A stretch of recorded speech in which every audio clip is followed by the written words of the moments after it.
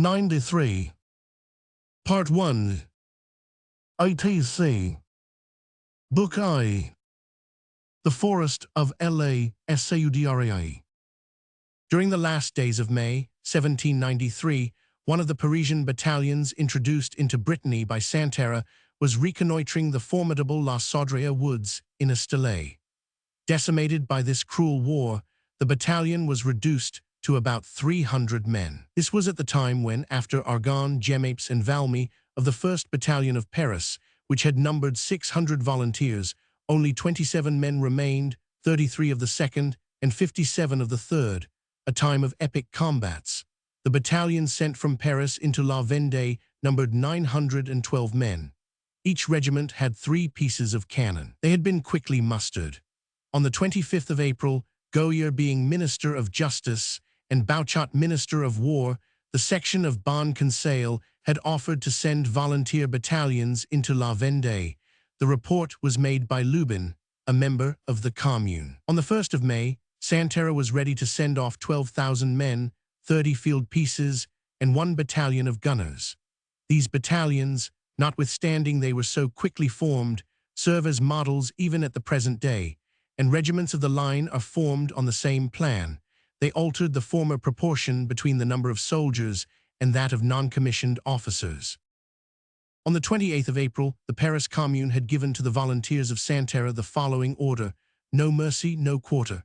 Of the 12,000 that had left Paris, at the end of May 8,000 were dead.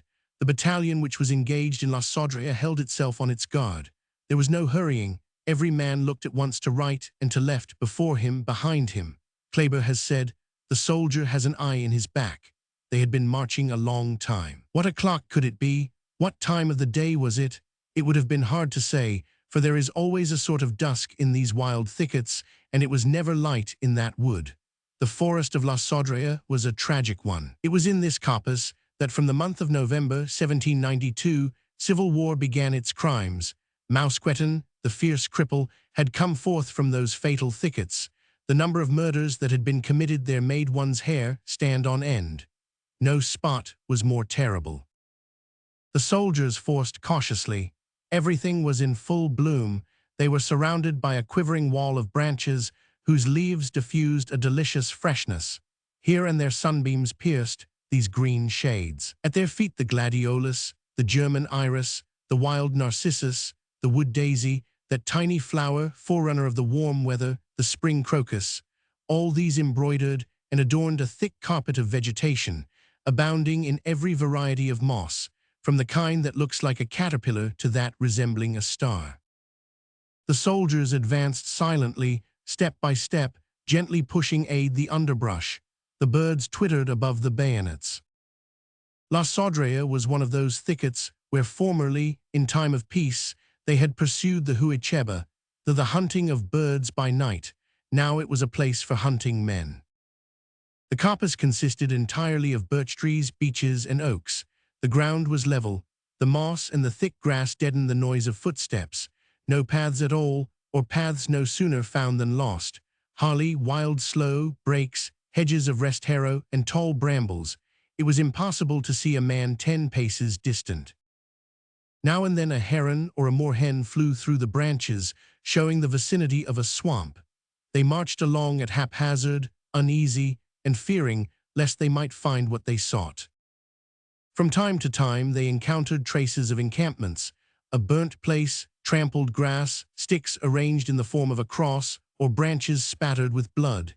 Here soup had been made, there mass had been said, yonder wounds had been dressed, but whoever had passed that way had vanished. Where were they? Far away, perhaps, and yet they might be very near, hiding, blunderbuss in hand.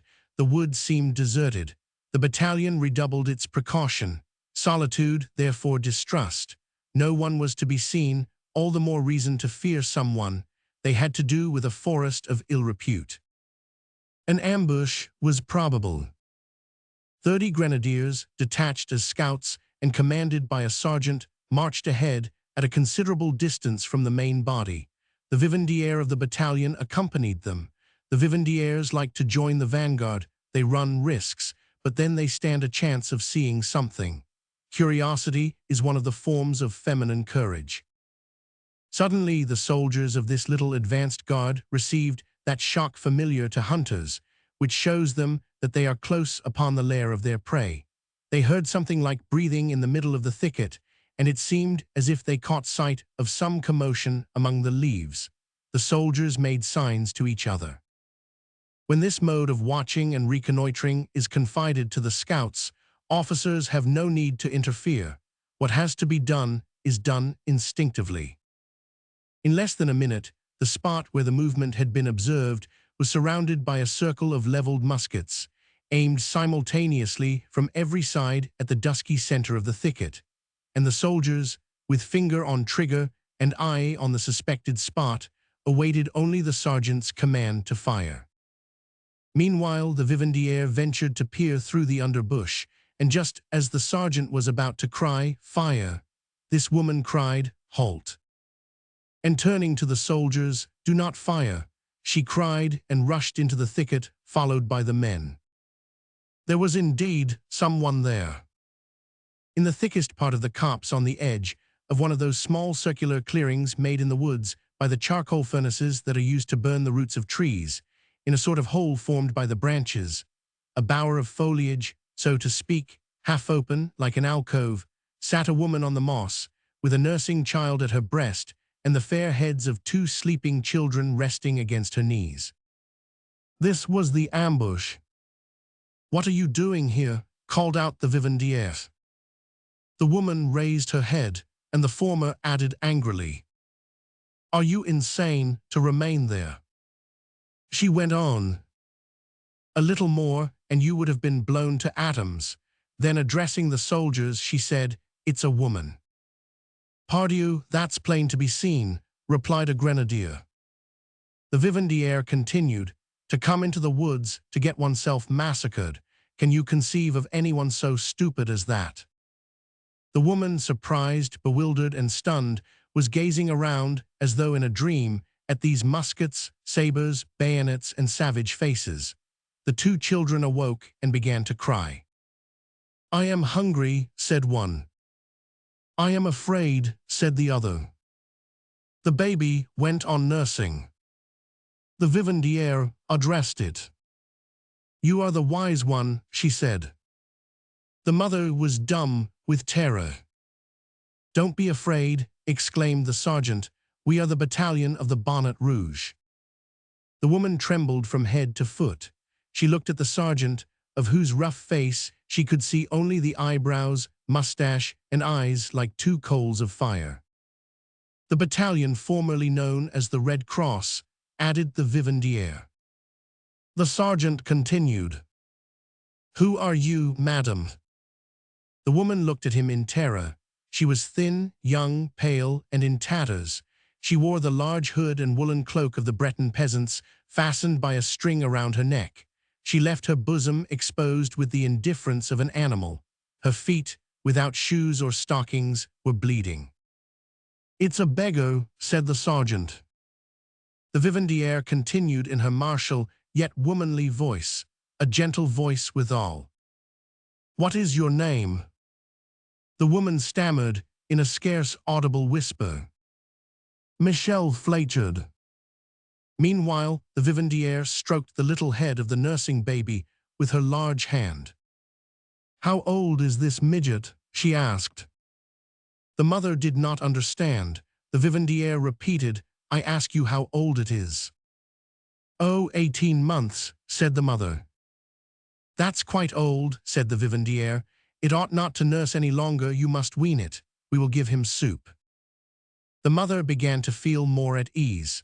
The 2 little ones, who had awakened, were rather interested than frightened. They admired the plumes of the soldiers. "Ah, they are very hungry," said the mother. And she added, "I have no more milk." "We will give them food," cried the sergeant, "and you also, but there is something more to be settled. What are your political opinions?" The woman looked at him and made no reply. "Do you understand my question?" She stammered. "I was put into a convent when I was quite young, but I married. I am not a nun. The sisters taught me to speak French. The village was set on fire. We escaped in such haste that I had no time to put my shoes on. I ask you, what are your political opinions? I don't know anything about that. The sergeant continued. There are female spies, that kind of person we shoot. Come speak, you are not a gypsy, are you? What is your native land? She still looked at him, as though unable to comprehend. The sergeant repeated. What is your native land? I do not know, she said. How is that, you do not know your country? Ah, do you mean my country? I know that. Well, what is your country? The woman replied. It is the farm of Siscoignard, in the parish of Azay. It was the sergeant's turn to be surprised. He paused for a moment, lost in thought, then he went on. What was it you said? Siscoignard. You cannot call that your native land. That is my country. Then, after a minute's consideration, she added. I understand you, sir. You are from France, but I am from Brittany. Well, it is not the same country. But it is the same native land, exclaimed the sergeant. The woman only replied. I am from Siscoignard. Let it be, Siscoignard then, said the sergeant. Your family belong there, I suppose. Yes. What is their business? They are all dead, I have no one left. The sergeant, who was quite loquacious, continued to question her. Devil take it, everyone has relations or one has had them. Who are you? Speak. The woman listened bewildered. This, or one has had them, sounded more like the cry of a wild beast than the speech of a human being.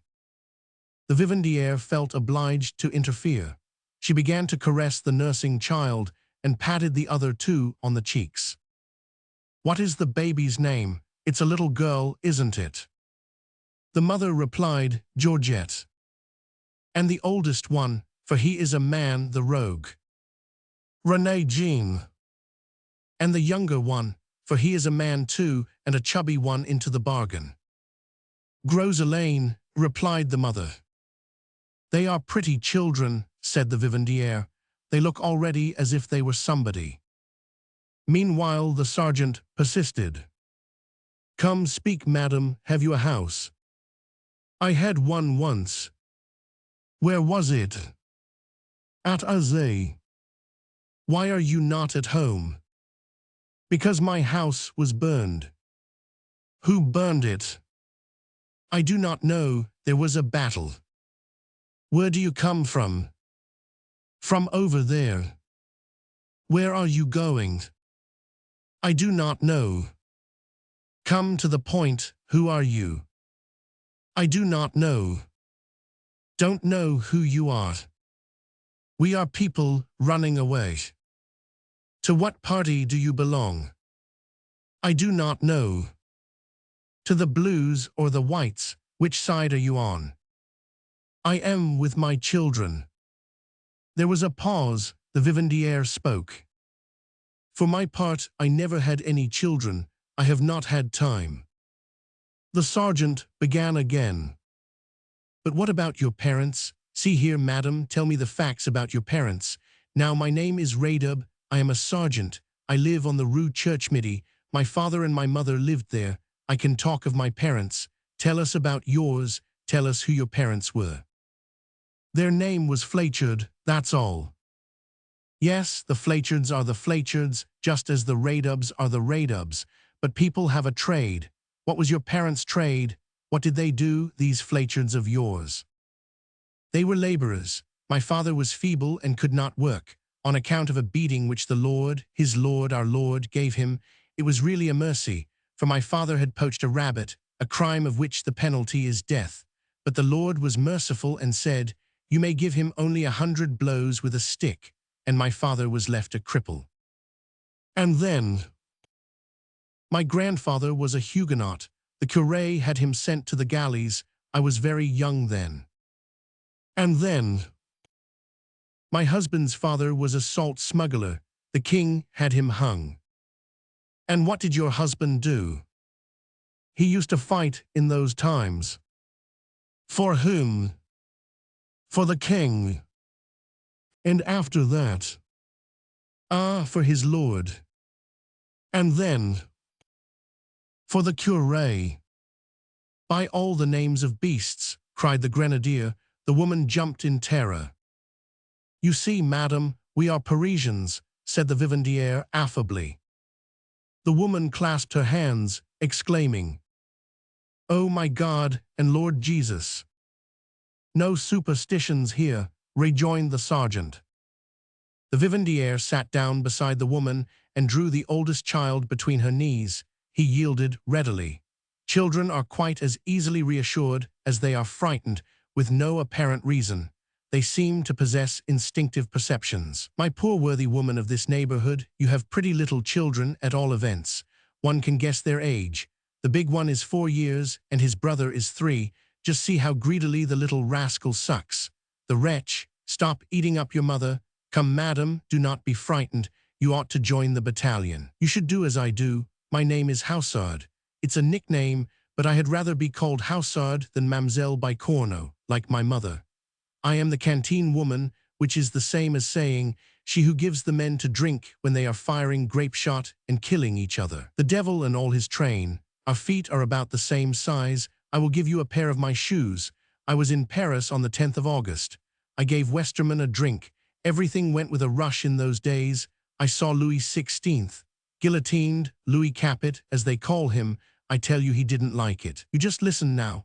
To think that on the 13th of January he was roasting chestnuts and enjoying himself with his family. When he was made to lie down on what is called the seesaw, he wore neither coat nor shoes, only a shirt, a quilted waistcoat, grey cloth breeches and grey silk stockings. I saw all that with my own eyes. The fiacre which he rode in was painted green. Now then, you come with us. They are kind lads in the battalion. You will be canteen number 2. I will teach you the trade. Oh, it's very simple.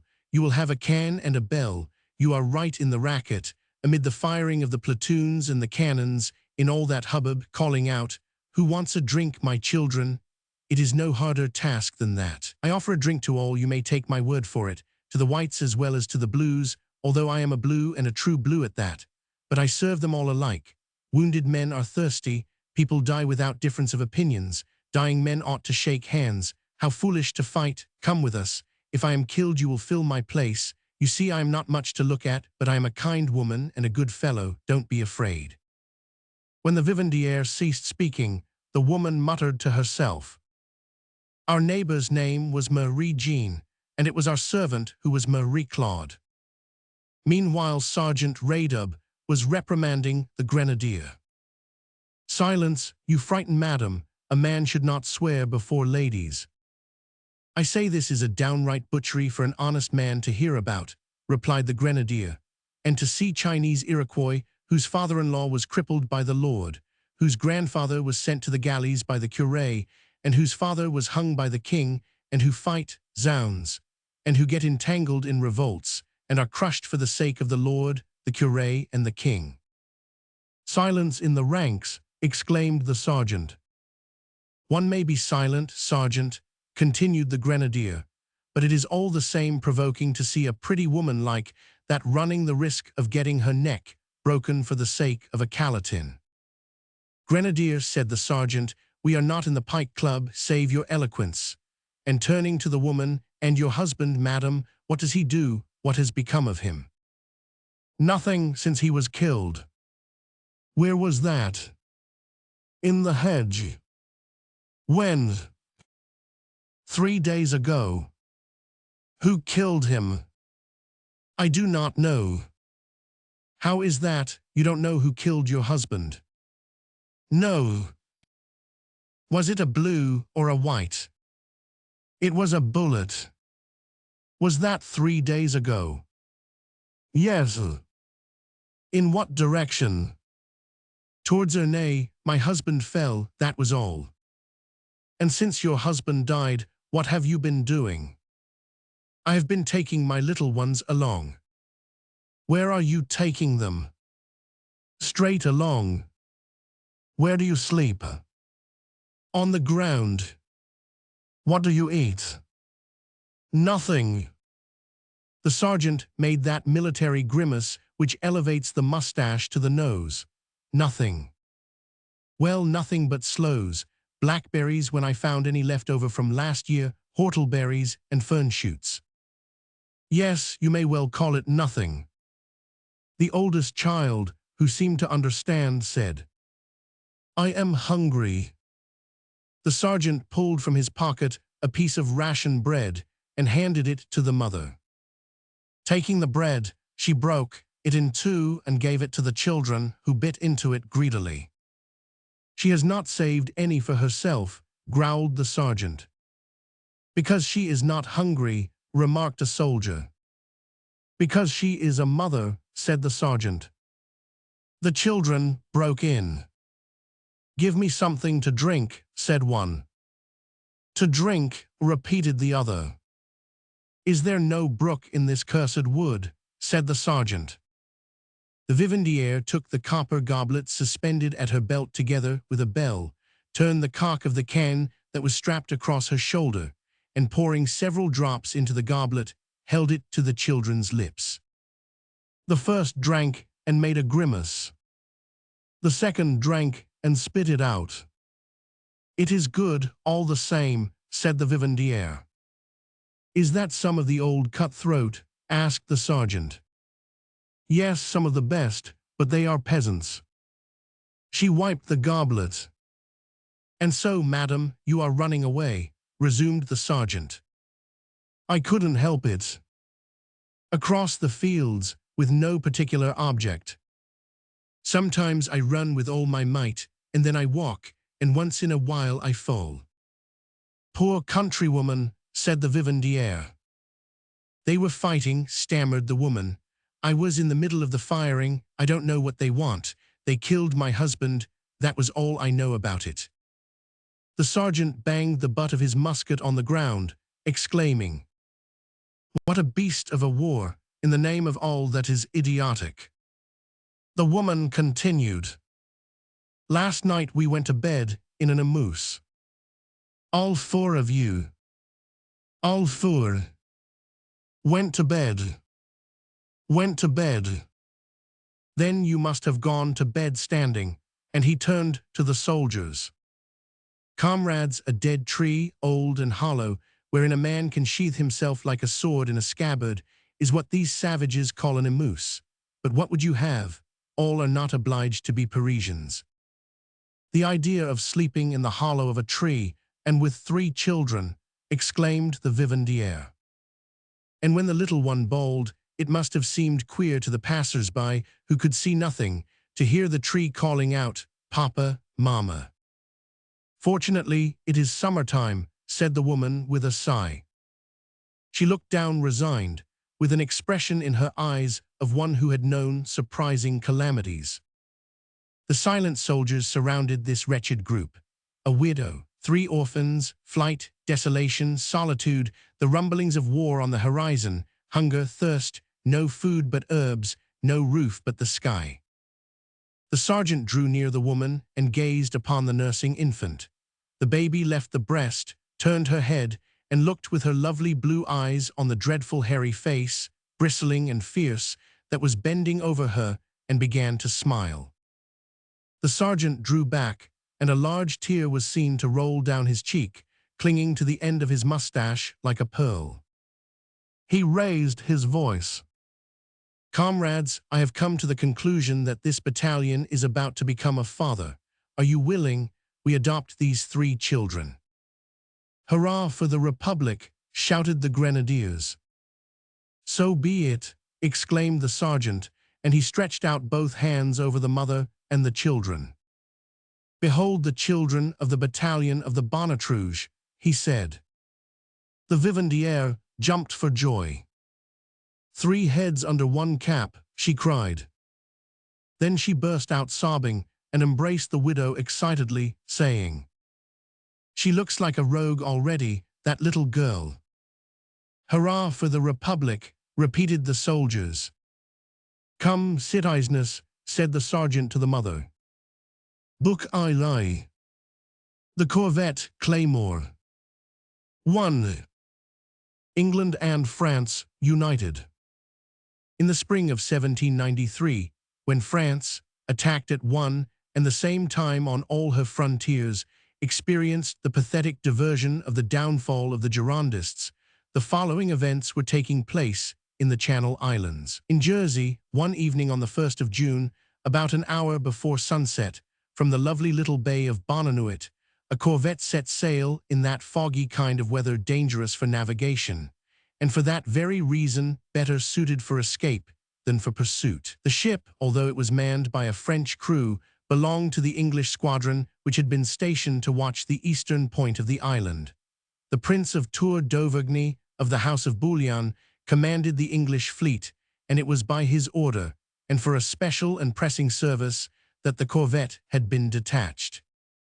This corvette entered at the Trinity House under the name of the Claymore, and, apparently a freight vessel, was in point of fact a man-of-war. She looked like a heavy and peaceable merchant ship, but it would not have been wise to trust to that, for she had been built to serve two purposes, cunning and strength, to deceive if possible, to fight if necessary. For the service on hand that night, the freight between decks had been replaced by 30 carronades of heavy caliber, either for the sake of giving the ship a peaceable appearance, or possibly because a storm was anticipated. These 30 carronades were housed, that is, they were firmly fastened inside by triple chains, with their muzzles tightly braced against the portholes. Nothing could be seen from the outside. The portholes were closed. It was as though the corvette wore a mask. These guns were mounted on old-fashioned bronzed wheels, called the radiating model. The regular naval corvettes carry their guns on the upper deck, but this ship, built for surprise and ambush, had its decks clear, having been arranged, as we have just seen, to carry a masked battery between decks. The Claymore, although built in a heavy and clumsy fashion, was nevertheless a good sailor, her hull being one of the strongest in the English Navy, and in an engagement she was almost equal to a frigate, although her mizzenmast was only a small one, with a fore and aft rig. Her rudder, of an odd and scientific shape, had a curved frame, quite unique, which had cost £50 in the Southampton shipyards. The crew, entirely French, was composed of refugee officers and sailors who were deserters. They were experienced men. There was not one among them who was not a good sailor, a good soldier, and a good royalist. A threefold fanaticism possessed them, for the ship, the sword, and the king. Half a battalion of Marines, which could in case of necessity be disembarked, was added to the crew. The captain of the Claymore was a Chevalier of St. Louis, Count Boisberthelot, one of the best officers of the old Royal Navy. The first officer was the Chevalier de la Vieuville, who had commanded in the French Guards, the company of which Hoch was sergeant, and the pilot, Philip Gaquil, was one of the most experienced in Jersey. It was easy to guess that the ship had some unusual work to do. In fact, a man had just stepped on board, who had the look of one starting out for an adventure. He was an old man, tall, upright, and strong, with a severe countenance, a man whose age it would have been difficult to determine, for he seemed both young and old, advanced in years yet abounding in vigor, one of those men whose eyes flash lightning though the hair is white. Judging from his energy, he was about 40 years old. His air of authority was that of a man of 80. At the moment when he stepped on board the corvette, his sea cloak was half open, revealing beneath wide breeches called bragabras, high boots, and a goatskin waistcoat embroidered with silk on the right side, while the rough and bristling fur was left on the wrong side, the complete costume of a Breton peasant. These old-fashioned Breton waistcoats answered two purposes, being worn both on holidays and weekdays, and could be reversed at the option of the wearer, with either the hairy or the smooth side out, fur on a weekday, and gala attire for holidays. And as if to increase a carefully studied resemblance, the peasant dress worn by the old man was well worn on the knees and elbows, showing signs of long usage, and his cloak, made of coarse cloth, looked like the garb of a fisherman. He wore the round hat of the period, tall and broad-brimmed, which when turned down looks countrified, but when caught up on one side by a loop and a cockade has quite a military effect. He wore it turned down, country fashion, with neither loop nor cockade. Lord Balcarres, the governor of the island, and the Prince de la Tour d'Auvergne had in person escorted him on board. The secret agent of the Prince Galamber, an old bodyguard of the Count d'Artois, himself a nobleman, had personally superintended the arrangement of his cabin, showing his attention and courtesy even so far as to carry the old man's valise. When about to leave him, to return to the land, M. de Gailambert had made a deep bow to this peasant. Lord Balcarres exclaimed, "Good luck to you, General," and the Prince de la Tour d'Auvergne said, "Au revoir, cousin." The peasant was the name by which the sailors at once called their passenger in the short dialogues which sailors hold among themselves. Yet, without further information on the subject, they understood that this peasant was no more a genuine peasant than the man-o'-war was a merchantman.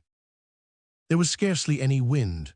The Claymore left Bonanouet, past Boulay Bay, remaining for some time in sight, tacking, gradually diminishing in the gathering darkness, and finally disappeared. An hour later, Gailambert, having returned home to St. Helier, sent to the Count d'Artois at the headquarters of the Duke of York, by the Southampton Express, the following lines. "My lord, the departure has just taken place. Success is certain. In 8 days the whole coast, from Granville to St. Malo, will be ablaze." 4 days previously, the representative of the Marne, Prieur, on a mission to the army on the coast of Cherbourg, and just then stopping at Granville, received by a secret emissary the following message, in the same handwriting as the previous one. "Citizen Representative, the 1st of June, at high tide, the war corvette Claymore, with a masked battery, will set sail to land on the coast of France a man who answers to the following description: tall, aged, gray-haired, dressed like a peasant, and with the hands of an aristocrat. Tomorrow I will send you further details. He will land on the morning of the 2D. Communicate this to the cruiser, capture the corvette, guillotine the man." Chapter 2. Night with the ship and the passenger. The corvette, instead of sailing south in the direction of St. Catherine, headed to the north, then, veering towards the west, had boldly entered that arm of the sea between Sark and Jersey called the Passage of the Déroute. There was then no lighthouse at any point on either coast. It had been a clear sunset. The night was darker than summer nights usually are. It was moonlight, but large clouds, rather of the equinox than of the solstice, overspread the sky, and judging by appearances the moon would not be visible until she reached the horizon at the moment of setting. A few clouds hung low near the surface of the sea and covered it with vapor. All this darkness was favorable.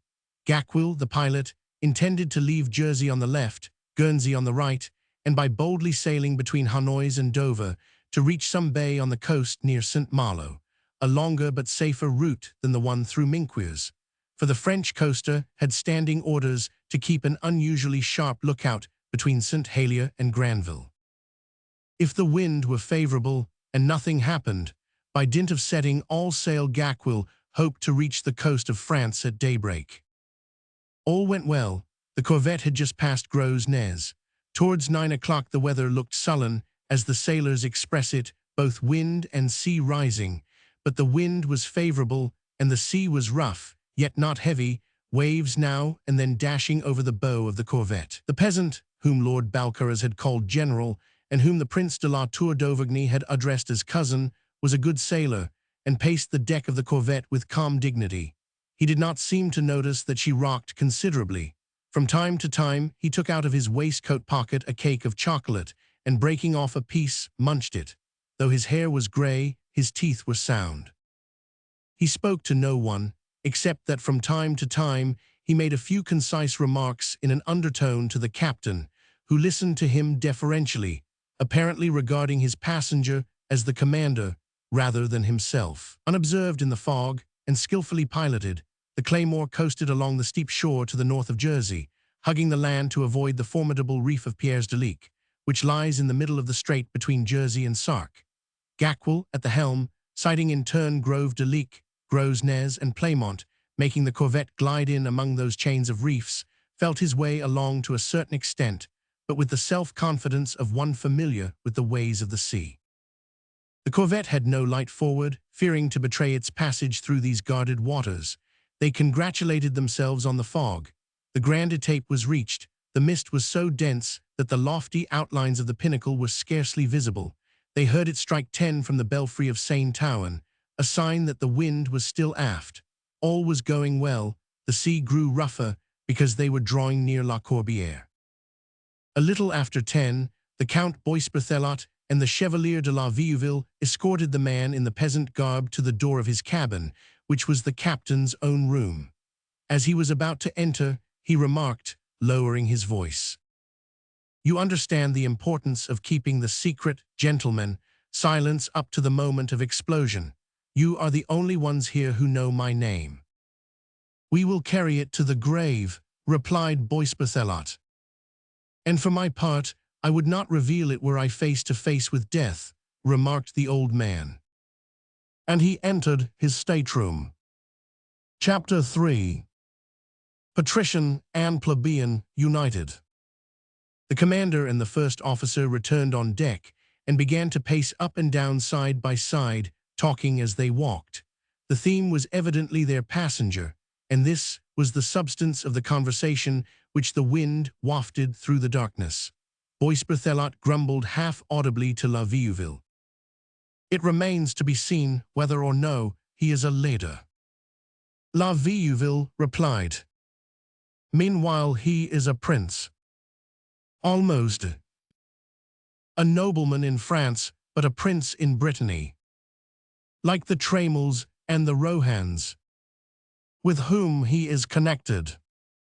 Boisberthelot resumed, "In France and in the carriages of the king he is a marquis, as I am a count and you a chevalier." "The carriages are far away," exclaimed Vieuville. "We are living in the time of the tumbrel." A silence ensued.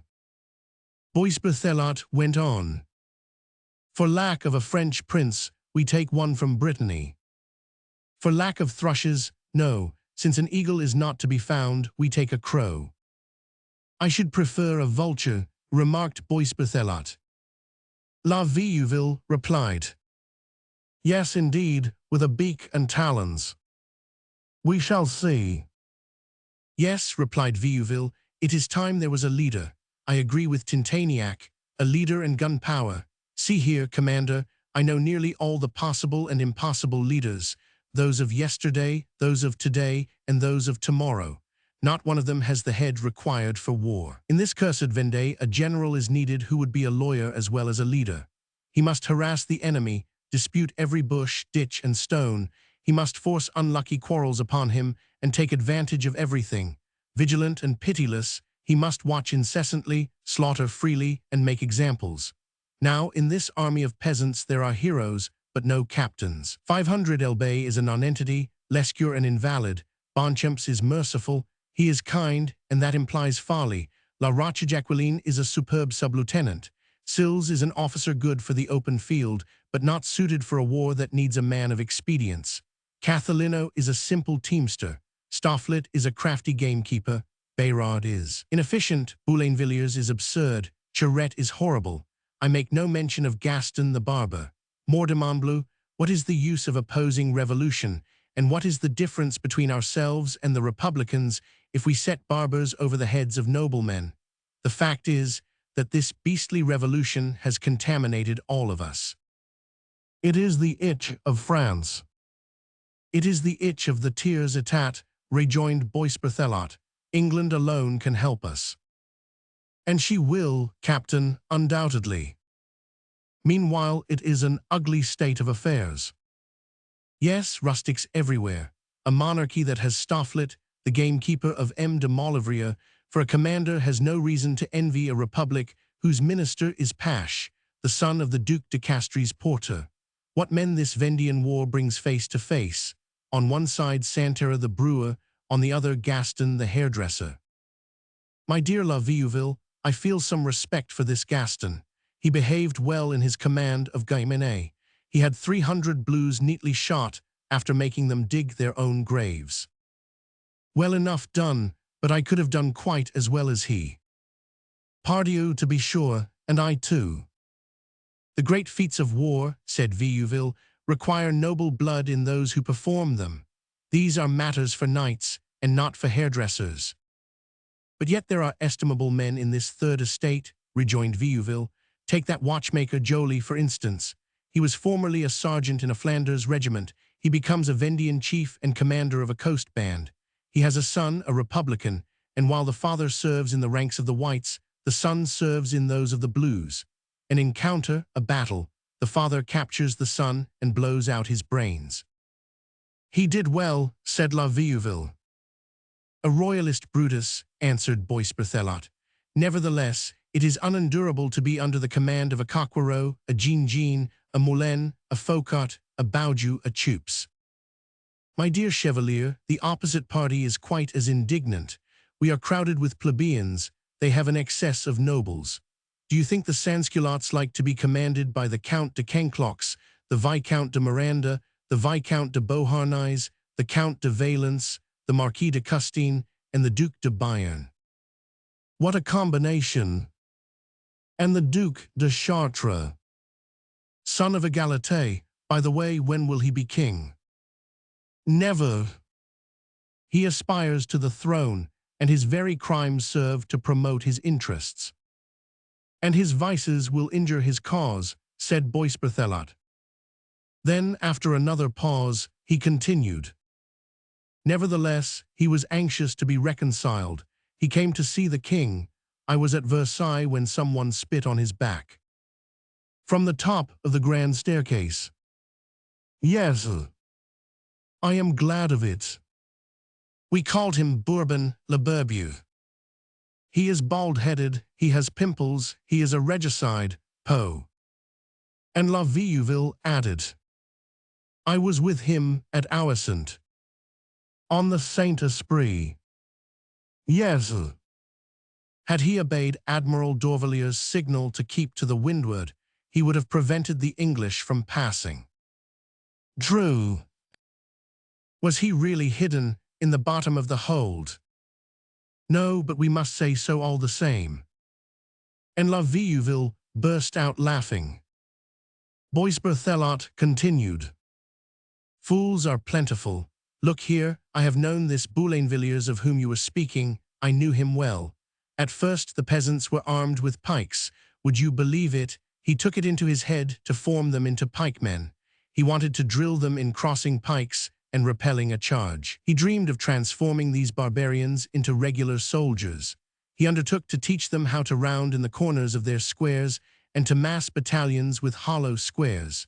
He jabbered the antiquated military dialect to them. He called the chief of a squad a cap d'escade, which was what corporals under Louis XIV were called. He persisted in forming a regiment of all those poachers. He had regular companies whose sergeants ranged themselves in a circle every evening, and, receiving the sign and countersign from the colonel's sergeant, repeated it in a whisper to the lieutenant's sergeant, who repeated it to his next neighbor, who in his turn transmitted it to the next man, and so on from ear to ear until it reached the last man.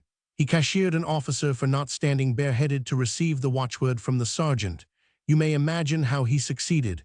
This simpleton could not understand that peasants have to be led peasant fashion, and that it is impossible to transform rustics into soldiers. Yes, I have known Boulainvilliers. They walked along a few steps, each one engrossed in his own thoughts. Then the conversation was resumed. "By the way, has the report of Dampierre's death been confirmed?" "Yes, Commander. Before Condé.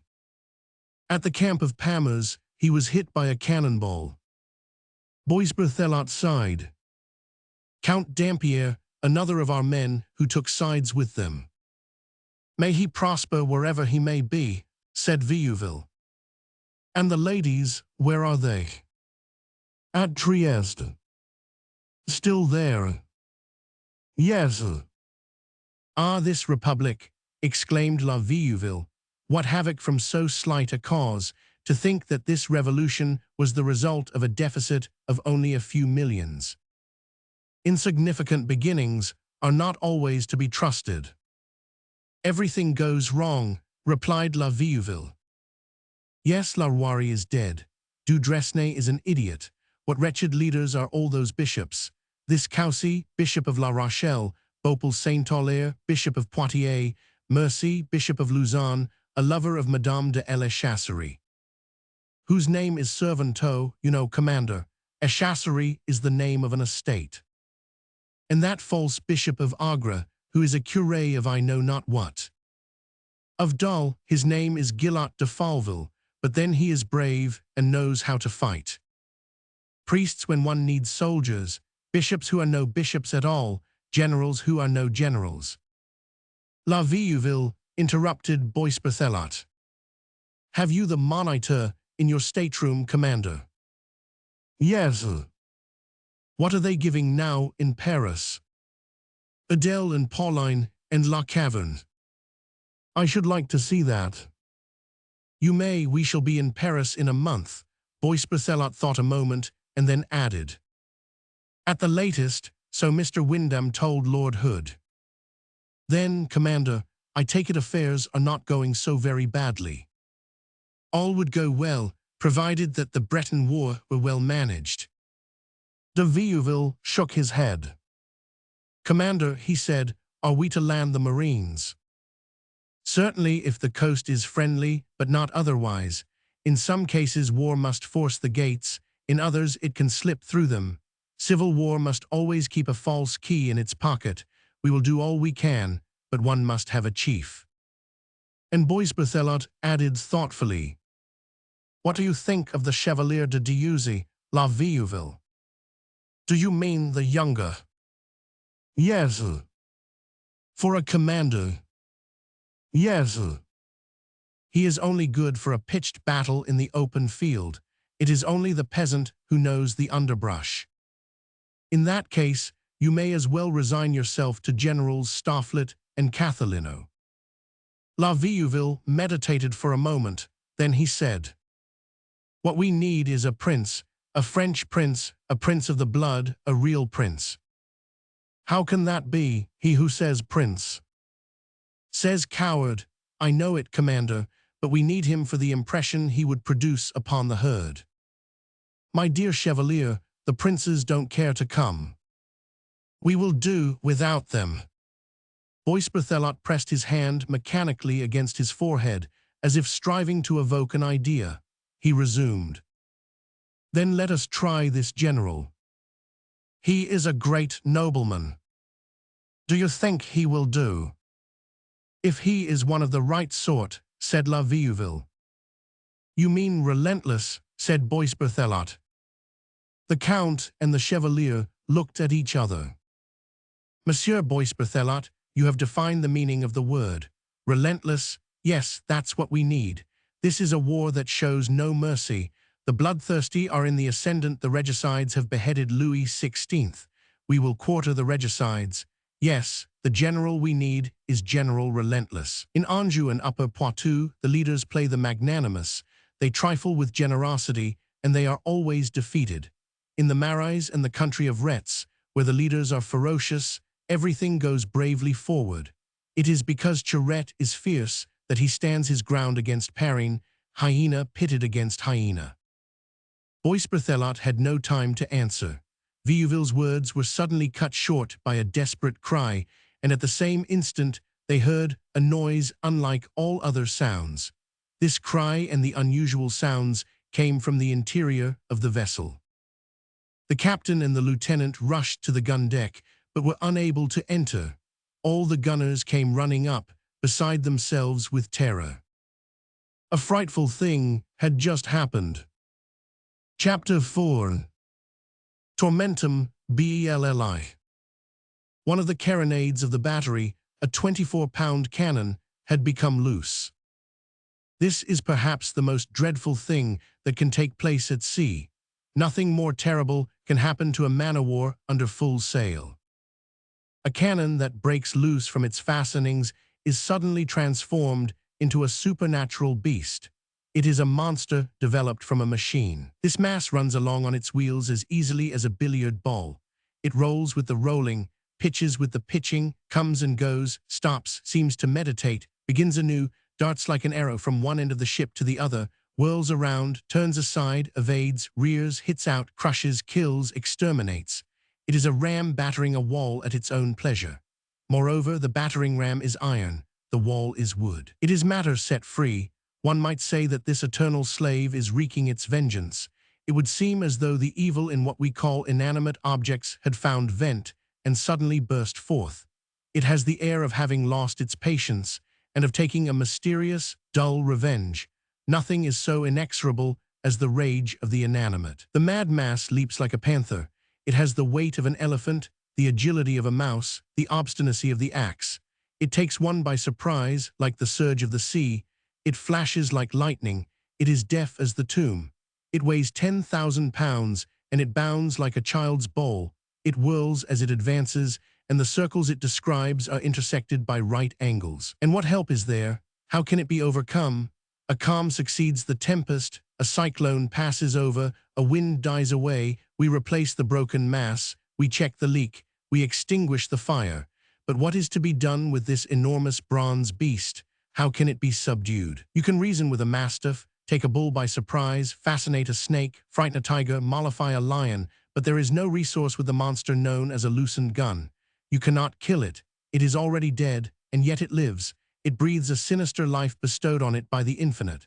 The plank beneath sways it to and fro. It is moved by the ship. The sea lifts the ship, and the wind keeps the sea in motion. This destroyer is a toy. Its terrible vitality is fed by the ship, the waves, and the wind, each lending its aid. What is to be done with this complication? How fetter this monstrous mechanism of shipwreck? How foresee its comings and goings, its recoils, its halts, its shocks? Any one of those blows may stave in the side of the vessel. How can one guard against these terrible gyrations? One has to do with a projectile that reflects, that has ideas, and changes its direction at any moment. How can one arrest an object in its course, whose onslaught must be avoided? The dreadful cannon rushes about, advances, recedes, strikes to right and to left, flies here and there, baffles their attempts at capture, sweeps away obstacles, crushing men like flies. The extreme danger of the situation comes from the unsteadiness of the deck. How is one to cope with the caprices of an inclined plane? The ship had within its depths, so to speak, imprisoned lightning struggling for escape, something like the rumbling of thunder during an earthquake. In an instant, the crew was on its feet. It was the chief gunner's fault, who had neglected to fasten the screw nut of the breeching chain, and had not thoroughly chocked the 4 trucks of the carronade, which allowed play to the frame and bottom of the gun carriage, thereby disarranging the 2 platforms and parting the breeching. The lashings were broken, so that the gun was no longer firm on its carriage. The stationary breeching which prevents the recoil was not in use at that time.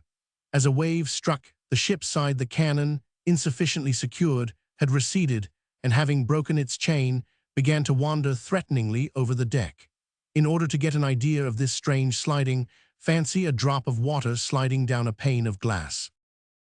When the fastening broke, the gunners were in the battery, singly and in groups, clearing the ship for action. The carronade, thrown forward by the pitching, dashed into a group of men, killing 4 of them at the first blow. Then hurled back by the rolling, it cut in 2 an unfortunate 5th man, and struck and dismounted one of the guns of the larboard battery. Hence the cry of distress which had been heard. All the men rushed to the ladder. The gun deck was empty in the twinkling of an eye. The monstrous gun was left to itself. It was its own mistress and mistress of the ship. It could do with it whatsoever it wished. This crew, accustomed to laugh in battle, now trembled. It would be impossible to describe their terror. Captain Boisberthelot and Lieutenant La Vieuville, brave men though they were, paused at the top of the ladder, silent, pale, and undecided, looking down on the deck. Someone pushed them aside with his elbow and descended. It was their passenger, the peasant, the man about whom they were talking a moment ago. Having reached the bottom of the ladder, he halted. 5. Chapter 6, As et Vous. The cannon was rolling to and fro on the deck. It might have been called the living chariot of the apocalypse. A dim wavering of lights and shadows was added to this spectacle by the marine lantern swinging under the deck. The outlines of the cannon were indistinguishable by reason of the rapidity of its motion. Sometimes it looked black when the light shone upon it, then again it would cast pale, glimmering reflections in the darkness. It was still pursuing its work of destruction. It had already shattered 4 other pieces and made 2 breaches in the ship's side, fortunately above the waterline, but which would leak in case of rough weather. It rushed frantically against the timbers. The stout riders resisted, Curved timbers have great strength, but one could hear them crack under this tremendous assault brought to bear simultaneously on every side, with a certain omnipresence truly appalling. A bullet shaken in a bottle could not produce sharper or more rapid sounds. The four wheels were passing and repassing over the dead bodies, cutting and tearing them to pieces, and the 5 corpses had become 5 trunks rolling hither and thither. The head seemed to cry out. Streams of blood flowed over the deck, following the motion of the ship. The ceiling, damaged in several places, had begun to give way. The whole ship was filled with a dreadful tumult. The captain, who had rapidly recovered his self-possession, had given orders to throw down the hatchway all that could abate the rage and check the mad onslaught of this infuriated gun. Mattresses, hammocks, spare sails, coils of rope, the bags of the crew, and bales of false assignats, with which the corvette was laden, that infamous stratagem of English origin being considered a fair trick in war. But what availed these rags? No one dared to go down to arrange them, and in a few moments they were reduced to lint. There was just sea enough to render this accident as complete as possible. A tempest would have been welcome. It might have upset the cannon, and with its 4 wheels once in the air, it could easily have been mastered. Meanwhile, the havoc increased. There were even incisions and fractures in the masts that stood like pillars grounded firmly in the keel and piercing the several decks of the vessel. The mizzenmast was split, and even the mainmast was damaged by the convulsive blows of the cannon. The destruction of the battery still went on. 10 out of the 30 pieces were useless. The fractures in the side increased, and the corvette began to leak. The old passenger, who had descended to the gun deck, looked like one carved in stone as he stood motionless at the foot of the stairs and glanced sternly over the devastation. It would have been impossible to move a step upon the deck. Each bound of the liberated carronade seemed to threaten the destruction of the ship. But a few moments longer, and shipwreck would be inevitable. They must either overcome this calamity or perish. Some decisive action must be taken. But what? What a combatant was this carronade! Here was this mad creature to be arrested, this flash of lightning to be seized, this thunderbolt to be crushed. Boisberthelot said to Vieuville, "Do you believe in God, Chevalier?" "Yes and no, sometimes I do," replied La Vieuville. "In a tempest?" "Yes, and in moments like these." "Truly God alone can save us," said Boisberthelot. All was silent, leaving the carronade to its horrible uproar. The waves beating the ship from without answered the blows of the cannon within, very much like a couple of hammers striking in turn. Suddenly, in the midst of this inaccessible circus, where the escaped cannon was tossing from side to side, a man appeared, grasping an iron bar. It was the author of the catastrophe, the chief gunner, whose criminal negligence had caused the accident, the captain of the gun. Having brought about the evil, his intention was to repair it. Holding a handspike in one hand and in the other a tiller rope with the slip noose in it, he had jumped through the hatchway to the deck below. Then began a terrible struggle, a titanic spectacle, a combat between cannon and cannoneer, a contest between mind and matter, a duel between man and the inanimate. The man stood in one corner in an attitude of expectancy, leaning on the rider and holding in his hands the bar and the rope. Calm, livid, and tragic, he stood firmly on his legs that were like 2 pillars of steel. He was waiting for the cannon to approach him. The gunner knew his piece, and he felt as though it must know him. They had lived together a long time. How often had he put his hand in its mouth? It was his domestic monster. He began to talk to it as he would to a dog. "Come," said he, possibly he loved it. He seemed to wish for its coming, and yet its approach meant sure destruction for him. How to avoid being crushed was the question. All looked on in terror. Not a breath was drawn freely, except perhaps by the old man, who remained on the gun deck, gazing sternly on the 2 combatants. He himself was in danger of being crushed by the piece. Still, he did not move. Beneath them the blind sea had command of the battle. When, in the act of accepting this awful hand-to-hand struggle, the gunner approached to challenge the cannon, It happened that the surging sea held the gun motionless for an instant, as though stupefied. "Come on," said the man. It seemed to listen. Suddenly it leaped towards him. The man dodged. Then the struggle began, a contest unheard of, the fragile wrestling with the invulnerable, the human warrior attacking the brazen beast, blind force on the one side, soul on the other. All this was in the shadow. It was like an indistinct vision of a miracle. A soul, strangely enough it seemed as if a soul existed within the cannon, but one consumed with hate and rage. The blind thing seemed to have eyes. It appeared as though the monster were watching the man. There was, or at least one might have supposed it, cunning in this mass. It also chose its opportunity. It was as though a gigantic insect of iron was endowed with the will of a demon. Now and then this colossal grasshopper would strike the low ceiling of the gun deck, then falling back on its four wheels, like a tiger on all fours, rush upon the man.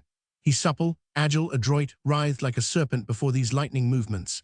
He avoided encounters, but the blows from which he escaped fell with destructive force upon the vessel. A piece of broken chain remained attached to the carronade. This bit of chain had twisted in some incomprehensible way around the breech button. One end of the chain was fastened to the gun carriage. The other end thrashed wildly around, aggravating the danger with every bound of the cannon. The screw held it as in a clenched hand, and this chain, multiplying the strokes of the battering ram by those of the thong, made a terrible whirlwind around the gun, a lash of iron in a fist of brass. This chain complicated the combat. Despite all this, the man fought. He even attacked the cannon at times, crawling along by the side of the ship and clutching his handspike in the rope. The cannon seemed to understand his movements and fled as though suspecting a trap. The man, nothing daunted, pursued his chase. Such a struggle must necessarily be brief. Suddenly the cannon seemed to say to itself, "Now then, there must be an end to this," and it stopped. A crisis was felt to be at hand. The cannon, as if in suspense, seemed to meditate, or for to all intents and purposes it was a living creature. It really did meditate some furious design. All at once it rushed on the gunner, who sprang aside with a laugh, crying out, "Try it again," as the cannon passed him. The gun in its fury smashed one of the larboard carronades. Then, by the invisible sling in which it seemed to be held, it was thrown to the starboard, towards the man, who escaped. 3 carronades were crushed by its onslaught. Then, as though blind and beside itself, it turned from the man and rolled from stern to stem, splintering the latter and causing a breach in the walls of the prow. The gunner took refuge at the foot of the ladder, a short distance from the old man, who stood watching. He held his handspike in readiness. The cannon seemed aware of it, and without taking the trouble to turn, it rushed backward on the man, as swift as the blow of an axe. The gunner, if driven up against the side of the ship, would be lost. One cry arose from the crew. The old passenger, who until this moment had stood motionless, sprang forward more swiftly than all those mad whirls. He had seized a bale of the false assignats, and at the risk of being crushed succeeded in throwing it between the wheels of the carronade.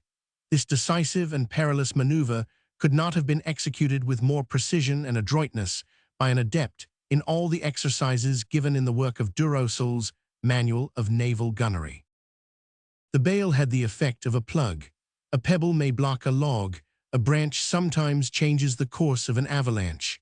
The carronade stumbled, and the gunner, availing himself of the perilous opportunity, thrust his iron bar between the spokes of the back wheels. Pitching forward, the cannon stopped, and the man, using his bar for a lever, rocked it backward and forward. The heavy mass upset, with the resonant sound of a bell that crashes in its fall.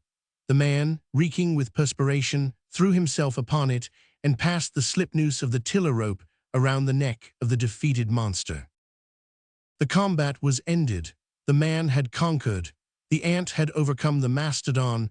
The pygmy had imprisoned the thunderbolt. The soldiers and sailors applauded. The crew rushed forward with chains and cables, and in an instant the cannon was secured.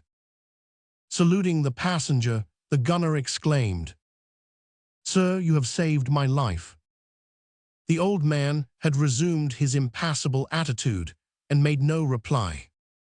Chapter 6. The Two Ends of the Scale. The man had conquered, but it might be affirmed that the cannon also had gained a victory. Immediate shipwreck was averted, but the corvette was still in danger. The injuries the ship had sustained seemed irreparable. There were 5 breaches in the sides, one of them, a very large one, in the bow, and 20 carronades out of 30 lay shattered in their frames. The recaptured gun, which had been secured by a chain, was itself disabled. The screw of the breech button being wrenched, it would consequently be impossible to level the cannon. The battery was reduced to 9 guns. There was a leakage in the hold. All these damages must be repaired without loss of time, and the pumps set in operation. Now that the gun deck had become visible, it was frightful to look upon. The interior of a mad elephant's cage could not have been more thoroughly devastated. However important it might be for the corvette to avoid observation, the care for its immediate safety was still more imperative. They were obliged to light the deck, with lanterns placed at intervals along the sides. In the meantime, while this tragic entertainment had lasted, the crew, entirely absorbed by a question of life and death, had not noticed what was going on outside of the ship. The fog had thickened, the weather had changed, the wind had driven the vessel at will. They were out of their course, in full sight of Jersey and Guernsey, much farther to the south than they ought to have been, and confronting a tumultuous sea. The big waves kissed the wounded sides of the corvette with kisses that savored of danger. The heaving of the sea grew threatening. The wind had risen to a gale. A squall, perhaps a tempest, was brewing. One could not see 4 oars' length before one. While the crew made haste with their temporary repairs on the gun deck, stopping the leaks and setting up the cannons that had escaped uninjured, the old passenger returned to the deck. He stood leaning against the mainmast. He had taken no notice of what was going on in the ship. The Chevalier de la Vieuville had drawn up the marines on either side of the mainmast, and at a signal whistle of the boatswain, the sailors, who had been busy in the rigging, stood up on the yards. Count Boisberthelot approached the passenger. The captain was followed by a man who, haggard and panting, with his dress in disorder, still wore on his countenance an expression of content. It was the gunner who had so opportunely displayed his power as a tamer of monsters and gained the victory over the cannon.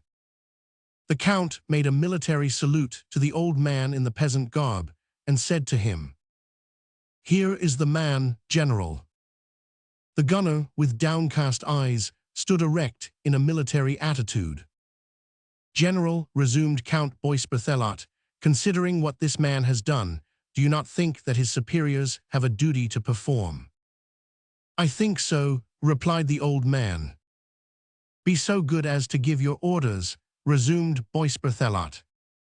"It is for you to give them, you are the captain." "But you are the general," answered Boisberthelot. The old man looked at the gunners. "Step forward," he said. The gunner advanced a step. Turning to Count Boisberthelot, the old man removed the cross of St. Louis from the captain's breast and fastened it on the jacket of the gunner. The sailors cheered, and the marines presented arms. Then, pointing to the bewildered gunner, he added, "Now let the man be shot." Stupor took the place of applause. Then, amid a tomb-like silence, the old man, raising his voice, said, "The ship has been endangered by an act of carelessness and may even yet be lost. It is all the same whether one be at sea or face to face with the enemy. A ship at sea is like an army in battle. The tempest, though unseen, is ever present. The sea is an ambush. Death is the fit penalty for every fault committed when facing the enemy. There is no fault that can be retrieved. Courage must be rewarded and negligence punished." These words fell one after the other slowly and gravely, with a certain implacable rhythm, like the strokes of the axe upon an oak tree. Looking at the soldiers, the old man added, "Do your duty." The man on whose breast shone the cross of St. Louis bowed his head, and at a sign of Count Boisberthelot, 2 sailors went down to the gun deck, and presently returned bringing the hammock shroud. The 2 sailors were accompanied by the ship's chaplain, who since the departure had been engaged in saying prayers in the officers' quarters. A sergeant detached from the ranks 12 soldiers, whom he arranged in 2 rows, 6 men in a row. The gunner placed himself between the 2 lines. The chaplain, holding a crucifix, advanced and took his place beside the man. "March," came from the lips of the sergeant, and the platoon slowly moved towards the bow, followed by 2 sailors canning the shroud. A gloomy silence fell on the corvette. In the distance, a hurricane was blowing. A few moments later, a report echoed through the gloom, one flash and all was still. Then came the splash of a body falling into the water. The old passenger, still leaning against the mainmast, his hands crossed on his breast, seemed lost in thought. Bois Berthelot, pointing towards him with the forefinger of his left hand, remarked in an undertone to La Vieuville, "The Vendée has found a leader." Chapter 7. He who sets sail invests in a lottery. But what was to become of the corvette? The clouds that had mingled all night with the waves had now fallen so low that they overspread the sea like a mantle and completely shut out the horizon. Nothing but fog, always a dangerous situation, even for a seaworthy vessel.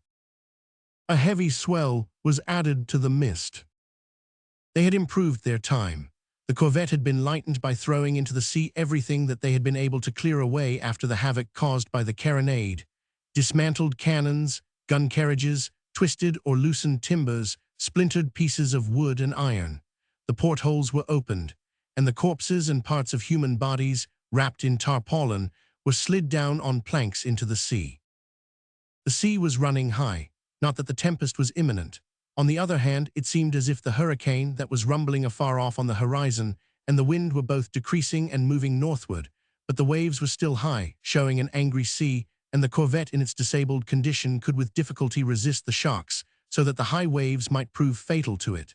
Gaquil, absorbed in thought, remained at the helm. To show a bold front in the presence of danger is the habit of commanders. La Vieuville, whose spirits rose in time of trouble, addressed Gaquil. "Well, pilot," he said, "the squall has subsided. Its sneezing fit came to naught. We shall pull through, we shall get some wind and nothing more. We can't have wind without waves." A true sailor, neither gay nor sad, and his reply was charged with an anxious significance. For a leaking ship, a high sea means a rapid sinking. Gaquil had emphasized this prediction by frowning.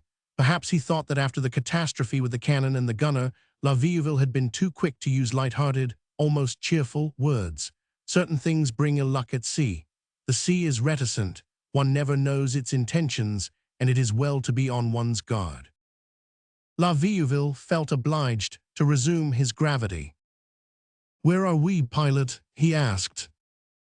"In the hands of God," replied the pilot. A pilot is a master. He must always be allowed to do what pleases him and often to say what he chooses. That kind of man is not apt to be loquacious. La Vieuville left him after asking a question to which the horizon soon replied. The sea had suddenly cleared. The trailing fogs were rent. The dusky heaving waves stretched as far as the eye could penetrate into the dim twilight, and this was the sight that lay before them. The sky was shut in by clouds, although they no longer touched the water. The dawn had begun to illumine the east, while in the west, the setting moon still cast a pale glimmering light. These two pallid presences in opposite quarters of the sky outlined the horizon in 2 narrow bands of light between the dark sea and the gloomy sky. Black silhouettes were sketched against them, upright and motionless. In the west, against the moonlit sky, 3 high cliffs stood forth, like Celtic cromlechs. In the east, against the pale horizon of the morning, 8 sails drawn up in a row in formidable array came in view. The 3 cliffs were a reef, the 8 sails a squadron. Behind them was Minquiers, a cliff of ill repute, and in front were the French cruisers. With an abyss on the left hand and carnage on the right, they had to choose between shipwreck and a battle. The corvette must either encounter the cliffs with a damaged hull, a shattered rigging, and broken masts, or face a battle, knowing that 20 out of the 30 cannons of which her artillery consisted were disabled, and the best of her gunners dead. The dawn was still faint, and the night not yet ended. This darkness might possibly last for quite a long time, as it was caused mostly by the clouds that hung high in the air, thick and dense, looking like a solid vault. The wind had scattered the sea fog, driving the corvette on Minquiers. In her extreme weakness, and dilapidated as she was, she hardly obeyed the helm as she rolled helplessly along, lashed onward by the force of the waves. The Minquiers, that tragic reef, was more dangerous at that time than it is now. Several of the turrets of this marine fortress have been worn away by the incessant action of the sea. The form of reefs changes.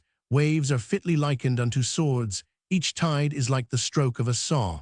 At that time, to be stranded on the Minquiers meant certain death. The cruisers composed the squadron of Kenkill, the one that afterwards became so famous under the command of Captain Duchesne, called by Lequinio Pier Duchesne. The situation was critical. During the struggle with the carronade, the ship had wandered unconsciously from her course, sailing more in the direction of Granville than of St. Malo. Even had her sailing power been unimpaired, the Minquiers would have barred her return to Jersey, while the cruisers hindered her passage towards France. Although there was no storm, yet, as the pilot had said, the sea was rough. Rolled by the heavy wind over a rocky bottom, it had grown savage. The sea never tells what it wants at the first onset. Everything lies concealed in its abyss, even trickery. One might almost affirm that it has a scheme. It advances and recedes, it offers and refuses, it arranges for a storm and suddenly gives up its intention. It promises an abyss and fails to keep its agreement. It threatens the north and strikes the south. All night long the corvette Claymore labored with the fog and feared the storm. The sea had disappointed them in a savage sort of way. It had drawn a storm in outline and filled in the picture with a reef. It was to be a shipwreck in any event, but it had assumed another form, and with one enemy to supplement the work of the other, it was to combine a wreck on the surf with destruction by battle. A shipwreck on the one hand and a fight on the other, exclaimed Vieuville amid his gallant laughter. We have thrown double fives on both sides. Chapter 8. 380. The corvette was little better than a wreck. A sepulchral solemnity pervaded the dim twilight, the darkness of the clouds, the confused changes of the horizon, and the mysterious sullenness of the waves. There was no sound except the hostile blasts of the wind. The catastrophe rose majestic from the abyss. It looked more like an apparition than an attack. No stir on the rocks, no stir on the ships. The silence was overpowering beyond description. Were they dealing with reality? It was like a dream passing over the sea. There are legends that tell of such visions. The corvette lay, so to speak, between a demon reef and a phantom fleet. Count Boisberthelot, in a low voice, gave orders to La Vieuville, who went down to the gun deck, while the captain, seizing his telescope, stationed himself behind the pilot. Gackwell's sole effort was to keep up the corvette to the wind, for if struck on her side by the sea and the wind, she would inevitably capsize. "Pilot, where are we?" said the captain. "On the Minquiers." "On which side?" "On the worst one." "What kind of bottom?" "Small rocks." "Can we turn broadside on?" "We can always die." The captain turned his spyglass towards the west and examined the Minquiers. Then, turning it to the east, he watched the sails that were in sight. The pilot went on, as though speaking to himself. "Yonder is the Minquiers. That is where the laughing sea mew and the great black-hooded gull stop to rest when they migrate from Holland." Meanwhile, the captain had counted the sails. There were, indeed, 8 ships drawn up in line, their warlike profiles rising above the water. In the center was seen the stately outline of a 3-decker. The captain questioned the pilot. "Do you know those ships?" "Of course I do." "What are they?" "That's the squadron." "Of the French?" "Of the devil."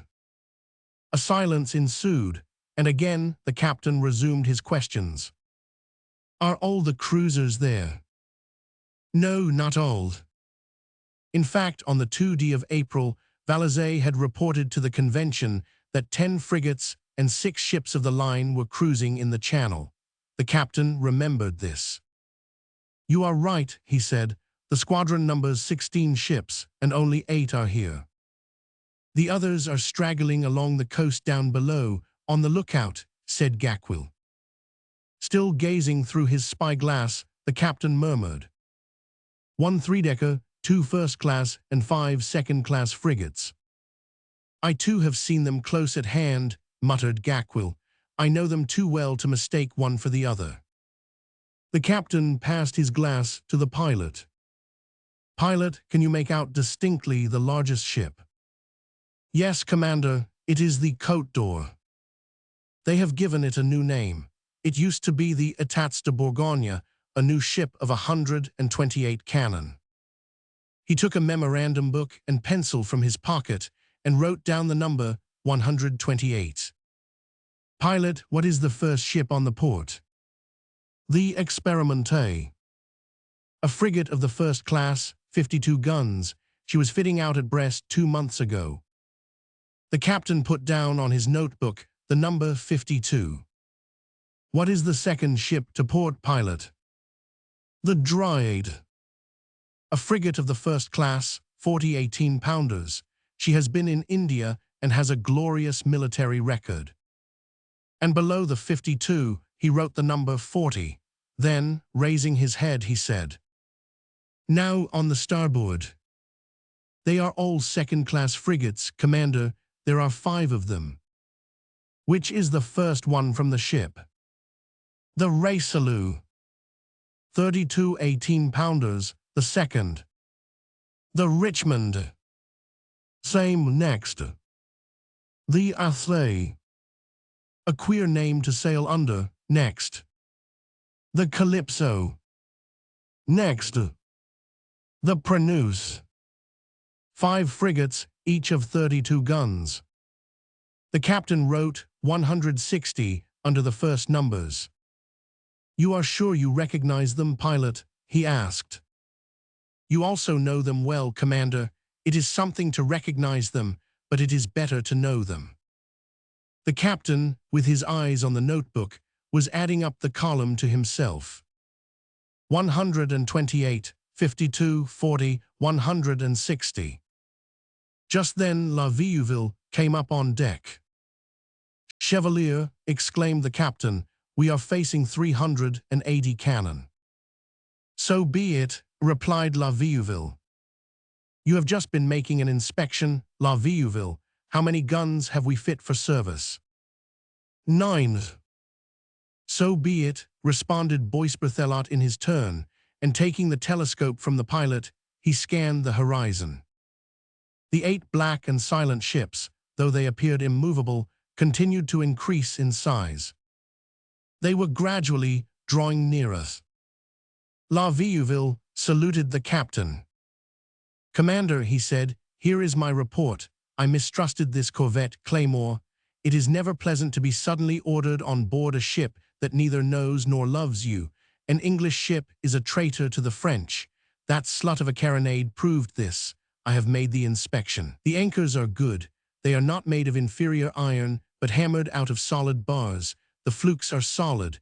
The cables are excellent, easy to pay out, and have the requisite length of 120 fathoms. Plenty of ammunition, 6 gunners dead. Each gun has 171 rounds." "Because there are only 9 cannon left," grumbled the captain. Boisberthelot leveled his glass to the horizon. The squadron continued its slow approach. Carronades have one advantage: 3 men are sufficient to man them, but they also have a disadvantage: they do not carry as far and shoot with less precision than cannon. It was therefore necessary to let the squadron approach within the range of the carronades. The captain gave his orders in a low voice. Silence reigned on the ship. No signal to clear the decks for action had been given, but still it had been done. The corvette was as helpless to cope with men as with the sea. They did their best with this remnant of a warship. Near the tiller ropes on the gangway were piled spare hawsers and cables to strengthen the mast in case of need. The quarters for the wounded were put in order.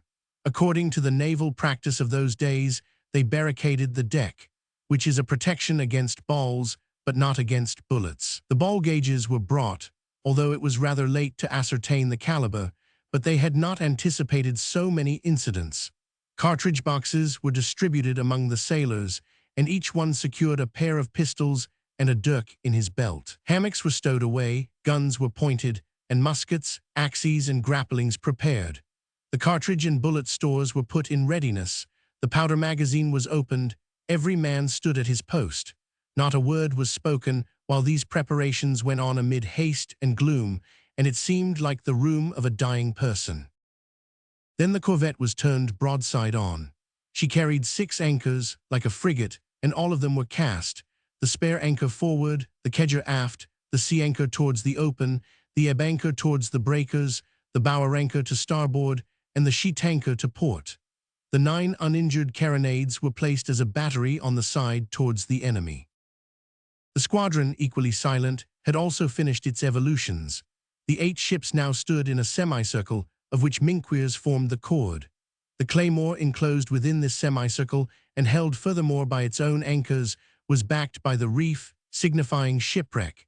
It was like a pack of hounds surrounding a wild boar, not giving tongue, but showing its teeth. It seemed as if each side were waiting for something. The gunners of the claymore stood to their guns. Boisberthelot said to La Vieuville, "I should like to be the first to open fire." "A coquette's fancy," replied La Vieuville. Chapter 9. Someone escapes. The passenger had not left the deck. He watched all that was going on with his customary impassibility. Boisberthelot went up to him. "Sir," he said, "the preparations are completed. We are now clinging to our grave. We shall not relax our hold. We must succumb either to the squadron or to the reef. The alternative is before us, either shipwreck among the breakers or surrender to the enemy. But the resource of death is still left. Better to fight than be wrecked. I would rather be shot than drowned, fire before water, if the choice be left to me. But where it is our duty to die, it is not yours. You are the man chosen by princes. You have an important mission, that of directing the Vendean War.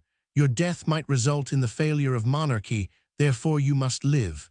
While honor requires us to stand by the ship, it calls on you to escape. You must leave us, General. I will provide you with a boat and a man.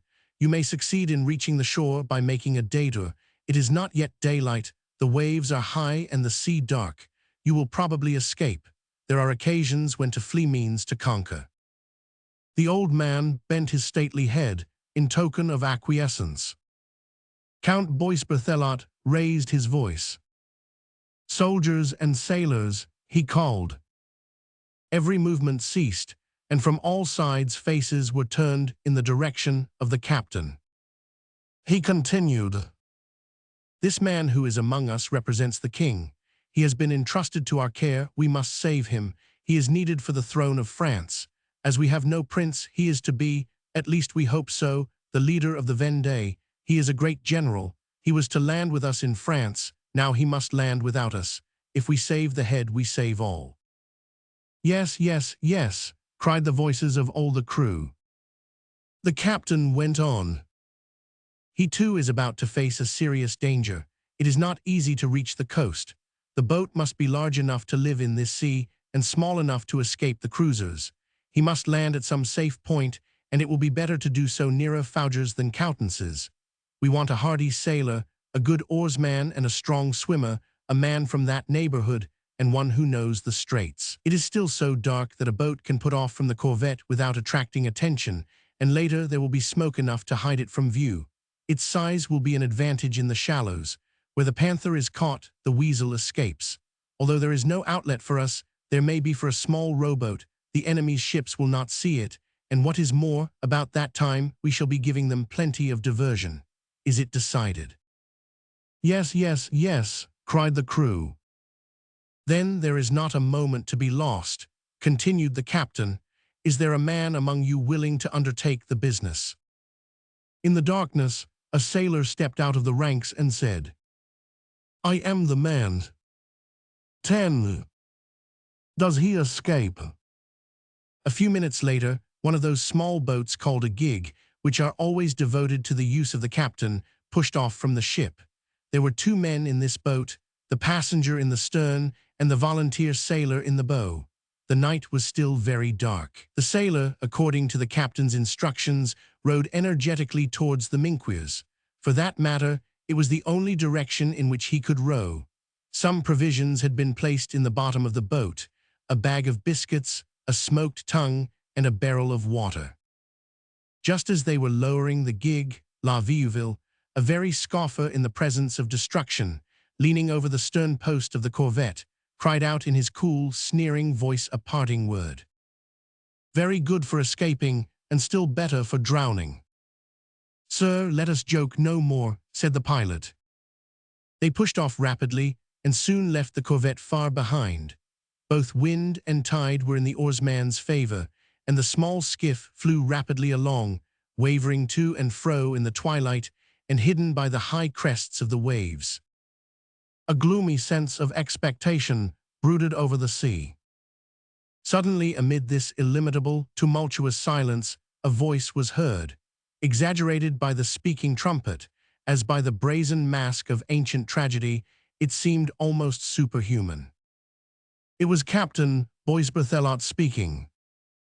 "Royal Marines," he exclaimed, "nail the white flag to the mizzenmast.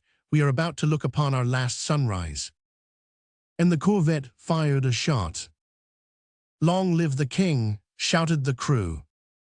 Then from the verge of the horizon was heard another shout, stupendous, remote, confused, and yet distinct. "Long live the Republic!" And a din, like unto the roar of 300 thunderbolts, exploded in the depths of the sea. The conflict began. The sea was covered with fire and smoke. Jets of spray thrown up by the bowls as they struck the water rose from the sea on all sides. The claymore was pouring forth flame on the 8 vessels. The squadron, ranged in a semicircle around her, opened fire from all its batteries. The horizon was in a blaze. A volcano seemed to have sprung from the sea. The wind swept to and fro this stupendous crimson drapery of battle through which the vessels appeared and disappeared like phantoms. Against the red sky in the foreground were sketched the outlines of the corvette. The fleur-de-lis flag could be seen floating from the main mast. The 2 men in the boat were silent. The triangular shoal of the Minquiers, a kind of submarine trinacrium, is larger than the Isle of Jersey. The sea covers it. Its culminating point is a plateau that is never submerged, even at the highest tide, and from which rise, towards the northeast, 6 mighty rocks standing in a line, producing the effect of a massive wall which has crumbled here and there.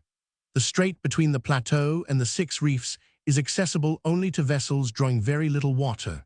Beyond this strait is the open sea. The sailor who had volunteered to manage the boat headed for the strait. Thus he had put Minquiers between the boat and the battle. He navigated skillfully in the narrow channel, avoiding rocks to starboard and port. The cliff now hid the battle from their view. The flaming horizon and the furious din of the cannonade were growing less distinct by reason of the increased distance. But judging from the continued explosions, one could guess that the corvette still held its own, and that it meant to use its 191 rounds to the very last. The boat soon found itself in smooth waters beyond the cliffs and the battle, and out of the reach of missiles. Gradually, the surface of the sea lost something of its gloom. The rays of light that had been swallowed up in the shadows began to widen. The curling foam leaped forth in jets of light, and the broken waves sent back their pale reflections. Daylight appeared. The boat was beyond reach of the enemy, but the principal difficulty still remained to be overcome. It was safe from grape-shot, but the danger of shipwreck was not yet past. It was on the open sea, a mere shell, with neither deck, sail, mast, nor compass, entirely dependent on its oars, face to face with the ocean and the hurricane, a pygmy at the mercy of giants. Then amid this infinite solitude, his face whitened by the morning light, the man in the bow of the boat raised his head and gazed steadily at the man in the stern as he said, "I am the brother of him whom you ordered to be shot. Lantenac is an old man. To me Lantenac is a stranger. He has no age. He is ready to summon the English. He represents invasion. He is the country's enemy, and the duel between us can only be ended by his death or mine. Remember these words, Gauvin." I have said them. For a while both men remained silent, gazing at each other. Then Gawain continued. This will be a bloody year, this 93. Take care, cried Simardane. There are terrible duties to be performed, and we must beware of accusing the innocent instrument. How long since we have blamed the doctor for his patient's illness? Yes, the chief characteristic of this stupendous year is its pitiless severity.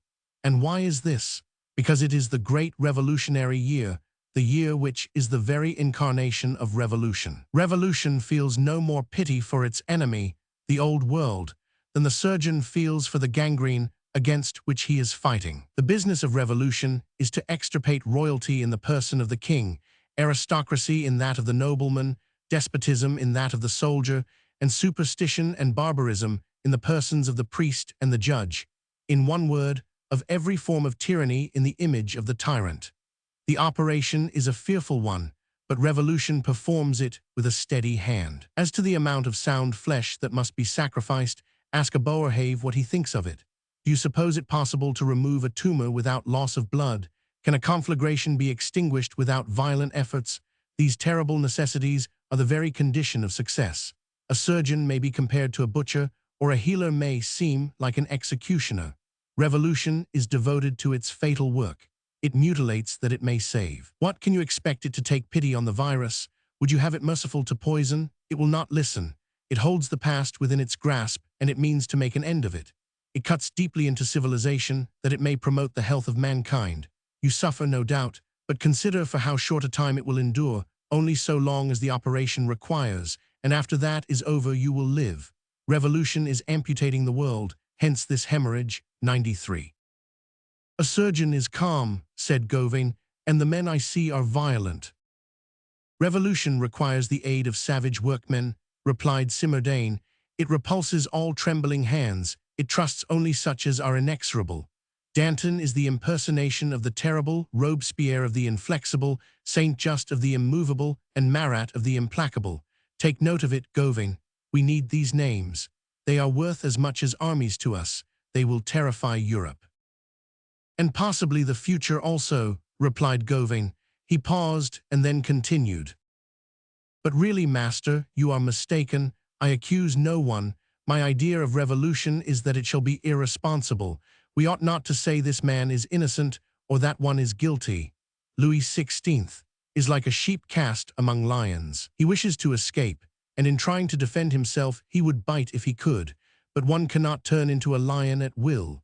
His weakness is regarded as a crime, and when the angry sheep shows his teeth, "Ah, the traitor," cry the lions, and they proceed straightway to devour him, and afterwards fall to fighting among themselves. The sheep is a brute.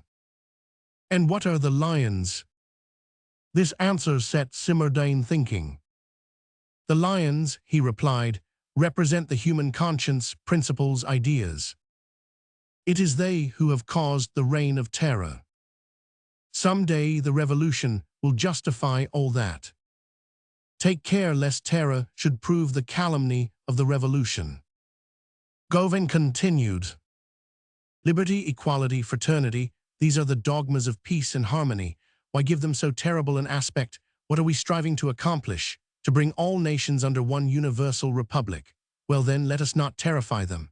Of what use is intimidation? Neither nations nor birds can be attracted by fear. We must not do evil that good may come. We have not overturned the throne to leave the scaffold standing. Death to the king and life to the nations. Let us strike off the crowns, but spare the heads. Revolution means conquered and not terror. Schemes of benevolence are but poorly served by merciless men. Amnesty is to me the grandest word in human language. I am opposed to the shedding of blood, save as I risk my own. Still, I am but a soldier. I can do no more than fight. Yet if we are to lose the privilege of pardoning, of what use is it to conquer? Let us be enemies, if you will, in battle, but when victory is ours, then is the time to be brothers. Take care, repeated Simardane for the third time. Take care, Gawain, you are dearer to me than a son. And he added thoughtfully, in times like these pity may be nothing less than treason in another form. Listening to these two men, one might have fancied himself hearing a dialogue between a sword and all axe. Chapter 8. Dolorosa. Meanwhile, the mother was searching for her little ones, walking straight onward, and how she subsisted we cannot tell, since she did not know herself. She walked day and night, begging as she went, often living on herbs and sleeping upon the ground in the open air, among the bushes, under the stars, and sometimes mid the rain and the wind. Thus she wandered from village to village and from farm to farm, making inquiries as she went along, but tattered and torn as she was, never venturing beyond the threshold. Sometimes she found a welcome, sometimes she was turned away, and when they refused to let her come in, she would go into the woods. Unfamiliar as she was with the country beyond Siskegnard and the parish of Azay, and having nothing to serve as guide, she would retrace her steps, going over and over the same ground, thus wasting both time and strength. Sometimes she followed the highway, sometimes the cart ruts, and then again she would turn into the paths in the woods. In this wandering life she had worn out her wretched garments. At first she had her shoes, then she went barefoot, and it was not long before her feet were bleeding. Unconsciously she traveled on, mid bloodshed and warfare, neither hearing, seeing, nor trying to shield herself, simply looking for her children. As the entire country was in rebellion, there were no longer any gendarmes or mayors or authorities of any kind. Only such persons as she encountered on the way would she stop to ask, "Have you seen 3 little children anywhere?" And when the passers-by lifted their heads, she would say, "2 boys and a girl," and go on to name them. "Renee, Jean, Groselane, Georgette, have you not seen them?" And again. The oldest one was 4.5, and the youngest 20 months. Presently she would add, "Do you know where they are? They have been taken from me." People gazed at her, and that was all. Perceiving that she was not understood, she would explain, "It is because they are mine, that is the reason." And then, seeing the passers-by continue their way, she would stand speechless, tearing her breast with her nails. One day, however, a peasant stopped to listen to her. The worthy man set his wits at work. "Let us see, did you say 3 children?" he asked. "Yes. 2 boys. And a girl. And you are looking for them?" "Yes. I was told that a nobleman had carried off 3 little children and keeps them with him." "Where is that man? Where are they?" she cried. "Jan must go to the Tourgue," answered the peasant. "And shall I find my children there?" "Very likely you will." "What did you say the name was?" "The Tourgue." "What is the Tourgue?" "It is a place." "Is it a village, a castle, or a farm?" "I never was there." "Is it far?" "I should say so." "In what direction?" "In the direction of Fouges." "Which way shall I go?" "You are now at Ventourtes," replied the peasant. "You will leave Ernay on your left and Coxelles on your right. You must pass through Longchamps and cross the Leroux." The peasant raised his hand and pointed westward. "Keep straight ahead, facing the sunset." She had already started before he had time to lower his arm. He called out to her, "You must be careful, they are fighting over there." She never turned to reply, but walked straight ahead without pausing. Chapter 9. A Provincial Bastille. 1. La Tourgue. The traveler who 40 years ago entered the forest of Fouges from the direction of Lanelet and came out towards Perignay might have beheld on the edge of this dense forest a sinister sight, for emerging from the thicket he would come directly upon the Tourgue, and not the living Tourgue, but the dead one. The Tourgue cracked, battered, scarred, dismantled. A ruin may be called the ghost of an edifice. Nothing could be more lugubrious than the aspect of the Tourgue. A high circular tower stood alone like a malefactor on the edge of the wood, and rising as it did from a precipitous rock, its severe and solid architecture gave it the appearance of a Roman structure, combining within itself the elements of power and of decay. In fact, it might in one sense be called Roman, since it was romance. It was begun in the 9th century and finished in the 12th, after the time of the Third Crusade. The style of the imposts of its embrasures indicated its period. If one approached it and cared to climb the slope, he might perceive a breach in the wall, and if he ventured to enter in, he would find a vacant space and nothing more. It was not unlike the inside of a stone trumpet set upright on the ground. From top to bottom there were no partitions, and neither ceilings nor floors. Here and there arches and chimneys had evidently been torn away, and falconet embrasures were still seen. At different heights, rows of granite corbels and a few crossbeams covered with the ordure of the night birds marked the separate stories.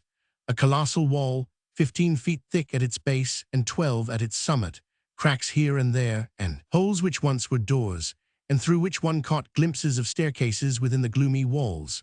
One who passing by at evening might venture in, would hear the cry of the wood owl, the goat-suckers, and the night herons, would find brambles, stones, and reptiles beneath his feet, and overhead, through a dark circular opening at the top of the tower, which looked like the mouth of an enormous well, he might see the stars.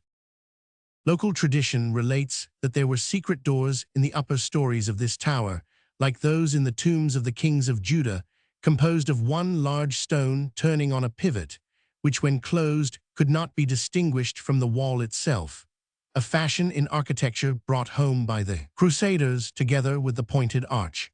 When these doors were closed, it was impossible to discover them, so skillfully were they fitted into the rest of the stones. Such doors can be found today in those mysterious Libyan cities which escaped the earthquakes that buried the 12 cities in the time of Tiberius.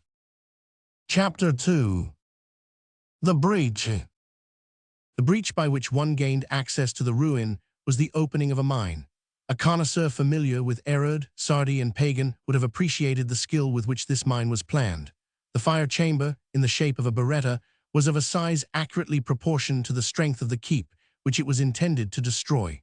It was capable of containing at least 200 weight of powder. The winding passage which led to it was more effective than a straight one. The saucis, laid bare among the broken stones as the result of the crumbling caused by the mine, was seen to have the requisite diameter of a hen's egg. The explosion had made a deep rent in the wall, by which the assailants were enabled to enter. It was evident that this tower must have sustained formal sieges from time to time. It was riddled with balls, and these were not all of the same epoch. Every missile has its own special way of marking a rampart, and each one, from the stone bullets of the 14th century to the iron ones of the 18th, had left a scar upon this donjon keep. The breach opened into what must have been the ground floor, and directly opposite, in the wall of the tower, was the gateway of a crypt, cut in the rock and extending under the hall of the lower floor throughout the foundation of the tower. This crypt, 3/4 filled up, was cleared out in 1835, under the direction of Auguste Le Provost, the antiquary of Bernay. Chapter 3. The Oubliette. This crypt was the oubliette. Every keep possessed one, and this, like many other penal dungeons of the same period, had 2 stories. The first story, accessible through the gate, consisted of a good-sized vaulted chamber on a level with the hall of the ground floor. On the walls of this room might be seen 2 vertical furrows, parallel with each other, reaching from wall to wall and passing along the vault, where they had left a deep rut, reminding one of wheel tracks, and such in fact they were, for these 2 furrows were hollowed out by 2 wheels. In old feudal times, men had been torn limb from limb here in this very room, by a process less noisy than that of being drawn and quartered. They had a pair of wheels so large and powerful that they filled the entire room, touching both walls and ceiling, and to each wheel was attached an arm and a leg of the victim, and when these wheels were turned in opposite directions, the man was torn asunder. It required great power, hence the ruts worn in the stone by the grazing of the wheels. A room of this kind may be seen at Vianden. Above this room there was another, the actual oubliette, whose only entrance was a hole which served the purpose of a door. The victim, stripped of his clothes, was let down, by means of a rope tied under his armpits, into the room below through an opening made in the middle of the flagging of the upper room. If he persisted in living, food was thrown to him through this aperture. A similar hole may still be seen at Bouillon. This chamber below, excavated under the hall of the ground floor to such a depth that it reached water and constantly swept by an icy wind, was more like a well than a room.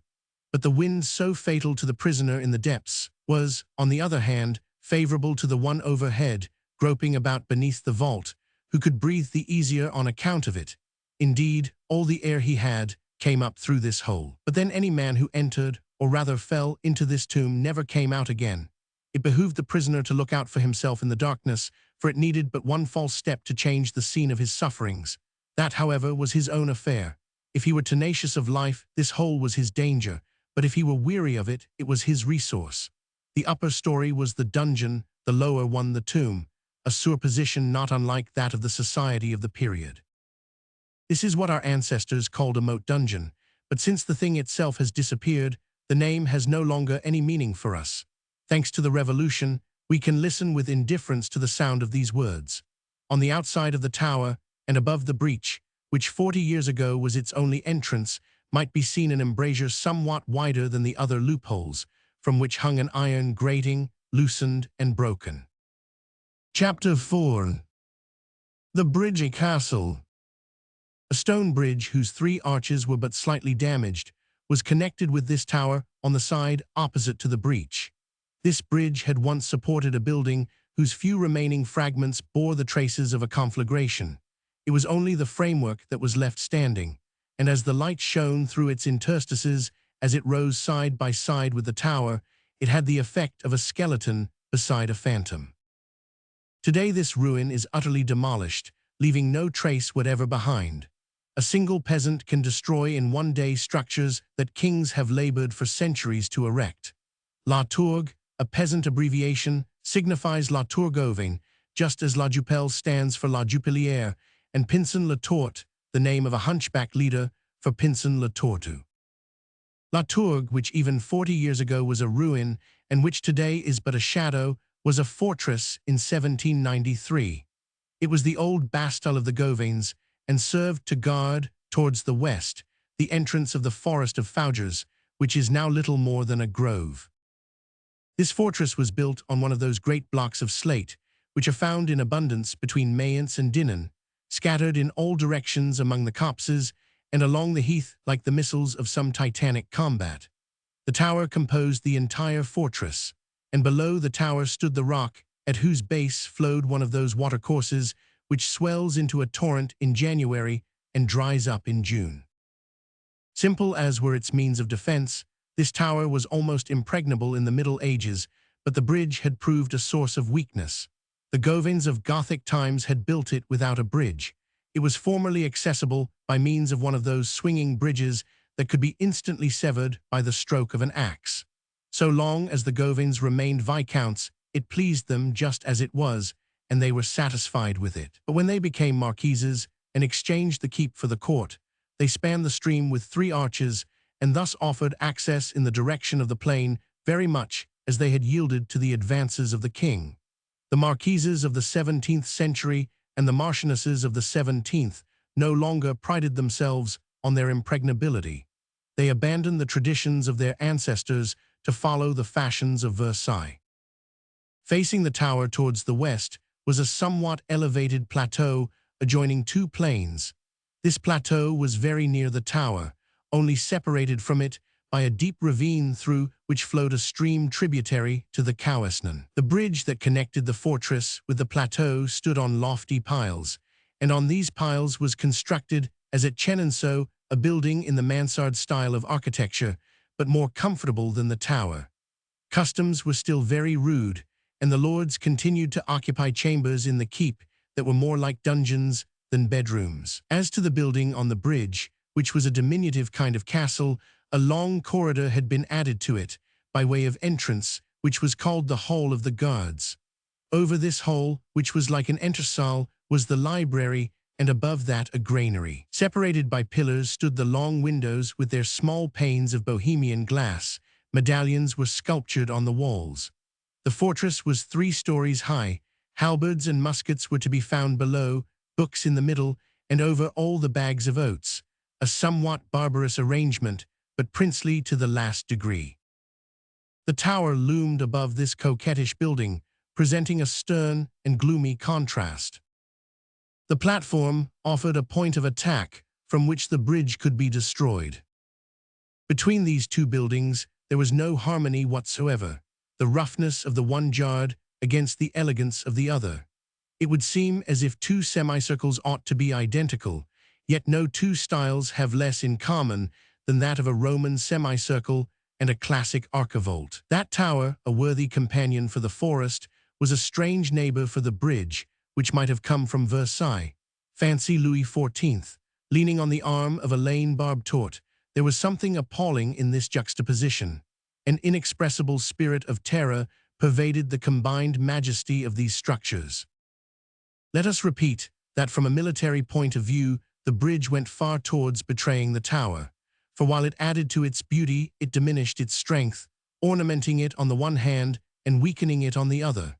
By placing it on a level with the plateau, it had exposed it to attacks from that direction, although it still remained impregnable in the direction of the forest. Formerly it had commanded the plateau, but matters were now reversed.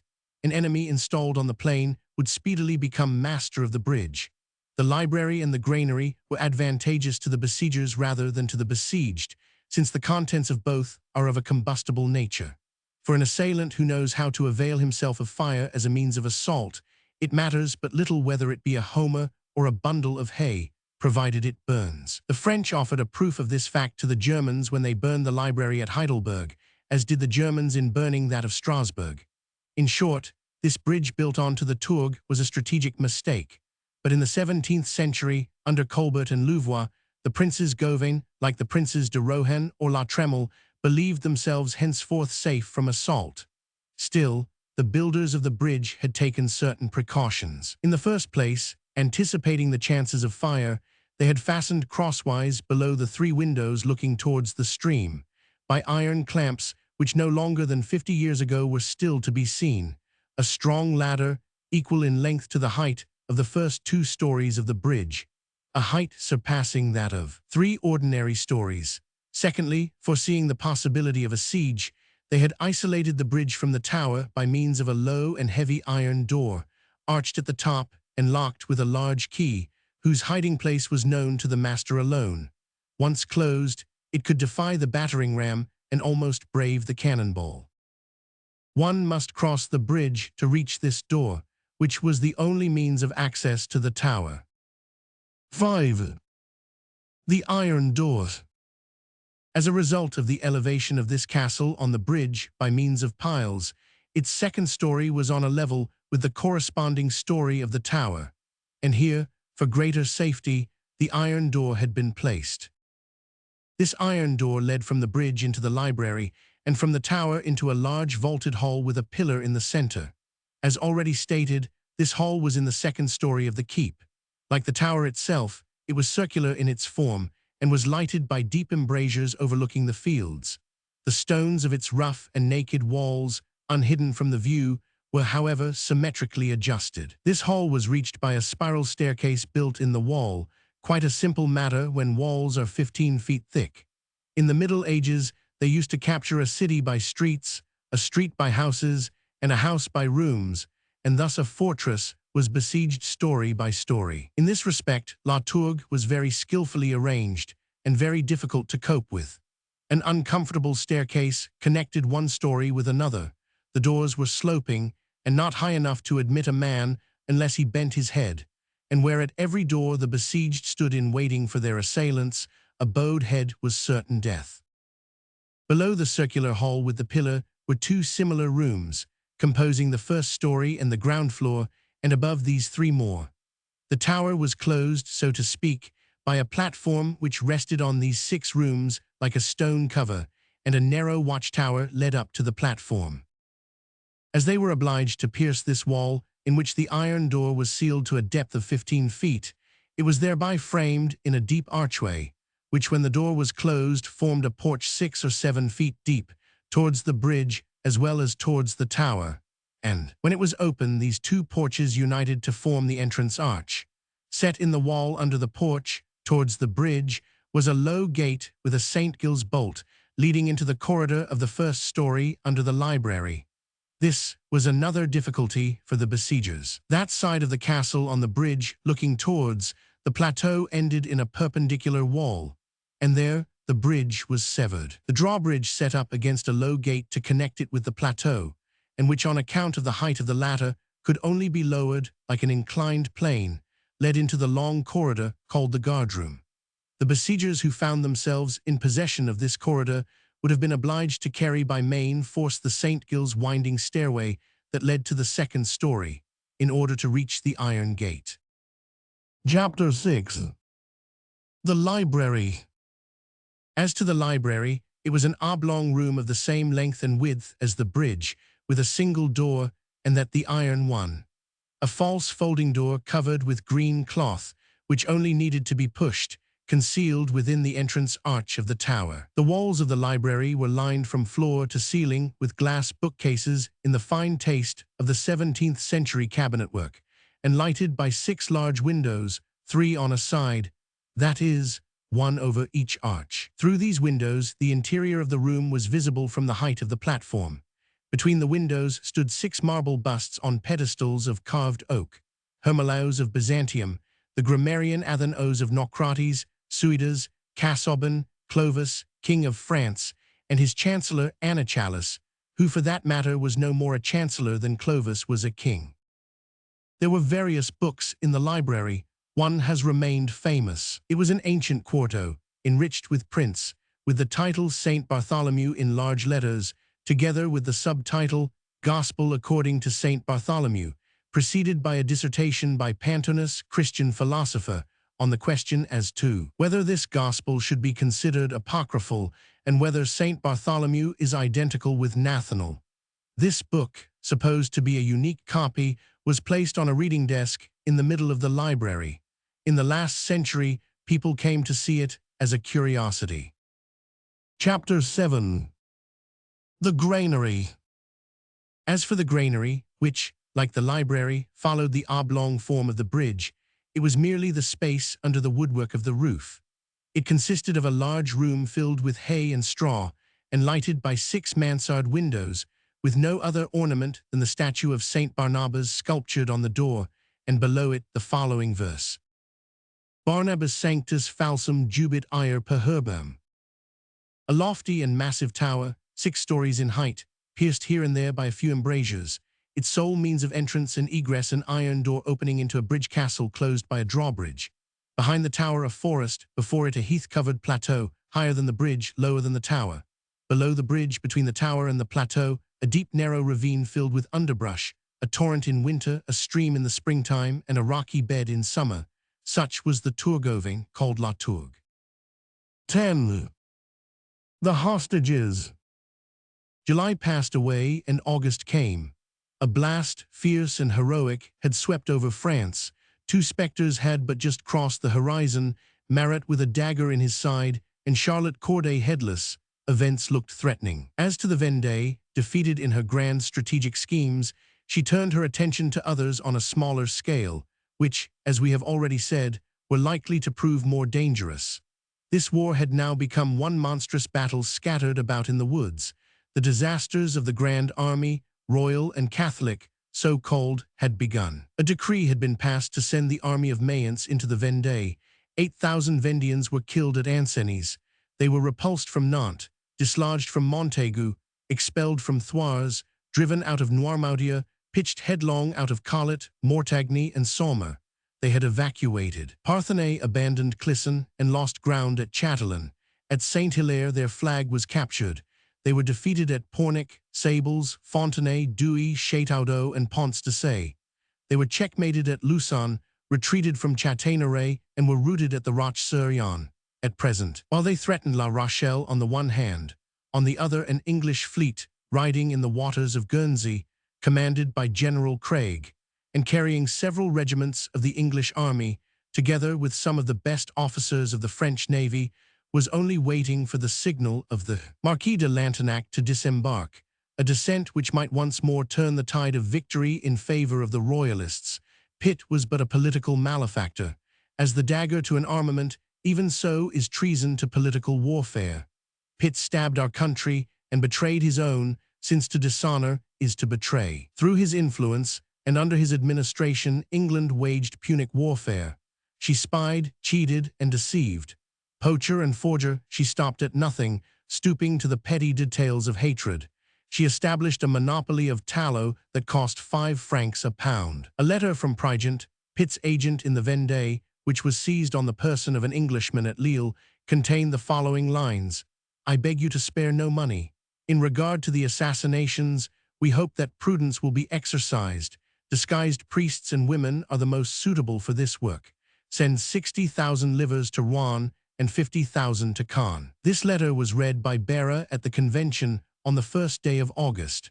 As a retaliation for these acts of treachery, witness the cruelties of Perrine, and still later the atrocities of Carrier. The Republicans of Metz and those of the South were eager to march against the rebels. A decree was passed ordering the formation of 24 companies of sappers who were to burn the fences and enclosures of the bocage. Here was a crisis without parallel. War was suspended in one direction only to break out in another. No mercy, no prisoners, was the war cry of both parties. Dark and terrible shadows fall across the pages of history in these times. In this very month of August, the Tourgue was besieged. One evening, just as the stars were rising in the calm twilight peculiar to dog-day weather, when not a leaf stirred in the woods, nor a blade of grass quivered on the plain, the sound of a horn was heard through the silence of the approaching night. It came from the summit of the tower.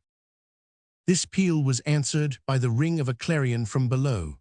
On the top of the tower stood an armed man, and in the shadow below lay a camp.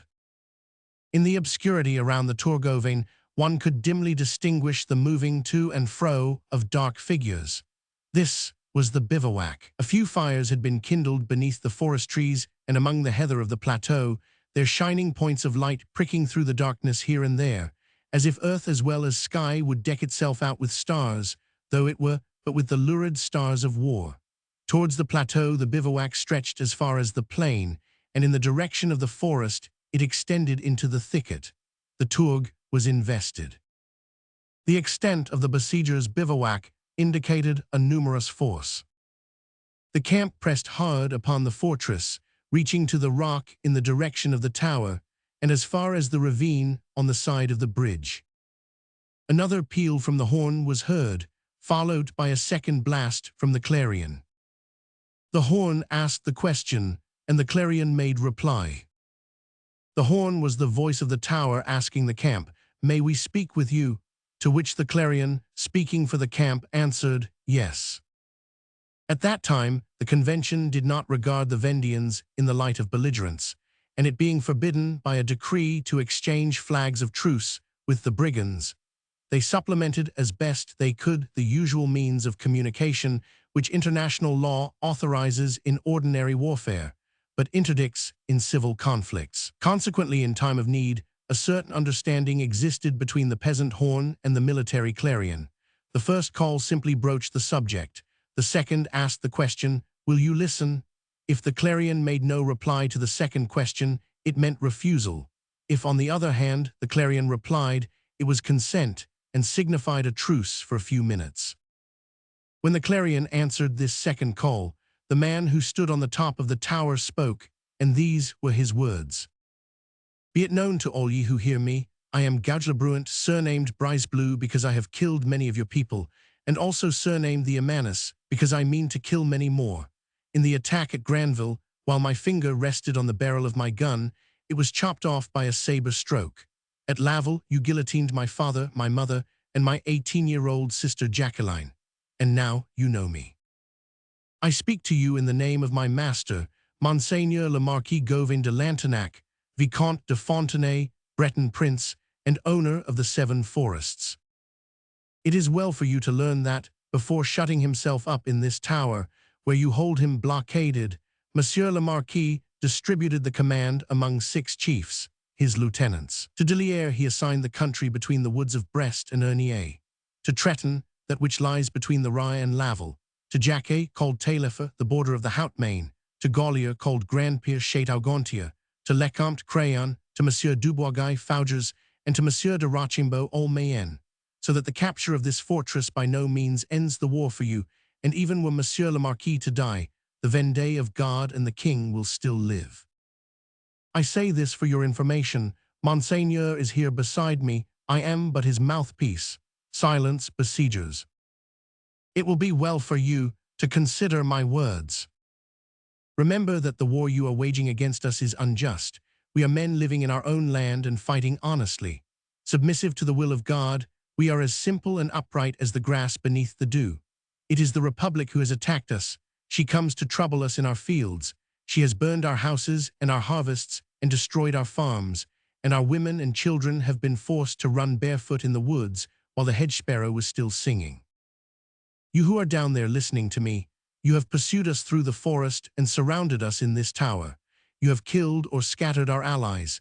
You have cannon, and you have added to your division the garrisons and the posts of Mortain, Barenton, Tailloul, Landivy, Evran, Tintaniac, and Vitré, which gives you 4,500 men with which to attack us.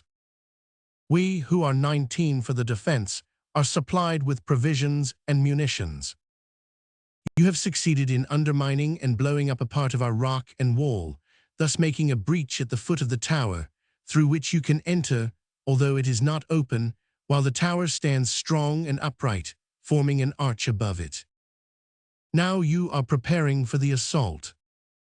And we first of all, Monseigneur le Marquis, who is a Breton prince and the secular prior of the Abbey of Sainte Marie de Lantenac, where a daily mass was instituted by Queen Jean, and the other defenders of this tower, who are Monsieur l'Abbé Termo, whose military name is Grand Francoeur, my comrades, Guineusseau, captain of the Campfort, Chantenhiver, captain of the Camp of Avoyne, Musette, captain of the Camp Formies, and myself, a peasant born in the town of Dayon, through which runs the brook Moriander. We have one thing to tell you. Listen now, ye men at the foot of this tower. We hold 3 prisoners, the same children who were adopted by one of your battalions, and they are yours. We offer to give them back to you on one condition, that we be allowed to go free. If you refuse, listen to this. There are but 2 points of attack, either the breach or the bridge, according as you advance from the fortress or the plateau. There are 3 stories in the building on the bridge. In the lower one I, the Amanus, who speak to you, have placed 6 casks of tar and 100 bundles of dry heather. There is straw in the upper, and there are books and papers in the middle story. The iron door communicating with the tower is closed, and Monseigneur carries the key on his person. I have made a hole under the door, through which is passed a sulphur slow match. One end of it is in a cask of tar, and the other within reach of my hand, inside the tower. I can set it on fire whenever I choose. If you refuse to let us go free, the children will be placed on the 2nd floor of the bridge, between the story where the sulphur match ends in the barrel and the one which is filled with straw, and the iron door will be closed on them. If you attack us by way of the bridge, you will be the ones to set the building on fire. If by the breach, it will be left to us. And if you attack us from both sides at once, we shall both be kindling the fire at the same instant. At all events, the 3 children will perish. It rests with you, now, either to accept or refuse. If you accept, we depart. If you refuse, the children die. I have finished. And the man who had been speaking from the top of the tower was silent. We refuse, cried a voice from below in tones abrupt and severe. Another voice, quite as firm, although less harsh, added, We give you 24 hours to surrender at discretion. A silence ensued, and then the same voice continued. If tomorrow at this hour you have not surrendered, we begin the assault. And give no quarter, resumed the first speaker, and then a voice from the top of the tower made reply to the savage one. Between 2 battlements, a tall figure, in which, by the light of the stars, one might have recognized the awe-inspiring form of the Marquis de Lantenac, leaned forward. His glance, piercing the shadows, seemed searching for someone. Ah, it is thou, priest, he cried. Yes, it is I, traitor, replied the harsh voice from below. Chapter 11. Terrible as the Antique. This implacable voice was in truth the voice of Simardane. The younger and less imperative one was that of Gauvin. The Marquis de Lantenac had not been mistaken in his recognition of the Abbé Simardane. In this district, ensanguined by civil war, Simardane, as we have said, had in a few weeks become famous. No man had won a more baleful notoriety. Men would say, Marat in Paris, Chalier at Lyon, Simardane in the Vendée. All the veneration which the Abbé Simardane had formerly enjoyed was now turned to his dishonor. This is what a priest who unfrocks himself may fairly expect. Simardane excited a feeling of horror. The austere are unfortunate, inasmuch as their own acts seem to condemn them. Could their consciences be revealed, men might perhaps absolve them. A Lycurgus misunderstood may seem like a Tiberius. However, the fact remains that these two men, the Marquis de Lantenac and the Abbé Simardane, were equally matched in regard to the hatred they inspired. The maledictions hurled at Simardane by the royalists were counterbalanced by the execrations which the republicans heaped upon Lantenac. Each of those men seemed a monster in the eyes of the opposite camp. In fact, by a singular coincidence, it chanced that while Prieur de la Marne at Granville had set a price on the head of Lantenac, Charette at Noirmoutier had likewise set one on that of Simardane. We may observe that these two men, the Marquis and the priest, represented in a certain degree one and the same man. The bronze mask of civil war has a double profile, one of which looks towards the past, the other towards the future. Lantenac wore the former, Simardane the latter. Only the bitter sneer of Lantenac was shrouded in darkness, whereas on Simardane's fatal brow might be discerned a glimmer of the dawn. Meanwhile, the besieged Tourgue was enjoying a respite. Thanks to the intervention of Gauvin, they had agreed upon a sort of truce for 24 hours. The Amanus had, indeed, been well informed. In consequence of Simardane's requisitions, Gauvin was now in command of 4,500 men, National Guards as well as troops of the line, with which he surrounded Lantenac in the Tourgue, and could, moreover, bring to bear against the fortress a masked battery of 6 cannon, planted on the edge of the forest towards the tower, together with an open battery of 6 on the plateau towards the bridge. He had succeeded in springing the mine, and a breach had been made at the foot of the tower. Thus, on the expiration of the 24 hours' truce, the struggle would begin again under the following conditions. On the plateau and in the forest were 4,500 men against 19 in the tower. History may find the names of the 19 besieged in the placards posted against outlaws. We may possibly come across them. It would have pleased Simardane had Gauvin consented to accept the rank of adjutant general in order to command these 4,500 men, which was practically an army, but the latter refused, saying, "We will consider that matter after Lantenac is taken. I have won no promotion as yet." These important commands, held by officers of subordinate rank, were moreover in accordance with republican customs. Bonaparte, later on, while as yet only a colonel of artillery, was at the same time commander-in-chief of the army of Italy. It was a strange fate for the Tourgovain to be attacked by one Gauvin while defended by another member of the same family. Hence a certain reluctance in the attack, but none in the defense, for M. de Lantenac was a man who spared nothing. Accustomed as he had been to live at Versailles, he had no feeling of regard for the Tourgue, which he scarcely knew. He had sought refuge there simply because he had no other resource, but he would have destroyed it without a scruple. Gauvin felt more respect for it. The bridge was the weak point of the fortress, but in the library above it were the family records. Now, if the assault began there, the burning of the bridge would be inevitable, and it seemed to Gauvin that to burn the records would be like attacking his ancestors. The Tourgue was the ancestral manor of the Gauvin family. From this tower started all their fiefs of Brittany, as those of France from the tower of the Louvre. It was the center round which clustered the family associations of the Gauvins. He himself was born there, and now, led by the tortuous chances of fate, the grown man had come to attack the venerable walls that had protected his childhood. Was it an impious act to lay this dwelling in ashes? Perhaps his own cradle was stored away in some corner of the granary over the library. Certain trains of thought assume the nature of emotions. Before the old family mansion, Govind felt himself deeply moved, and it was in consequence of this feeling that he had spared the bridge.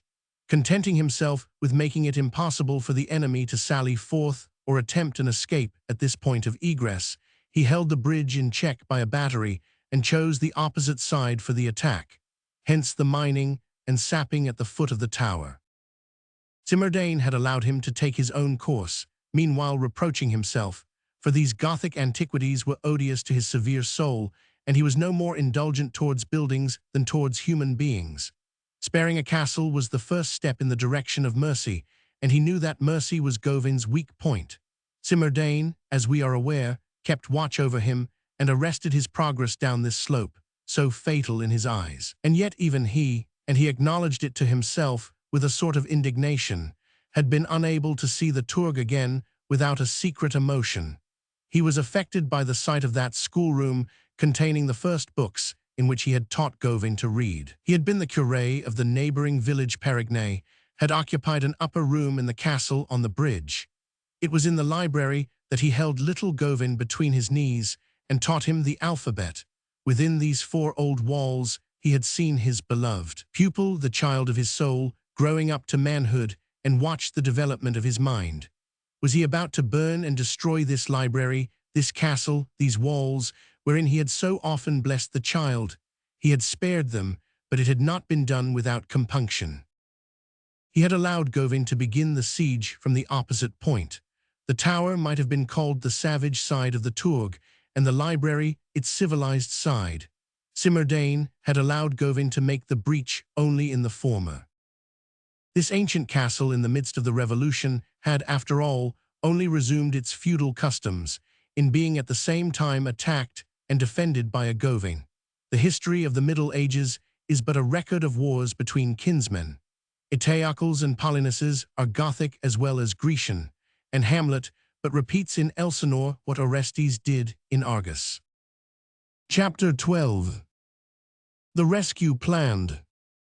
The entire night was spent by both parties in preparations. As soon as the gloomy parley to which we lately listened was over, Govind's first act was to summon his lieutenant. Guy-Champ, with whom we must become acquainted, was a man of the secondary order, honest, brave, commonplace, a better soldier than commander, strictly intelligent up to the point when it becomes a duty not to understand, never moved to tenderness, proof against corruption in whatsoever shape it might present itself, whether in the form of bribery that taints the conscience or in that of pity that corrupts justice. As the eyes of a horse are shaded by his blinders, so were his heart and soul protected by the two screens of discipline and the order of command, and he walked straight ahead in the space they allowed him to see. His course was direct, but his path was narrow. A man to be depended on, withal, stern in command, exact in obedience. Govind spoke in rapid tones. "We need a ladder, Guy-Champ." "We have none, Commander." "One must be found." "For scaling." "No, for rescue." After a moment's reflection, Guy-Champ replied, "I understand, but to serve your purpose, a very long one is needed." "The length of 3 stories." "Yes, Commander, that's about the height." "It ought to be longer than that, for we must be sure of success." "Certainly." "How is it that you have no ladder?" "Commander, you did not think it best to besiege the Tourgue from the plateau. You were satisfied to blockade it on that side. You planned the attack by way of the tower and not from the bridge. So we gave our attention to the mine and thought no more about the scaling. That is why we have no ladder." "Have one made at once." "A ladder of the length of 3 stories cannot be made at once." "Then fasten several short ones together." "But we must first get our ladders." "Find them."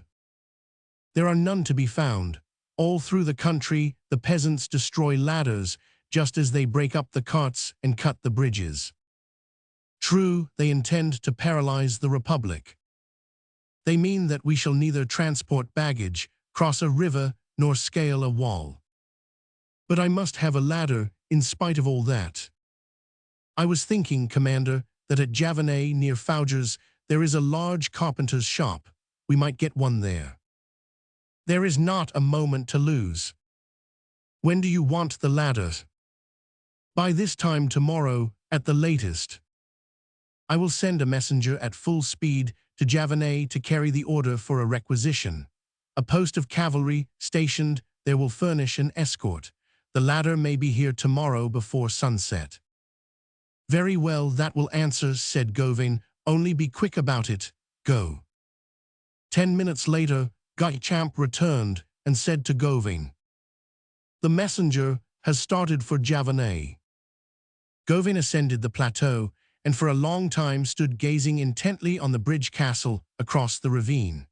The gable of the castle, with no other opening than the low entrance closed by the raised drawbridge, faced the escarpment of the ravine. In order to reach the plateau at the foot of the bridge, one must climb down the face of the ravine, which might be accomplished by clinging to the bushes. But once in the moat, the assailants would be exposed to a shower of missiles from the 3 stories. Gauvin became convinced that at this stage of the siege, the proper way to attack was through the breach of the tower. He took every precaution to render flight impossible. He perfected the strict blockade of the Tourgue, drawing the meshes of his battalions more and more closely, so that nothing could pass between them. Gauvin and Simardane divided the investment of the fortress between them, the former reserving for himself the forest side and leaving the plateau to Simardane. It was agreed that while Gauvin, aided by Guy-Champ, should conduct the assault through the mine, Simardane, with all the matches of the upper battery lighted, should watch the bridge and the ravine. Chapter 13. What the Marquis is doing. While all these preparations for the attack were going on outside, they were also making ready for resistance inside the tower. A tower may be entered by a mine as a cask is bored by an auger. Hence a tower is sometimes called a douve, and it was the fate of the Tourgue to have its walls pierced by a bunghole. The powerful boring of 200 or 300 weight of powder had driven a hole through the mighty wall from one side to the other. Beginning at the foot of the tower, it had made a breach in the thickest part of the wall, in a sort of shapeless arch in the lower story of the fortress, and in order to make this hole more practicable for assault from without, the besiegers had enlarged it by cannon shot. The ground floor where this breach had penetrated was a large, empty hall of a circular form, with a pillar in the center supporting the keystone of the vaulted ceiling. The hall, which was the largest in the keep, was no less than 40 feet in diameter. Each story of the tower had a similar room, only on a smaller scale, with guards to the embrasures of the loopholes. The hall on the ground floor had neither embrasures, ventilators, nor dormer windows. There was about as much air and light in it as in a tomb. The door of the oubliettes, the greater part of which was iron, was in the lower hall. Another door opened on a staircase leading to the upper rooms. All the staircases were built in the wall itself. It was to the lower hall that the besieged had gained access by the breach they had made, but even after gaining possession of it, the tower would still remain to be taken.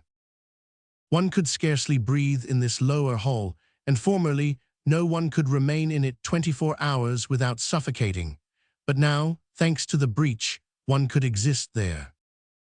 For this reason, the besieged had not closed the breach. Besides, what purpose would it have served? The guns would have reopened it. They had fastened an iron torch holder into the wall, wherein they set a torch, and that lighted the lower floor. But how were they to defend themselves? To stop up the hole would have been easy enough, but useless. A retirade would be more effective. A retirade is an entrenchment with a retreating angle, a kind of barricade composed of rafters, by means of which the fire may be concentrated on the assailants, and which, while leaving the breach open from without, closes it from within. There was no lack of materials, and they proceeded to construct a barricade of this description with clefts for the passage of gun barrels. The corner of the retirade was supported by the middle pillar, the 2 wings touching the walls on either side. Having completed this, they placed fugades in safe places. The Marquis directed everything. inspirer, commander, guide, and master, a terrible spirit. Lantenac was one of those soldiers of the 18th century who saved cities at the age of 80. He resembled the Count d'Alberg, who, when almost a centenarian, drove the King of Poland from Riga. "Courage, friends," he said. In 1713, at the beginning of this century, Charles XII, shut up in a house at Bender with 300 Swedes, held his own against 20,000 Turks. They barricaded the two lower stories, fortified the chambers, converted the alcoves into battlements, supported the doors with beams driven in by a mallet, thus forming buttresses. But the spiral staircase connecting the different stories they were obliged to leave free, since if they blockaded it against the besieger, their own passage would be obstructed. Thus, a fortification always has its weak point. The Marquis, indefatigable, vigorous as a young man, set example for the others by putting his own hands to the work, raising beams and carrying stones. He gave his orders, helped, fraternized, and laughed with this savage band, yet always remaining their lord and master, haughty even while familiar, elegant although fierce. He allowed no one to contradict him. Once he said, "If half of you were to revolt, I would have you shot by the other half and still defend the place with the rest." This is the sort of thing for which men worship a commander. Chapter 14. What the Amanus is doing. While the Marquis occupied himself with the breach and tower, the Amanus attended to the bridge. At the beginning of the siege, the escape ladder suspended crosswise below the windows of the second story had been removed by order of the Marquis and placed by the Amanus in the library. Probably this was the very ladder whose place Gauvin wished to supply. The windows of the entresol on the first story, called the guardroom, were defended by a triple bracing of iron bars set in the stones, so that one could neither come nor go that way. The library windows, which were high, had no bars. The Amanus was accompanied by 3 men as resolute and daring as himself. These men were Huysnard, called Branchdor, and the 2 brothers Piquenboys. Taking with him a dark lantern, he opened the iron door and made a careful inspection of the 3 stories of the bridge castle.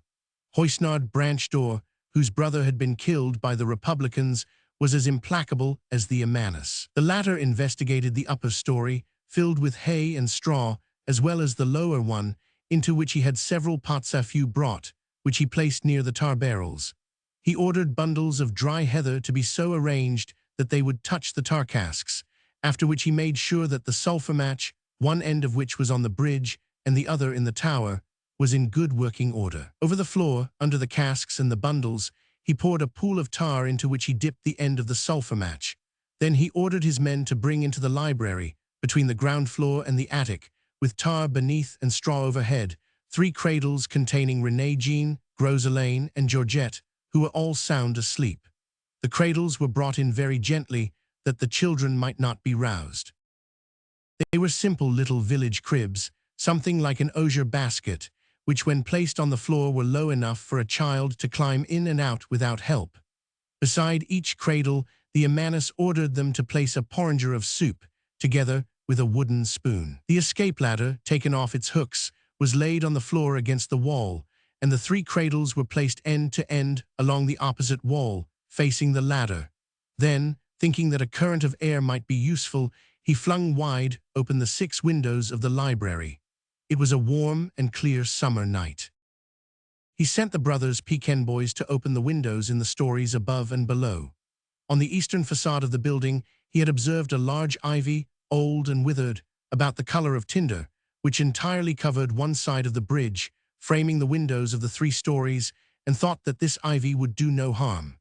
After bestowing a last glance on everything, the Amanus and his men left the chatelet and returned into the keep. Double-locking the heavy iron door, he examined attentively this immense and awe-inspiring lock, nodded approvingly at the sulphur match, passed through the hole he had drilled, which was henceforth the only channel of communication between the tower and the bridge. This match, starting from the round room, passed beneath the iron door and entered under the arch, coiled snake-like over the spiral stairs, crept across the floor of the corridor below, and ended in the pool of tar under the dry heath. The Amanus had calculated that it would take a quarter of an hour from the time this sulfur match was lighted from the interior of the tower to set on fire the pool of tar under the library.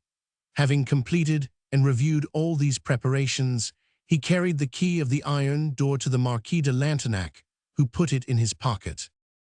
Every movement of the besiegers must be watched, so with his cowherd horn in his belt, he stood sentinel in the watchtower of the platform on the summit of the tower. While keeping his eye on both the forest and the plateau, he had beside him in the embrasure of the watchtower a powder horn and a canvas bag filled with good-sized balls and old newspapers, which he tore up to make cartridges. When the sun rose, it revealed in the forest 8 battalions, with sabers at their sides, cartridge boxes on their backs, and fixed bayonets, ready for the assault. On the plateau, a battery with caissons, cartridges, and boxes of grapeshot. Within the fortress, 19 men loading their muskets, pistols, and blunderbusses, and 3 children asleep in their cradles. Book I. 1. The Massacre of St. Bartholomew. 1.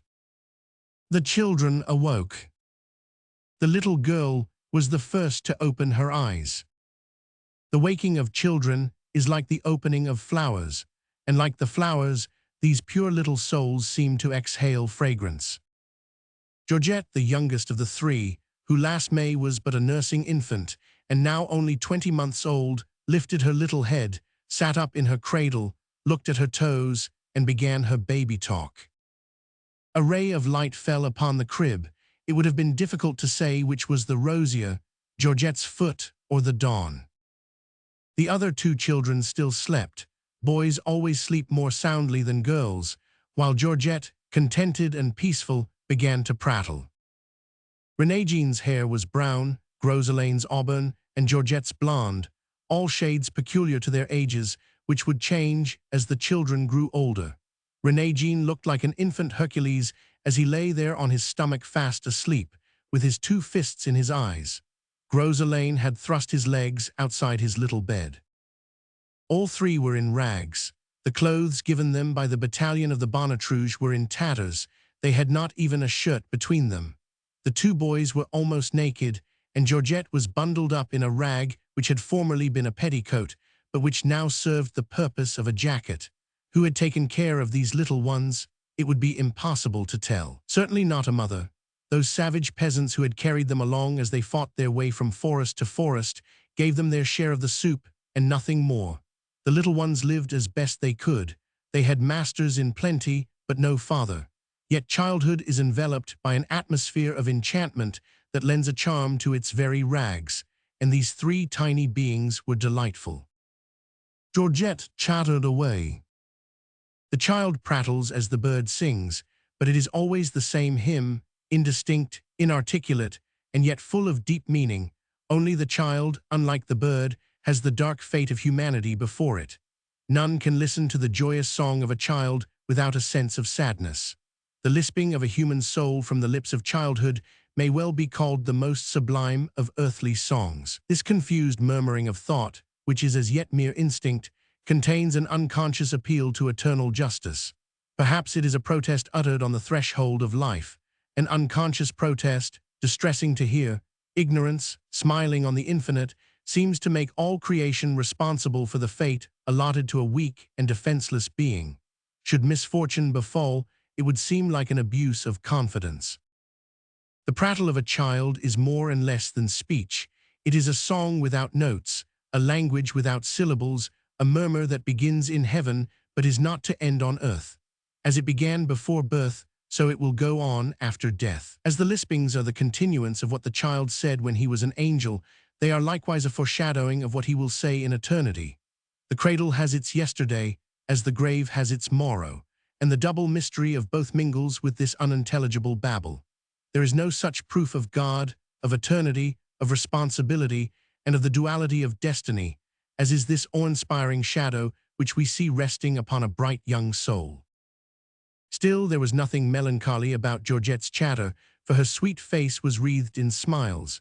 Her mouth, her eyes, the dimples in her cheeks, all smiled in concert, and by this smile she seemed to show her delight in the morning, The human soul believes in sunshine. The sky was blue, the weather warm and beautiful, and this frail creature, neither knowing nor comprehending the meaning of life, living in a dream, as it were, felt safe amid the loveliness of nature, with its friendly trees and its pure verdure, the serene and peaceful landscape, with the noises of birds, springs, insects, and leaves, and above all, the intense purity of the sunshine. René Jean, the oldest of the children, a boy over 4 years old, was the next one to wake. He stood up, jumped out of his cradle like a little man, discovered his porringer as the most natural thing that could happen, seated himself on the floor, and began to eat his soup. Georgette's prattle had not roused Gros Alain, but at the sound of the spoon in the porringer, he started and opened his eyes. Gros Alain was the 3-year-old boy. He too saw his bowl, and as it was within reach of his arm, he seized it, and without getting out of bed, with his dish on his knees and his spoon in his fist, he straightway followed the example of René Jean. Georgette did not hear them. The modulations of her voice seemed to keep time with the cradling of a dream. Her large eyes, gazing upward, were divine. However gloomy may be the vault over a child's head, heaven is always reflected in its eyes. When René Jean had finished, he scraped the bottom of the porringer with the spoon, sighed, and remarked with dignity, "I have eaten my soup." This roused Georgette from her dreaming. "Soup," said she. And seeing that René Jean had finished his, and that Gros Alain was still eating, she took the bowl of soup which stood beside her, and began to eat, carding the spoon quite as often to her ear as she did to her mouth. From time to time, she renounced civilization and ate with her fingers. When Gros Alain had scraped the bottom of his porringer, he jumped out of bed and trotted after his brother. Chapter 2. Suddenly from below rang the blast of a clarion, stern and loud, coming from the direction of the forest, to which a trumpet from the summit of the tower made reply.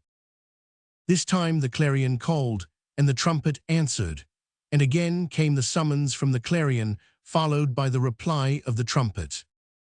Then from the edge of the forest rose a voice, distant but clear, shouting distinctly, "Brigands, a summons!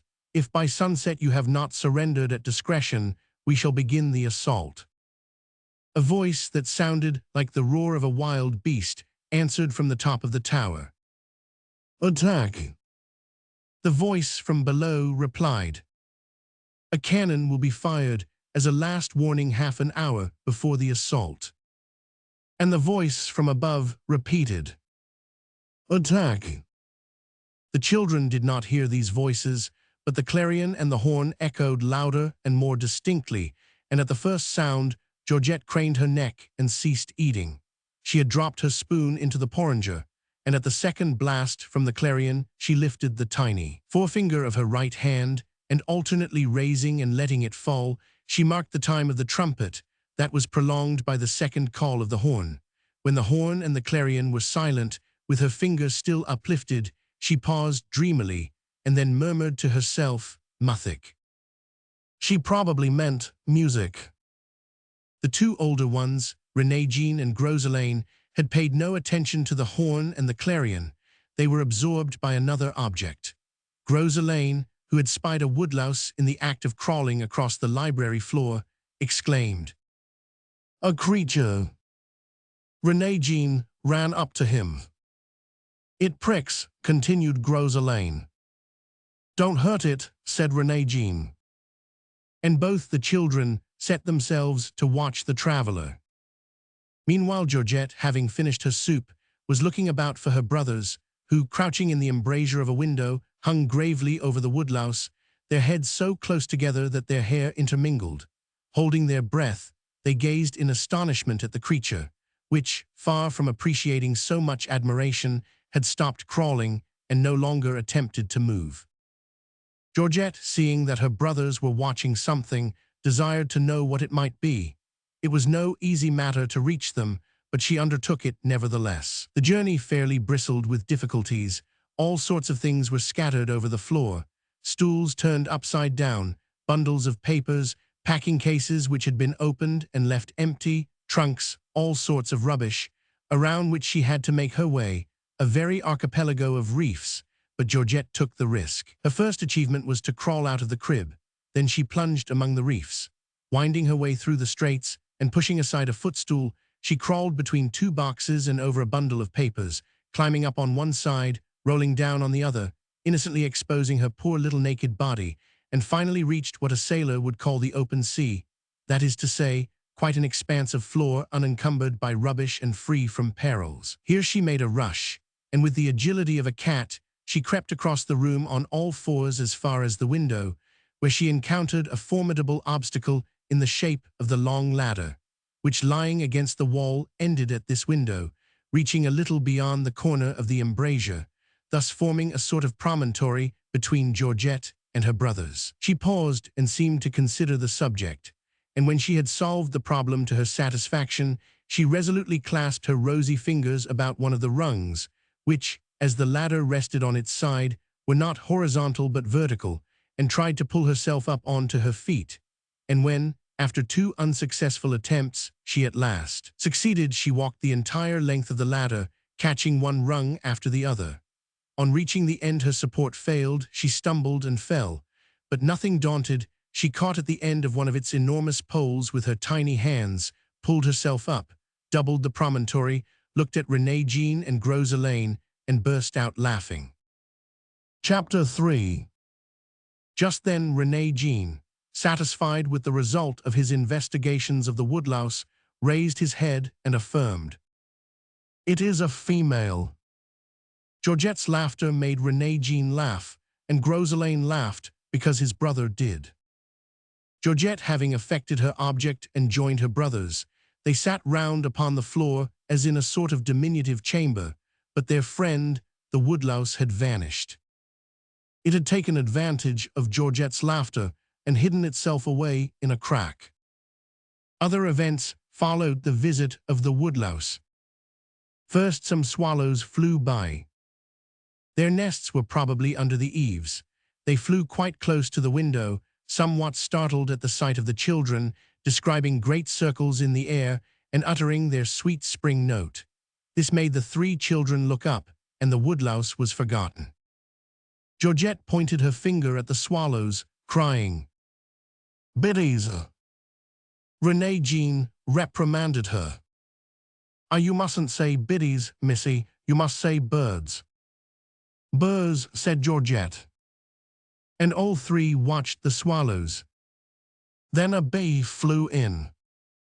Nothing reminds one of the human soul more than the bee, which goes from flower to flower as a soul from star to star, gathering honey as the soul absorbs the light. This one came buzzing in with an air of great stir, as if it said, "Here I am, I have just seen the roses, and now I have come to see the children. What is going on here, I should like to know." A bee is a housekeeper, scolding as it hums. As long as the bee stayed, the children never once moved their eyes from it. It explored the entire library, rummaging in every corner, flying about quite as if it were at home in its hive. Winged and melodious, it darted from case to case, peering through the glass at the titles of the books, just as if it had a brain, and having paid its visit, it flew away. "It has gone home," said Renée Jean. "It is an animal," remarked Gros Elaine. "No," replied Renée Jean, "it is a fly." "A fly," said Georgette. Then Gros Elaine, who had just found a string on the floor with a knot in the end, took the other end between his thumb and his forefinger, and having made a sort of windmill of the string, he was deeply absorbed in watching its whirling. Georgette, on her part, having returned to her former character of quadruped and started again on her capricious journeys across the floor, had discovered a venerable armchair with moth-eaten upholstery from which the horsehair was falling out in several places. She had stopped before this armchair and was carefully enlarging the holes and pulling out the horsehair. Suddenly, she raised her finger to attract her brothers' attention and make them listen. They turned their heads. A vague faraway sound could be heard outside, probably the attacking camp executing some strategic maneuver in the forest. There was a neighing of horses, a beating of drums, a rolling to and fro of caissons, a clanking of chains, and military calls and responses echoed on every side, a confusion of wild sounds whose combination resulted in a sort of harmony. The children listened in delight. "It is the good God who does that," said Groselane. Chapter 4. The noise ceased. Renée-Jean had fallen into a dream. How are ideas formed and scattered in those little minds? What is the mysterious action of those memories, so faint and evanescent? In this dreamy little head, there was a confused vision of the good God, of prayer, of clasped hands, of a certain tender smile that had once rested on him, and which now he missed, and Renée-Jean whispered half aloud, "Mama." "Mama," said Groselane. "MMA," repeated Georgette. Thereupon Renée-Jean began to jump, and Groselane lost no time in following his example, imitating all the movements and gestures of his brother. Not so Georgette.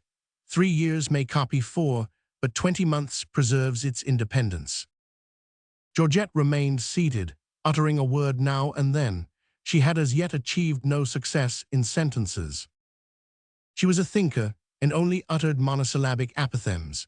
After a few moments, however, she succumbed to the influence of example and began her attempts to imitate her brothers, and these 3 pairs of naked little feet began to dance, run, and totter about in the dust that covered the old oaken floor, under the serious eyes of the marble busts, towards which Georgette from to time threw an uneasy glance, whispering, "The mamams." In the language of Georgette, a mamam was anything that looked like a man without really being one. Living beings are strangely confused with ghosts in the minds of children. As Georgette tottered along after her brothers, she was always on the verge of descending to all fours. Suddenly Renée-Jean, who had gone near the window, raised his head, but dropped it the next moment, and ran to hide in a corner formed by the embrasure of the window. He had caught sight of someone looking at him. It was one of the Blues, a soldier from the encampment on the plateau, who, taking advantage of the armistice and perhaps somewhat infringing thereon, had ventured to the edge of the escarpment, from whence he had gained a view of the interior of the library. Seeing Renée-Jean hide, Groselane hid also. He cuddled down close by his brother's side, and Georgette hid herself behind them, and there they stayed silent and motionless, Georgette laying her finger on her lips. After a few moments, Renée-Jean ventured to put out his head, but finding the soldier still there, he quickly drew it back, and the 3 children hardly dared to breathe. This lasted for quite a long time, but finally Georgette grew tired of it. She plucked up the courage to look out, and behold, the soldier had gone, and once more they began to run and play. Groselane, although an imitator and admirer of Renée-Jean, possessed a talent peculiarly his own, that of making discoveries, and his brother and sister now beheld him prancing in wild delight, dragging along a little 4-wheeled cart, which he had unexpectedly discovered. This doll carriage had been lying there for years, forgotten in the dust, side by side with works of genius and the busts of sages. Perhaps Gauvin may have played with it when he was a child. Groselane had converted his bit of string into a whip, which he cracked with great exultation. Thus it is with discoverers. If one cannot discover America, one can at least find a small cart. It amounts to much the same thing. But he must share his treasure. Renée-Jean was eager to harness himself to the wagon, and Georgette tried to get in and sit down. Renée-Jean was the horse, Groselane the coachman. But the coachman did not know his business, and the horse felt obliged to give him a few lessons. "Say, get up," cried Renée-Jean. "Get up," repeated Groselane. The carriage upset, and Georgette fell out, whereupon she proceeded to make it known that angels can shriek, and after that she had half a mind to cry. "You are too big, missy," said Renée-Jean. "I big," stammered Georgette, and her vanity seemed to console her for her fall. The cornice under the windows was very wide, and the dust of the fields from the heath-covered plateau had collected there. After the rains had changed this dust into soil, among the seeds wafted thither by the wind was a bramble, which, making the most of this shallow soil, had taken root therein. It was of the hardy variety known as the fox blackberry, and now in August it was covered with berries, and one of its branches, pushing its way through the window, hung down almost to the floor. Groselane to the discovery of the string, and the cart added that of the blackberry vine. He went up to it, picked off a berry, and ate it. "I am hungry," said Renée Jean, and Georgette, galloping on her hands and knees, lost no time in making her appearance on the scene. The three together soon stripped the branch and devoured all the fruit, staining their faces and hands with the purple juices and laughing aloud in their glee. These three little seraphs were speedily turned into three little fawns, who would have horrified Dante and charmed Virgil. Occasionally, the thorns pricked their fingers. Every pleasure has its price. Pointing to the bush and holding out her finger, on which stood a tiny drop of blood, Georgette said to Renée Jean, "Prick." Groselane, who had also pricked himself, looked suspiciously at the bush and cried out, "It is a beast." "No, it's a stick," replied Renée Jean. "Sticks are wicked then," remarked Groselane. Again, Georgette would have liked to cry, but she decided to laugh. 5. Meanwhile, Renée Jean, jealous perhaps of the discoveries of his younger brother Groselane, had conceived a grand project. For some time past, while he had been gathering the berries and pricking his fingers, his eyes had turned frequently towards the reading desk, which, raised on a pivot, stood alone like a monument in the middle of the library. On this desk was displayed the famous volume of Saint Bartholomew. It was really a magnificent and remarkable quarto. It had been published at Cologne by Bloeo, or Coesius, as he was called in Latin, the famous publisher of the Bible of 1682. It was printed not on Dutch paper, but on that fine Arabian paper so much admired by Idrissi, manufactured from silk and cotton, which always retains its whiteness. The binding was of gilded leather and the clasps of silver.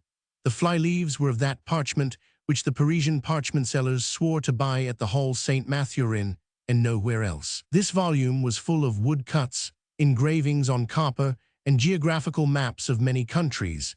It contained a preface consisting of a protest from the printers, paper manufacturers, and booksellers against the Edict of 1635, which imposed a tax on leather, beer, cloven-footed animals, sea fish, and paper, and on the back of the frontispiece was a dedication to the Griffs, who rank in Lyon with the Elzeviers in Amsterdam. And all this had combined to produce a famous copy almost as rare as the Apostle of Moscow. It was a beautiful book, and for that reason Renée Jean gazed at it too long, perhaps. The volume lay open just at the large engraving which represented St. Bartholomew carrying his skin on his arm. This print could be seen from below, and when the berries were eaten, Renée Jean gazed steadily at it with all his longing and greedy eyes, and Georgette, whose eyes had taken the same direction, spied the engraving and exclaimed, "Picture!" This word seemed to decide Renée Jean. Then, to the unbounded surprise of Groselane, a most remarkable proceeding took place. In one corner of the library stood a large oaken chair. Renée Jean went up to this chair, seized it, and dragged it across the room all alone by himself to the desk. Then, pushing it close up to the latter, he climbed upon it and put both his fists on the book. Having reached the height of his ambition, he felt that it behooved him to be generous, so taking the picture by the upper corner, he carefully tore it in two, the tear crossing the saint diagonally, which was a pity, but that was no fault of Renée Jean. The entire left side, one eye, and a fragment of the halo of this old apocryphal evangelist were left in the book. He offered Georgette the other half of the saint and the whole of his skin. Georgette, as she received it, remarked, "Maman." "Me too," cried Groselane. "The tearing out of the first page is like the first shedding of blood in battle. It decides the carnage." Renée Jean turned over the page. Next to the saint came the commentator, Pantonus. He bestowed Pantonus upon Groselane. Meanwhile, Georgette had torn her large piece into two smaller ones, and then the two into four. Thus it might have been recorded in history that Saint Bartholomew, after being flayed in Armenia, was quartered in Brittany. Chapter 6. The execution finished, Georgette held out her hand to Renée Jean for more. After the saint and his commentator came the frowning portraits of the glossarists. First came Gavantus. Renée Jean tore him out and placed him in Georgette's hand. A similar fate befell all the commentators of Saint Bartholomew. The act of giving imparts a sense of superiority. Renée Jean kept nothing for himself. He knew that Groselane and Georgette were watching him, and that was enough for him. He was satisfied with the admiration of his audience. Renée Jean, inexhaustible in his magnificent generosity, offered Fabricius and Pignatelli to Groselane, and Father Stilting to Georgette, Alphonse Tostet to Groselane, Cornelius a Lapide to Georgette. Groselane had Henry Hammond, and Georgette Father Roberty, together with an old view of the city of Douai. Where the latter was born in 1619, Groselane received the protest of the paper manufacturers, while Georgette obtained the dedication to the Griffs. And then came the maps, which Renée Jean also distributed. He gave Ethiopia to Groselane and Lycaonia to Georgette, after which he threw the book on the floor. This was an awful moment. With mingled feelings of ecstasy and awe, Groselane and Georgette saw Renée Jean frown, stiffen his limbs, clench his fists, and push the massive quarto off the desk. It is really quite tragical to see a stably old book treated with such disrespect. The heavy volume, pushed from its resting place, hung a moment on the edge of the desk, hesitating as if it were trying to keep its balance. Then it fell, crumpled and torn, with disjointed clasps, and loosened from its binding, all flattened out upon the floor. Luckily, it did not fall on the children. They were startled, but not crushed. The results of conquest have sometimes proved more fatal. Like all glories, it was accompanied by a loud noise and a cloud of dust. Having upset the book, Renée Jean now came down from the chair. For a moment, silence and dismay prevailed, for victory has its terrors. The three children clung to one another's hands and gazed from a distance upon the ruins of this monstrous volume.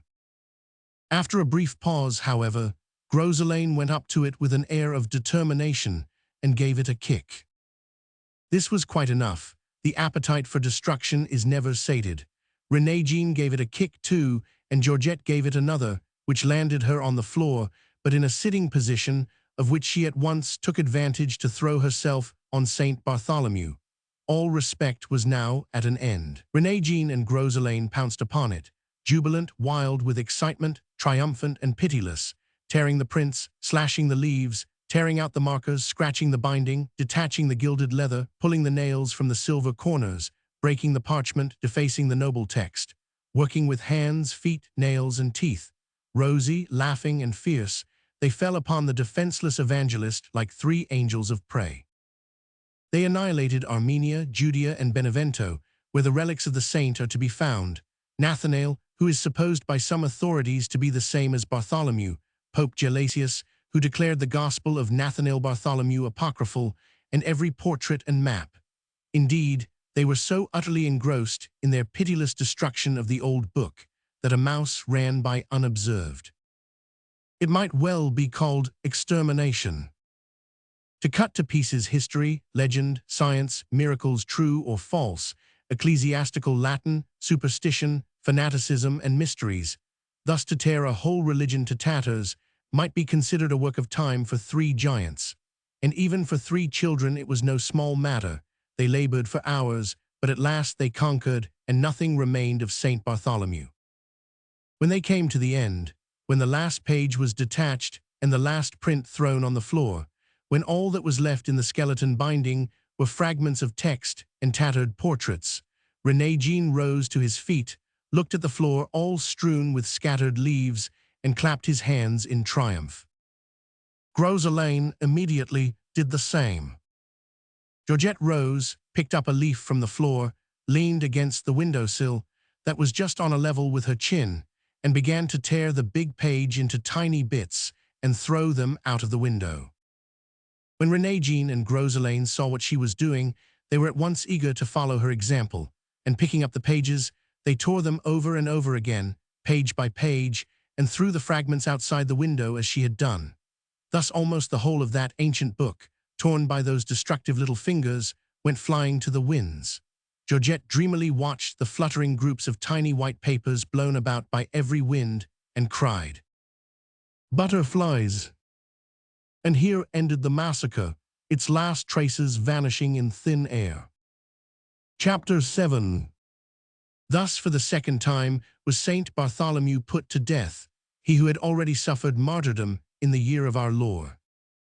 Meanwhile the evening was drawing on, and as the heat increased, a certain drowsiness pervaded the atmosphere. Georgette's eyes were growing heavy. René Jean went to his crib, pulled out the sack of straw that served him for a mattress, dragged it to the window, and stretching himself out upon it, said, "Let us go to bed." Gros Alain leaned his head against René Jean. Georgette laid hers on Gros Alain, and thus the three culprits fell sound asleep. Warm breezes stole in at the open windows. The scent of wildflowers borne upon the wind from the ravines and hills mingled with the breath of evening.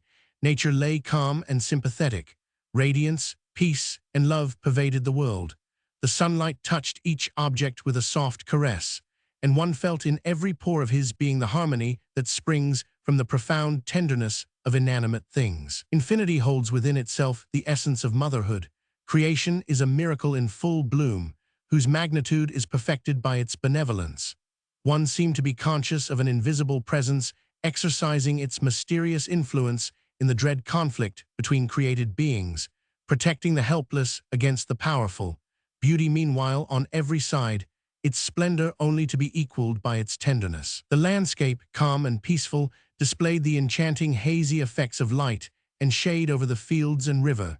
The smoke rose upwards to the clouds, like reveries melting into dreams.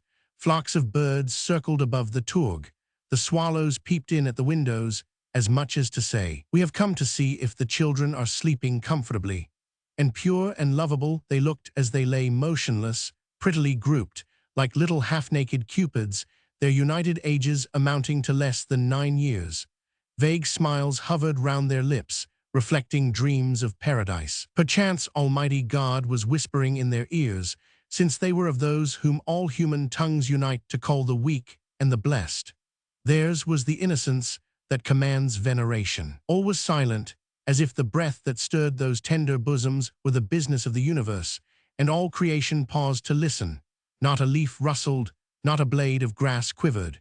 It seemed as if the wide starry universe held its breath lest these three lowly but angelic slumberers should be disturbed, and nothing could be more sublime than the impressive reverence of nature in the presence of this insignificance. The declining sun had nearly reached the horizon, when suddenly, amid this profound peace, lightning flashed from the forest, followed by a savage report. A cannon had just been fired. The echoes seized this sound and magnified it to a dreadful din, and so frightful was the prolonged reverberation from hill to hill that it roused Georgette. She raised her head a little, lifted her finger, listened, then said, "Boom!" The noise ceased, and silence returned again. Georgette put her head back on Gros Alain and fell asleep again. Book IV. The Mother. 1. Death passes. That evening the mother, whom we have seen wandering onward with no settled plan, had walked all day long. This was, to be sure, a matter of everyday occurrence. She kept on her way without pause or rest, for the sleep of exhaustion in some chance corner could no more be called rest than could the stray crumbs that she picked up here and there like the birds be considered nourishment. She ate and slept just enough to keep her alive. She had spent the previous night in a forsaken barn, a wreck such as civil wars leave behind them. In a deserted field she had found 4 walls, an open door, a little straw, and the remains of a roof, and on this straw beneath the roof she threw herself down, feeling the rats glide under as she lay there, and watching the stars rise through the roof. She slept several hours, then waking in the middle of the night, she resumed her journey, so as to get over as much ground as possible before the excessive heat of the day came on. For the summer pedestrian midnight is more favorable than noon. She followed as best she could the brief directions given her by the Vautour's peasant and kept as far as possible toward the west. Had there been anyone near, he might have heard her incessantly muttering half aloud, La Tourgue. She seemed to know no other word save the names of her children. And as she walked, she dreamed. She thought of the adventures that had befallen her, of all she had suffered and endured, of the encounters, the indignities, the conditions imposed, the bargains offered and accepted, now for a shelter, now for a bit of bread, or simply to be directed on her way. A wretched woman is more unfortunate than a wretched man, inasmuch as she is the instrument of pleasure. Terrible indeed was this wandering journey, but all this would count for nothing if she could but find her children. On that day her first adventure was in a village through which her route lay. The dawn was barely breaking, and the dusk of night still shrouded all the surrounding objects. But in the principal village street, a few doors were half open, and curious faces peeped out of the windows.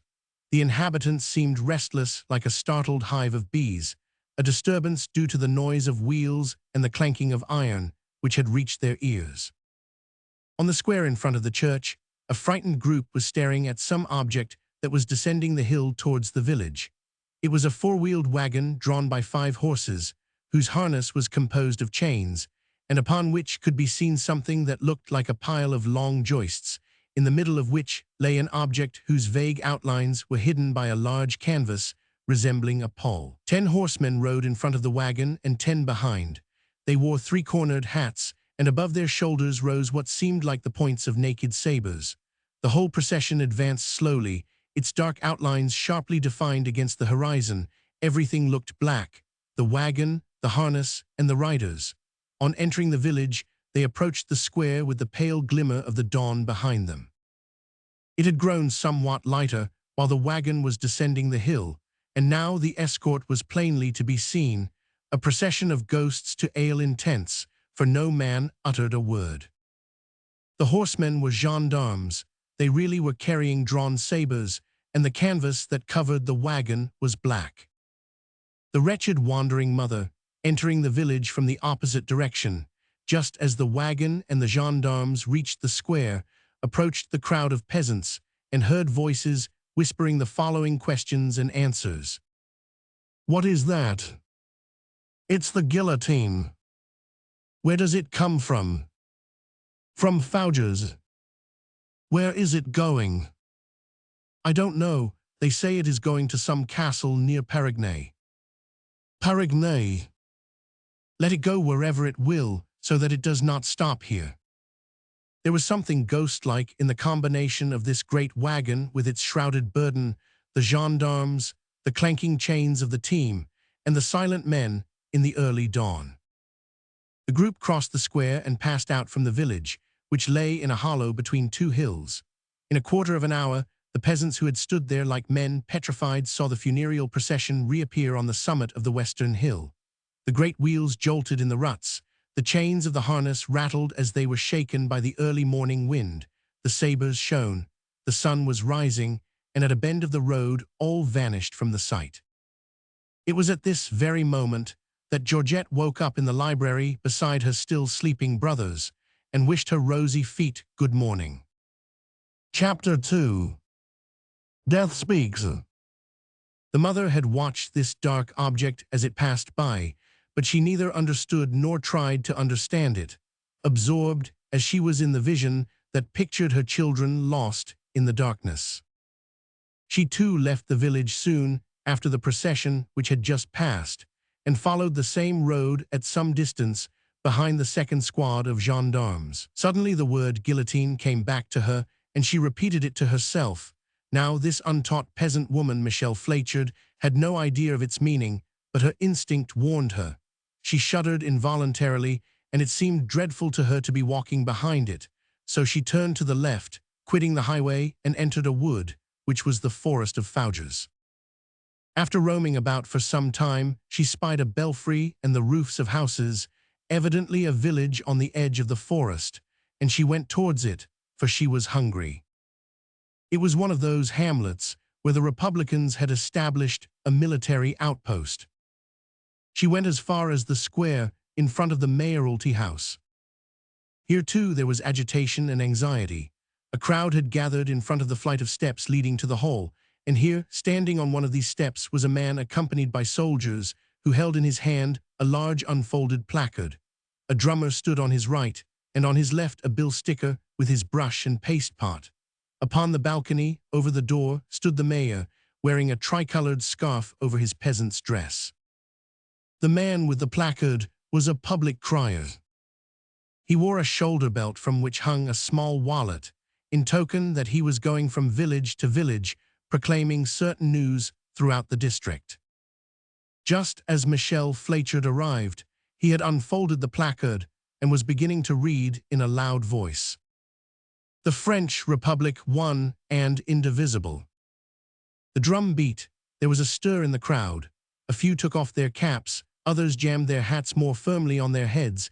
In those times one could almost recognize a man's political views throughout that district by the fashion of his headgear. Hats were worn by royalists, caps by republicans.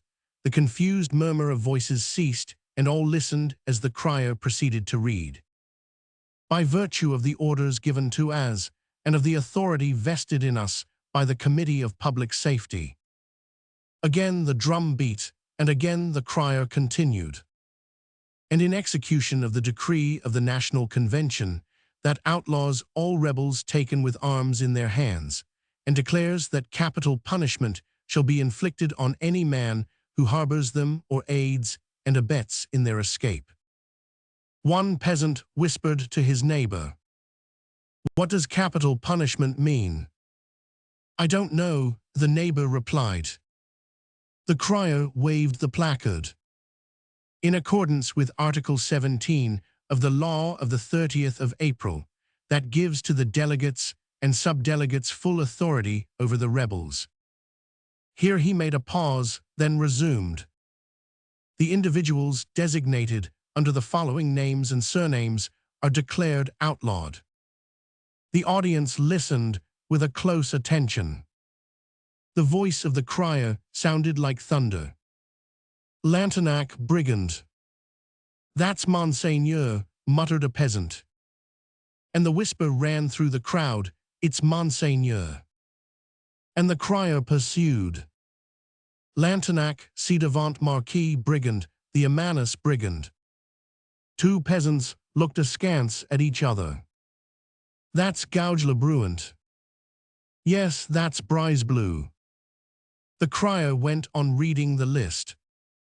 "Grand Francoeur, brigand." A murmur ran through the crowd. "He's a priest." "Yes, the Abbé Turmot." "I know, he is a curé somewhere near the forest of La Chapelle." "And a brigand," added a man in a cap. The crier went on. "Bois Nouveau, brigand, the two brothers Pékin boys, brigands, Hussard, brigand." "That's Monsieur de Quélen," said a peasant. "Peigneur, brigand." "That's Monsieur Seffo."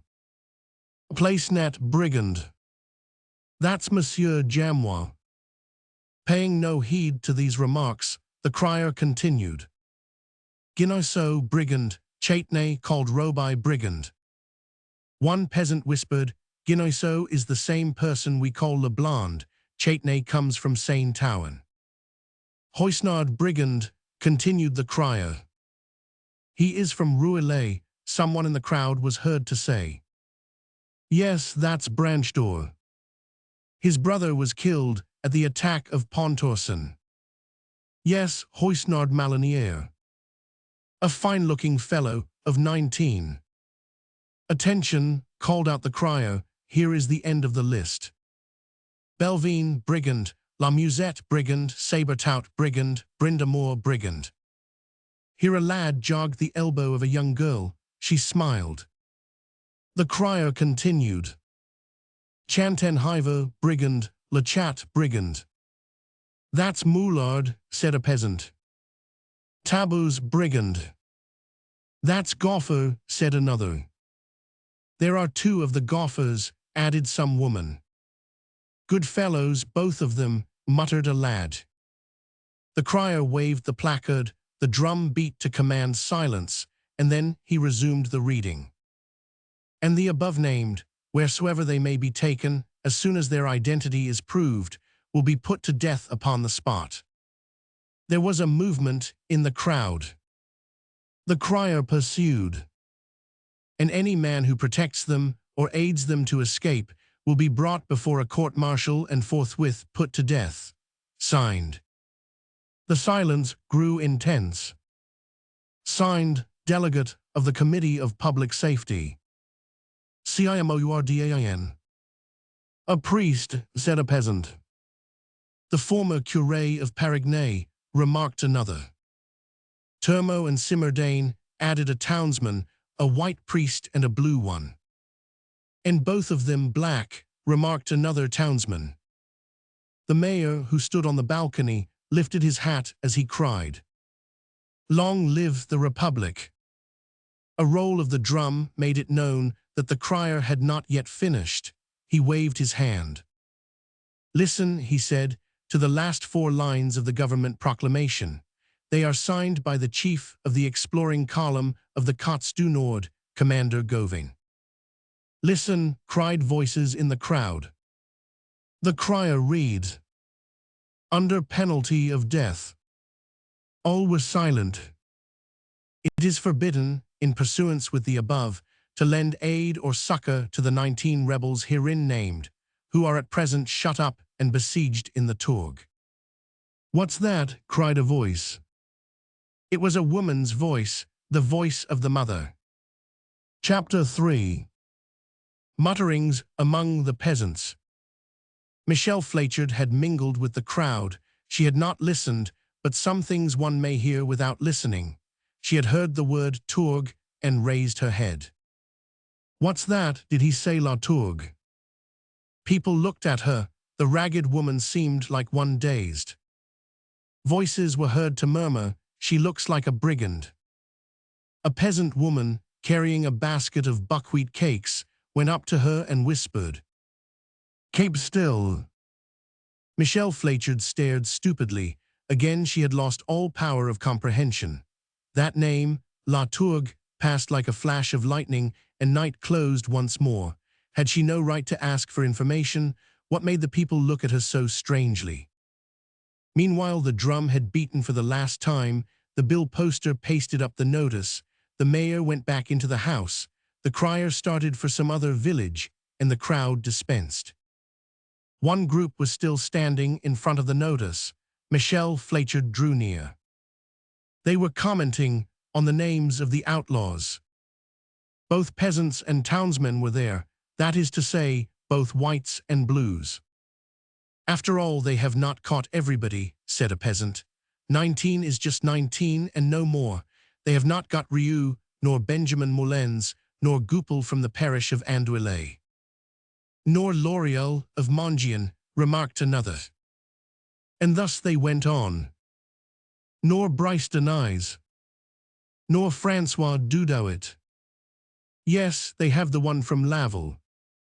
Nor Hewitt from Lonnie Villiers. Nor Gregis.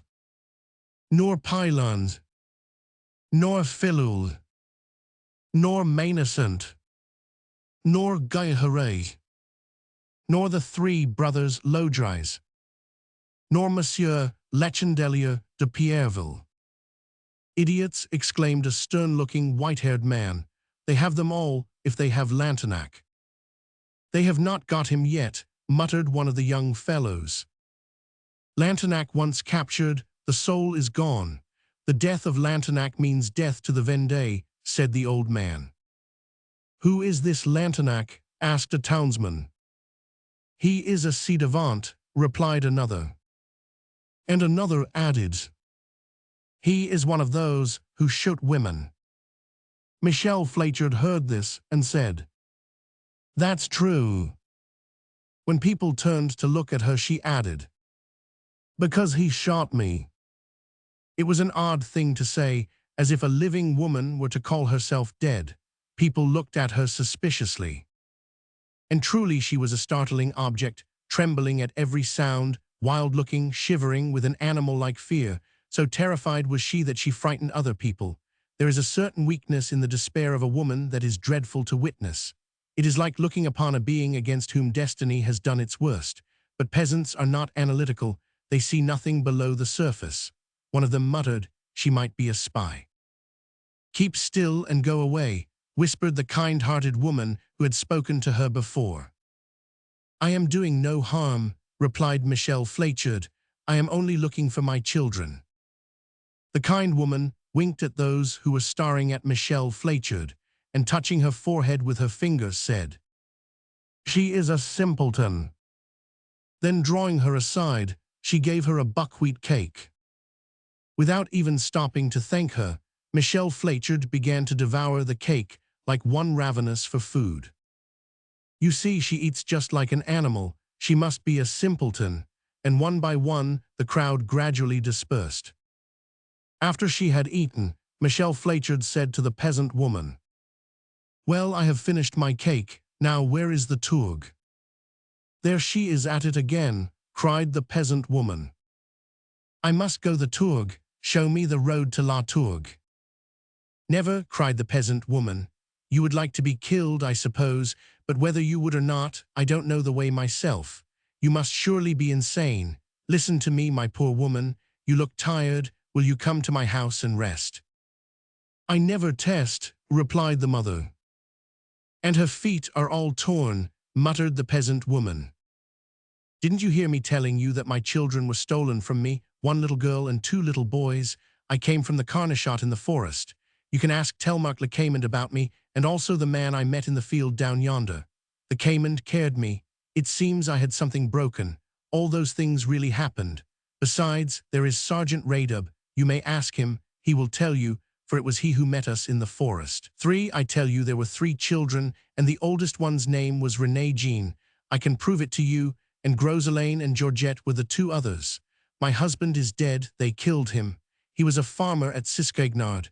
You look like a kind woman. Show me the way. I am not mad. I am a mother. I have lost my children and am looking for them. I do not know exactly where I came from. I slept last night on the straw in a barn. I am going to the Tourgue. I am not a thief. You can't help seeing that I am telling you the truth. You ought to help me to find my children. I don't belong to this neighborhood. I have been shot, but I do not know where it happened." The peasant woman shook her head, saying, "Listen, traveler. In times of revolution, you must not say things that cannot be understood, for you might be arrested." "But the Tourgue," cried the mother. "Madam, for the love of the infant Jesus and of the blessed Virgin in paradise, I pray you, I beg of you, I beseech you, madam, tell me how I can find the road to the Tourgue." Then the peasant woman grew angry. "I don't know, and if I did, I would not tell you. It is a bad place. People don't go there."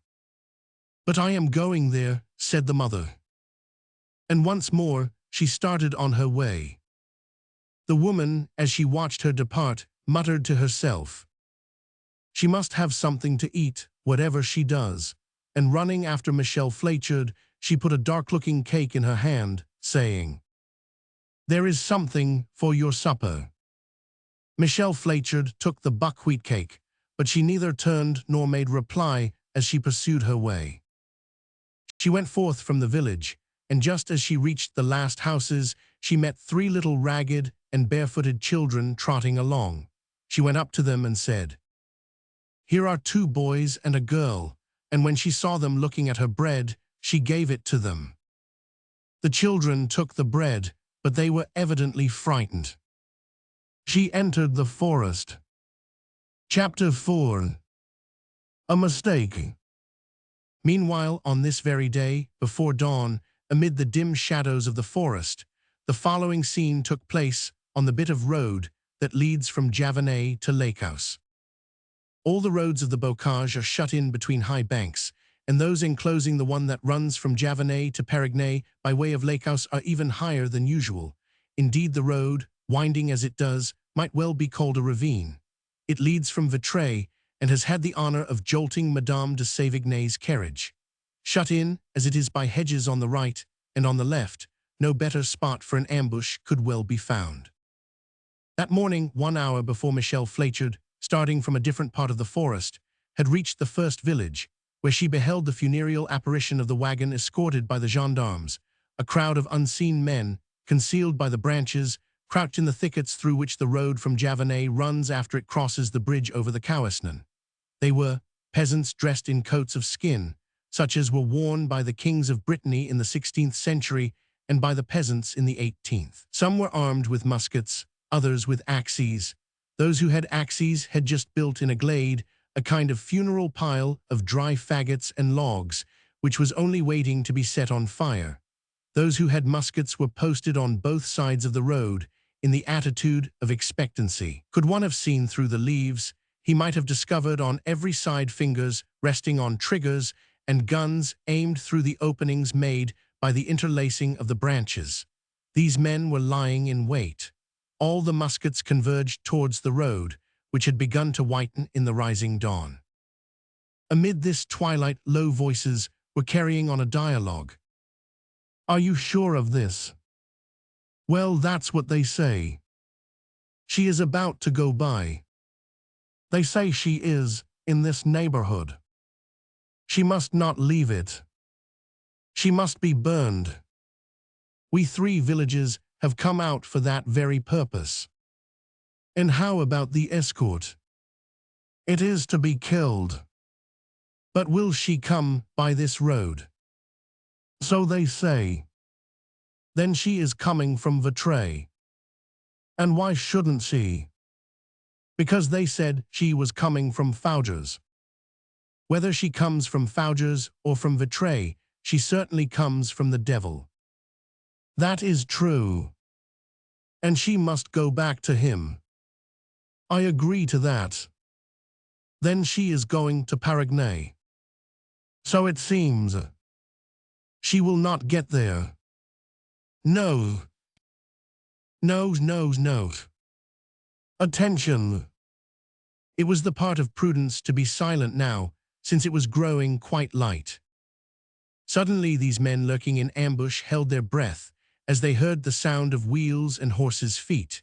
Peering through the branches, they caught an indistinct glimpse of a long wagon, a mounted escort, and something on the top of the wagon, all of which was coming towards them along the hollow road.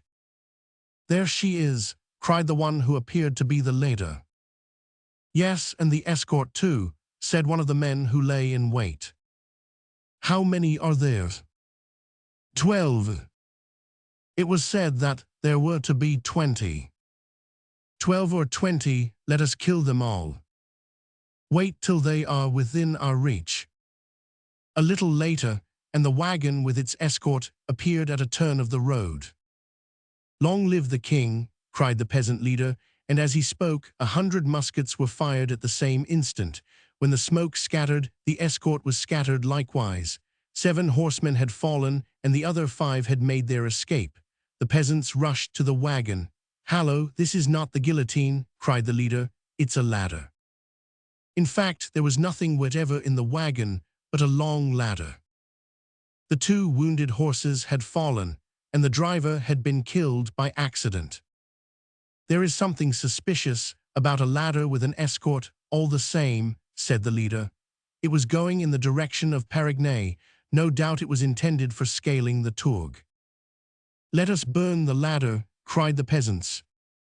As to the funereal wagon for which they were watching, it had taken another road, and was already 2 miles farther away, in the village where Michel Fléchard had seen it pass at sunrise. 5. Vox in deserto. After leaving the 3 children to whom she had given her bread, Michel Fléchard started at random through the woods. Since no one would show her the way, she must find it without help. From time to time she paused and sat down to rest, then up and away again. She was overcome by that intense weariness which one feels first in the muscles, then in the bones, like the fatigue of a slave. And a slave indeed she was, the slave of her lost children. They must be found. Each passing moment might be fatal to them. A duty like this debars one from the right to breathe freely, yet she was very weary. When one has reached this stage of fatigue, it becomes a question whether another step can be taken. Could she do it? She had been walking since morning without finding either a village or a house. When she first started, she had followed the right path, but soon wandered into the wrong one, and at last quite lost her way among the thick branches, where one tree looked just like another. Was she drawing near her goal? Were her sufferings almost over? She was following the way of the cross, and felt all the languor and exhaustion of the final station. Was she doomed to fall dead on the road? At one time, it seemed to her impossible to take another step. The sun was low, the forest dark, the paths no longer visible in the grass, and God only knew what was to become of her. She began to call, but there was no reply.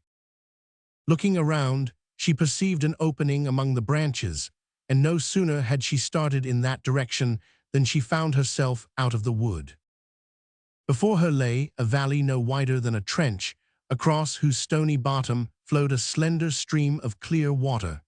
Then she realized that she was excessively thirsty, and approaching it knelt to drink, and while thus kneeling she thought she would say her prayers. When she rose, she tried to get her bearings and crossed the brook. As far as the eye could reach on the farther side of the little valley stretched a limitless plain overgrown with a stubbly underbrush, which rose from the brook like an inclined plane, occupying the entire horizon. If the forest were a solitude, this plateau might be called a desert. In the forest, there was a chance that one might encounter a human being behind any bush, but across the plateau not an object could be descried within reach of human vision. A few birds were flying across the heather, as if making an effort to escape. Then, in the presence of this utter desolation, feeling her knees give way beneath her, the poor bewildered mother cried out amid the solitude, like one suddenly gone mad. "Is there no one here?" She paused for an answer, and the answer came. A deep and muffled voice burst forth from the distant horizon, caught and repeated by echo upon echo. It was like a thunderbolt, but it might have been the firing of a cannon or a voice answering the mother's question and replying, "Yes." Then silence reigned once more. The mother rose with renewed energy. She felt reassured by a sense of companionship. Having quenched her thirst and said her prayers, her strength returned, and she began to climb the plateau in the direction from whence the voice of distant thunder had reached her ears. Suddenly she caught sight of a lofty tower looming up against the faraway horizon. It stood alone amid this wild landscape, and a ray of the setting sun cast a crimson glow across it. It was more than a league away. Beyond it stretched the forest of Fougères, its vast expanse of verdure half hidden by the mist. Could it have been this tower that made the noise? For it seemed to her to stand on the very spot whence came the thundering sound that had rung in her ears like a call. Michel Fléchard had now reached the summit of the plateau, and the plain alone lay before her. Chapter 6. The Situation. The moment had finally come when Simardane held Lantenac in his grasp. The inexorable had conquered the pitiless. The old rebel royalist was caught in his own lair, with no possible chance of escape, and Simardane had determined to behead the Marquis in the home of his ancestors, on his own estate, upon his very hearthstone, so to speak, that the feudal mansion might look upon the downfall of its feudal lord, and thus present an example not soon to be forgotten. For this reason, he sent to Fougères for the guillotine, which we saw on its way. To kill Lantenac was to kill the Vendée. The death of the Vendée meant safety for France. Simardane was a man utterly calm in the performance of duty, however ferocious it might be, and not for a moment did he hesitate. In regard to the ruin of the Marquis, he felt quite at ease, but he had another cause for anxiety. The struggle would no doubt be a fearful one. Gauvin would direct the assault, and perhaps take part in it. This young chief had all the fire of a soldier. He was the very man to throw himself headlong into this hand-to-hand encounter. And what if he were killed? Gauvin, his child, the only being on earth whom he loved. Gauvin had been fortunate thus far, but fortune sometimes grows weary. Simardane trembled. Strange enough was his destiny, thus placed between these two Gauvins, longing for the death of the one and praying for the life of the other. The cannon that had started Georgette in her cradle and summoned the mother from the depths of the woods did more than that. Whether by accident or intentionally on the part of the man who pointed the gun, the ball, though intended only as a warning, struck, broke, and partly wrenched away the iron bars that defended and closed the great loophole on the first floor of the tower, and the besieged had had no time to repair this damage. The truth was that, in spite of their loud boasting, their ammunition was nearly exhausted, and their situation, let it be remembered, was more critical than the besiegers suspected. Their dream had been to blow up the Tourgue when the enemy was once fairly within the walls, but their store of powder was running low, not more than 30 rounds left for each man. They had plenty of muskets, blunderbusses, and pistols, but few cartridges. All the guns were loaded, that they might keep up a steady fire. But how long could this last? To keep up the firing and economize their resources at one and the same time would be a somewhat difficult combination. Fortunately, a gloomy kind of fortune, it would be for the most part a hand-to-hand encounter, in which the cold steel of saber and dagger would take the place of firearms. They would have a chance to hack the enemy in pieces, and therein lay their chief hope. The interior of the tower seemed impregnable. In the low hall where the breach had been made, the entrance was defended by that barricade so skillfully constructed by Lantenac, called that retirade. Behind it stood a long table covered with loaded weapons, blunderbusses, carbines, muskets, sabers, hatchets, and daggers. Having been unable to make use of the oubliette prison communicating with the lower hall, for the purpose of blowing up the tower, the Marquis had ordered the door of this dungeon to be closed. Above the hall was the round chamber of the first story, which could only be reached by a very narrow spiral staircase. This room, provided like the lower hall with a table covered with weapons ready for use, was lighted by the wide embrasure whose grating had just been crushed by a cannonball. Below this room, the spiral staircase led to the round chamber on the second story, from which the iron door opened into the bridge castle. This room on the second floor was called indiscriminately the room with the iron door, or the mirror room, on account of the numerous little mirrors hung from rusty old nails against the naked stone walls, an odd medley of elegance and barbarism. As there were no means by which the upper rooms could be successfully defended, this mirror room was what Maneson Mallet, the authority on fortifications, calls the last post where the besieged may capitulate. The object was, as we have already stated, to prevent the besiegers from reaching it. This round chamber on the second floor was lighted by embrasures, but a torch was burning there also. This torch, stuck in an iron torch holder, like the one in the lower hall, had been lighted by the Emmaus and placed quite near the end of the sulphur match. Appalling solicitude. At the end of the hall, on a long board raised on trestles, food had been placed as in a Homeric cavern, great dishes of rice, a porridge of some kind of dark grain, hashed veal, a boiled pudding made of flour and fruit, and jugs of cider.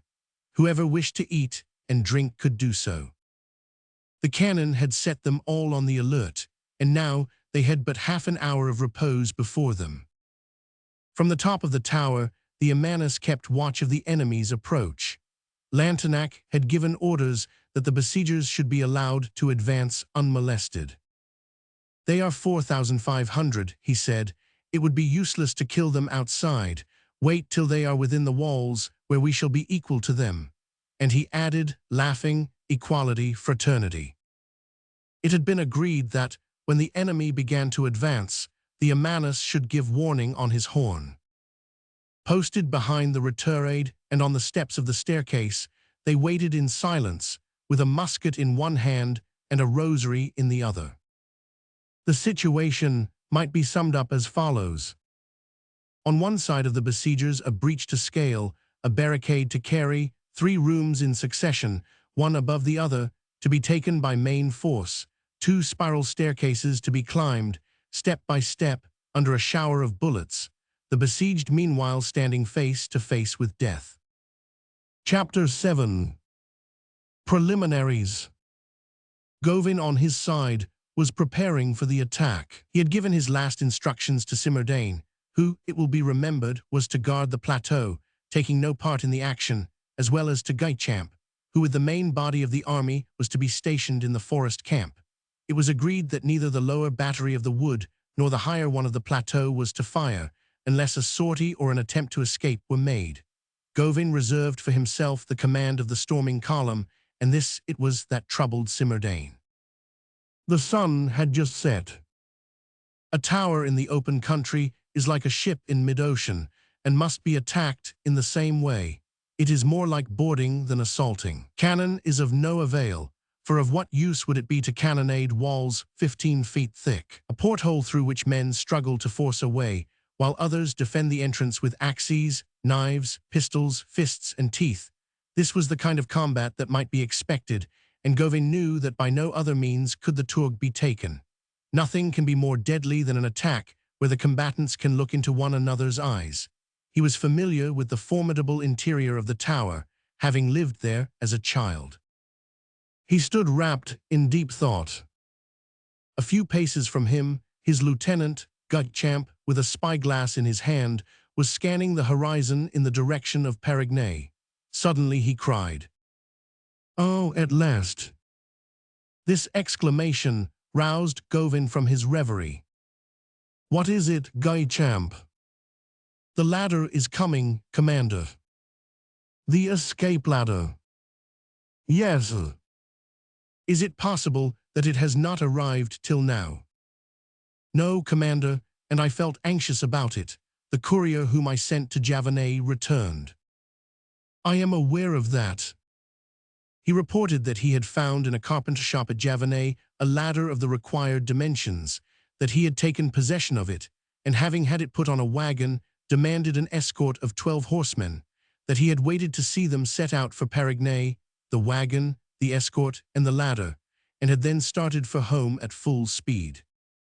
And reported the same to us, adding that the team was a good one and had started about 2 o'clock in the morning and would therefore be here before sunset. "Yes, I know all that. What else?" "Well, Commander, the sun has just set, and the wagon that is to bring the ladder has not yet arrived." "Is it possible? But we must begin the attack. The hour has come. If we are late, the besieged will think that we have retreated." "We can attack, Commander." "But we must have the escape ladder." "Certainly." "But we have not got it." "Yes, we have." "How is that?" "That's what made me say, 'Ah, at last.' As the wagon had not arrived, I took my spyglass and have been watching the road from Perigny to the Tourgue, and now I am content, for the wagon and the escort are yonder descending the hill. You can see them." Gauvin took the spyglass and looked. "Yes, there it is. It is hardly light enough to see it all distinctly, but I can distinguish the escort. It is certainly that. Only it seems to me larger than you said, Guchamp." "Yes, it does." "They are about a quarter of a league distant." "The escape ladder will be here in a quarter of an hour, Commander." "Then we can attack." It was indeed a wagon approaching, but not the one they supposed it to be. As he turned, Gauvin saw behind him Sergeant Raydub standing with downcast eyes, in the attitude of military salute. "What is it, Sergeant Raydub?" "Citizen Commander, we, the men of the battalion of the Bonnet-Rouge, have a favor to ask of you." "What is it?" "To be killed." "Ah," exclaimed Gauvin. "Will you grant us this favor?" "Well, that depends," said Gauvin. "It is just this, Commander. Since the affair at Dal, you have been too careful of us. There are 12 of us still." "Well, it humiliates us." "You are the reserved force." "We would rather be in the vanguard." "I need you to ensure success at the close of the engagement. That is why I keep you back." "There is too much of this keeping back." "It is all the same. You are in the column, you march. In the rear, Paris has a right to march at the head." "I will consider the matter, Sergeant Raydub."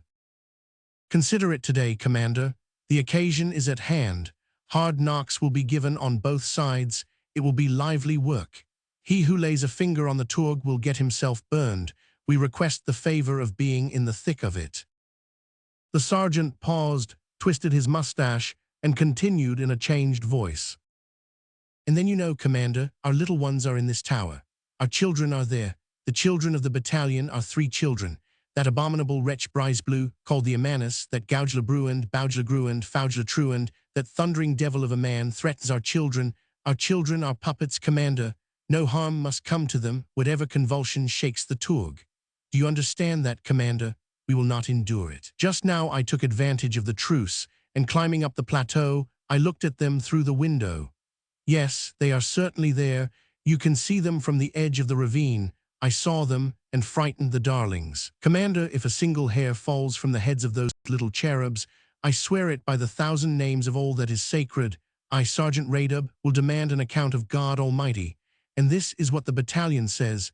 We want the babies to be saved, or else we all want to be killed. We have a right to ask it. Yes, that every man of us be killed.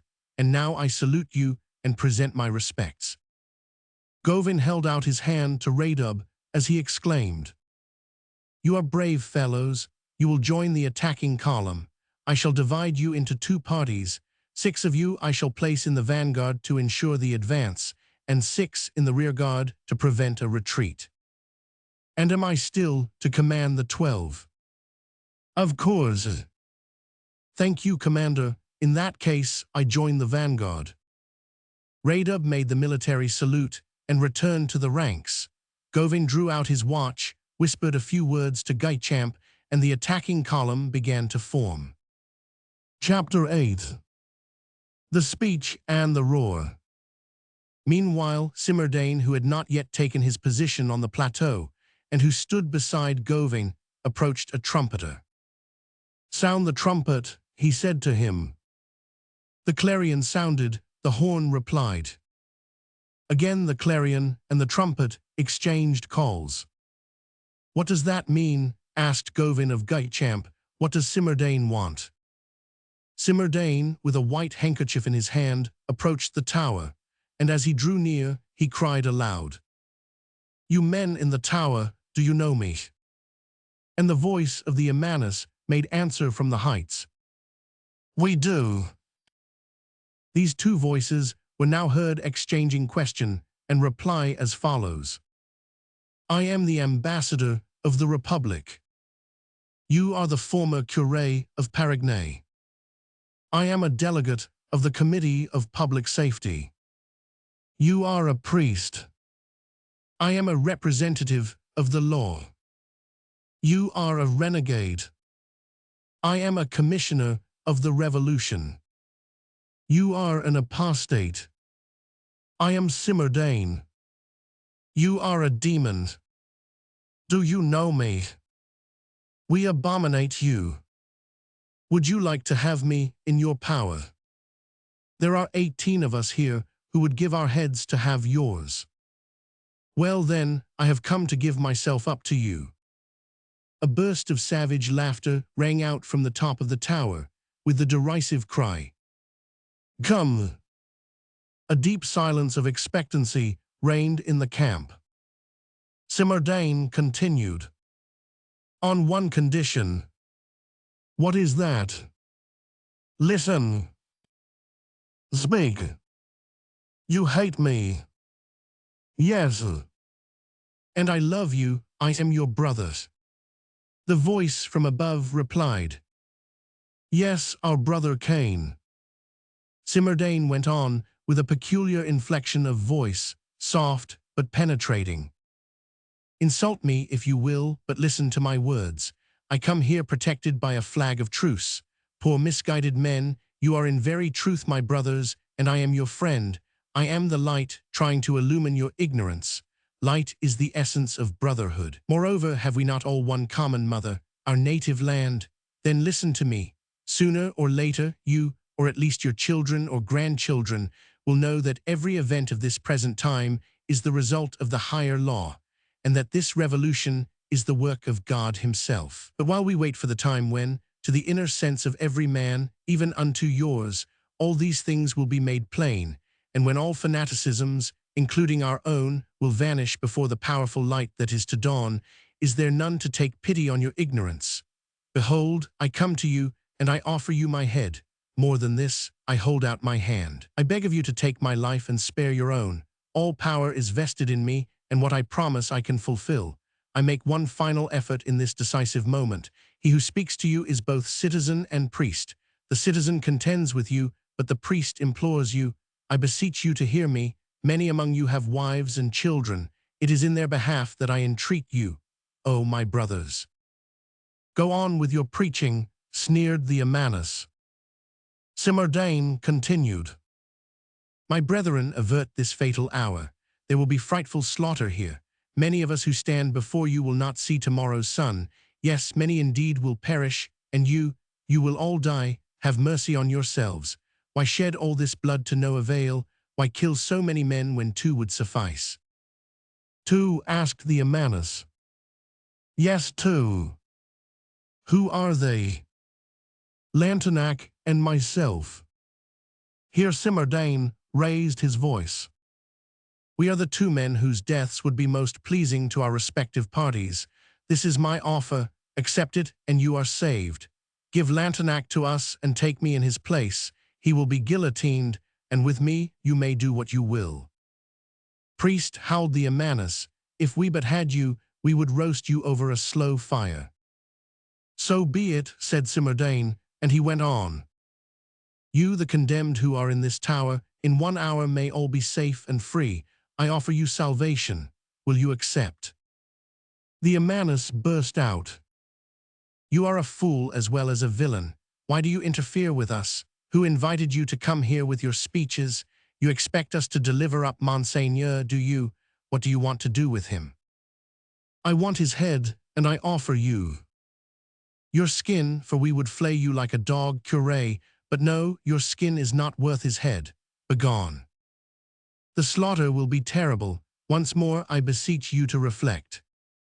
Night had come on during the progress of this gloomy conference, which had been heard both within and without the tower. The Marquis de Lantenac listened in silence, letting the affair take its course.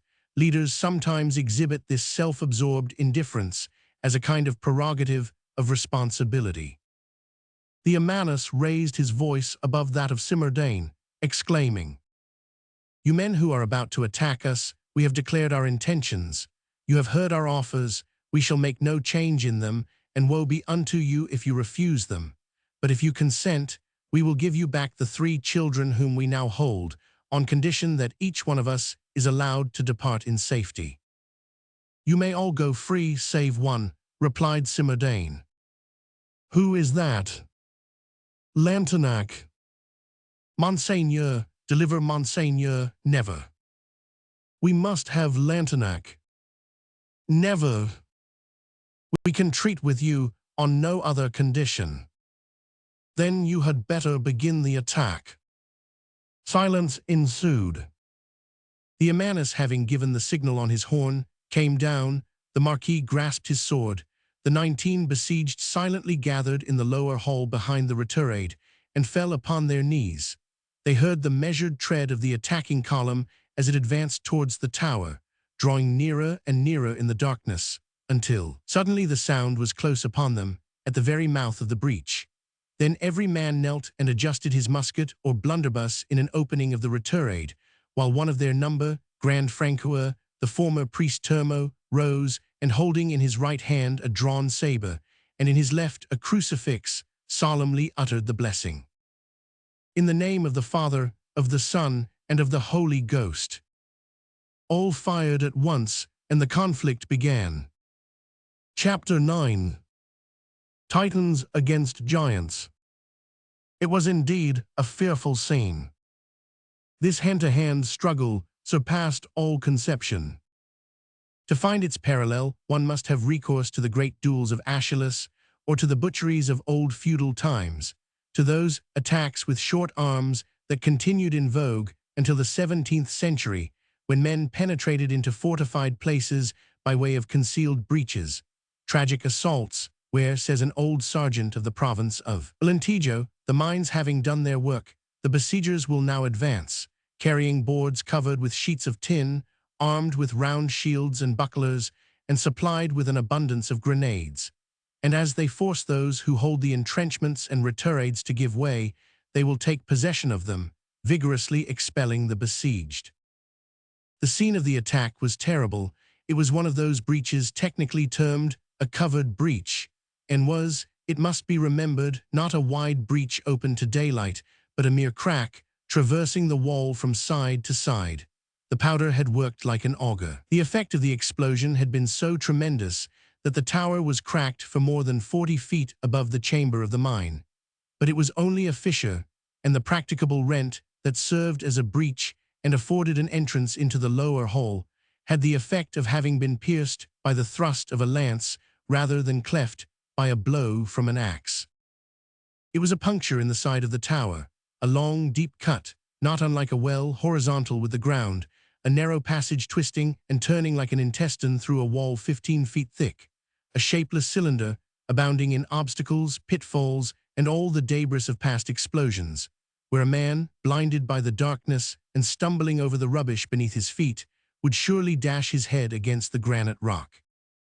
Before the assailants yawned this black portal, like a cavernous mouth, whose upper and lower jaws, closely set with jagged rocks, rivaled a shark's mouth in the number of its teeth.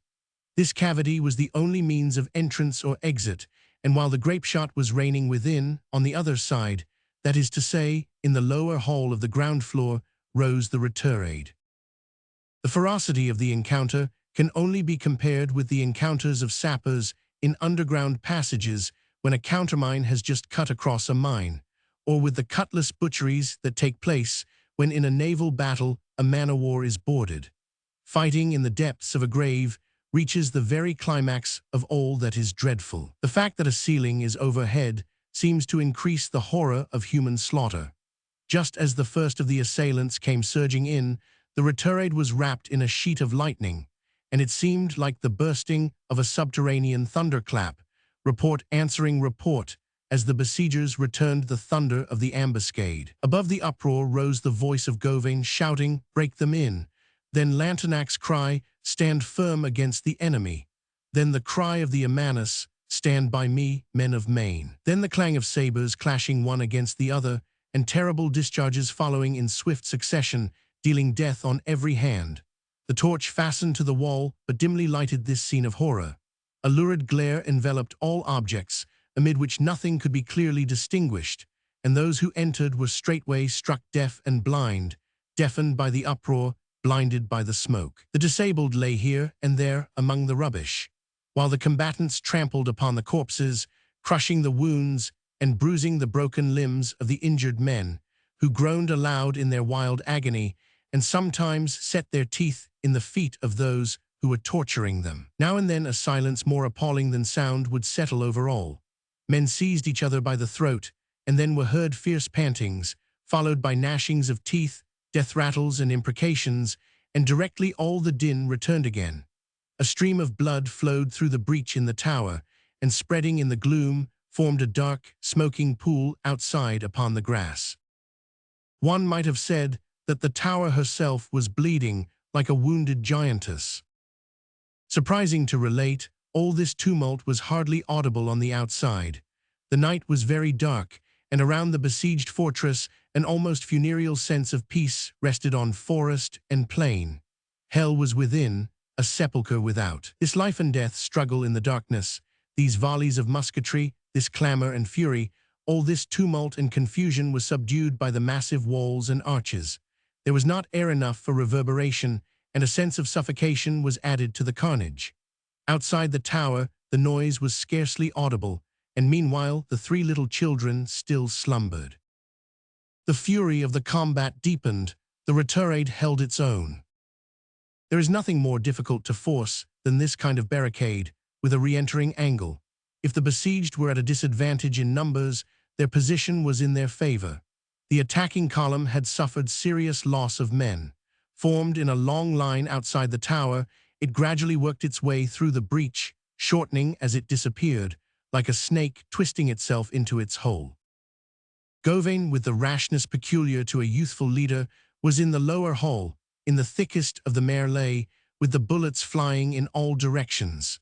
Let us add, however, that he felt all the confidence of a man who had never been wounded. As he turned to give an order, the flash from a volley of musketry lighted up a face close beside him. "Simardane," he cried, "why are you here?" "I came to be near you," replied the man, who was indeed Simardane. "But you will be killed." "What of that? Are you not in the same danger?" "But I am needed here, and you are not."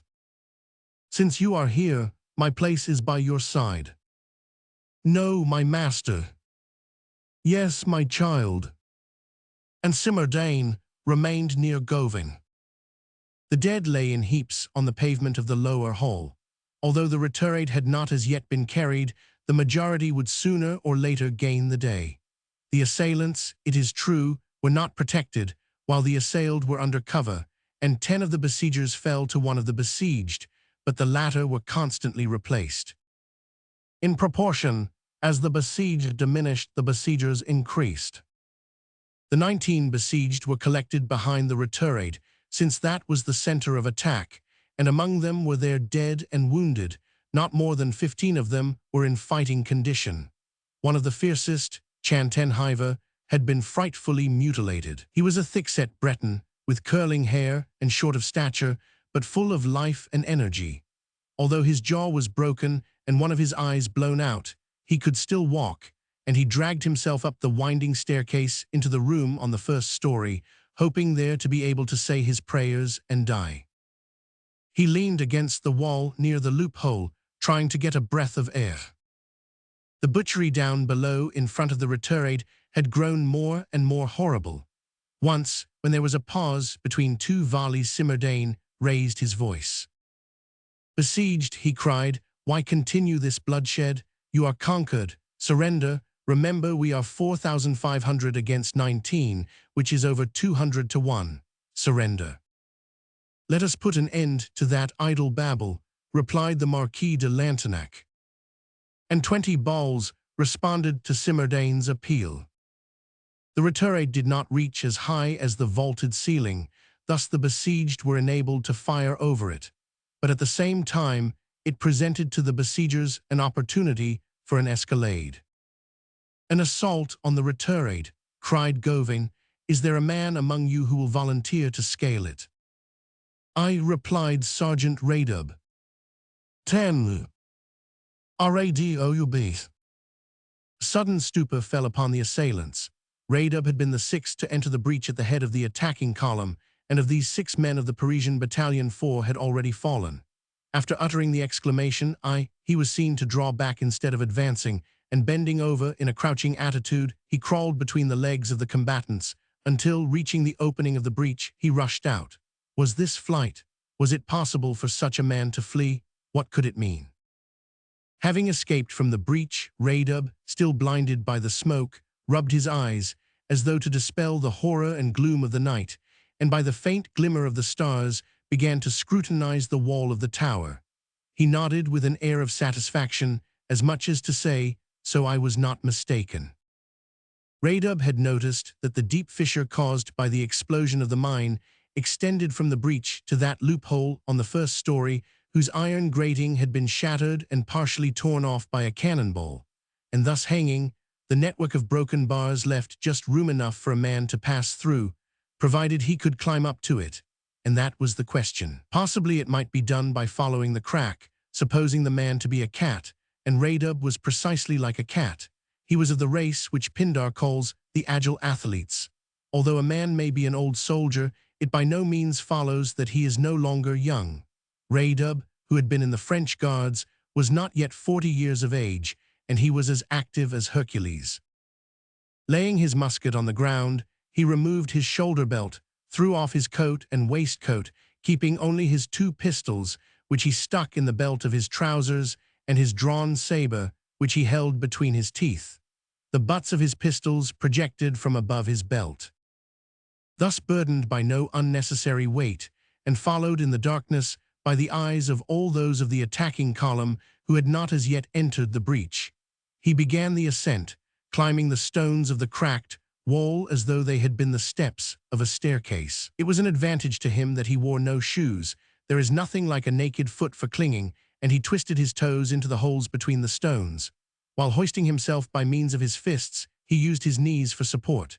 It was a hard pull, not unlike climbing up the teeth of a saw. Luckily, he thought to himself, there is no one in the room on the first story, for if there were, I should never have been allowed to climb up in this way. He had about 40 feet to climb after this fashion, and as he advanced, somewhat inconvenienced by the projecting butts of his pistols, the crack grew narrower and the ascent more and more difficult. The increasing depth of the precipice beneath his feet added constantly to the danger of a fall, but at last he reached the edge of the loophole, and on pushing aside the twisted and broken grating, he found that he had ample room to pass through. Then, raising himself by a powerful effort, he braced his knees against the cornices of the ledge, caught hold of a fragment of the grating on either hand, and holding his saber between his teeth, he drew himself up as high as his waist in front of the embrasure of the loophole. There, with his entire weight resting on his two fists, he hung suspended over the abyss. Now, with a single bound, he had but to leap into the hall of the first story. Suddenly he beheld in the gloom a horrible object. A face appeared in the embrasure, like a bleeding mask, with its jaw crushed and one eye torn out, and this one-eyed mask was gazing steadily at him. The two hands belonging to this mask were seen to reach forth from the darkness in the direction of Radub. One of them instantly caught the pistols from his belt, and the other pulled the saber from his teeth, and thus Radub was disarmed. He felt his knees slipping from the sloping cornice. The grasp of his hands on fragments of the grating barely sufficed to support him, while behind him yawned an abyss of 40 feet. That mask and those hands belonged to Chantenhuyver. Suffocated by the smoke that rose from below, Chantenhuyver had made his way into the embrasure of this loophole, where the outdoor air had revived him. The freshness of the night had checked the bleeding of his wounds, and he had begun to feel somewhat stronger, when suddenly, in the opening before him appeared the form of Radub. Then, while the latter hung there, clinging with both hands to the railing, with no choice but to drop or suffer himself to be disarmed, Chantenhuyver, with an awful calmness, snatched the two pistols from Big Belt and the saber from his teeth. Whereupon ensued a duel between the unarmed and the wounded, a duel without a parallel. There could be no doubt that the dying man would come off victorious. One shot would be enough to hurl Radub into the yawning gulf below. Luckily for Radub, Chantenhuyver, in consequence of holding the two pistols in one hand, was unable to fire either, and was forced to use the saber, with which he gave Radub a thrust in the shoulder, a blow which wounded him and at the same time saved his life. Although unarmed, Radub, in full possession of his strength and heedless of his injury, which was simply a flesh wound, suddenly swung himself forward, and releasing his hold on the bars, leaped into the embrasure, where he found himself face to face with Chantenhuyver, who had thrown the saber behind him, as he knelt clutching a pistol in either hand. As he took aim at Radub, the muzzle of his pistol was so close as nearly to touch him, but his enfeebled arm trembled, and a minute passed before he could fire. Radub availed himself of this respite to burst out laughing. "Look here, you hideous object," he cried. "Do you think you can frighten me with your jaw like beef à la mode? Sapristi, how they have spoiled your face for you." Chantenhuyver was aiming at him. "I suppose it is rather rude to say so," continued Radub, "but the grape shot has made a pretty ragged piece of work of your head. Bellona spoiled your beauty, my poor fellow. Come, come, spit out your little pistol shot, my friend." The pistol went off, and the ball, grazing Radub's head, tore away half his ear. Chantenhuyver, still grasping the second pistol, raised his other arm, but Radub gave him no time to take aim. "It's quite enough to lose one ear," he cried. "You have wounded me twice, and now my turn has come." Throwing himself on Chantenhuyver, he gave his arm so powerful a blow that the pistol went off in the air. Then, seizing him by his wounded jaw, he twisted it until Chantenhuyver uttered a howl of agony and fainted. Radub stepped over his prostrate form and left him lying in the embrasure. "Now that I have made known to you my ultimatum, don't you dare to stir," he said. "Lie there, base reptile that you are. You may be very sure that I shall not amuse myself at present by killing you. Crawl at your leisure over the ground. Under my feet, you will have to die anyhow, and then you will find out what nonsense your curé has been telling you. Away with you into the great mystery, peasant." And he sprang into the hall of the lower story. "One can't see his hand before him," he grumbled. Chantenhuyver was convulsively writhing and moaning in his agony. Radub looked back. Silence, will you please to keep still, citizen, without knowing it? I have nothing more to do with you, for I should scorn to put an end to your life. Now leave me in peace." And as he stood, watching Chantenhaiver, he plunged his hands restlessly into his hair. "What am I to do? This is all very well, but here I am disarmed. I had 2 shots to fire, and you have wasted them, animal that you are. And besides, the smoke is so thick that it makes my eyes water." And accidentally touching his tom ear, he cried out with pain. "You have not gained much by getting my ear," he continued. "In fact, I would rather lose that than any other member. It's only an ornament anyway. You have scratched my shoulder too, but that's of no consequence. You may die in peace, rustic, I forgive you." He listened. The noise in the lower hall was frightful. The fight was raging more wildly than ever. Things are progressing downstairs. Hear them yelling, "Long live the king." It must be acknowledged that they die nobly. He stumbled over his saber that lay on the floor, and as he picked it up, he said to Chantenhaiver, who had ceased to moan and who might very possibly be dead, "You see, man of the woods, my saber is not of the slightest use for what I intended to do. However, I take it as a keepsake from you, but I needed my pistols. Devil take you, savage. What am I to do here? I am of no use at all." As he advanced into the hall, tiding to see where he was and to get his bearings, he suddenly discovered in the shadow behind the central pillar a long table, and upon this table something faintly gleaming. He felt of the objects. They were muskets, pistols, and carbines, a whole row of firearms arranged in order and apparently only waiting for hands to seize them. This was the reserve prepared by the besieged for the second stage of the assault. Indeed, it was a complete arsenal. "This is a treasure indeed," exclaimed Raydub, and half-dazed with joy he flung himself upon them. Then it was that he became formidable. Near the table covered with firearms could be seen the wide-open door of the staircase leading to the upper and lower stories. Raydub dropped his saber, seized a double-barreled pistol in each hand, and instantly fired at random through the door leading to the spiral staircase. Then he grasped a blunderbuss, firing that also, and directly afterwards a gun loaded with buckshot, whose 15 balls made as much noise as a volley of grapeshot. After which, pausing to take breath, he shouted in thundering tones down the staircase, "Long live Paris." Seizing another blunderbuss bigger than the first, he aimed it towards the vault of the winding staircase, and paused again. The uproar that ensued in the lower hall baffles description. Resistance is shattered by such unlooked-for surprises. 2 of the balls of Raydub's triple discharge had taken effect, killing the older of the brothers Pekenboys and Huzard, who was M. de Quaylen. "They are upstairs," cried the Marquis. At this exclamation, the men determined to abandon the retirade, and no flock of birds could have surpassed the rapidity of their flight.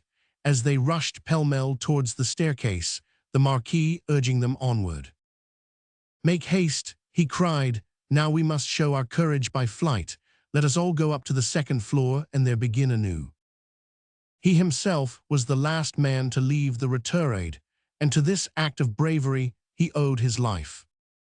Raydub, with his finger on the trigger, was concealed on the first landing of the staircase, watching the rout.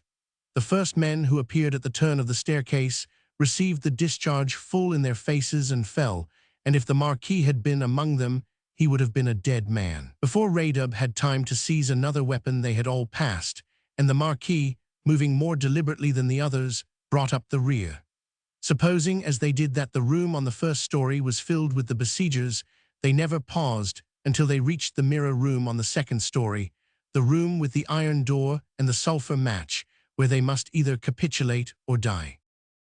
Gauvain, quite as much surprised as any one of the besieged at the sound of the shots from the staircase, and having no idea of the source of this unexpected assistance, but availing himself of it without trying to understand, had leaped over the retirade, followed by his men, and sword in hand, had driven the fugitives to the first story. There he found Raydub, who, with a military salute, said to him, "One moment, Commander, it was I who did that. I had not forgotten Dull, so I followed your example and took the enemy between 2 fires." "You are a clever scholar," replied Govin with a smile. One's eyes, like those of night birds, grow accustomed to a dim light after a certain time, and Govin discovered that Radub was covered with blood. But you are wounded, comrade. Oh, that is nothing, Commander. What is an ear more or less? I got a saber thrust too, but I don't mind it. When one breaks a pane of glass, of course one gets a few cuts. It is only a question of a little blood. In the room in the first story conquered by Radub, the men halted. A lantern was brought, and Simmerdane rejoined Govin, whereupon they both took counsel together, and well they might. The besiegers were not in the confidence of the besieged. They had no means of knowing their scarcity of ammunition, nor their want of powder. The second story was their very last entrenchment, and the assailants thought it not unlikely that the staircase might be mined. One thing was certain, the enemy could not escape. Those who were not killed were like men locked in a prison. Lanternac was caught in the trap. Resting upon this assurance, they felt that it would be well to devote a short time to considering the matter of bringing the affair to a crisis. Many of their men had already been killed. They must take measures to prevent too great a loss of life in the final assault. There would be serious danger in this last attack. At the first onset, they would no doubt find themselves exposed to a heavy fire. Hostilities had ceased. The besiegers in possession of the ground floor and the first story waited for orders from their chief to renew the fight. While Govin and Simmerdane held counsel together, Radub listened in silence to their deliberations. At last, he timidly ventured another military salute. "Commander." "What is it, Radub?" "Have I earned a small reward?" "Certainly, ask what you will." "Then I ask to be the first one to go up." It was impossible to refuse him. Besides, he would have gone without permission. Chapter 11. The Desperate. While these deliberations were in progress on the first floor, a barricade was going up overhead. If success inspires fury, defeat fills men with rage. The two stories were about to clash in wild frenzy. There is a sense of intoxication in the assurance of victory. The assailants below were buoyed up by hope, that most powerful incentive to human effort when it is not counteracted by despair. All the despair was above, calm, cold, and gloomy despair. When they reached this hall of refuge, their last resource, they proceeded first of all to bar the entrance, and in order to accomplish this object, they decided that the blockading of the staircase would be more effectual than barring the door. Under such circumstances, an obstacle through which one can both see what is going on and fight at the same time is a better defense than a closed door. All the light they had came from the torch which Amanus had stuck in the holder on the wall near the sulfur match. One of those great heavy oaken chests, such as formerly served the purpose of holding clothing and linen, before the invention of chests of drawers, stood in the hall, and this trunk they dragged out and set up on end in the doorway of the staircase. It fitted so closely into the space that it blocked up the entrance, leaving just room enough for the passage of a single man, thus affording them an excellent chance to kill their assailants one by one. It seemed somewhat doubtful whether any of them would attempt to enter. Meanwhile, the obstructed entrance gave them a respite, during which they counted the men. Of the original 19, but 7 remained, including the Amanus, and he and the Marquis were the only ones who had not been wounded. The 5 wounded men who were still active, for in the excitement of battle no man would succumb to anything less than a mortal wound, were Chatenay, called Roby, Guinesso, Hoisnard, Branchdor, Brindamore, and Grand Francois. All the others were dead.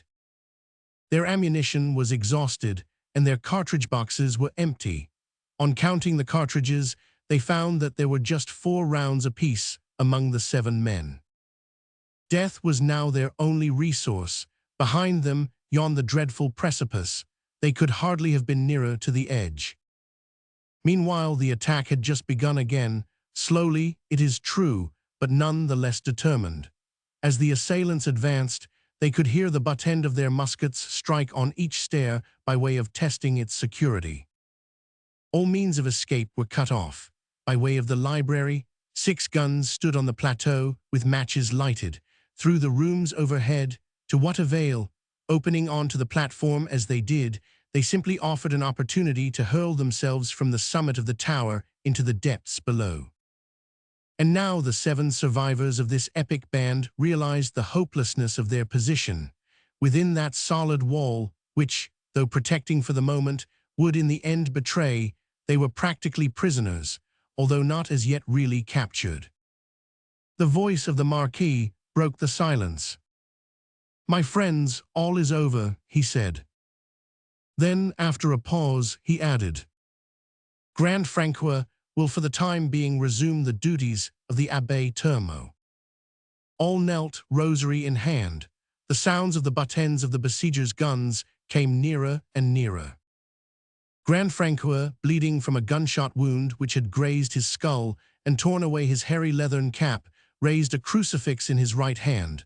The Marquis, a thorough skeptic, knelt on one knee. "Let each one confess his sins aloud. Speak, Monseigneur."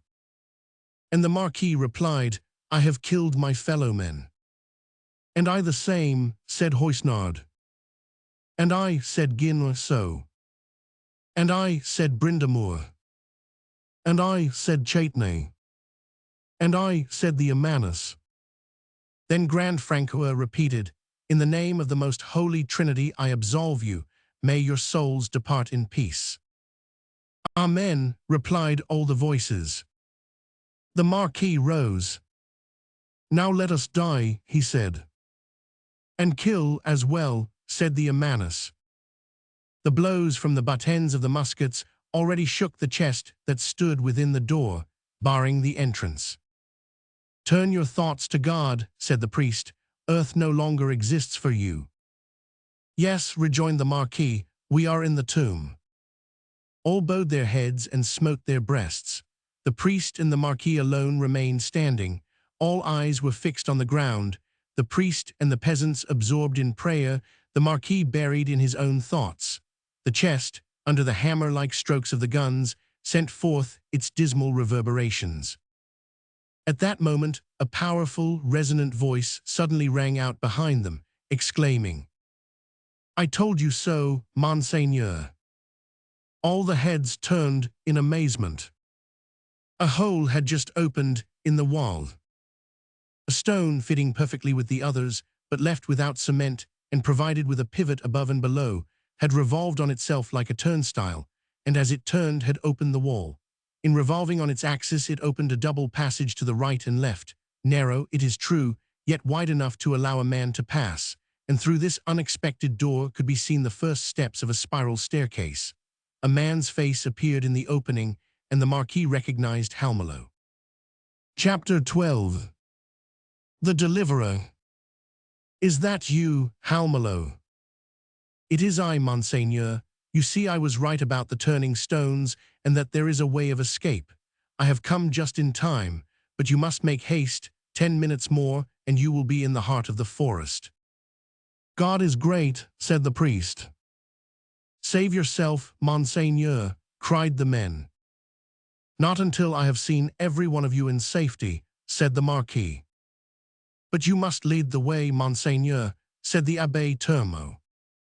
"Not so," replied the Marquis. "I shall be the last man to leave."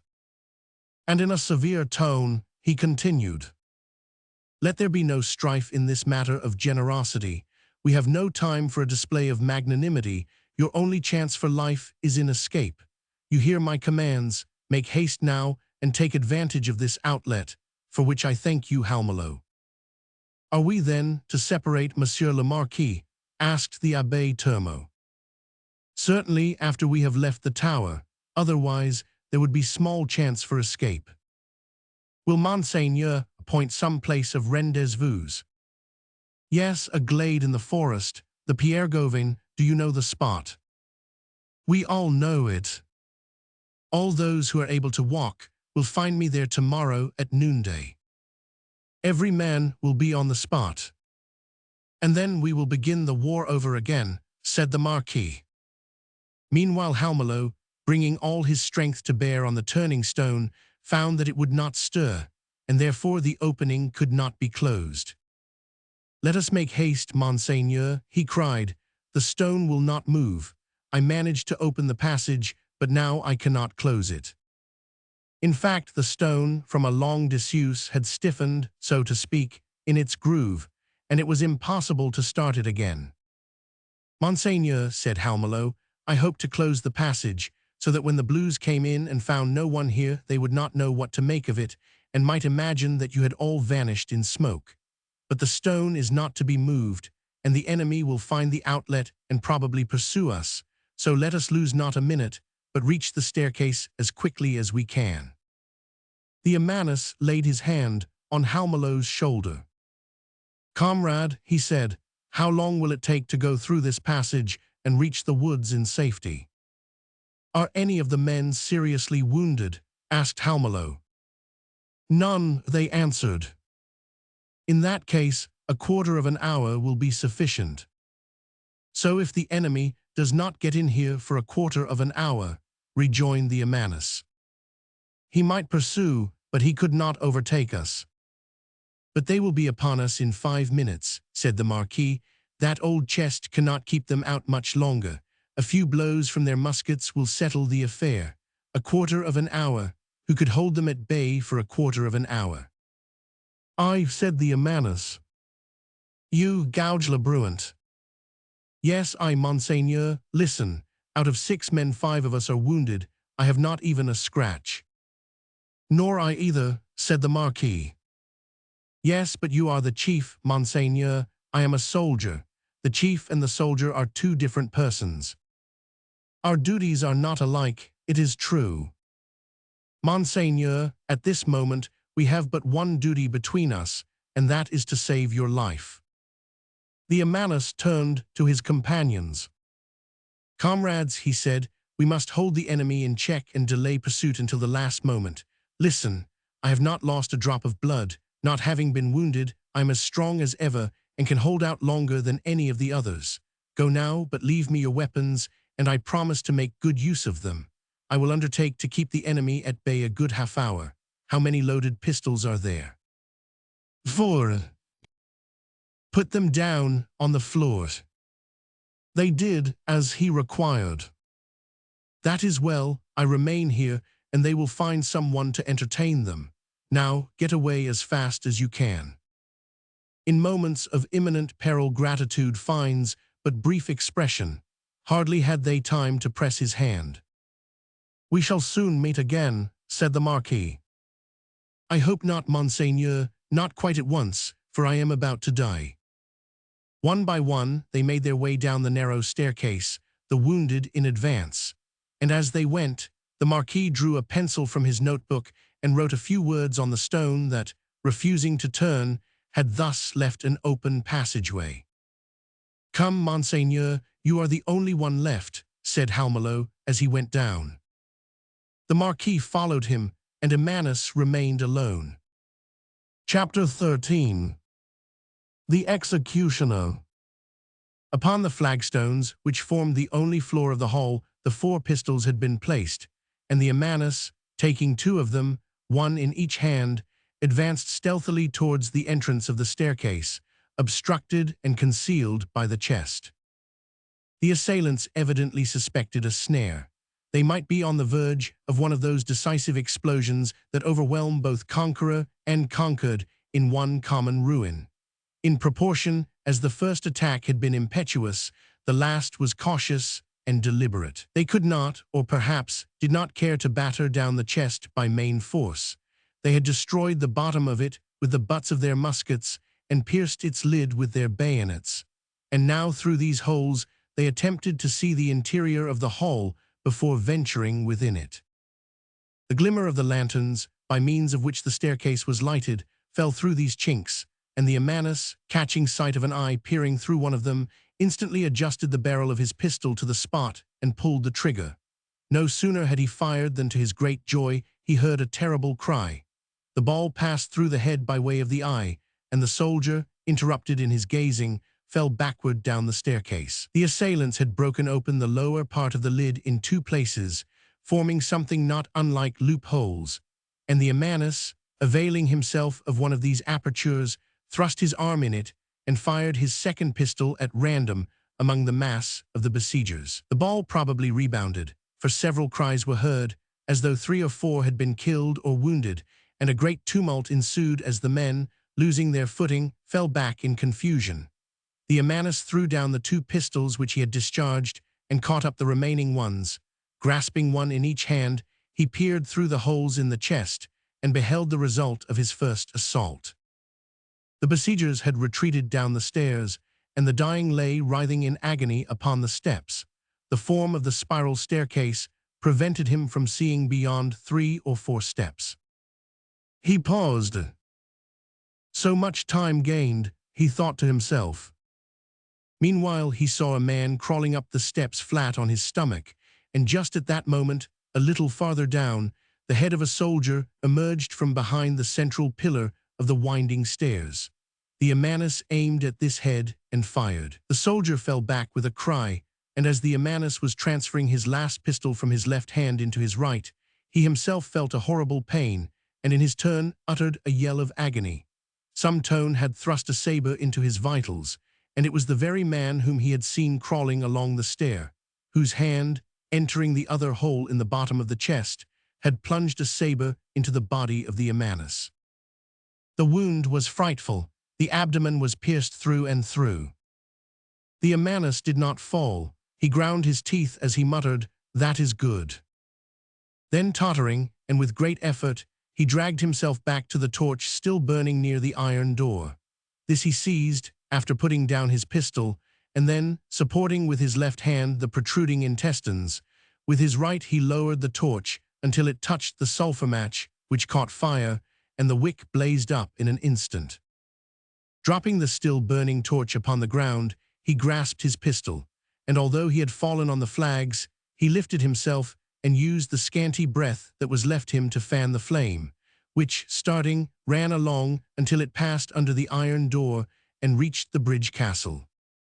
When he beheld the triumph of his villainous scheme, taking to himself more credit for this crime than for his self-sacrifice, the man who had acted the part of a hero and who now degraded himself to the level of an assassin smiled as he was about to die and muttered, "They will remember me. I take vengeance on their little ones in behalf of our own little king shut up in the temple." Chapter 14. The Amanus also escapes. At that moment a loud voice was heard, and the chest, violently hurled aside, was shattered into fragments, giving passage to a man who, saber in hand, rushed into the hall. "It is I, Radub," he cried. "Who wants to fight me? I am bored to death with waiting, and I must run the risk. I don't care what happens. At all events, I have disemboweled one of you, and now I come to attack you all. Follow me or not, as you like, but here I am. How many are you?" It was indeed Radub himself, and he alone. After the slaughter that the Amanus had made on the staircase, Gauvain, suspecting some hidden mine, had withdrawn his men and was taking counsel with Simardane. Amid the darkness, where the expiring torch cast but a feeble glimmer, Radub, saber in hand, stood on the threshold and repeated his question. "I am alone. How many are you?" Receiving no reply, he advanced. Just then one of those sudden flashes, emitted from time to time by a dying fire, a kind of throbbing light, which might be compared with a human sob, burst from the torch and illuminated the entire hall. Radub caught sight of one of the little mirrors hung on the wall, and approaching it, inspected his bloody face and lacerated ear, saying as he did so, "What a horrible mutilation!" Then he turned, surprised to see the hall empty, and cried, "No one here, not a soul." His eyes lighted on the revolving stone, the passage, and the staircase. "I understand. They have taken to their heels. Come on, comrades, come on. They have all run away. They have gone, evaporated, dissolved, vanished. There was a crack in this old jug of a tower. There is the hole through which they got out, the rascals. How are we ever to get the better of Pitt and Coburg when men play tricks like these? The devil himself must have come to their aid. There is no one here." A pistol shot was fired, and a ball, grazing his elbow, flattened itself against the wall. Ah, someone is here then. To whom do I owe this delicate attention? To me, replied a voice. Radub, peering through the shadows, at last descried the form of Emmanus. Aha, he cried, I have got one of you. The others have escaped, but you will not get off. Is that your opinion? Replied the Emmanus. Radub made one step forward and paused. Hey, who are you, lying on the ground there? I am a man on the ground, who laughs at those who are on the feet. What is that in your right hand? A pistol. And in your left hand? My intestines. I take you prisoner. I defy you to do it.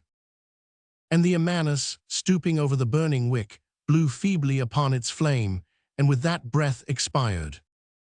A few moments later, Gawain and Simardane, followed by the others, entered the hall. They all saw the opening, and after searching every corner and exploring the staircase which led down into the ravine, they felt very sure that the enemy had escaped. They shook the Emmanus, but he was dead. Gawain, with lantern in hand, examined the stone which had furnished the fugitives with a means of escape. He had heard of this revolving stone, but he too had always regarded it as a fable. While he was examining the stone, he noticed certain words written with a pencil, and holding the lantern nearer, he read as follows. Au revoir, Monsieur le Vicomte. L'Antac. Guichamp had joined Gawain. Pursuit was manifestly out of the question. The escape had been successful. Everything was in favor of the fugitives. The entire country, the underbrush, the ravines, the copses, and even the inhabitants themselves. No doubt they were far enough away by this time. There was no possibility of finding them, and the entire forest of Fougers was one vast hiding place. What was to be done? They saw themselves forced to begin the whole affair over again. Gawain and Guichamp exchanged their regrets and conjectures. Simardane listened gravely, without uttering a word. By the way, Guichamp, how was it about the ladder? It has not come, Commander. But we saw a wagon with an escort of gendarmes. It was not bringing the ladder, replied Guichamp. What then was it bringing? The guillotine, said Simardane. Chapter 15. Never put a watch and key in the same pocket. The Marquis de Lantenac was not so far away as they supposed, although he was in perfect safety and beyond their reach.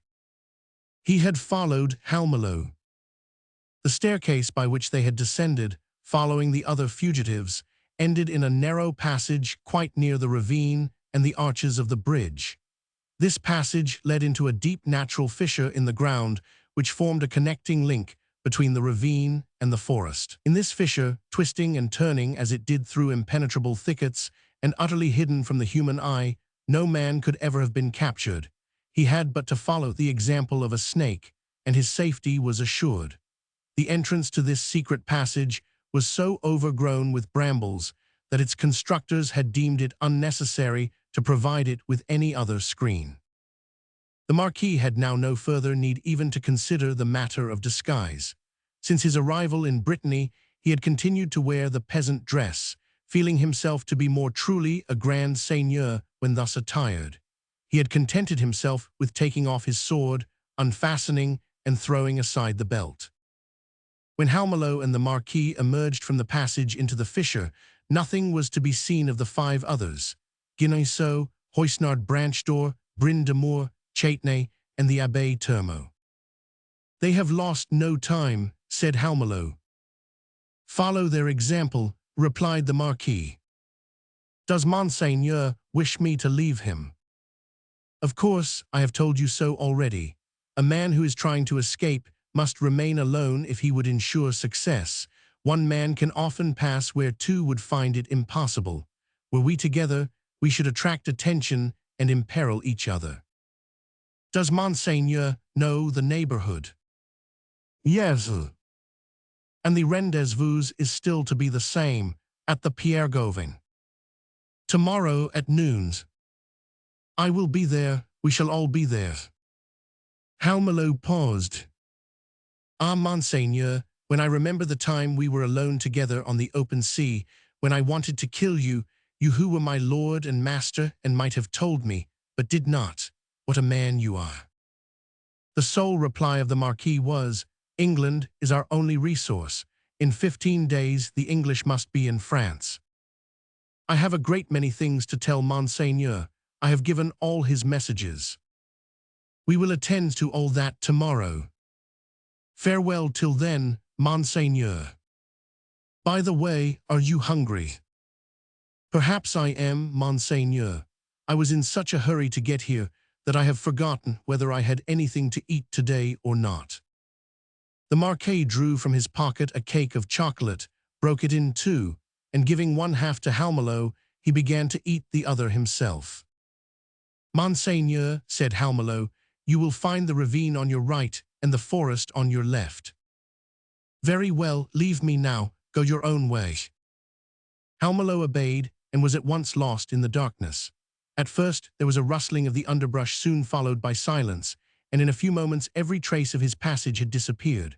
This land of the bocage, bristling with forests and labyrinths, was the fugitive's best ally. Men vanished before one's very eyes. It was this facility for rapid disappearance that made our armies pause before this ever-retreating Vendée and rendered its combatants so formidable in their flight. The Marquis stood motionless. Although he was a man who kept his feelings under perfect control, he was not insensible to the joy of breathing the fresh air, after having lived so long in an atmosphere of blood and carnage. To be rescued at a moment when all seemed utterly lost, to find oneself in safety after gazing into one's own grave, to be snatched from death to life, is a severe shock even for such a man as Lantenac, and although this was by no means his only experience of the kind, he could not at once subdue his agitation. For a moment he admitted to himself his own satisfaction, but straightway suppressed an emotion that was akin to joy. Drawing out his watch, he struck the hour. He wondered what time it might be, and to his great surprise discovered that it was but 10 o'clock. When one has just passed through some terrible crisis, wherein life and death have hung in the balance, it is always astonishing to discover that those minutes so crowded with action were no longer than any others. The warning cannon had been fired shortly before sunset, and half an hour later, just at dusk, between 7 and 8 o'clock, the assault on the Tourgue began. Hence this tremendous combat beginning at 8 and ending at 10, this epic, as one might call it, had consumed just 120 minutes. Catastrophes often descend like a flash of lightning, and events are marvelously foreshortened, and when one pauses to reflect, it would be surprising were it otherwise. 2 hours' resistance offered by so small a band against a force vastly superior to itself was extraordinary, and this struggle of 19 against 4,000 could not be called a brief one. But it was time to go. Halmelo must by this time be far away, and the Marquis felt that prudence no longer required him to remain there. He put his watch back into his waistcoat pocket, but not into the one from which he had taken it, for he noticed that in that one it came in contact with the key of the iron door which the Amanus had brought him, and there was danger of breaking the crystal. Just as he was on the point of taking the left hand, turning towards the forest, he fancied he saw a faint ray of light. He turned, and through the underbrush, which all at once stood out against a red background, thus revealing its minutest details with absolute distinctness, he beheld a bright glare along the ravine very near the spot where he was standing. At first he turned in that direction, then changed his mind as the folly of exposing himself to that light occurred to him. Whatever it might be, it was really no affair of his in any event. Once more he started to follow Halmelo's directions and advanced several steps towards the forest. All at once, buried and hidden by the brambles as he was, he heard above his head a terrible cry. It seemed to come from the very edge of the plateau above the ravine. The Marquis raised his eyes and paused. Bocqueville. Indi amon Deus. 1. Found but lost. When Michel Fléchard first perceived the tower reddened by the rays of the setting sun, it was more than a league away, and this woman, nothing daunted by the distance, though scarcely able to put one foot before the other, kept bravely on her way. Women may be weak, but mothers are strong. The sun had set, twilight came on, followed by the darkness of night. As she walked along, far away in the distance, from some invisible belfry, probably that of Perigny, she heard the clock strike 8, then 9. From time to time, she paused to listen to something that sounded like heavy blows, but it might have been only the uncertain noises peculiar to the night. She walked straight onward, crushing the furze and prickly heather beneath her bleeding feet. She was guided by a faint light issuing from the distant keep, which bathed the tower in a mysterious glow while it defined its outlines against the surrounding gloom. This light changed in measure as the sounds grew loud or faint. The vast plateau across which Michelle Fletcher made her way was completely covered with grass and heather. Neither house nor tree was to be seen. Its rise was almost imperceptible, and as far as the eye could reach, its long line was clearly defined against the dark horizon dotted with stars. She was supported, as she climbed, by the sight of the tower constantly before her eyes, and as she drew nearer, it gradually increased in size. As we have just remarked, the muffled reports and the pallid gleams of light that issued from the tower were intermittent, dying away and then returning as they did. It seemed to the wretched mother in her distress like some agonizing enigma. Suddenly they ceased, and with the sound, the light too died away. There was a moment of absolute silence, an appalling tranquility, and then it was that Michelle Fletcher reached the edge of the plateau. She saw beneath her feet a ravine, whose depths were hidden by the dim shadows of night. At a short distance, on the top of the plateau, the confused mass of wheels, slopes, and embrasures which formed the battery, and before her, indistinctly lighted by the burning matches of the guns, an enormous edifice that seemed built of shadows blacker than those that surrounded it. This building consisted of a bridge, whose arches rested in the ravine, together with a kind of castle erected on the bridge, both castle and bridge supported by a round and lofty mass of masonry. This was the tower which had been that mother's distant goal. One could see the lights moving to and fro behind the loopholes of the tower, and it was evident, from the noise issuing therefrom, that it was crowded with men, whose shadows were projected even as high as platform. Michelle Fletcher could distinguish the vedettes of the camp near the battery, but the darkness and the underbrush concealed her from their view. She had reached the edge of the plateau and was so close to the bridge that it seemed as if she could almost touch it with her hand. The deep ravine alone separated her from it. She could distinguish, even in the darkness, the 3 stories of the bridge castle. She knew not how long she had been standing there, having lost all consciousness of time, absorbed in a silent contemplation of that yawning chasm and the gloomy building. What was it that was going on within? Was this the Tourgue? She felt that restless sense of expectation peculiar to travelers who have either just arrived or are on the eve of departure. As she stood listening and gazing around, she tried to think why she was there. Suddenly, all objects vanished before her eyes. A veil of smoke had suddenly obscured the object she was watching. A sharp pain forced her to close her eyes, but she had no sooner done so than a light flashed upon them so intensely brilliant that her eyelids seemed transparent, and when she opened them again, the night had changed into day, but the light of that day, dreadful to look upon, was born of fire. What she saw was the outburst of a conflagration.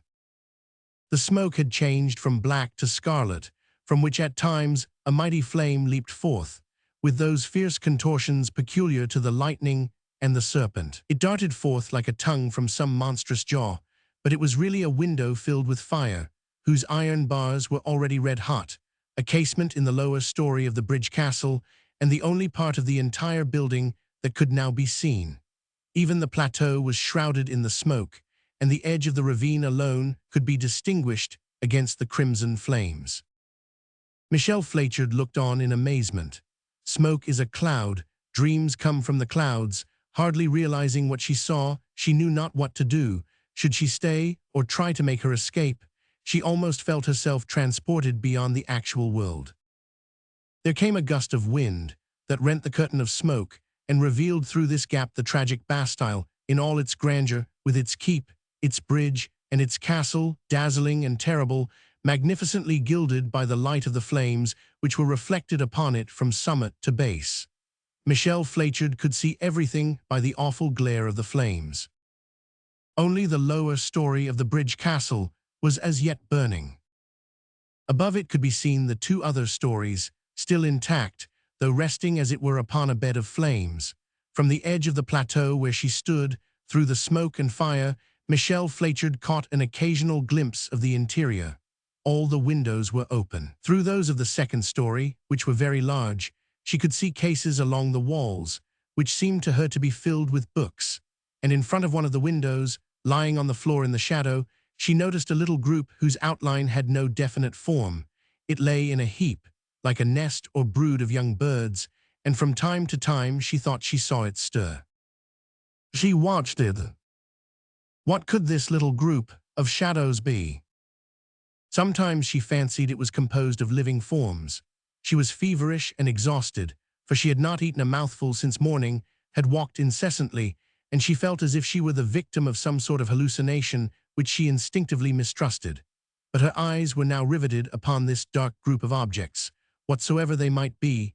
Doubtless, it was something inanimate lying there upon the floor in the hall, directly over the conflagration. Suddenly, as though inspired by a will of its own, the fire flung forth a jet of flame upon the dead ivy that mantled the very wall on which Michelle Fletcher stood gazing. It was as if it had just discovered this network of withered branches. A spark greedily seized upon it, and the fire began to rise from twig to twig with the frightful rapidity of a powder train. In the twinkling of an eye, the flame reached the second story, and from thence a light was thrown into the one below. A vivid glare brought into instantaneous relief 3 little sleeping children. It was a charming group, their little legs and arms intertwined, their eyelids closed, their faces sweetly smiling. The mother knew her children.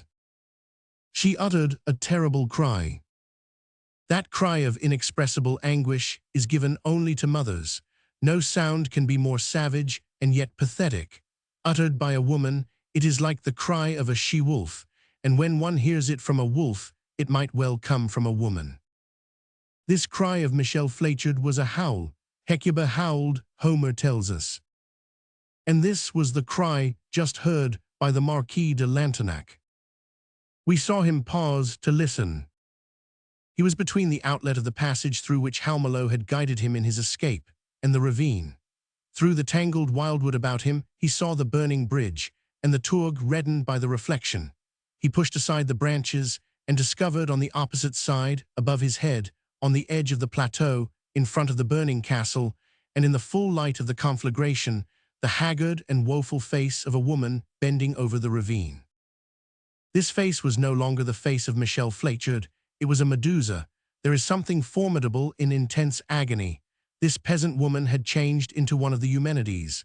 The unknown rustic, low, ignorant, stupid, had suddenly taken on the epic proportions of despair.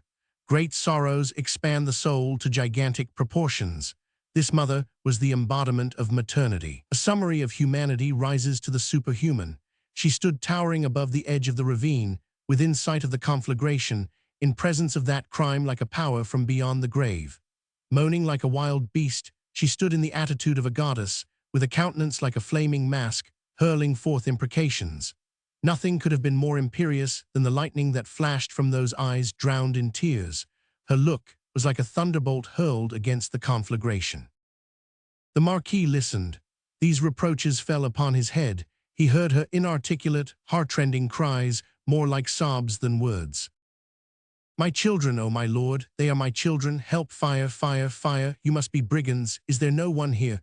But my children will be burned to death. Such doings. Georgette, my children, Groselane, Renée-Jean, what can this mean? Who put my children there? They are sleeping. I am mad. Oh, this is impossible. Help." Meanwhile, a great commotion was going on in the tourgue and on the plateau. The whole camp had rushed to the fire, which had just broken out. The besiegers, after encountering the grape shot, had now to struggle against the fire. Gauvain, Simardane, and Guitchamp were giving orders. What could be done? A few buckets of water might possibly be drawn from the slender stream in the ravine. The edge of the plateau was covered with terrified faces, gazing at the sight with ever-increasing distress, and it was an awful scene.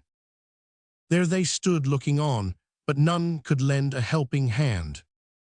By way of the ivy, the flames had risen to the upper story, and finding there a granary filled with straw had rushed upon it, and that entire granary was now on fire, the flames merrily dancing. A dreadful sight is the glee of a fire. It was like the breath of fiends fanning a funereal pile. One could fancy that the terrible Immanus was in person there, metamorphosed into a whirlwind of sparks, living in this cruel life of flame, and that his horrible soul had been transformed into a conflagration. The flames had not yet reached the library story. Its lofty ceiling and massive walls had retarded the fatal moment that was now drawing near. The flames, like tongues of fire, darted upward from the story below, while the flames from above touched the stones, as if caressing them with the dread kiss of death. Beneath it lay a cave of lava, above an arch of fiery coals. Were the floor to cave in, all would be precipitated into a bed of red-hot ashes. Were the ceiling to give way, they would be buried beneath the glowing coals. Renée Jean, Grosellaine, and Georgette had not yet waked. They were sleeping the sound and innocent sleep of childhood, and through the sheets of flame and smoke which now hid, now revealed the windows, they could be seen in this fiery grotto against a background of meteoric light, calm, graceful, and motionless, like three heavenly cherubs confidingly slumbering in hell. A tiger might have wept to see such blossoms in that furnace, their cradles in the grave. Meanwhile the mother wrung her hands. "Fire, fire, I am crying fire. Are they all deaf that no one comes? They arc burning up my children. Come you men over yonder, to think of the days and days I have walked, and to find them like this. Fire, help, they are angels, nothing short of angels. What have those innocents done? They shot me and now they are burning them. Who does such things as these? Help. Save my children, don't you hear me? If I were a dog you would have pity on me. My children, they are asleep. Ah, Georgette, I see her dear little body. Renée Jean, Grosellaine, those are their names. You can see well enough that I am their mother. Such abominable doings go on in these days. I have walked for days and nights. Why, I talked about them this very morning to a woman. Help, help, fire, they must be monsters. This is horrible. The oldest one is not 5 years old and the baby not 2. I can see their little naked legs. They are asleep. Holy Virgin, heaven gives them to me and hell snatches them back again. Just think how far I have walked. The children that I fed with my milk, I who felt so wretched because I couldn't find them, have pity on me. I want my children, I must have them. And to think of them there in the fire, see my poor bleeding feet. Help, it cannot be that there are men on earth who would let those poor little creatures die like that. Help, murder, who ever saw the like? Ah, the brigands, what is that dreadful house? They stole them from me to murder them. Merciful Jesus, I want my children. Oh, I don't know what to do, they must not die. Help, help, help. Oh, I shall curse heaven if they die like that. Simultaneously, with the mother's entreaty, other voices rang out on the plateau and the ravine. A ladder. There is none. Water. None to be had. Up in the tower there, in the second story, there is a door. It is iron. Break it in. Impassable. Here the mother redoubled her desperate appeals. Fire, help, make haste, or kill me at once. My children, oh, that terrible fire, throw me into the fire, but save their lives. In the intervals between her cries could be heard the constant crackling of the flames. The Marquis felt in his pocket, and his hand met the key to the iron door. Then, stooping below the arch, through which he had just escaped, he re-entered the passage from which he had so lately emerged. Chapter 2. From the door of stone to that of iron. A whole army driven half-wild by its enforced inaction in the presence of danger, 4,000 men unable to save 3 children, such was the situation. In point of fact, they had no ladder. The one sent from Javanais had not arrived. The flames spread as from a yawning crater. It was simply absurd to attempt to extinguish them with the water from the half-dried brook in the ravine. One might as well empty a glass of water into a volcano. Simardane, Guichamp, and Raydub had gone down into the ravine. Gauvin had returned to the hall on the second story of the Tourgue, where the turning stone, the secret passage, and the iron door of the library were to be found. It was there that the sulphur match had been lighted by the Immanus, and there the fire had originated. Gauvin had brought with him 20 sappers. Their last resource was to force open the iron door. Its fastenings were terribly strong. They went at it with their axes, dealing violent blows. The axes broke. One of the sappers exclaimed, "Steel shivers like glass against that iron." In fact, the door was composed of double sheets of wrought iron bolted together, each sheet 3 inches thick. Then they took iron bars and tried to pry the door open from below. The iron bars broke. "One would think they were matches," said the sapper. "Nothing less than a cannonball could open that door," muttered Gauvin gloomily. "We should have to mount a field piece up here." "But even then," replied the sapper. For a moment they stood in despair, and their arms fell helpless by their sides. With a sense of defeat, these men stood in speechless dismay, gazing upon that door so awful in its immobility. They caught a glimpse of the red reflection from beneath it. Behind them, the fire was spreading. The frightful body of the Amanus was there, dread victor that he was. But a few minutes more, and the entire building might fall into ruins. What could they do? The last ray of hope was gone. Gauvin, whose eyes were riveted on the revolving stone and the opening through which the escape had been made, cried in the bitterness of his exasperation. "And yet the Marquis de Lantenac escaped through that door." "And returns," said a voice. Against the stone setting of the secret passage appeared a white head. It was the Marquis. It was many a year since Gauvin had seen him so close at hand. He drew back. Every man present stood as if petrified. The Marquis held a large key in his hand. With one haughty glance, he compelled the sappers who stood in his path to make way for him, walked at once to the iron door, stooped beneath the arch, and put the key into the lock. It creaked in the lock, the door opened, they saw the fiery gulf. The Marquis entered it. With head erect and steady step, he strode forward, and those who looked on shuddered as their eyes followed his receding form. He had barely taken a few steps in the burning hall before the inlaid floor, undermined by the fire and shaken by his tread, gave way behind him, setting a chasm between him and the door. The Marquis pursued his way, never once turning his head, and vanished in the smoke. Nothing more was seen. Had he succeeded in making his way, or had another fiery chasm opened under his feet, or had he but ended his own life? No one could tell. A wall of smoke and flames rose before them. Whether dead or alive, the Marquis was on the other side. Chapter 3. Where the sleeping children wake. Meanwhile, the little ones had at last opened their eyes. The fire, although it had not yet reached the library, cast a red reflection on the ceiling. It was not the kind of dawn the children knew. They were gazing at it, Georgette utterly absorbed. The conflagration showed forth all its glories. The black hydra and the scarlet dragon appeared amid the smoke wreaths in all their somber and vermilion hues. Great sparks shot out into the distance, lighting up the gloom like contending comets pursuing one another. Fire is a prodigal. Its furnaces abound in jewels which they scatter to the winds, and it is to some purpose that charcoal is identical with the diamond. From the fissures opened in the wall of the 3rd story, the embers were showering down into the ravine like cascades of jewels. The heaps of straw and oats burning in the granary began to pour in a stream through the windows like avalanches of gold dust, the oats changing to amethysts and the straw to carbuncles. "Pretty," cried Georgette. All 3 were now sitting up. "Ah," cried the mother, "they are awake." When Renée-Jean rose, then Groselane rose also, and Georgette followed. Renée-Jean stretched himself, and going towards the window, exclaimed, "I am hot." "Me hot," repeated Georgette. The mother called them. Children: Renée, Elaine, Georgette. The children looked round. They were trying to find out what it all meant.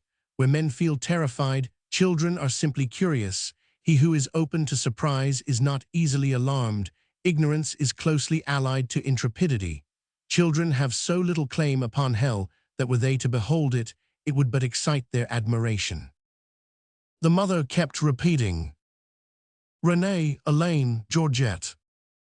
Renee turned. That voice roused him from his reverie. Children have short memories, but their recollections are swift. The entire past is for them but as yesterday. When Renee saw his mother, it seemed to him the most natural thing that could happen, surrounded as he was by strange things, and with a dim consciousness of needing support, he called, "Mama." "Mama," said Gros Elaine. 1,000 ma, repeated Georgette. And she stretched out her little arms. The mother shrieked, "My children." The 3 children came to the window ledge. Fortunately, the conflagration was not on this side. "I am too warm," said Renee, then added, "It burns," and he looked for his mother. "Why don't you come, Mama?" he said. "Tum Emma," repeated Georgette. The mother, with her hair streaming, torn and bleeding as she was, let herself roll from bush to bush, down into the ravine. There stood Simmerdane and Guy-Champ, as powerless in their position as Gauvin was in his. The soldiers, in despair at their helplessness, were swarming around them. The heat would have seemed unbearable had anyone noticed it. They were discussing the escarpment of the bridge, the height of the arches and of the different stories, the inaccessible windows, and the necessity for speedy action. 3 stories to climb, with no means of access. Raydub, wounded by a saber thrust in the shoulder, his ear lacerated, dripping with sweat and blood, had appeared upon the scene. He saw Michelle Fletcher. "What have we here? The woman who was shot come to life again." "My children," cried the mother. "You are right," replied Raydub. "This is no time to inquire about ghosts." And he started to scale the bridge, a useless attempt. He dug his nails into the stone, clung thus for a few seconds, but the smooth layers of stone offered neither cleft nor projection. They were as accurately fitted one upon the other as if the wall had just been built, and Raydub fell back. The fire was still increasing, terrible to behold. They could see the 3 fair heads framed in the window, lighted by the glowing flames.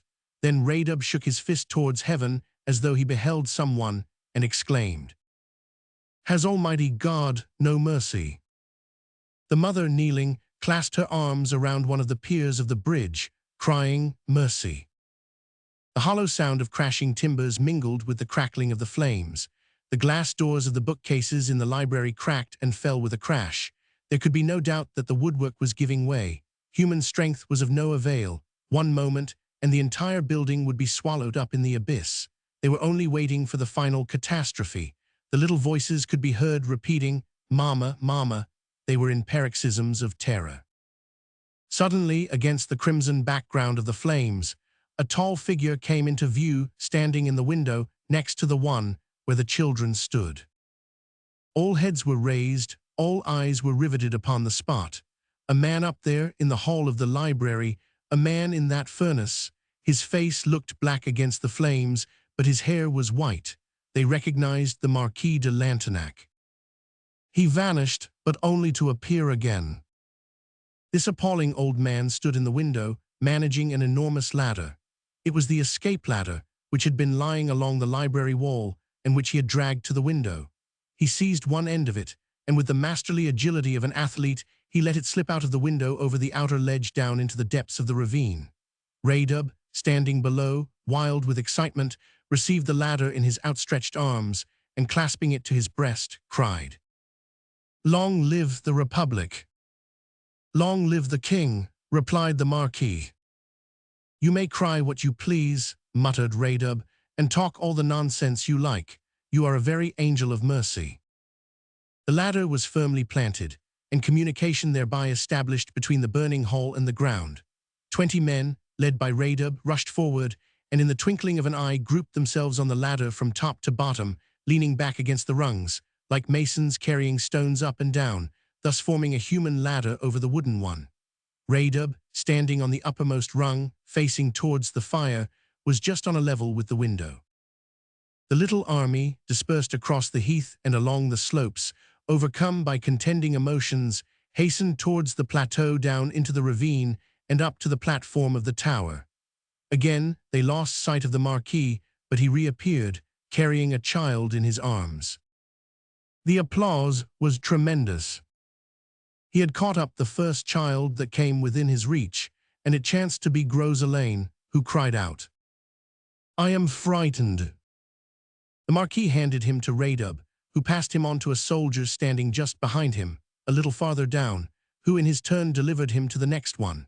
And while Groselane, screaming with terror, was thus transferred from hand to hand until he reached the bottom of the ladder, the Marquis, disappearing for a moment, returned to the window with Renée Jean, who, struggling and crying, slapped Radub just as the Marquis handed him to the sergeant.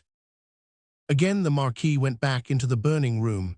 Georgette was the only one left. She smiled, and this man of granite felt the tears spring to his eyes. "What is your name?" he asked. "Georgette," she said. He took her still smiling in his arms, and as he gave her to Radub, his conscience, austerely pure, albeit darkened, succumbed to the overpowering charm of innocence, and the old man kissed the child. "It is the little midget," exclaimed the soldiers, and so Georgette in her turn, amid the cries of admiration, was also passed from hand to hand till she reached the ground. The soldiers clapped their hands and stamped their feet. The old grenadiers sobbed aloud as she smiled upon them. The mother stood at the foot of the ladder, panting, frantic, intoxicated by this sudden transition from hell to paradise. Excess of joy tears the heart in a fashion of its own. She held out her arms, first receiving Groselane, then Renée Jean, then Georgette. She covered them with frenzied kisses, then bursting into a laugh, she fell swooning to the ground. Then rose a loud cry. "All are saved." And so indeed they were, except the old man. But no one thought of him, not even he himself perhaps. For several instants he stood dreamily near the window ledge, as though he would give the fiery abyss time to make up its mind. Then deliberately, slowly, and proudly he stepped over the windowsill, and without turning, holding himself upright and perfectly erect, with his back towards the rungs, the conflagration behind and the precipice before and beneath him, with all the majesty of a supernatural being, he proceeded to descend the ladder in silence. Those who were on the ladder rushed down. A thrill ran through the witnesses, and they drew back in holy horror before this man who was approaching them like a vision. But stately and grave, he continued his descent into the darkness before him, drawing nearer and nearer as they recoiled before his approach. His marble pallor revealed not a wrinkle. His ghost-like eyes, cold as steel, neither glittered nor flashed. As he drew near these men, whose startled eyes were fixed upon him in the darkness, he seemed to grow at every step. The ladder shook and echoed beneath his ominous tread. He might have been compared to the statue of the commander returning to his tomb. When he reached the bottom and had stepped from the last rung of the ladder to the ground, a hand seized him by the collar. He turned. "I arrest you," said Simardane. "I approve," replied Lantenac. Book VI. After victory, struggle begins. 1. Lantenac taken. The Marquis had, indeed, descended into his tomb. They led him away. The oubliette dungeon on the ground floor of the Tourgue was forthwith reopened under Simardane's severe superintendence. A lamp was placed there, a jug of water, and a loaf of soldier's bread. A bundle of straw was flung in, and in less than a quarter of an hour from the instant when the priest's hand had seized upon him, the dungeon door closed upon Lantenac. This done, Simardane joined Gauvin. At that moment, the clock from the distant church of Perigny struck 11. Simardane said to Gauvin, "I am about to summon a court-martial. You will not join it. You are a Gauvin as well as Lantenac.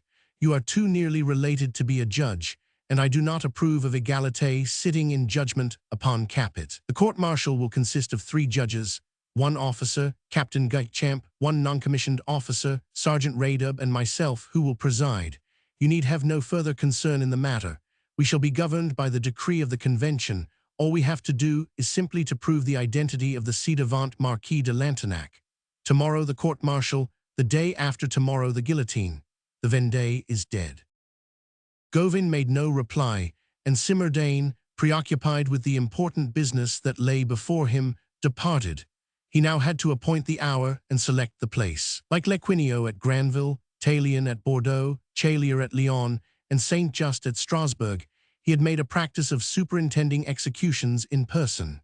It was regarded as an excellent example, this supervision on the part of the judge of the executioner's work, a custom borrowed by the Terror of '93 from the parliaments of France and the Spanish Inquisition. Gauvin himself was preoccupied. A cold wind blew from the forest. He left Guichamp to give the necessary orders, went into his tent, which was in the meadow on the outskirts of the wood at the foot of the Tourgue, and taking his hooded cloak wrapped himself in it. This cloak was trimmed with that simple galloon which, in accordance with the Republican fashion, averse to decoration, designated the commander-in-chief. He began to pace up and down this bloody field where the assault was begun. There he was alone. The fire, though scarcely heated, had not yet ceased to bum. Radub was with the mother and children, almost as motherly as she herself. The bridge castle was nearly consumed, the sappers completing the work of the flames. They dug ditches, buried the dead, cared for the wounded, demolished the retirate, and removed the dead bodies from the rooms and the staircases. The men were at work purifying the scene of carnage, sweeping away the mass of horrible filth, and setting matters in order after the battle with military rapidity. Gauvin took no note of all this activity. Absorbed in his own thoughts, he hardly glanced at the sentries guarding the breach, doubled by the order of Simmerdain. He could distinguish this breach amid the darkness, about 200 paces from that part of the field in which he had found refuge. He saw that black opening. There the attack began 3 hours ago. This was the breach through which Gauvin had made his way into the tower. There was the ground floor with the retirate. The Marquis's dungeon door opened on to that floor. The sentries posted near the breach guarded the dungeon. While thus he gazed absently upon it, these words returned confusedly to his ears, like the tolling of a funeral knell. The court-martial tomorrow, the guillotine the day after tomorrow. The fire, which had been isolated, and upon which the sappers had dashed all the water that they could obtain, still resisted their efforts to extinguish it, and continued to shoot forth occasional jets of flame. Now and then was heard the cracking of the ceilings and the crashing of the stories as they fell one upon another. Then showers of sparks flew about as from a whirling torch, revealing like a flash of lightning the extreme limit of the horizon, and the shadow cast by the Tourgue would grow to colossal size, extending to the very edge of the forest. Gauvin walked slowly back and forth in this shadow in front of the breach. Now and then he clasped both his hands behind his head, covered by his military hood. He was thinking. Chapter 2. Gauvin, meditating. His reverie was fathomless. An unheard-of change had taken place. The Marquis de Lantenac had been transfigured, and Gauvin had seen it with his own eyes. He would never have believed it possible that such a state of things could have come to pass from any complication of events whatsoever. Even in a dream, he could not have imagined such a condition of affairs. The unforeseen, that inexplicable force that makes a man the plaything of its capricious will, had seized Gauvin and held him fast. Before his eyes, he beheld the realization of the impossible, visible, palpable, inevitable, inexorable. And what did he think of it? This was no time for evasion. He must make up his mind. A question had been presented to him. He must meet it fairly. Who had asked this question? It had come to him in the course of events, but not through events alone. For when events, which are ever-changing, ask us a question, immutable justice summons us to answer. Behind the cloud that casts the shadow is the star that sheds the light. We can no more escape the light than the shadow. Gauvin was undergoing an interrogatory. He had been arraigned before a judge. An awe-inspiring presence. His own conscience. His entire being was vacillating within him. His firmest resolutions, his most solemn promises, his most irrevocable determinations were all shaken to their foundations. The soul has its earthquakes. The more he reflected upon what he had just witnessed, the more confused he grew. Gauvain, republican as he was, believed himself to be and was just, but a superior law had been revealed. Human law takes a higher stand than the law of revolutions. This affair now in progress could not be evaded. It was a serious matter, and Gauvain formed a part of it.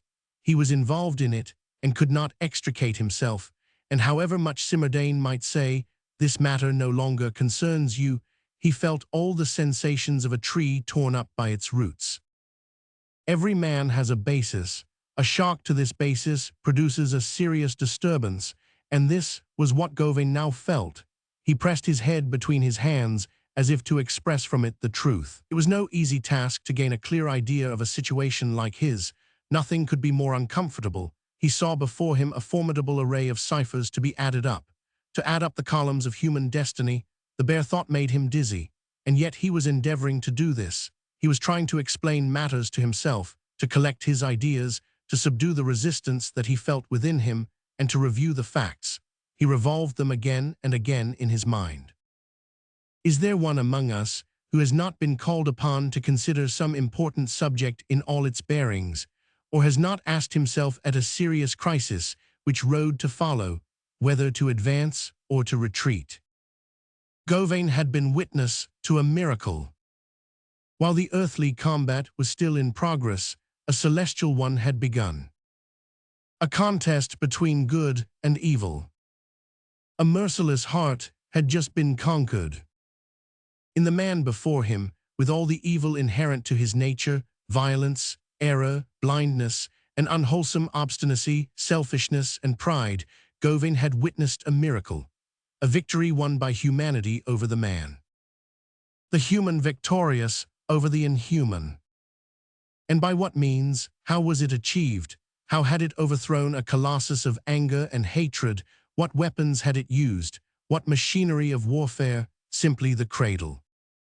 To Gauvain it was positively bewildering. To the very midst of civil war, at the climax of hostility and vengeance, in the darkest and fiercest moment of the tumult, when crime lent all its fires, and hatred all its blackness, at the very crisis of the struggle, when anything may serve for a missile, when the mêlée is so direful that man is lost to every sense of justice, honesty, and truth, suddenly from the unknown, that mysterious monitor of the human soul, overpowering all the lights and shadows of humanity, came one broad flash of the everlasting light. Above that fatal duel between falsehood and comparative truth, the face of absolute truth had suddenly risen from the depths. The strength of the weak had suddenly intervened.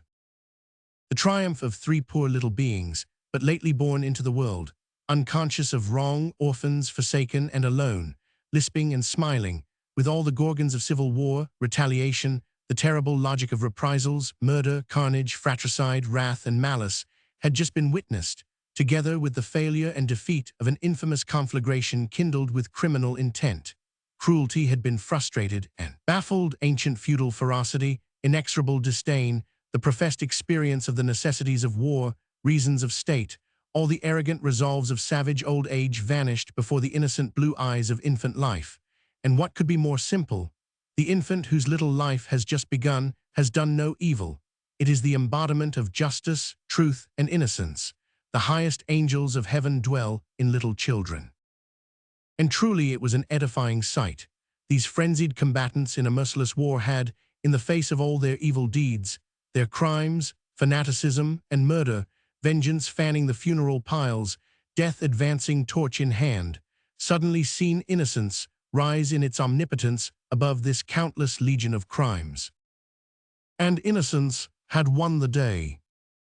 One might well say, no, civil war has no existence. There are no such evils as barbarism, hatred, or crime. There is no darkness. The divine dawn of infancy has but to rise, and all these specters will straightway vanish. Never in any struggle had the presence of Satan and of Almighty God been more plainly visible. A conscience had furnished the arena for this combat. It was the conscience of Lantenac. And again it was renewed, more desperate, and possibly more decisively than ever in another conscience, in the conscience of Gauvain. What a battlefield is the mind of man. Our thoughts, like gods, monsters, or giants, hold us in their power. Sometimes those terrible wrestlers trample our very soul beneath their feet. Gauvin was thinking. The Marquis de Lantenac, hemmed in, blockaded, condemned, outlawed, confined like a wild beast in a circus, held like a nail in a vice, immured in his own home that had changed into a prison, encompassed on every side by a wall of iron and fire, had eluded his enemies and stolen away. He had effected a miraculous escape.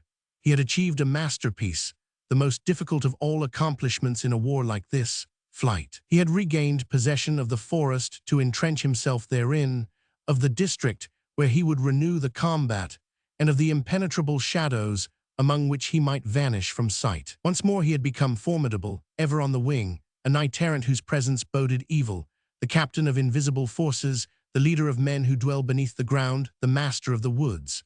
Gauvin was victorious, but Lantenac was free. Henceforth Lantenac was safe, his career unfettered, asylums without number from which to choose. He was intangible, unapproachable, inaccessible. This lion, caught in a snare, had forced his way out, and now behold he had come back to it. The Marquis de Lantenac had voluntarily, impelled only by his free will, left the shades of the forest, where safety and freedom awaited him, to return to the most frightful danger. First, Gauvin had seen it himself, rushing with fearless spirit into the flames that threatened to engulf him, and again descending that ladder that was to deliver him into the hands of his enemies, the same ladder that offered escape to others, but to him absolute ruin. And why had he done this?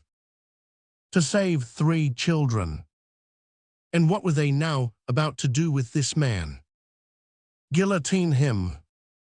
And so this man, for the sake of 3 children, his own, no, of his kin perhaps, not at all, belonging to his own rank in life. By no means, for 3 little beggars, chance children, foundlings unknown to him, ragged and barefooted, this nobleman, this prince, this old man who had made his escape, who was both a free man and a victor, for escape is a triumph in itself, had risked everything, compromised his own safety, imperiled the cause, and while restoring the children, he offered up his own head, this head hitherto terrible, but now august.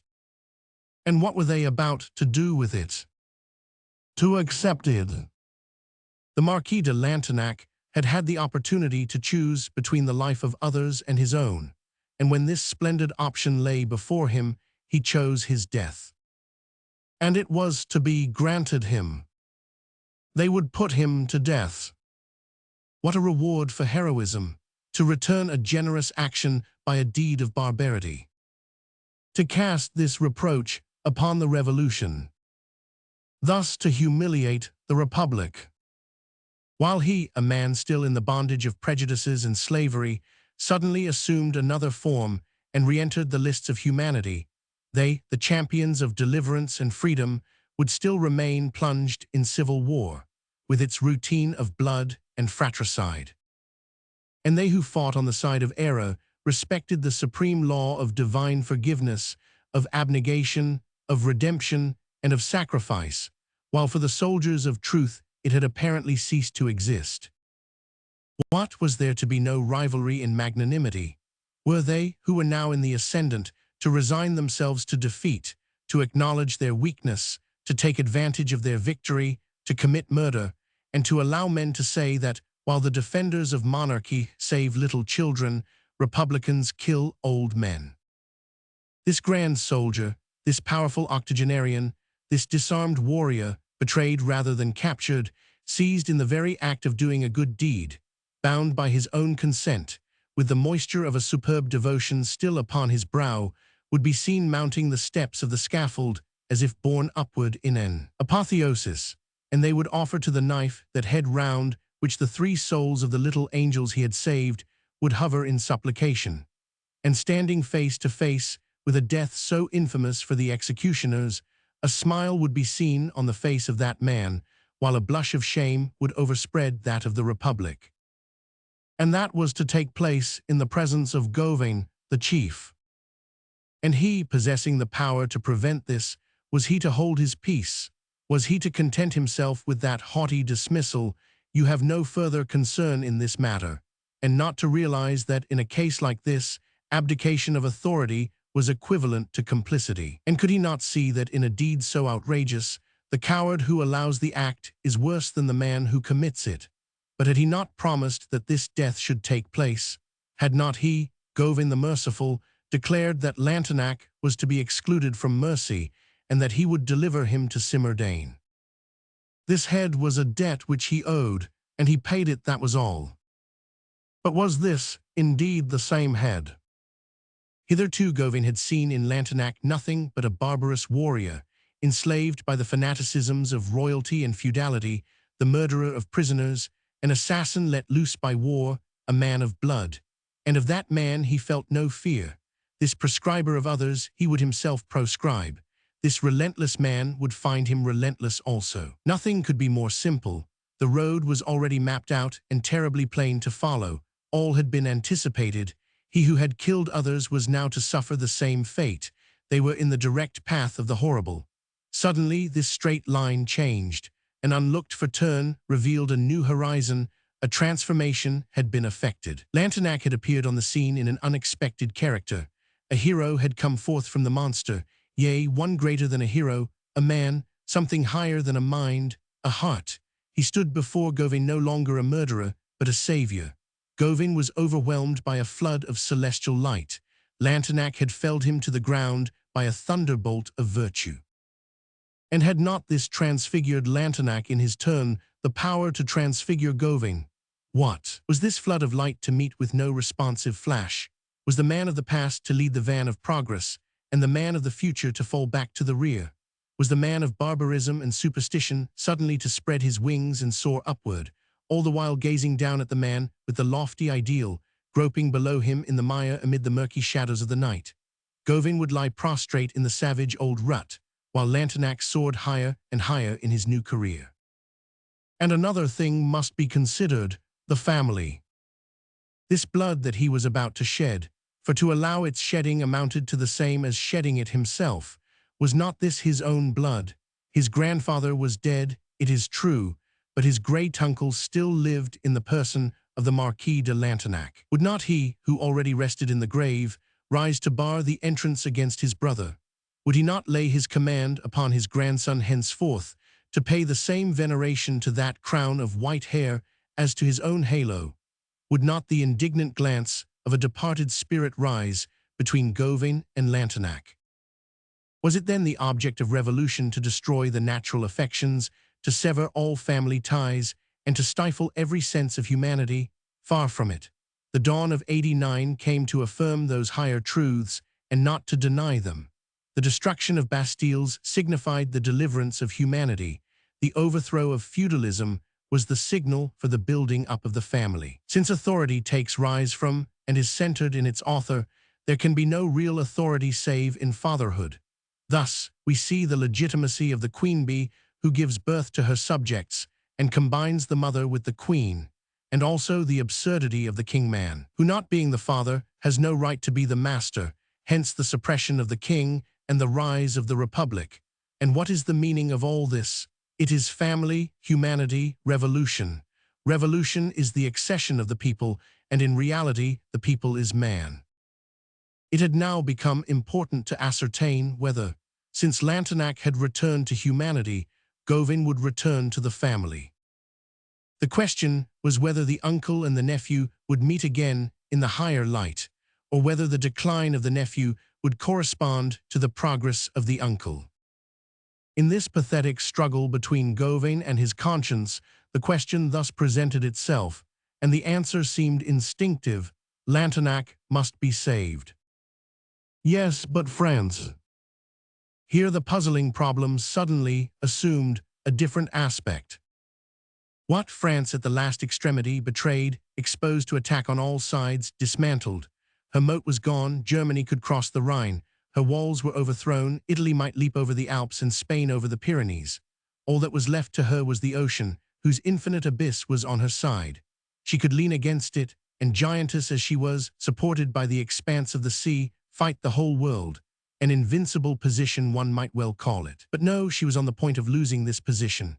The ocean was no longer her own. England lay in this sea, though she knew not how to cross it.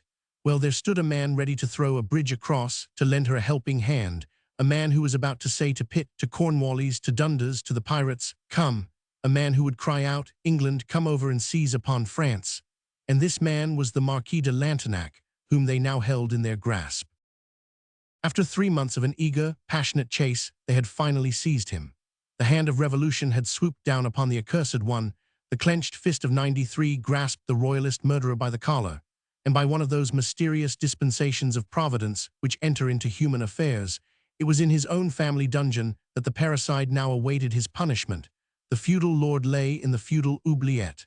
The stones of his own castle had risen and closed upon him. Thus he who would have betrayed his country was himself betrayed by his own castle. God had visibly ordained all this. The hour of doom had struck, and revolution had turned the key upon the public enemy. He could no longer fight, neither could he struggle nor work further harm. Of that Vendée, where there was no lack of arms, his alone was the brain. His death would be the signal for the close of the war, tragic climax ardently desired. After all the massacre and carnage he had caused, the murderer was in their power and doomed in his turn to die. And was there a man who could wish to save him? Simardane, in the person of '93, held Lantenac, or, as one might call him, the spirit of monarchy. And could a man be found to snatch that prey from these brazen talons? Lantenac, around whose name was bound that sheaf of scourges which men call the past, the Marquis de Lantenac, was in the tomb. The heavy door of eternity had closed upon him, and would one appear from without to draw back the bolt? This social malefactor was dead, and with him had perished revolt, the fratricidal struggle, the brutal war, and conceive of a man who would bring him back to life. Oh, how that death's head would laugh! The spectre would exclaim, "Good, I am still alive, you fools." With what zeal he would begin his hideous work all over again. With what implacable rejoicing would he plunge again into the abyss of hatred and war. Not a day would pass before houses would be in flames, prisoners massacred, the wounded slain, women shot. And after all, was it not possible that Gauvin exaggerated the deed that so fascinated his imagination? 3 children were in danger of death. Lantenac had saved them. But who had imperiled their lives? Was it not Lantenac? Who had put their cradles in the fire? Was it not the Amanus? Who was the Amanus? The lieutenant of the Marquis. It is the chief who bears the responsibility. Hence Lantenac was both the incendiary and the assassin. Why then was his deed so admirable? He had simply desisted from evil, nothing more. Having conceived the crime, he had recoiled before its presence. He was horrified at himself.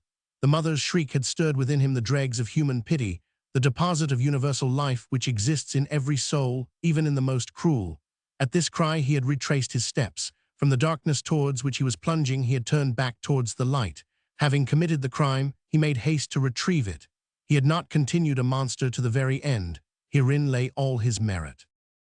And in return for so small a thing was all to be restored to him: his liberty, the fields and plains, the open air, daylight, the forest, which he would use for brigandage; his own freedom, that he might use it to plunge others into slavery; his own life, which he would devote to the death of his fellow-men.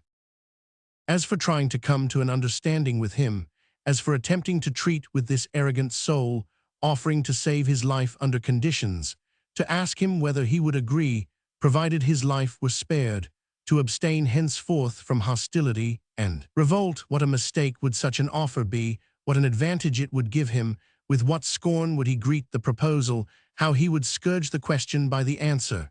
Hear him exclaim, "Keep such indignities for yourselves. For my part, give me death." Nothing could be done with such a man. He must either be set free or put to death. His was a rugged, inaccessible nature, ready for flight, ready for sacrifice. It mattered not which. His strange soul displayed the characteristics of the eagle as well as of the precipice. To kill him, dreadful to contemplate; to set him free, what a responsibility!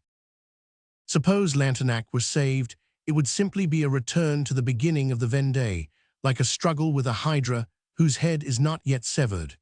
In the twinkling of an eye, like the flash of a meteor, all the flames which expired when this man vanished would be rekindled. Lantenac would never rest until he had effected his detestable plan to establish monarchy like the lid of a tomb over the Republic, and to give England control over France. He who would save Lantenac must sacrifice France. Lantenac's life would be death to a multitude of innocent creatures, men, women, and children, who would again become the prey of civil war. It meant the landing of the English, the revolution retarded, the cities sacked, the inhabitants distracted, Brittany Tom and bleeding. In short, it would be like tossing back his prey to the tiger's claws. And Gawain, amid all this uncertain glimmering of crosslights, Gawain, in his reverie, caught a vague glimpse of the problem as it gradually took form in his mind, the setting at liberty of a tiger. And then the question resumed its former aspect, the stone of Sisyphus, which is nothing less than the conflict of man with his own conscience, recoiled upon him. Was Lantenac then a tiger? Once he may have been, but was he a tiger still? Gawain grew dizzy with conflicting thoughts, thoughts which coiled themselves around one another after the fashion of a snake. Could one, after mature consideration, really deny the devotion of Lantenac, his stoical self-abnegation, his sublime disinterestedness? What, after he had shown his humanity in the very jaws of civil war? What, when in the conflict between inferior truths he had shown forth the truth that stands above all others? What, when he had proved that the deep tenderness of human nature, the protection that strength owes to weakness, the duty which binds every man who is saved to lend a helping hand to his perishing brother, the fatherhood which every old man owes to every little child, are above all principalities and revolutions, above all earthly questions whatsoever, when he had proved the truth of all these grand things, and proved it by the gift of his own head. What general as he was, to have renounced strategy, battle, and revenge? What, he being a royalist had taken the scales, and placing in one end the King of France, the monarchy 15 centuries old, the restoration of ancient laws and the re-establishment of an old society, and in the other 3 little unknown peasants, and had found the king, the throne, the scepter, and the 15 centuries of monarchy outweighed by those innocent creatures. Could it be possible that all this was to count for nothing? Was he who had done this to remain a tiger and be treated like a wild beast? No, no, no, he was no monster, the man whose divine action had just illumined the abyss of civil war. The sword-bearer had been transformed into a messenger of light. The infernal Satan had become once more the heavenly Lucifer. Lantenac had expiated all his cruel deeds by one act of sacrifice. His moral salvation had been attained by way of his material ruin. He had returned to a state of innocence. He had signed his own pardon. Does not the right of self-forgiveness exist? Henceforth, he was an object for veneration. Lantenac had just proved himself a remarkable man. It was now Gawain's turn to make fitting response. The struggle between the passions of good and evil was fast converting the world into chaos. Lantenac, dominating this same chaos, had set humanity free, and now it was left for Gawain to assert the rights of the family. What was he about to do? Was he to betray God's trust? No, and he muttered to himself, Lantenac must be saved. Well then, go your way, connive with the English, desert your country, ally yourself with her enemy, save Lantenac and betray France. Here he shuddered. Dreamer that thou art, this is no solution, and Gawain fancied he saw in the shadow the baleful smile of the Sphinx. This combination of circumstances was like a platform whereon conflicting truths had taken their stand, ready for the encounter, and where the 3 loftiest principles of mankind, humanity, family, and country, stood face to face. Each of these voices spoke in turn, and each one spoke the truth. How was a man to choose? Each one by turn seemed to have discovered the point of union between justice and wisdom and said, act thus. Must he obey this voice? Yes, no. Reason suggested one thing, sentiment another, and their counsels were diametrically opposed. Logic is nothing more than reason. Sentiment is often the voice of the conscience. The one comes from man, the other from above. Hence the perceptions of sentiment are less clear. but wield a stronger influence. But what a power dwells in stern reason. Gawain hesitated. Torturing perplexities. Two abysses opened before Gawain, to destroy the Marquis or to save him. Into one or the other he must needs plunge. Towards which of these two did duty call him? Chapter 3. The Commander's Hood. The question had indeed resolved itself in a matter of duty. Duty arose stem-visaged and immutable before the spirit of Simardane, and terrible before that of Gawain. Simple to the one, complex, many-sided, devious to the other. The hour of midnight sounded, then 1 o'clock. Without realizing where he was going, Gawain had unconsciously approached the entrance of the breach. The light of the expiring fire cast now but a dim reflection. The plateau on the other side of the tower caught the light and became visible for an instant only, to vanish as the clouds of smoke obscured the flames. This light, with its unexpected flashes and sudden darkening shadows, exaggerated the surrounding objects and gave to the sentinels of the camp the effect of phantoms. Gawain, lost in thought, unconsciously watched the alternations of smoke and flame. There seemed to him a strange analogy between these changes of light and shade and the varied phases of truth in his own mind. Suddenly, between two clouds of smoke, a flame burst forth from the bed of dying coals, threw a brilliant light on the summit of the plateau, and revealed the red outlines of a wagon. Gawain gazed upon it. It was surrounded by horsemen wearing the hats of gendarmes. He concluded that this must be the same one that he had seen through Guichamp's spyglass against the horizon a few hours before, just as the sun was setting. There were men on the wagon who appeared to be unloading it. The object which they were removing seemed heavy, and at times the clanking of iron could be heard. It would have been difficult to say what it was. It seemed to be woodwork. Two of the men lowered from the wagon and placed on the ground a case, which, judging from its shape, might contain some triangular object. The flame died out, and everything was dark again. Gawain, wrapped in thought, gazed steadily before him upon that object now hidden by the darkness. Lanterns were lighted, and men could be seen moving to and fro on the plateau, but the outlines were indistinct, and moreover, Gawain, standing as he did, and on the opposite side of the ravine, could only discern those objects which were close to the edge. He could hear the voices, but not the words. Now and then he caught the echo of hammering upon the wood. He could also hear a grinding, metallic sound, like the sharpening of a scythe. It struck 2. Slowly, and like one who would from choice take 2 steps forward and 3 back, Gawain advanced towards the breach. On his approach, the sentinel, recognizing in the dusk the commander's cloak and braided hood, presented arms. Gawain entered the hall on the lower floor, which had been transformed into a guardroom. A lantern hung from the ceiling and cast just light enough so that one could cross the hall without treading on the men, most of whom lay upon the straw sound asleep. There they lay, on the spot where but a few hours since they had been fighting. The grapeshot from the careless sweeping still lay scattered about beneath them and was not very comfortable to sleep on. But weary as they were, they could sleep in spite of it. This hall had been the terrible spot. Here the assault had been made. Yonder men had roared, howled, gnashed their teeth, given blow for blow, struck down the enemy, and in their turn expired. Many of their men had fallen dead upon this floor where they were now. Slumbering, the same straw on which they slept had been drenched with the blood of their comrades.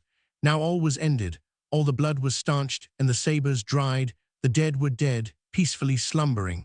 Such is war, and it may be no longer than tomorrow before every man among them will sleep the same sleep. On Gawain's entrance some of the sleepers rose, among them the officer in command. Pointing to the door of the dungeon, Gawain said to him, "Open it." The bolts were drawn, and the door opened. Gawain entered the dungeon. The door closed behind him. Book VII. Feudality and Revolution. 1. The Ancestor. A lamp stood on the flags of the dungeon, beside the square air hole of the oubliette. There was also to be seen a jug of water, a loaf of army bread, and a truss of straw. As the dungeon was cut out of solid rock, Any prisoner who conceived the idea of setting the straw on fire would have had his labor for his pains, no risk of a conflagration for the prison, and certain suffocation for the prisoner. When the door turned on its hinges, the Marquis was walking up and down in his prison, with that mechanical pacing to and fro peculiar to caged wild animals. At the sound of the opening and closing door, he looked up, and the light from the lamp that stood on the floor between Gauvin and himself struck full upon the faces of both men. They looked at each other with such an expression that each stood there as if transfixed. The Marquis burst out laughing and exclaimed, "Good evening, sir. Many years have passed since I have had the pleasure of meeting you. You honor me by your visit. I thank you. Nothing could please me more than a little conversation, for I was beginning to be bored. Your friends are wasting their time, proofs of identity, court-martials, all those ceremonies are tedious. Were it my affair, I should proceed more rapidly. I am at home here. Will you be good enough to come in? Well, what do you think of the present state of affairs? It is original, is it not? Once upon a time there was a king and queen in France. The king was the king, France herself was the queen. They have cut off the king's head and married the queen to Robespierre, and to this pair a daughter has been born. They call her Guillotine, and it seems that I am to make her acquaintance tomorrow morning. I shall be as pleased to meet her as I am to meet you. Is that perchance the object of your visit? Have you been promoted? Shall you officiate as headsman? But if this be simply a visit of friendship, I feel grateful. You may perhaps have forgotten, Viscount, what a nobleman is. Allow me to present you to one. Behold me, it has become a rare specimen. It believes in God, in tradition, and in the family. It believes in its ancestors, in the example of its father, in fidelity, in loyalty, in its duty towards its princes, in reverence for ancient laws, in virtue and in justice, and it would order you to be shot. With much pleasure. Will you do me the favor to take a seat? I must ask you to sit upon the floor, since there is no armchair in this salon, but he who dwells in the mire may well sit upon the ground. I do not say this to offend you, for that which is mire in our esteem represents the nation in your eyes. You will not, of course, require me to shout for liberty, equality, and fraternity. This is an old room in my house, where in former times the lords used to imprison their peasants. Nowadays, it is the peasants who imprison the lords, and these follies men call revolution. It seems that my head is to be cut off in 36 hours. I have no objection to offer. Still, had they been well-bred, they would have sent me my snuff-box, which is upstairs in the mirror chamber, where you used to play when you were a child, and where I have dandled you on my knee. Sir, let me tell you one thing. Your name is Gauvin, and strange as it may seem, you have noble blood in your veins. Yes, pardieu, the very same blood that flows in mine, and this blood which has made a man of honor of me has made of you a scoundrel. Such are the idiosyncrasies of the human race. You will tell me that it is not your fault, nor is it mine. Parbleu, one may be a rascal unconsciously. It depends upon the air one breathes. In times like ours, no man is responsible for what he does. Revolution is the scapegoat for all mankind, for your great criminals are supreme innocents. What blockheads! To begin with yourself, allow me to admire you. Yes, I admire a youth like yourself, who, well-born, with an excellent position in state affairs, possessing noble blood fit to be shed in a noble cause, Viscount of this Tower Gauvin, Prince of Brittany, a duke in his own right, belonging to the hereditary peerage of France, which is about all that a sensible man can desire here below, a youth who, being such as he is, amuses himself by playing a part like yours, until his enemies believe him a scoundrel, and his friends regard him as an idiot. By the way, give my regards to the Abbé Simardane." Perfectly at his ease, the Marquis spoke slowly and calmly, without emphasis, in his society voice, his eyes clear and tranquil, and with both hands in his waistcoat pockets. He paused, took a long breath, and then continued. "I do not conceal from you that I have done all in my power to kill you. As I stand before you, I have 3 times in person aimed a cannon at you. A discourteous proceeding, I confess, but it would be relying upon a false maxim did we allow ourselves to fancy that in time of war the enemy proposes to make himself agreeable. For we are in a state of war, nephew. Everything is put to fire and sword, and they have killed the king besides. A fine century." He paused again, then continued. "And when one thinks that none of these things would have happened if they had hung Voltaire and sent Rousseau to the galleys. Ah, those men of intellect, what a scourge they were! For what crime did you reproach the monarchy? The Abbé Pucelle was sent to his abbey of Corbigny, it is true, allowing him the choice of conveyance and as much time as he required in the journey.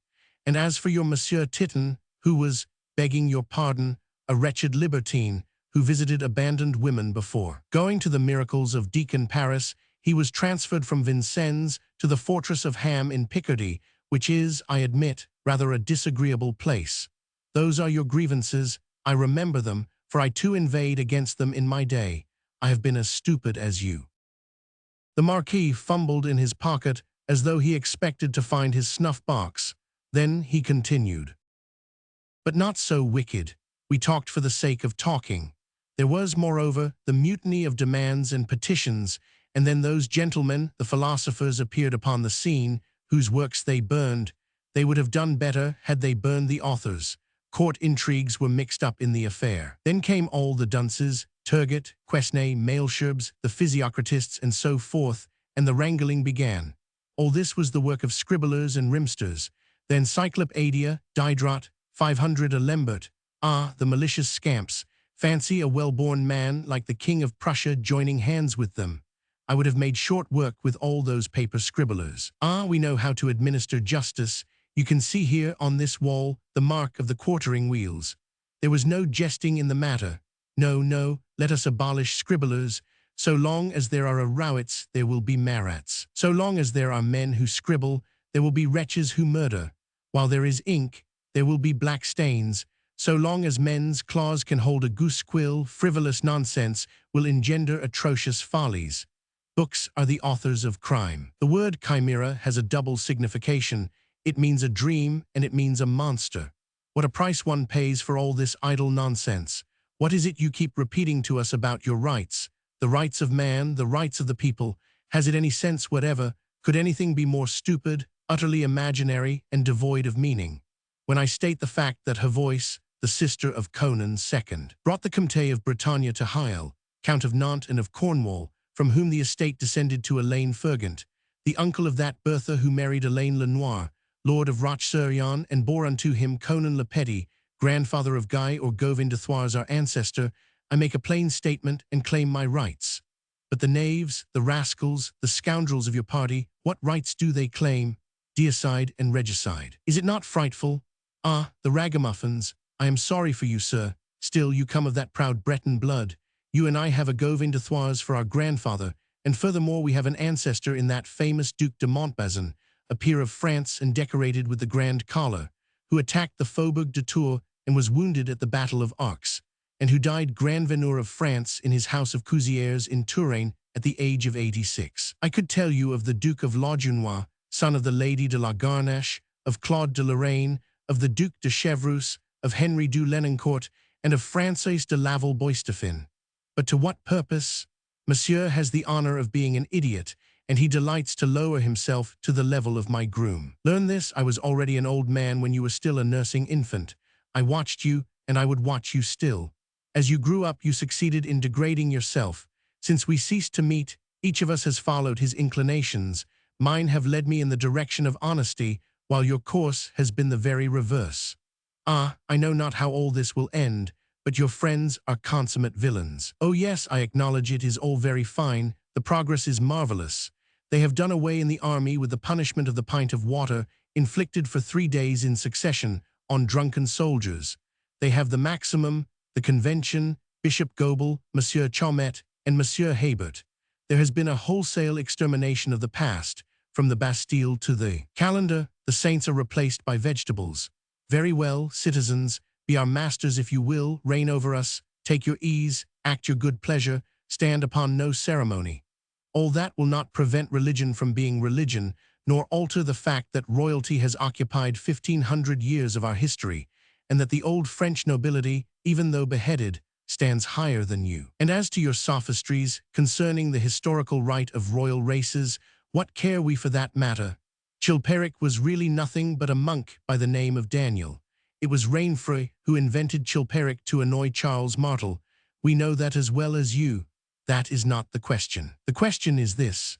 that there shall be a great kingdom, old France, a well-regulated country, where men consider first the sacred person of the monarchs, absolute rulers of the state, then the princes, then the officers of the crown, naval and military, as well as the controllers of finance. Then there are the officers of justice of the different grades, followed by those of the salt tax and the general receipts, and finally the police of the kingdom in its 3 orders.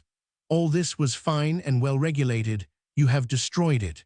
You have destroyed the provinces without even understanding, so great was your ignorance, what the provinces were. The genius of France was made up from that of the entire continent, and each of its provinces represents a special virtue of Europe. The frankness of Germany is to be found in Picardy, the generosity of Sweden in Champagne, the industry of Holland in Burgundy, the activity of Poland in Languedoc, the grave dignity of Spain in Gascony, the wisdom of Italy in Provence, the subtlety of Greece in Normandy, the fidelity of Switzerland in Dauphiny.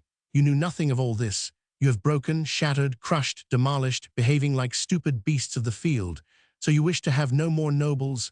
Very well, you shall have none. Prepare your mourning. Your paladins and heroes have departed. Bid farewell to all the ancient glories. Find me 500 asses at the present time, if you can.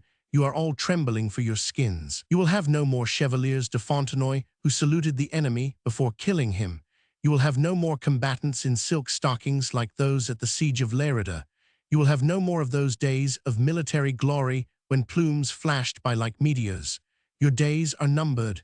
The outrage of invasion will descend upon you, if Alain II were to return, he would no longer find a Clovis to confront him. If Abderrahim were to come back, he would encounter no such foe as Charles Martel. Neither would the Saxons find a Papin waiting for them. You will have no Agnadel, Rocroi, Lenz, Stafford, Nerwind, Steinkirk, La Marcel, Rocou, Lawfeld, Man. You will never have another Marignan with Francis I, nor a Bouvines with Philip Augustus, who took Renaud, Count of Boulogne, prisoner with one hand, while with the other he held Ferrand, Count of Flanders. You will have Agincourt, but you will not have the great standard-bearer, the Sieur de Bacqueville, wrapping himself in his banner to die. Go on, accomplish your work. Be the new men, dwarf yourselves. Here the Marquis paused a moment, then he continued. But leave to us our greatness. Kill the kings, kill nobles and priests if you will, so broadcast over the land destruction, ruin, and death. Trample all things underfoot. Set your heel upon the ancient laws, overthrow the throne, stamp upon the altar of your God, and dance over the ruins. All rests with you, cowards and traitors as you are, incapable of self-devotion and sacrifice. I have said all that I have to say. Now have me guillotined, Monsieur le Vicomte. I have the honor to be your most humble servant. Then he added, It is but the truth. What difference can it make to me? I am dead. You are free, said Gauvin. And he advanced towards the Marquis, unfastened his commander's cloak, and throwing it over the shoulders of the latter, he drew the hood down over his eyes. Both men were of the same height. What is this that you are doing? Said the Marquis. Gauvin raised his voice and called out, Lieutenant, open to me. The door was opened. Gauvin cried, You will be careful to close the door behind me. And he pushed the astonished Marquis across the threshold. It must be remembered that the low hall which had been turned into a guardroom was lighted by a horn lantern, whose dim rays served only to deepen the shadows. It threw an uncertain glimmer on the surrounding objects, and in this indistinct light those of the soldiers who were not sleeping saw a tall man walk past them towards the entrance, wrapped in the cloak and braided hood of the commander-in-chief. The soldiers saluted him as he passed out. The Marquis slowly crossed the guardroom and the breach, not without hitting his head more than once, and went out. The sentinel, supposing that it was Gauvin whom he saw, presented arms. Once outside, within 200 steps of the forest, feeling the turf beneath his feet, and space, the protecting night, liberty, and life before him, he paused and stood for a moment motionless, like a man who has allowed himself to be influenced, has been overcome by surprise, and who, having taken advantage of an open door, asks himself whether he has acted nobly or ignobly, and hesitates before going on, giving ear, as it were, to an afterthought. After some moments of deep reverie, he raised his right hand, and snapping his thumb and finger, cried, "Vaith!" And he went on. The door of the prison had closed again, and this time it was upon Gawain. Chapter 2. The court-martial. Nearly all the court-martials of this period were arbitrary tribunals. In the Legislative Assembly, Dumas had drawn up a rough plan of military legislation, afterwards improved by Talbot in the Council of the 500, but the final code of councils of war was not drawn up until the time of the Empire. From that time also, be it mentioned by way of parenthesis, dates the law imposed on military tribunals in regard to the taking of votes, that of beginning with the lower grade. This law was not in existence during the Revolution. In 1793, the president of a military tribunal might almost be said to personify the tribunal itself. He elected the members, arranged the order of the ranks, and regulated the method of voting. He was master as well as judge. Simardane had selected the identical room on the ground floor where the rhetoric had been and where the guard was now posted for the judgment hall of the court-martial. He was anxious to shorten everything, the road from the prison to the tribunal and the passage from the tribunal to the scaffold. In accordance with his orders, the court opened its session at noon with no more display of ceremonial than 3 straw chairs, a pine table, 2 lighted candles, and a stool placed in front of the table. The chairs were for the judges, and the stool was for the prisoner. At each end of the table stood another stool, one for the commissioner auditor, who was a quartermaster, and the other for the clerk, who was a corporal.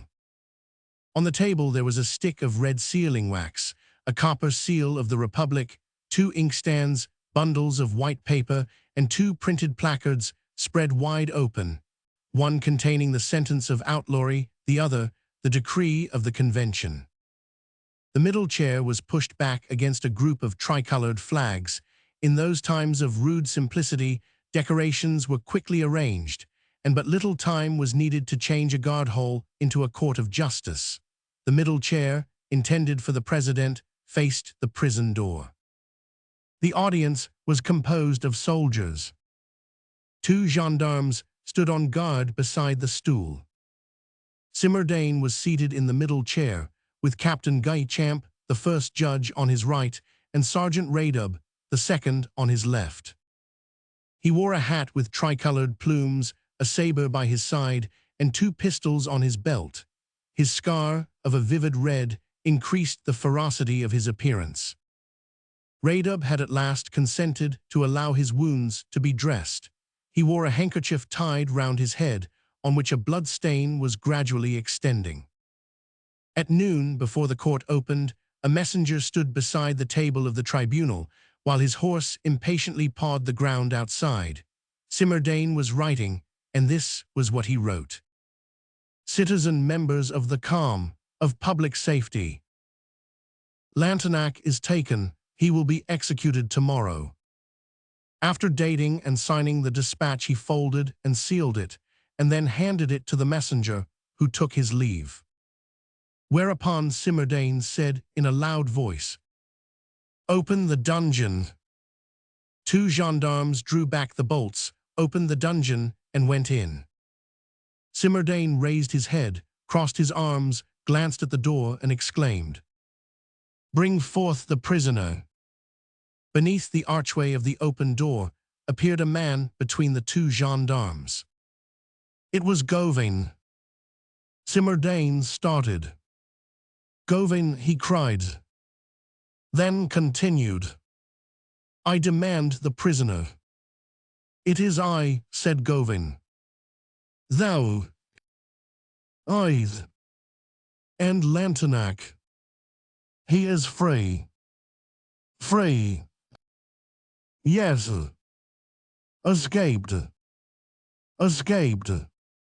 Simardane trembled as he murmured, "True, it is his own castle. He is familiar with all its outlets.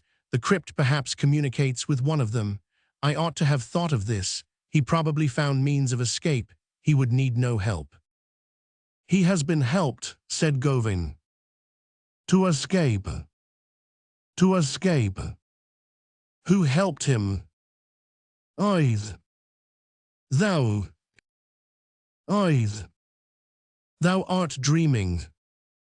I went into the dungeon. I was alone with the prisoner. I took off my cloak and wrapped it about him. I drew the hood over his face. He went out in my stead, while I remained in his. Here I am. Thou hast not done this. I have. It is impossible. It is true. Bring me Lantonac. He is no longer here. The soldiers, seeing the commander's cloak, took him from me and allowed him to pass. It was still dark. Thou art mad. I tell you what happened.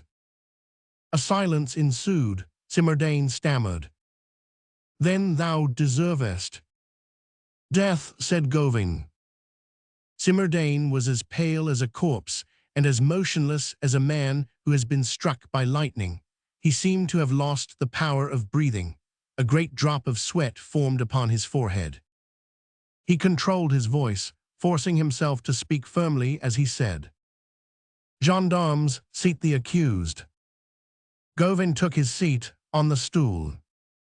Simardane continued, "Gendarmes, draw your sabers." This was the usual formula when the accused was under sentence of death. The gendarmes bared their sabers. Simardane's voice regained its ordinary tone. "Accused," he said, "rise." He no longer used the familiar thee and thou. Chapter 3. The vote. Gawain rose. "What is your name?" asked Simardane. Gawain was the reply. Simardane went on with the interrogatory. "Who are you?" "I am Commander-in-Chief of the Expeditionary Column of the Côtes du Nord." "Are you a kinsman or connection of the man who has escaped?" "I am his great-nephew." "Are you acquainted with the decree of the Convention?" "I see the placard on your table." "What have you to say in regard to this decree?" "That I have countersigned it and have ordered its execution, that it was I who had that placard written to which my name is affixed."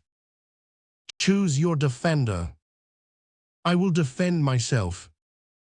"You may speak." Simardane had become impassible, only his impassibility was more like the calmness of a rock than that of a man. For a moment Gawain remained silent and thoughtful.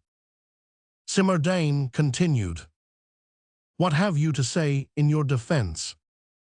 Gawain slowly raised his head and without looking at anyone replied, "This one thing has prevented me from seeing another. A good deed, viewed too near at hand, hid from my sight hundreds of criminal actions. On the one side, an aged man, on the other, children. All this interfered between me and my duty. I forgot the burning villages, the ravaged fields, the massacred prisoners, the wounded cruelly put to death, the women shot. I forgot France betrayed to England. I have set at liberty the country's murderer. I am guilty. When I speak thus I seem to speak against myself, but it is not so. I am speaking in my own behalf. When he who is guilty acknowledges his fault, he saves the only thing worth saving, honor." "Is this all you have to say in your defense?" returned Simardane. "I will add that being the commander I should have set an example, and that you in turn, as judges, must offer one." "What example do you require of us?" "My death." "You think it just and necessary. Take your seat." The quartermaster, who was commissioner-auditor, rose and read, first the decree pronouncing the sentence of outlawry against the ci-devant Marquis de Lantonac. Second, that of the Convention sentencing to death anyone whomsoever who should aid or abet the escape of a rebel prisoner. He ended with the few lines printed at the bottom of the placard, forbidding men to aid or abet the rebel aforesaid, under penalty of death, and signed, Commander-in-Chief of the Expeditionary Column, Gauvain. The reading ended, the Auditor-Commissioner again took his scat. Simardane, crossing his arms, said, "Attention, accused, and let the public listen, look on, and keep silence. The law lies before you. It will be put to vote. The sentence will be determined by the vote of the majority. Each judge will in turn pronounce his decision aloud in the presence of the accused, for justice has nothing to conceal. Simardane continued. Let the first judge cast his vote. Speak, Captain Guychamp. Captain Guychamp seemed unconscious of the presence either of Gauvin or Simardane. His eyes, riveted upon the placard of the decree, as if he were absorbed in the contemplation of an abyss, were hidden by his downcast lids. He said, The law is clearly defined. The judge is more and less than a man, inasmuch as he has no heart, more than a man, in that he wields the sword. In the year 414 of the building of the city of Rome, Manlius put his son to death, because he gained a victory without waiting for orders. That infraction of discipline required an expiation. Here, the law has been violated, and the law stands higher than discipline. A man has been overcome by the emotion of pity, and the country is once more endangered. Pity may rise to the level of a crime. Commander Gauvin has connived at the escape of the rebel Lantenac. Gauvin is guilty. I vote for death. Write it down, clerk, said Simardane. The clerk wrote, Captain Guychamp, death. Gauvin said, in a firm voice, Guychamp, you have voted well, I thank you. Simardane continued. It is the turn of the second judge. Speak, Sergeant Raydub. Raydub rose, and turning towards Gauvin, he made the military salute, exclaiming, If that is the way things are going, then guillotine me, for upon my most sacred word of honor, I would like to have done first what the old man did, and then what my commander did. When I beheld that man of 80 rushing into the flames to save the 3 midgets, I said to myself, Good man, you are a brave fellow. And since I hear that it was my commander who saved this old man from your beastly guillotine, by all that is holy, I say, Commander, you ought to be the general, and you are a true man, and by thunder, I would give you the cross of St. Louis if there were any crosses or saints or Louis left. Are we going to make idiots of ourselves, for pity's sake? I should say so, if this is to be the result of winning the battles of Gemapes, Valmy, Fleurus, and Wattignies. What, here is Commander Gauvin, who for these 4 months past has been driving those donkeys of royalists to the sound of the drum, who saves the Republic by his sword, and who did something at Dole that needed brains to accomplish it. And when you have a man like that, you try to get rid of him, and instead of making him your general, you propose to cut his throat. I say that it is enough to make one throw oneself head foremost from the Pont-Neuf. And if you, Citizen Gauvin, were only a corporal instead of being my commander, I would tell you that you talked a heap of nonsense just now. The old man did well when he saved the children, you did well to save the old man, and if men are to be guillotined for their good actions, then we might as well go to the deuce, and I am sure I don't know what it all means. There is nothing to depend upon. This must be a sort of dream, isn't it? I pinch myself to see if I am really awake. I don't understand. So the old man ought to have let the midgets burn alive, and my commander did wrong to save the old man's head? See here, guillotine me, I wish you would. Suppose the midgets had died, then the battalion of the Bonnetrouge would have been dishonored. Is that what they wanted? If that is the case, then let us destroy one another. I know as much about politics as you do, for I belong to the club of the section of the Pikes. Sapristi, we are getting to be no better than the brutes. In a word, this is the way I look at it. I don't like such an upsetting state of affairs. Why the devil do we risk our lives, so that our chief may be put to death? None of that, Lysette. I want my chief. I must have my chief. I love him better today than I did yesterday. You make me laugh when you say that he is to be guillotined. We'll have nothing of the sort. I have listened. You may say what you please, but let me tell you in the first place, it is impossible. And Raydub took his seat. His wound had reopened. A thin stream of blood oozed from under the bandage, from the place where his ear had been, and ran along his neck. Simardane turned towards Raydub. You vote that the accused be acquitted. I vote to have him made general, replied Raydub. I ask you whether you vote for his acquittal. I vote that he be made the head of the Republic. Sergeant Raydub, do you or do you not vote for Captain Gauvin's acquittal, yes or no? I vote that you behead me in his place. Acquittal, said Simardane. Write it down, clerk. Then the clerk announced, "One vote for death, one for acquittal, a tie." It was Simmerdane's turn to vote. He rose, took off his hat, and placed it on the table. He was no longer pale or livid. His face was the color of clay. Had every man present been lying in his shroud, the silence could not have been more profound. In solemn, measured tones, Simmerdane said, "Gauvain the accused, your case has been heard. The court-martial, in the name of the Republic, by a majority of 2 against 1. He broke off, he seemed to pause. Was he still doubtful whether to vote for death or for life? The audience was breathless. Simmerdane went on. "Condemns you to the penalty of death." His face revealed the torture of an awful triumph. When Jacob, in the darkness, forced a blessing from the angel whom he had overthrown, he must have worn the same terrible smile. It passed like a flash, however, and Simmerdane again became marble. He took his seat, replaced his hat on his head, and added, "Gauvain, you will be executed tomorrow at sunrise." Gauvain rose, bowed, and said, "I thank the court." "Remove the prisoner," said Simmerdane, and at a sign from him, the door of the dungeon was reopened. Gauvain entered, and it closed behind him. 2 gendarmes with drawn sabers were stationed on each side of the door. Raydub, who had just fallen senseless, was carried away. Chapter 4. After Cimoordin the judge, Cimoordin the master. A camp is a wasp's nest, especially in time of revolution. The civic sting which exists in the soldier darts forth at a moment's notice, and after driving out the enemy, will often turn without ceremony upon its own chief. The brave army which had taken the Tourgue was alive with conflicting rumors. When first the escape of Lantenac was discovered, it was all against Gauvain. But when the latter was seen coming out of the dungeon where they had supposed Lantenac to be imprisoned, it was like the transmission of an electric spark, and in less than a minute the whole army knew of it. A murmur broke forth from the little band. At first it ran, "They are getting ready to try Gauvain, but it is all a farce. He is a fool who trusts these ci-devants and calotins. We have just seen a viscount save a marquis, and presently we shall see a priest acquit a noble." When the condemnation of Gauvain became known, there was a second murmur.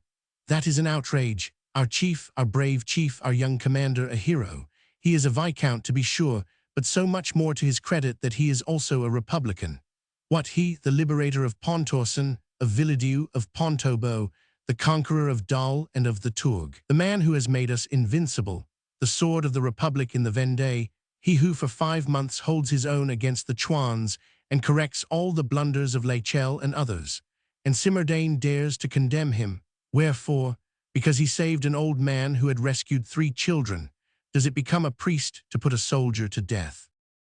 Thus murmured the victorious and dissatisfied camp.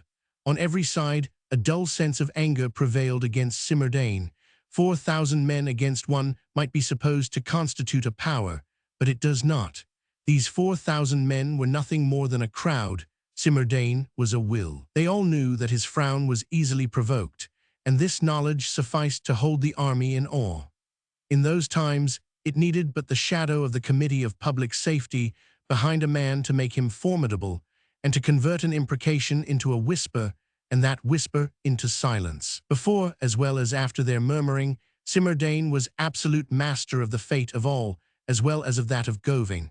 They knew that it would be vain to entreat him, that he would listen only to his conscience, that superhuman voice audible to himself alone.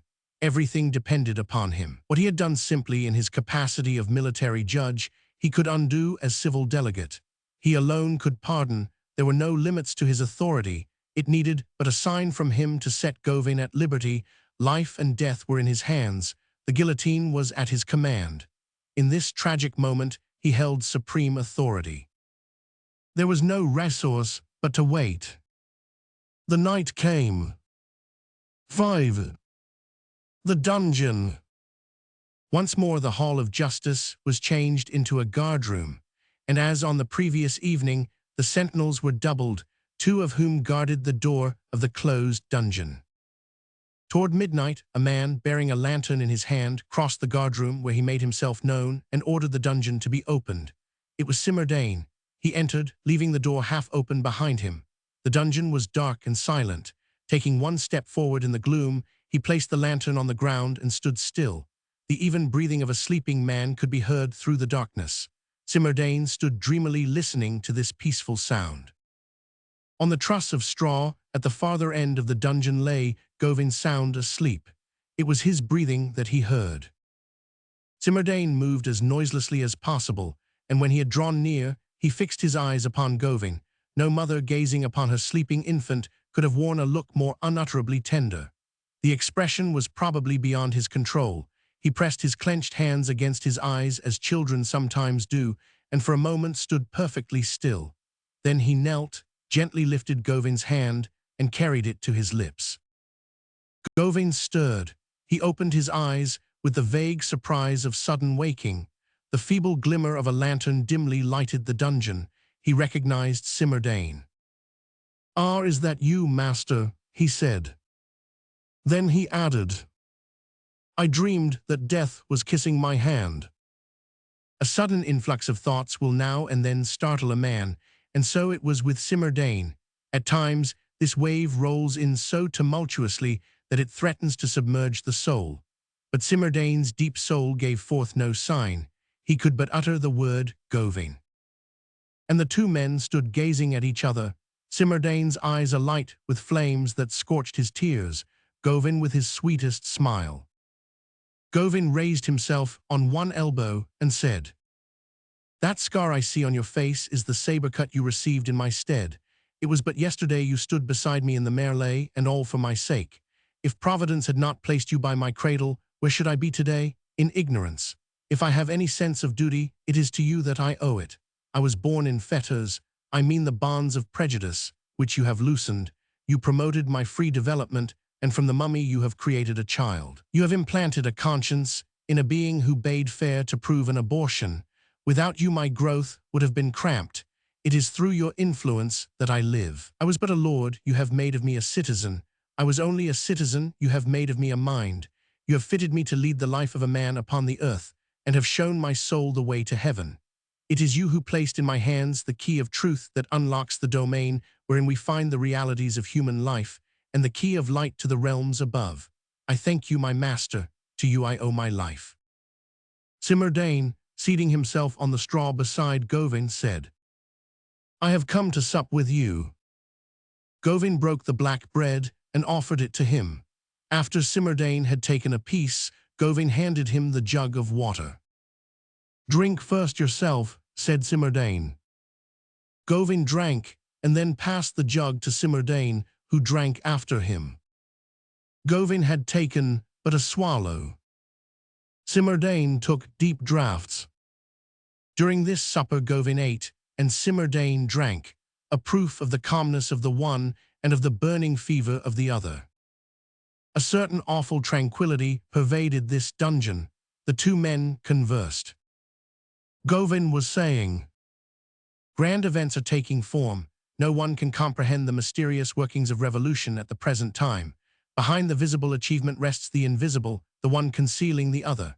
The visible work seems cruel, the invisible is sublime.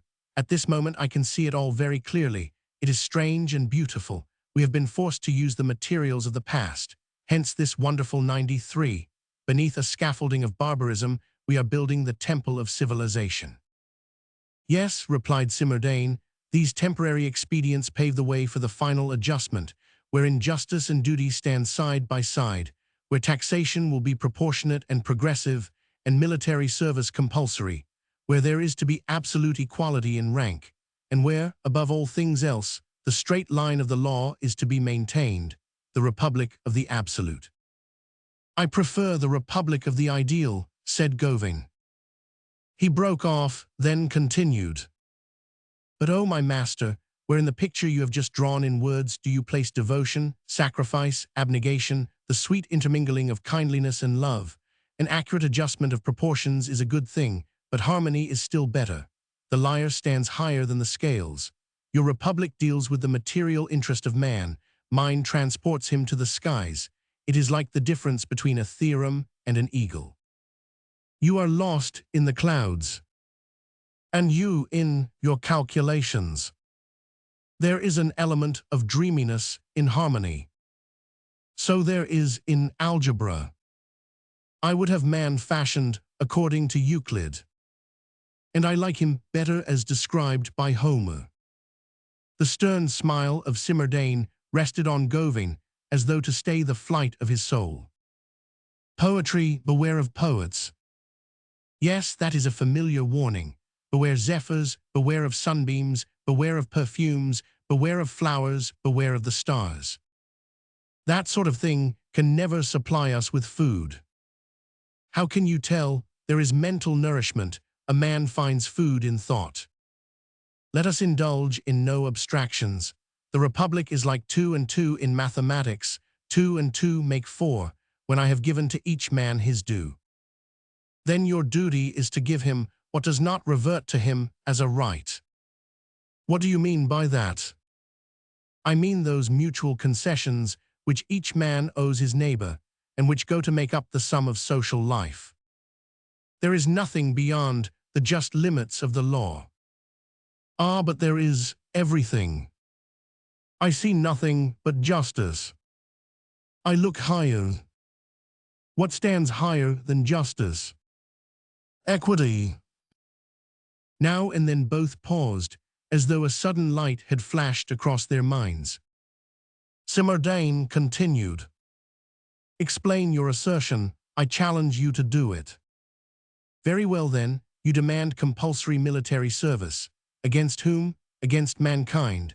I object to military service. I would have peace. You desire to help the wretched. What I wish is the abolition of their misery. You demand proportionate taxation. I would have no taxes whatsoever. I would have the public expenses reduced to the lowest level and paid for by the social surplus.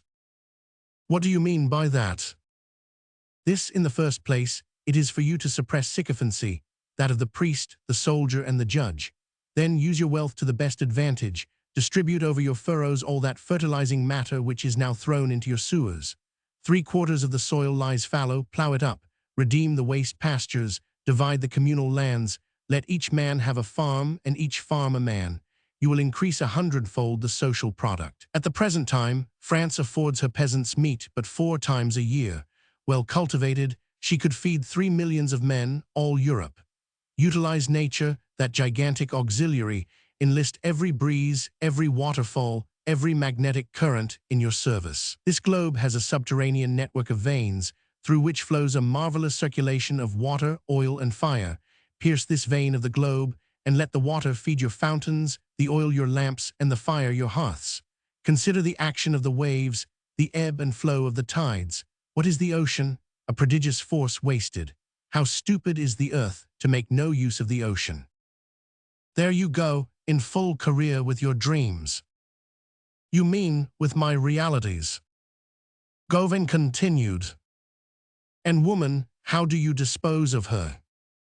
Simmerdane replied. Leave her as she is, the servant of man. Yes, under one condition. What is that? That man shall be the servant of woman. What are you thinking of? Exclaimed Simmerdane. Man a servant? Never. Man is the master. I admit but one kingdom, that of the fireside. Man is king in his own home. Yes, on one condition.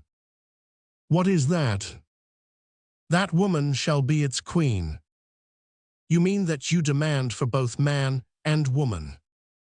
Equality.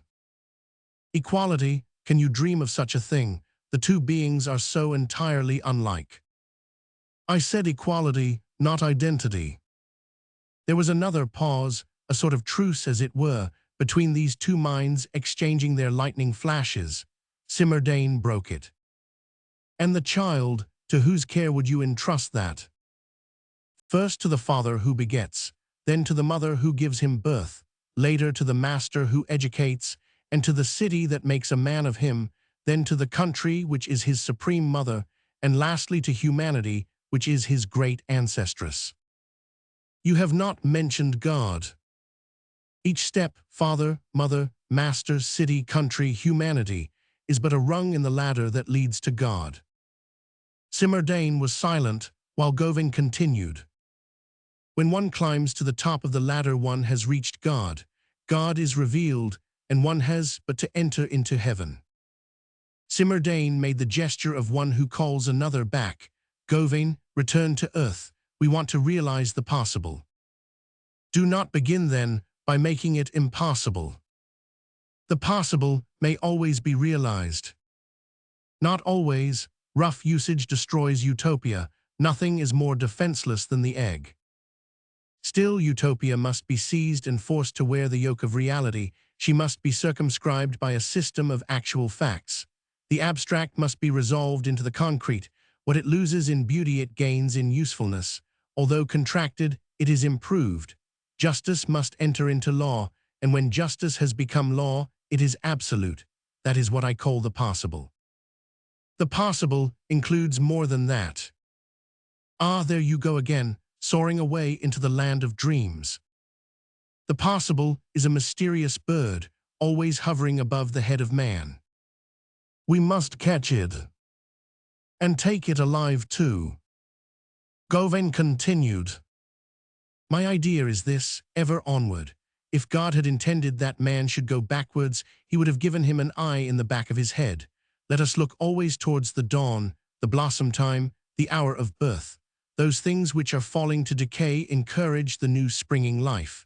In the splitting of the old tree may be heard a summons to the new one. Each century will do its work, civic, today, humane, tomorrow, today the question of justice, tomorrow that of compensation. Wages and justice are in point of fact synonymous terms. Man's life is not to be spent without a suitable compensation. When he bestows life, God contracts thereby a debt. Justice is the inherent compensation, remuneration is the acquirement thereof. Gauvin spoke with the calm serenity of a prophet. Simardane listened. The parts were changed, and now it seemed as if it were the pupil who had become the master. Simardane murmured, You go at a rapid rate. Perhaps because I have no time to lose, replied Gauvin with a smile. He continued, Master, here is the difference between our two utopias. You would have military service obligatory, I demand the same for education. You dream of man the soldier, I of man the citizen. You wish him to strike terror, I would have him thoughtful. You establish a republic of swords, while I desire to found. He broke off. I should like to establish a republic of minds. Simardane looked down on the flagstones of the dungeon. And in the meantime, what would you have? He asked. The existing condition of things. Then you absolve the present moment. Yes. Why? Because it is a tempest. A tempest always knows what it is about. For every oak that is struck by lightning, how many forests are purified? Civilization has a plague. A strong wind is sent to expel it from the land. It may not choose its methods wisely, perhaps, but can it do otherwise? Its task is no light one.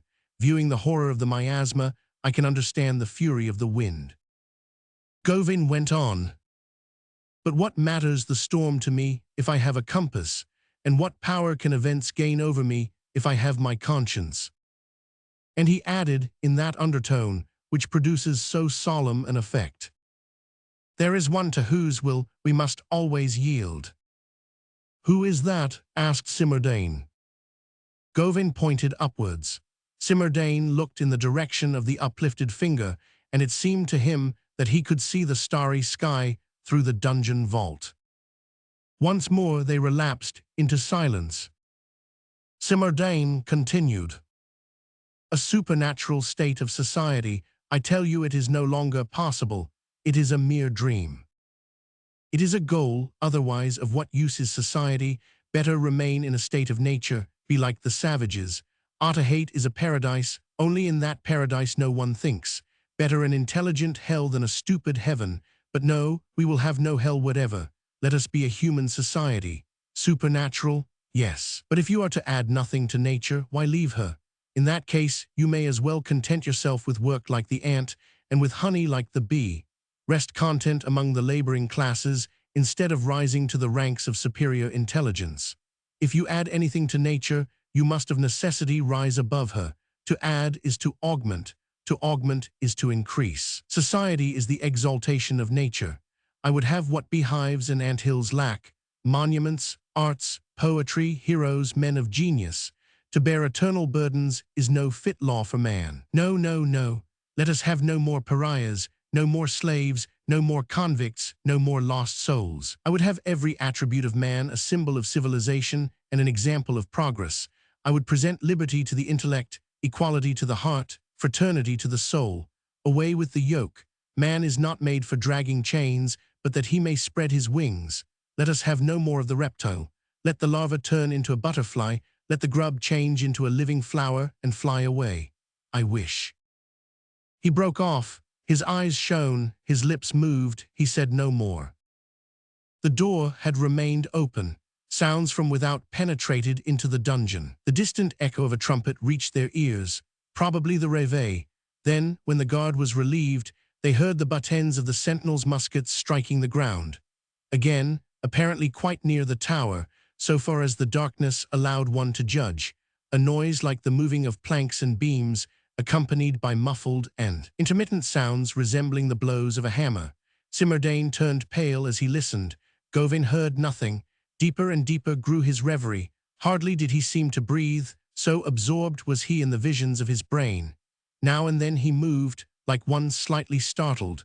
A gathering brightness shone in his eyes, like the light of dawn. Some time passed thus. "Of what are you thinking?" asked Simardane. "Of the future," replied Gawain. And he fell back again into his meditation. Unobserved by the latter, Simardane rose from the bed of straw whereon they had both been sitting. His eyes rested yearningly upon the young dreamer, while he slowly moved backward towards the door. He went out. The dungeon was again closed. Chapter 6. Still the sun rises. It was not long before day began to dawn on the horizon, and together with the day there sprang to light upon the plateau of the Tourgue, above the forest of Fougères, a strange, stationary, and wonderful object, unfamiliar to the birds of heaven. It had been placed there during the night, set up rather than built. From a distance, against the horizon, it presented a profile composed of straight and rigid lines, resembling a Hebrew letter or one of those Egyptian hieroglyphics which formed part of the alphabet of the ancient enigma. The first thought that entered the mind at the sight of this object was its uselessness. There it stood among the blossoming heather. Then came the question, could it be used, and for what purpose? Then came a shudder. It was a sort of trestle-work supported by 4 posts. At one end were 2 long upright beams, united at the top by a crossbeam from which hung a triangle that looked black against the pale blue of the morning sky.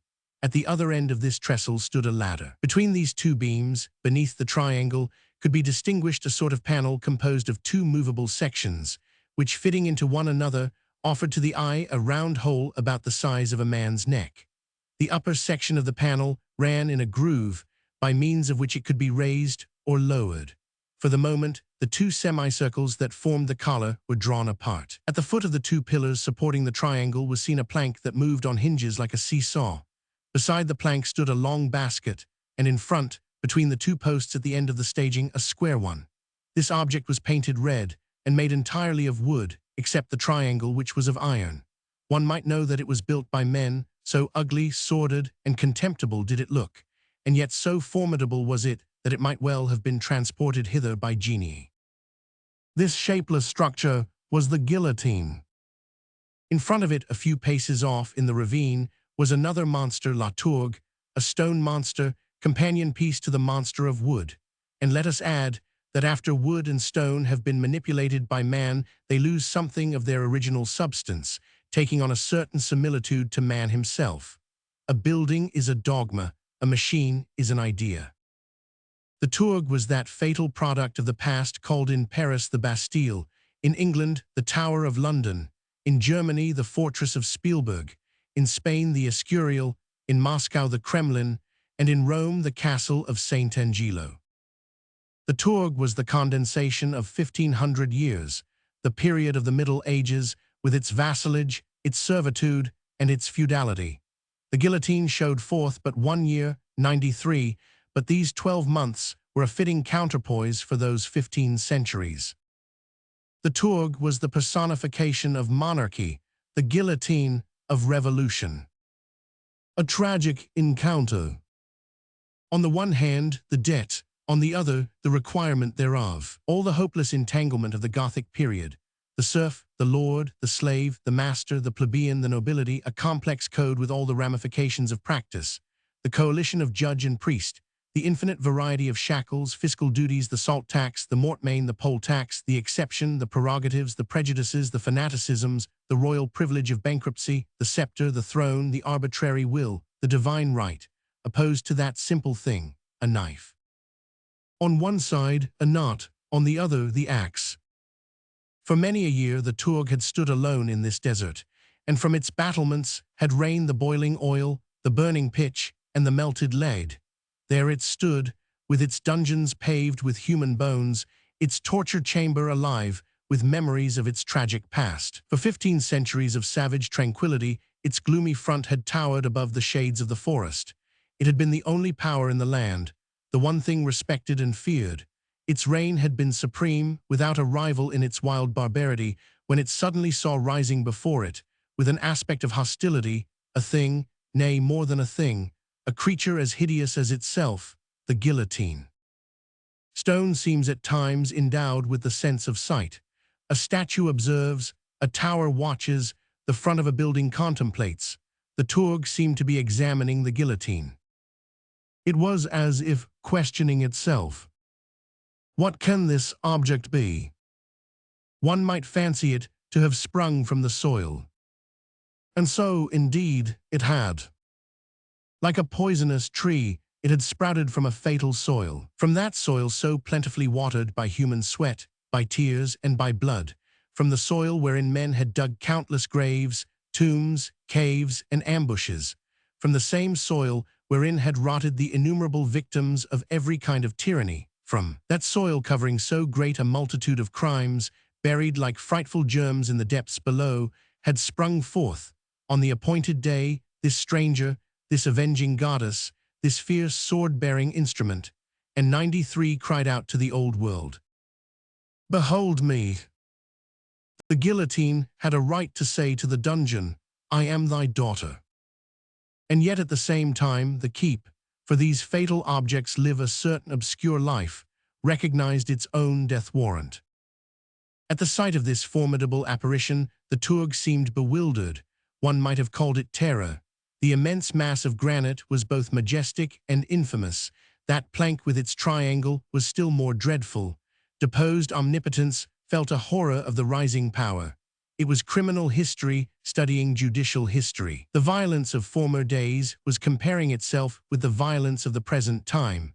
The ancient fortress, both the prison and the dwelling of the lords, where the tortured victims had shrieked aloud. This structure devoted to war and murder, now useless and defenseless. Violated, dismantled, discrowned, a pile of stones no better than a heap of cinders, hideous to look upon, magnificent in death, dizzy with the vertigo of those terrible centuries, stood watching the passage of the awful living hour. Yesterday shuddered in the presence of today. The old ferocity beheld and did homage to the new terror, and that which was mere nothingness unclosed its spectral eyes before the terror, and the phantom gazed upon the ghost. Nature is pitiless. She never withholds her flowers, her melodies, her perfumes, her sunbeams, from human abominations. She overwhelms man by the contrast between divine beauty and social ugliness. She spares him nothing, neither the wing of butterfly nor song of bird. On the verge of murder, in the act of vengeance or barbarity, she brings him face to face with those holy things. Nowhere can he escape the eternal reproach of universal benevolence and the implacable serenity of the sky. Human law in all its hideous deformity must stand forth naked in the presence of the eternal radiance. Man breaks and crushes, lays waste, destroys, but the summer, the lily, and the star remain ever the same. Never had the fair sky of early dawn seemed lovelier than on that morning. A soft breeze stirred the heather, The mist floated lightly among the branches. The forest of Fougers, suffused with the breath of running brooks, smoked in the dawn like a gigantic censer filled with incense.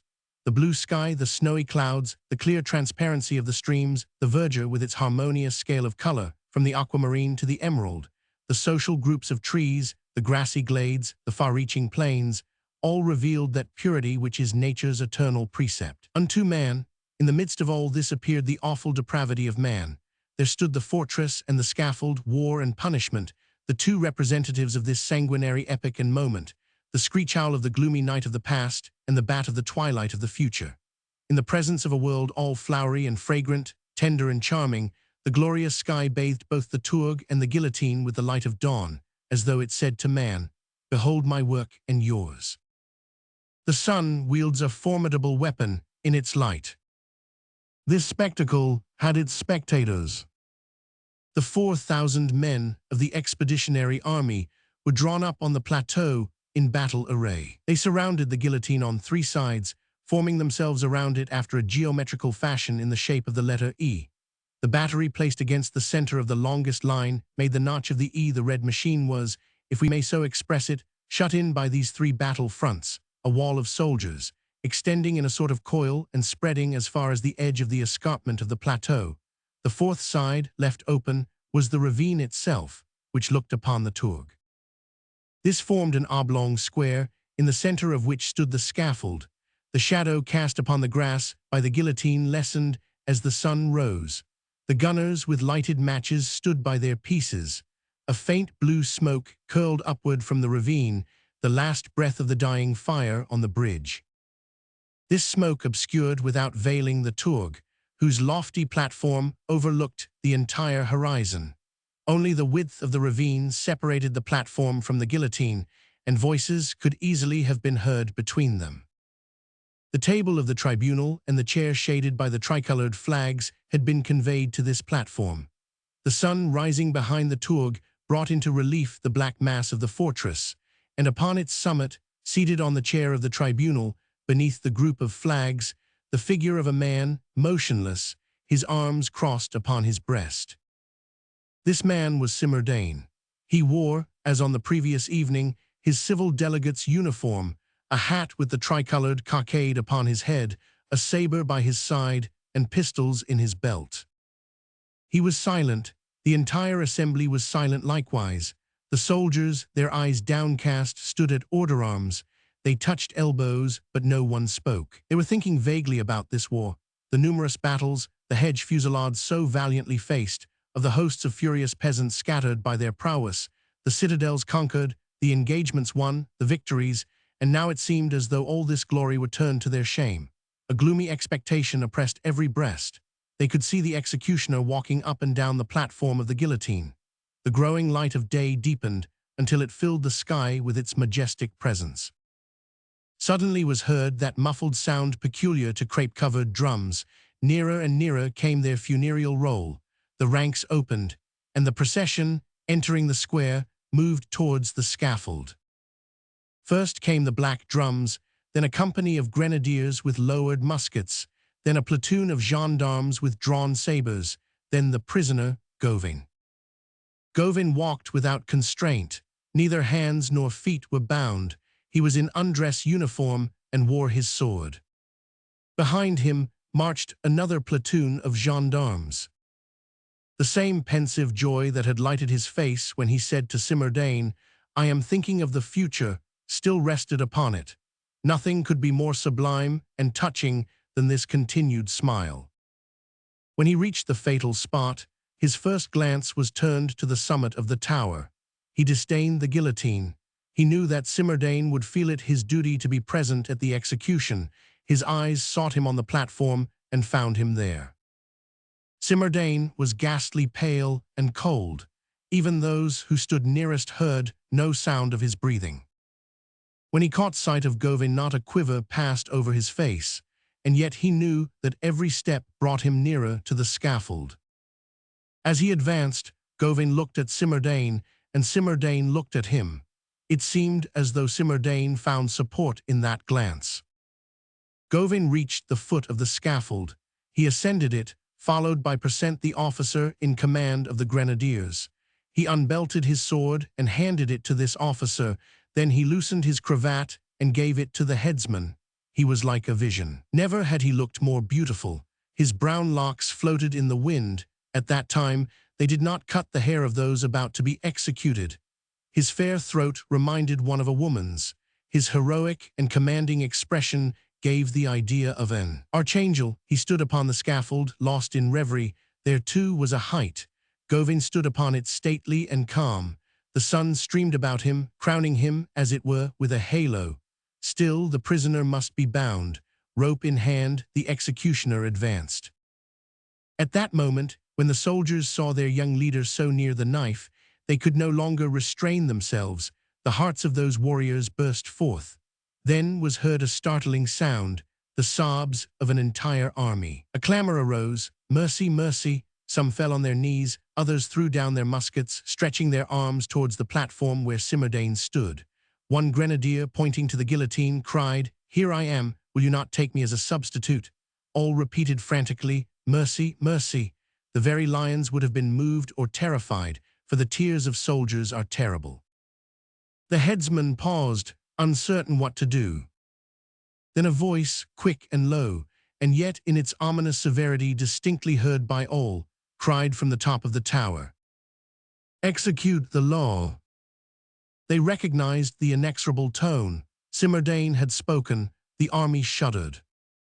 The executioner hesitated no longer. He moved forward, holding out the cord. "Wait," said Gawain.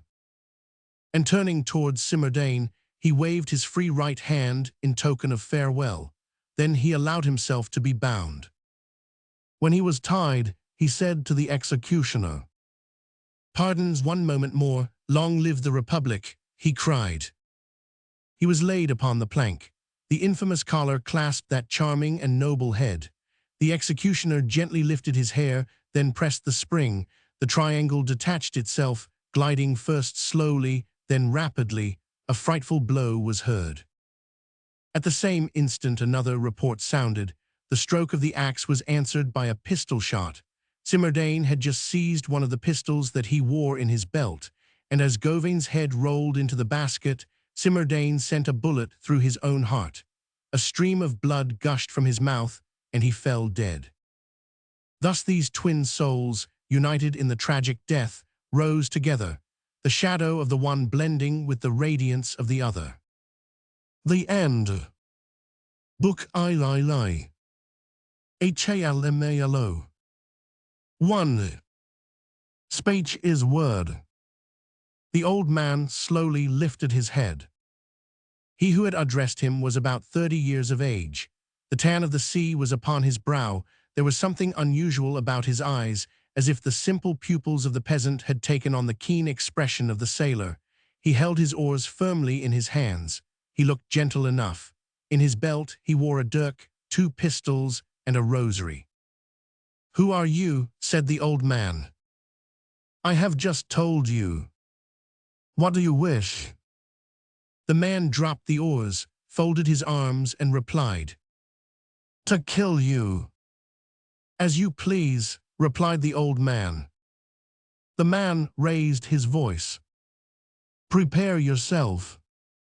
"For what?" "To die." "Why?" inquired the old man. A silence followed. For a moment the question seemed to abash the man. He continued, "I tell you that I mean to kill you. And I ask of you the reason." The sailor's eyes flashed. "Because you killed my brother."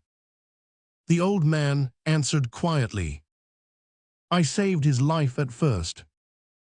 "True, you saved him first, but you killed him afterwards." "It was not I who killed him."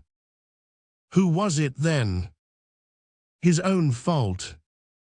The sailor gazed on the old man open-mouthed. Then once more his brows contracted savagely. "What is your name?" asked the old man. "My name is Halmalo, but I can kill you all the same, whether you know my name or not." Just then the sun rose. A ray struck the sailor full in the face. vividly illumining that wild countenance. The old man studied it closely. The cannonading, though not yet ended, was no longer continuous.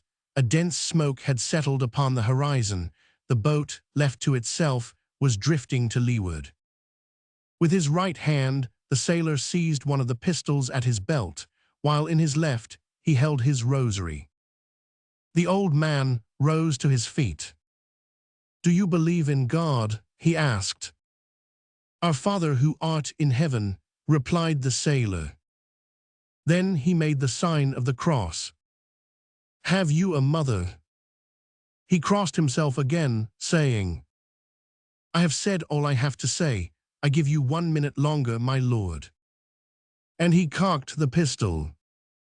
"Why do you call me, my lord?" "Because you are one, that is evident enough." "Have you a lord yourself?" "Yes, and a grand one too. Is one likely to be without a lord?" "Where is he?" "I do not know. He has left the country.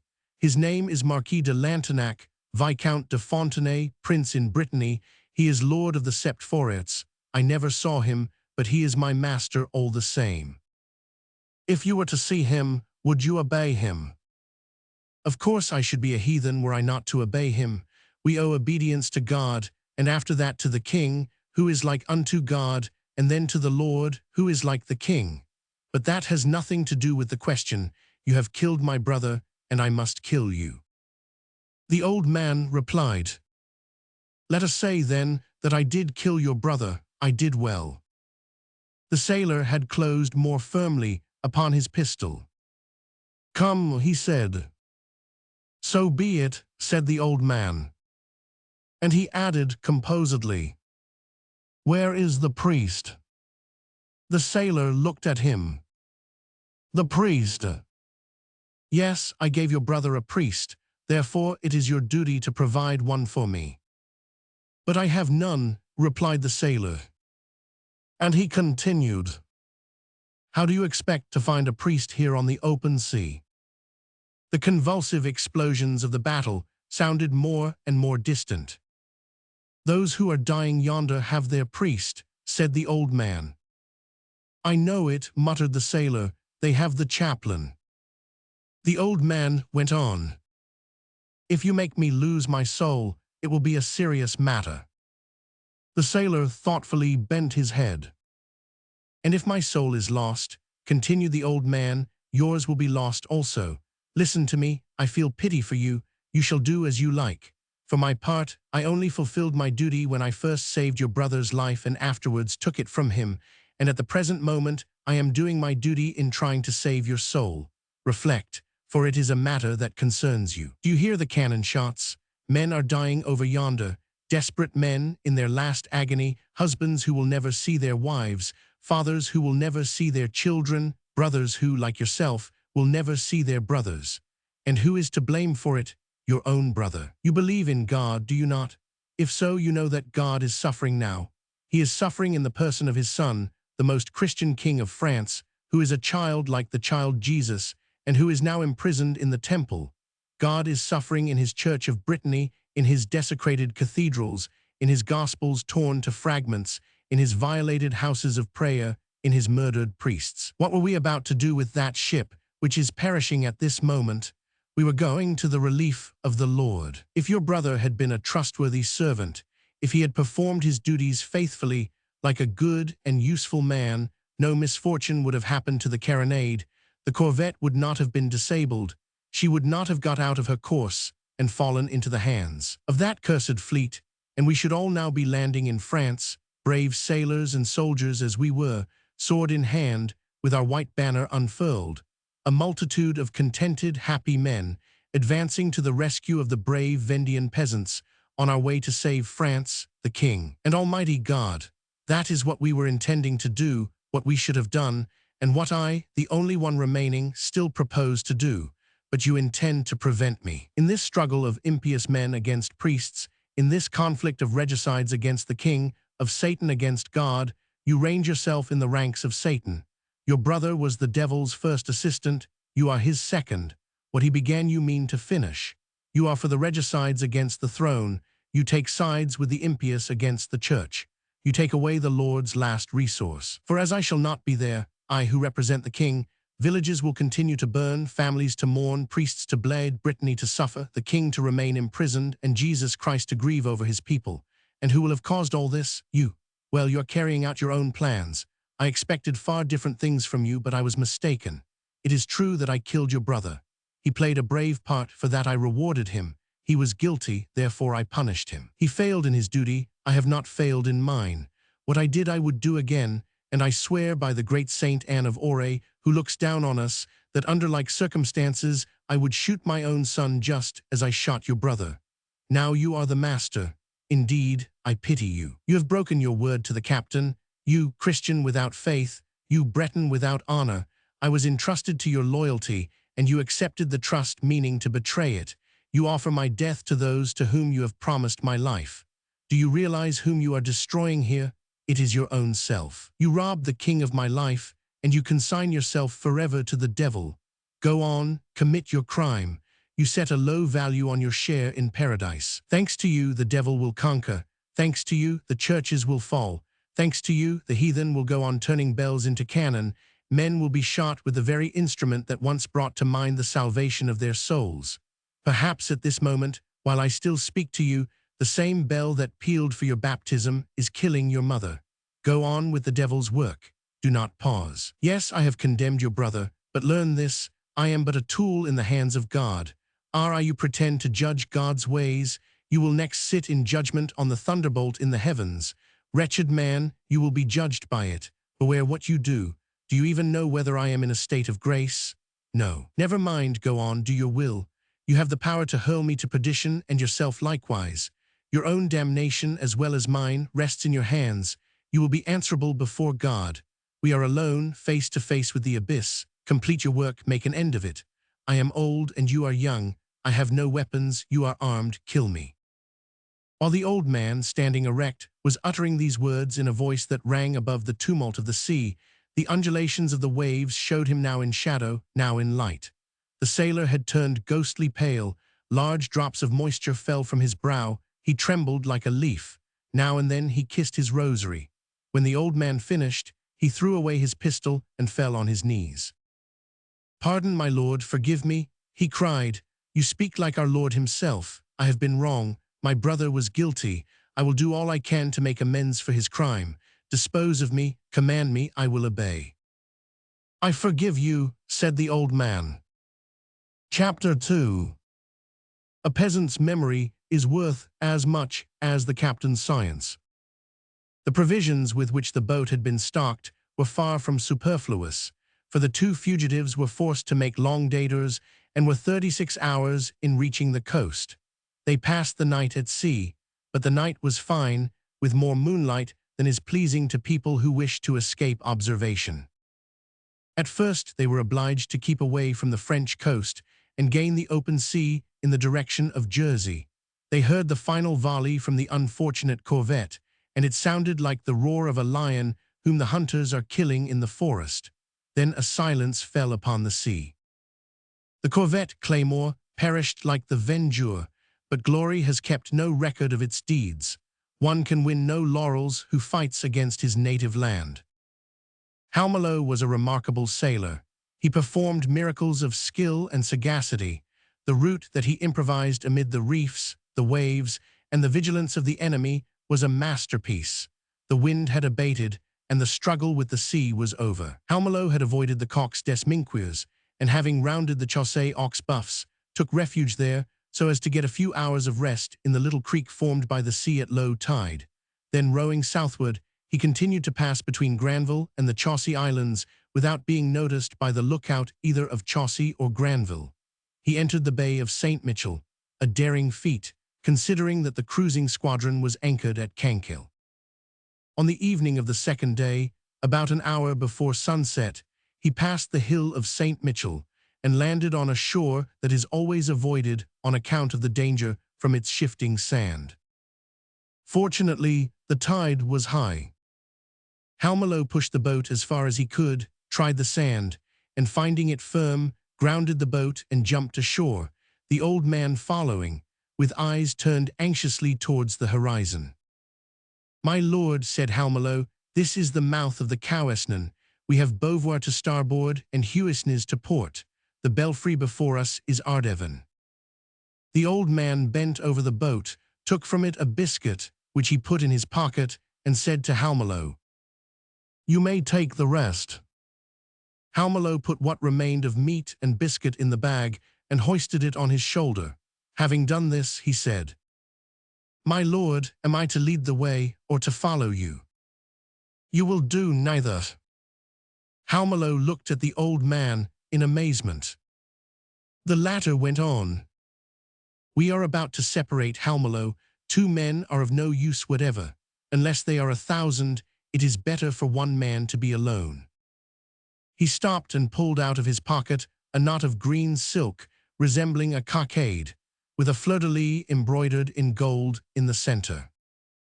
"Can you read?" he asked. "No." "That is fortunate. A man who knows how to read is embarrassing. Have you a good memory?" "Yes." "Very well. Listen, Halmelo. You will follow the road on the right, and I the one on the left. You are to turn in the direction of Bazouges, and I shall go towards Fouges. Keep your bag, because it makes you look like a peasant. Hide your weapons, cut yourself a stick from the hedge, creep through the tall rye, glide behind the hedges, climb over fences and cross the fields. You will thus avoid the passers-by as well as roads and bridges. Do not enter Pontorson. You will have to cross the Cowesnon. How will you manage that?" "I shall swim across." "Excellent, then you will come to a ford. Do you know where it is?" "Between Nancy and Vieuville." "Correct. You are evidently familiar with the country." "But night is coming on. Where will my lord sleep?" "I can take care of myself. And where will you sleep?" "There are plenty of emouses. I was a peasant before I was a sailor." "Throw away your sailor hat. It would betray you. You can surely find some worsted head covering." "Oh, a cap is easily found. The first fisherman I meet will sell me his." "Very well, now listen. You are familiar with the woods." "All of them." "Throughout this entire neighborhood. From Noirmoutier to Laval." "Do you know their names too?" "I know the woods and their names. I know all about them." "You will forget nothing." "Nothing." "Good, now mind. How many leagues can you walk in a day?" 10, 15, 18, 20, if need be." "It will have to be done. Do not miss a word of what I am about to tell you. You will go to the woods of Saint-Aubin." "Near Lamballe?" "Yes, on the edge of a ravine between Saint-Triel and Playdaliac, there is a large chestnut tree. You will stop there. No one will be in sight." "But a man will be there nevertheless. On that I can depend." "You will give the call. Do you know it?" Halmelo puffed out his cheeks, turned towards the sea, and there rang the tawit-tahoo of the owl. One would have supposed it came from the depths of a forest, so owl-like and sinister was the sound. "Good," said the old man, "you have it." He extended to Halmelo the green silk knot. "This is my commander's badge. Take it. No one must know my name at present, but this knot is sufficient. The fleur-de-lis was embroidered by Madame Royale in the Temple prison." Halmelo knelt. Trembling with awe, he received the knot embroidered with the fleur-de-lis, and in the act of raising it to his lips, he paused as if in fear. "May I?" he asked. "Yes, since you kissed the crucifix." Halmelo kissed the fleur-de-lis. "Rise," said the old man. Halmelo obeyed him, placing the knot in his bosom. "Listen carefully to what I am about to say. This is the order: revolt, give no quarter. On the edge of the forest of Saint-Aubin, you will give the call, repeating it 3 times. After the 3rd time, you will see a man rise from the ground. I know, from a hole under the trees. That man will be Planchenault, sometimes called Coeur de Roy. To him you will show this knot. He will know what it means. Then you are to go by ways that you must discover for yourself to the woods of Estillé, where you will see a cripple surnamed Mousqueton, a man who shows mercy to no human being. You are to tell him that I love him, and that he must stir up the parishes in his neighborhood. Thence you will go to the wood of Cowespan, which is 1 mile from Plyamel. When you give the owl cry, a man will come out of a hole. That will be Thualt, seneschal of Plyamel, who formerly belonged to the Constitutional Assembly, but on the royalist side. You will direct him to fortify the castle of Cowespan, that belongs to the Marquis de Gur, a refugee. Ravines, woods of moderate extent, uneven soil, a good spot. Thualt is an able and upright man. From there you will go to Saint Gen-les-Stoits, and speak to Jean Chouan, whom I look upon as the actual leader, and then to the woods of Villanglos, where you will see Gitter, called Saint Martin. You will tell him to keep his eye on a certain Kermisnil, son-in-law of the old Goupil de Préfeln, and who is the head of the Jacobins of Argenton. Remember all this. I write nothing, because writing must be avoided.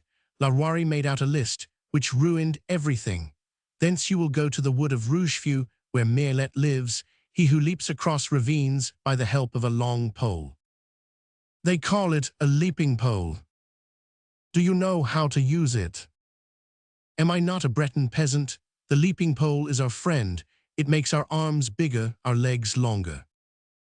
That is to say, it reduces the enemy and shortens the way. An excellent machine. Once, with my leaping pole, I stood my ground against 3 salt tax men armed with sabers. When was that? 10 years ago. Under the king. Certainly. Against whom? I really do not know. I was a salt smuggler. Very good. It was called fighting against the collectors of the salt tax. Is the tax on salt the same thing as the king? Yes and no, but it is not necessary for you to understand this. I ask Monseigneur's pardon for having put a question to Monseigneur. Let us go on. Do you know the Tourgue? Do I know it? I came from there. How is that? Why, because I come from Paragnay. To be sure, the Tourgue borders on Paragnay. Do I know the Tourgue? The great round castle belongs to the family of my lords. A large iron door separates the old building from the new part, which a cannon could not destroy. In the new building, they keep the famous book on Saint Barthélemy, which people come to see as a curiosity. The grass is full of frogs. When I was a boy, I used to play with those frogs. And the underground passage, too. Perhaps I am the only one left who knows about that. What underground passage? I don't know what you are talking about. That was in old times, when the Tourgue was besieged. The people inside could escape through an underground passage which opened into the woods. I know there are subterranean passages of that kind in the Châteaux of Jupiler and Hunnaday, and in the Tower of Champion, but there is nothing like it in the Tourgue. But indeed there is, Monseigneur. I do not know the passages of which Monseigneur speaks. I only know the one in the Tourgue because I belong in the neighborhood, and besides, I am the only one who does know of it. It was never spoken of. It was forbidden, because this passage had been used in the wars of M. de Rohan. My father knew the secret and showed it to me. I know both the secret entrance and the outlet. If I am in the forest, I can go into the tower, and if I am in the tower, I can go into the forest without being seen, so that when the enemies enter, there is no one to be found. That is the passage of the Tourgue. Oh, I know it well. The old man remained silent for a moment. You must be mistaken. If there had been any such secret, I should have known it. Monseigneur, I am sure of it. There is a stone that turns. Oh yes, you peasants believe in turning stones, in singing stones, and in stones that go by night down to a neighboring brook to drink.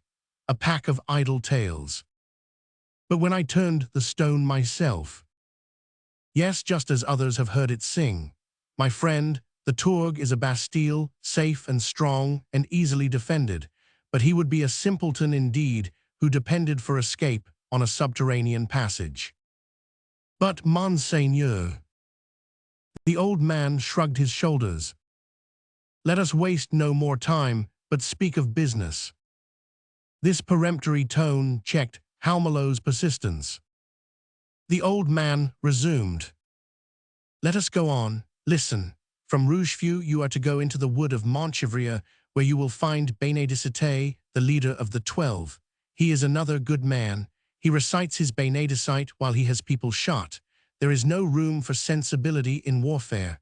From Montchevrier you will go. He broke off. I had forgotten about the money. He took from his pocket a purse and a pocketbook, which he put into Halmelow's hands. In this pocketbook you will find 30,000 francs in paper money, which is worth about 3 livres and 10 sous. The assignats are false, to be sure, but the real ones are no more valuable, and in this purse, mind, you will find 100 louis d'ors. I give you all I have, because I have no need of anything here, and it is better that no money should be found on me. Now I will go on. From Montchevrier you are to go to Entrain, where you will meet M. de Frété, from Entrain to Dupillières, where you will see M. de Rochecot, from Dupillières to Noiria, where you will find the Abbé Baudin. Will you remember all this? As I do, my pater noster. You will see M. du Boisguy at Saint Brice-en-Cogel, M. de Turpin at Morans, which is a fortified town, and the Prince de Talmont at Château-Gontier. Will a prince speak to me? Am I not speaking to you? Halmelow took off his hat. You need but to show Madame's fleur-de-lis, and your welcome is assured. Remember that you will have to go to places where there are mountaineers and patauds. You will disguise yourself. That is an easy matter, since the Republicans are so stupid that with a blue coat, a 3-cornered hat, and a cockade, you may go anywhere. The day of regiments and uniforms has gone by. The regiments are not even numbered, and every man is at liberty to wear any rag he fancies. You will go to Saint-Hervé. You will see Gaulier, called Grandpierre. You will go to the cantonment of Parnay, where all the men have swarthy faces.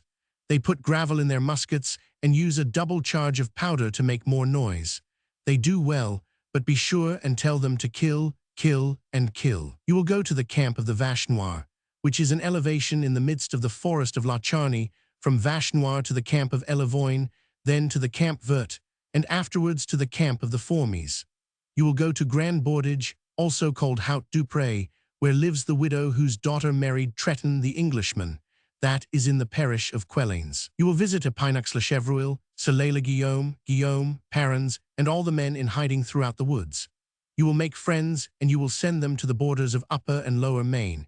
You will see Jean Treton in the parish of Vestiges, Sans Regret in Bignon, Chambord in Bonchamps, the Corbin brothers at Mason-Sells, and Petit Sanspour at Saint-Jean-sur-Ever. He is the one who is called Berdoseau. Having done this and uttered the watchwords, revolt, no quarter, in all these places you will join the Royal and Catholic Grand Army, wherever it may be. You will see Delbé, de Lescure, de la Roche-Jacqueline, and such leaders as may still be living. You will show them my commanders not. They know what it means. You are only a sailor, but Cathalino is nothing but a teamster. You will give them this message from me. It is time to join the 2 wars, the great and the small. The great one makes more noise, but the small one does the work. The Vendée does fairly well, but Chouannery goes farther, and in civil war cruelty is a powerful agent. The success of a war depends on the amount of evil that it causes. He broke off. Halmelow, I tell you all this, not that you can understand the words, but because your perceptions are keen, and you will comprehend the matters themselves. I have trusted you since I saw you managing that boat. Without knowing anything of geometry, you execute wonderful sea maneuvers. He who can pilot a boat can guide an insurrection. Judging from the way in which you managed our affair at sea, I feel sure that you will execute my instructions equally well. But to resume, so you will repeat to the chiefs all that I have told you, or words to the same effect, as near as you can remember. I am confident that you will convey to them my meaning. I prefer the warfare of the forest to that of the open field. I have no intention of exposing 100,000 peasants to the grapeshot of the soldiers in blue and the artillery of M. Carnot. In a month's time, I expect to have 500 sharpshooters hidden in the woods. The Republican army is my game. Poaching is one method of warfare. The strategy of the thickets for me. That is probably another word which you will not understand, but never mind. You know what I mean when I say no quarter, and ambushes on every side. Give me more Chouannerie rather than the regular Vendian warfare. You will add that the English are on our side. Let us catch the Republic between two fires. Europe helps us. Let us put down revolution. Kings are waging a war of kingdoms. We will wage a war of parishes. You will say all this. Do you understand me? Yes, put all to fire and sword. That is it. No quarter. None whatever, you understand. I will go everywhere. And be always on your guard, for in these parts it is an easy matter to lose one's life. Death I have no fear of. He who takes his first step may be wearing his last shoes. You are a brave fellow. And if I am asked Monseigneur's name, it is not to be made known yet. You are to say that you do not know it, and you will say the truth.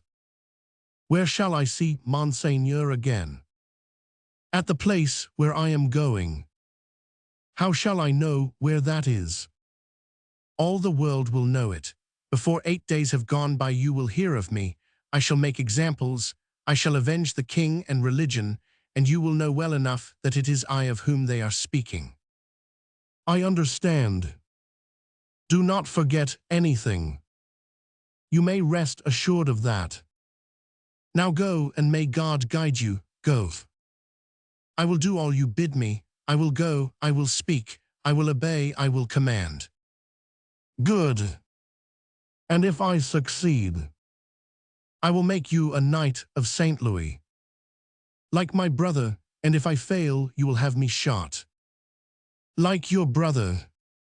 So be it, Monseigneur. The old man bent his head and seemed to fall into a gloomy reverie. When he raised his eyes, he was alone. Halmelo was only a black speck vanishing on the horizon. The sun had just set. The seamews and hooded gulls were flying homeward from the ocean, and the atmosphere was charged with that well-known restlessness that precedes the night. The tree frogs croaked, the kingfishers flew whistling from the pools, the gulls and rooks kept up their usual evening clamor, and the shorebirds called to each other, but not a human sound was to be heard.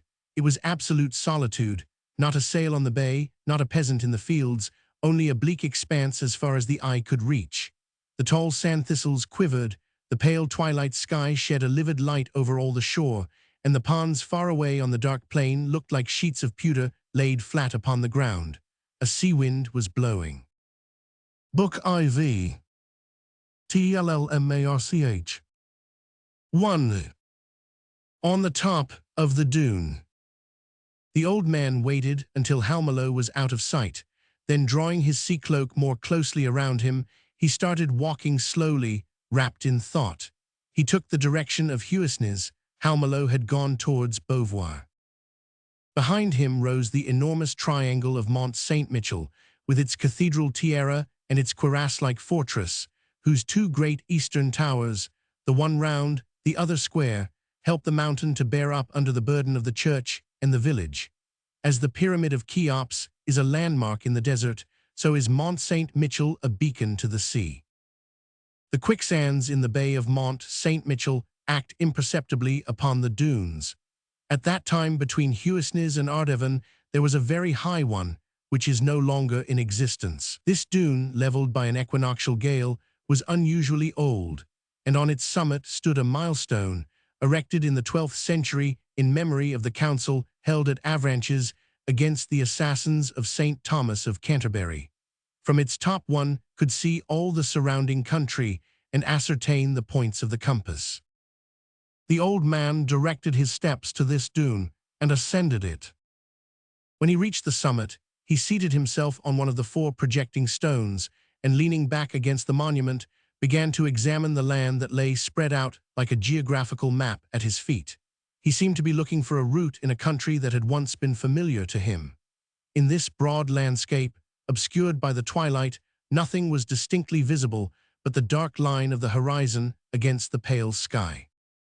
One could see the clustered roofs of 11 hamlets and villages, and all the belfries of the coast were visible several miles away, standing high that they might serve as beacons to the sailors in time of need.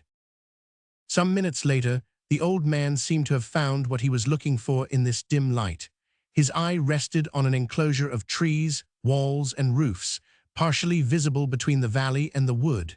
It was a farm. He nodded his head with an expression of satisfaction, like one who says to himself, "There it is," and began to trace with his finger the outlines of a route across the hedges and the fields. From time to time, he gazed intently at a shapeless and somewhat indistinct object that was moving above the principal roof of the farm and seemed to ask himself what it could be.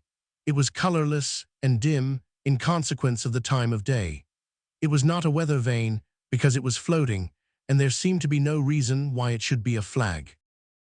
He felt weary and grateful to rest on the stone where he was sitting. He yielded to that vague sense of oblivion which the first moment of repose brings to weary men.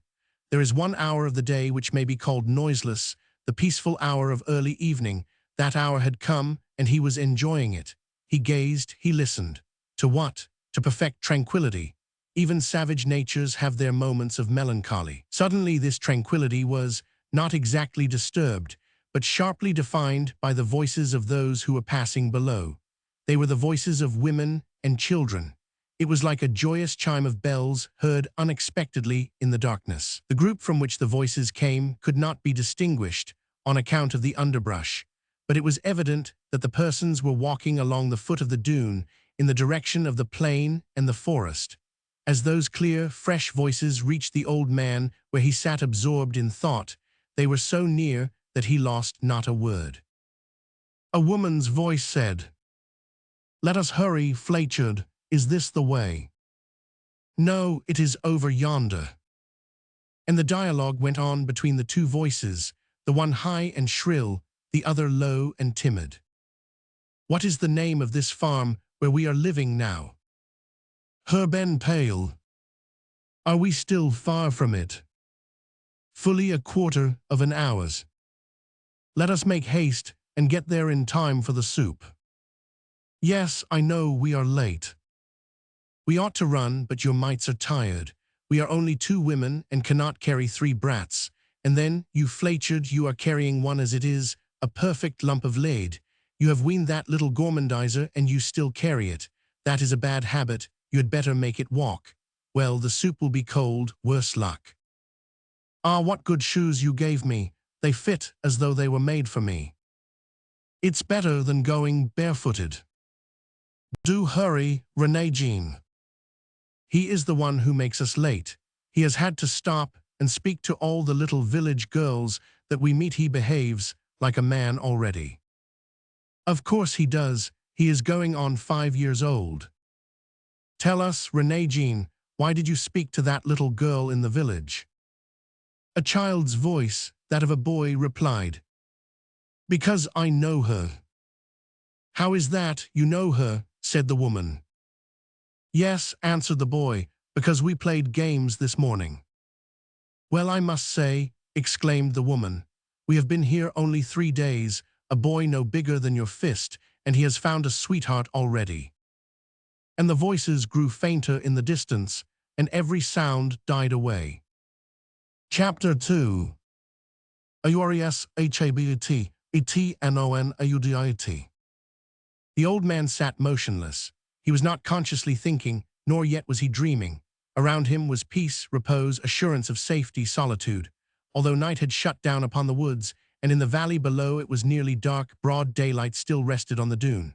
The moon was rising in the east, and several stars pricked the pale blue of the zenith. This man, although intensely absorbed in his own interests, surrendered himself to the unutterable peacefulness of nature. He felt the vague dawn of hope rising in his breast, if the word hope may fitly be applied to projects of civil warfare. For the moment, it seemed to him that in escaping from the inexorable sea, he had left all danger behind him. No one knew his name. He was alone, lost as far as concerned the enemy. He had left no traces behind him, for the surface of the sea preserves no trace. All is hidden, ignored, and never even suspected. He felt unspeakably calm. A little more, and he would have fallen asleep. It was the deep silence, pervading both heaven and earth, that lent to the hour a subtle charm to soothe the imagination of this man, stirred as he was by inward and outward agitations. There was nothing to be heard but the wind blowing in from the sea, a prolonged monotonous bass, to which the ear becomes so used that it almost ceases to be noticed as a sound. All at once he rose to his feet. His attention was suddenly awakened. An object on the horizon seemed to arrest his glance. He was gazing at the belfry of Cormeray at the farther end of the valley.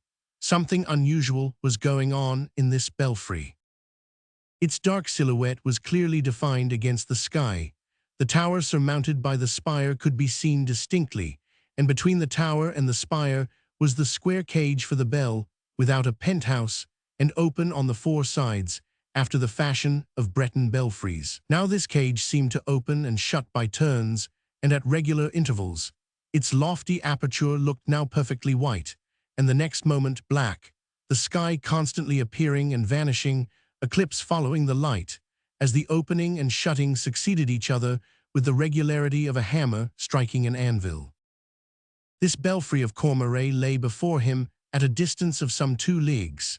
He looked towards the right in the direction of the belfry of Bagger Pican, which also rose straight against the horizon, and the cage of that belfry was opening and closing like the belfry of Cormeray. He looked towards the left at the belfry of Tannies.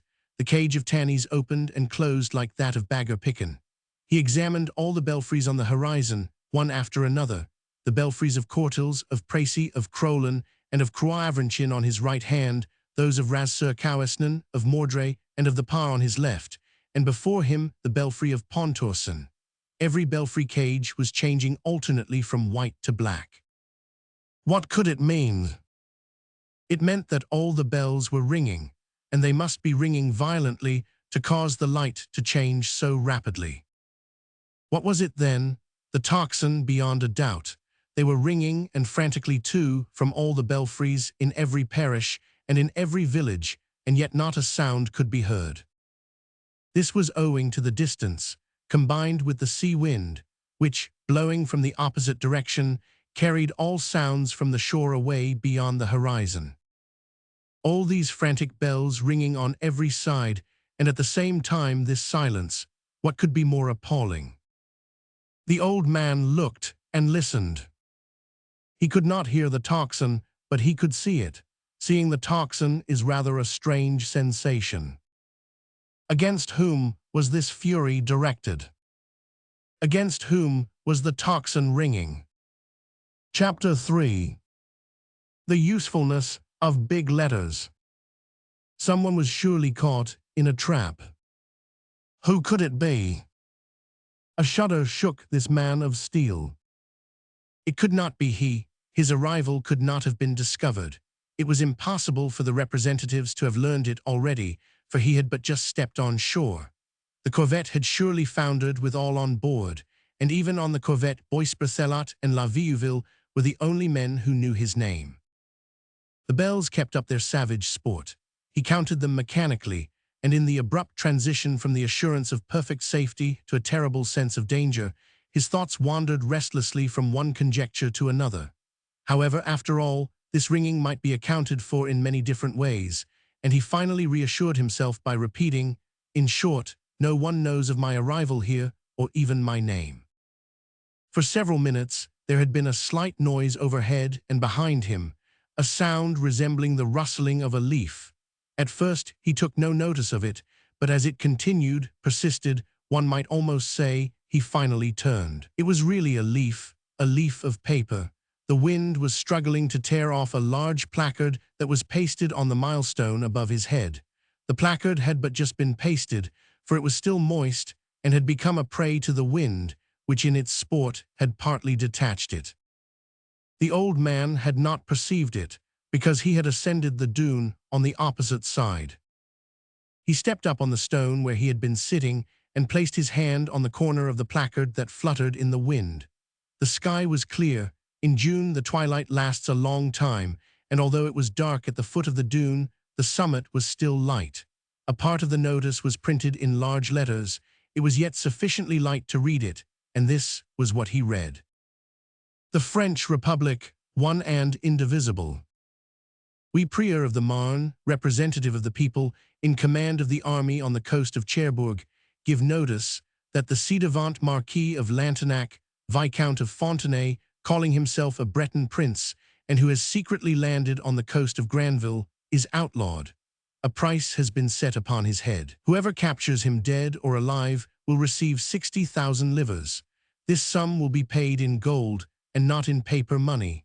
A battalion of the army of the Coast Guards of Cherbourg will be at once dispatched for the apprehension of the former Marquis of Lantenac.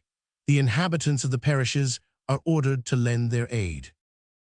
Given at the Town Hall of Granville, the 2nd of June, 1793. Signed, Prior de la Marne. Below this name, there was another signature written in smaller characters, which the fading light prevented him from deciphering. Pulling his hat down over his eyes and muffling himself in his sea-cape up to his chin, the old man hastily descended the dune. Evidently, it was not safe to tarry any longer on this lighted summit. Perhaps he had stayed there too long already. The top of the dune was the only point of the landscape that still remained visible. When he had descended and found himself in the darkness, he slackened his pace. He took the road leading to the farm which he had traced out, evidently believing himself safe in that direction. It was absolute solitude. There were no passers-by at this hour. Stopping behind a clump of bushes, he unfastened his cloak, turned his waistcoat with the hairy side out, refastened his cloak, that was but a rag held by a string around his neck, and resumed his journey. It was bright moonlight. He came to a place where two roads forked, and on the pedestal of the old stone cross, which stood there, a white square could be distinguished, undoubtedly another placard like the one he had lately read. As he drew near to it, he heard a voice. "Where are you going?" it said, and turning he beheld a man in the hedgerow, tall like himself, and of about the same age, with hair as white and garments even more ragged than his own, almost his very double. The man stood leaning on a long staff. "I asked you where you were going," he repeated. "In the first place, tell me where I am," was the reply, uttered in tones of almost haughty composure. And the man answered, "You are in the seigneury of Tannies, of which I am the beggar and you the lord." "I." "Yes, you, Monsieur le Marquis de Lantenac." Chapter 4. The Ciamand. The Marquis de Lantenac, henceforth we shall call him by his name, replied gravely, "Very well, then deliver me up." The man continued, "We are both at home here, you in the castle, I in the bushes. Let us put an end to this. Do what you have to do. Deliver me to the authorities," said the Marquis. The man went on. "You were going to the farm Herbenpale, were you not?" "Yes." "Don't go there." "Why not?" "Because the Blues are there." "How long have they been there?" "These 3 days past." "Did the inhabitants of the farm and village resist?" "No, they opened all the doors." "Ah," said the Marquis. The man indicated with his finger the roof of the farm, which was visible in the distance above the trees. "Do you see that roof, Marquis?" "Yes." "Do you see what there is above it?" "Something waving." "Yes." "It is a flag." "The tricolor," said the man. It was the object that had attracted the attention of the Marquis when he stood on the top of the dune. "Isn't the tocsin ringing?" inquired the Marquis. "Yes."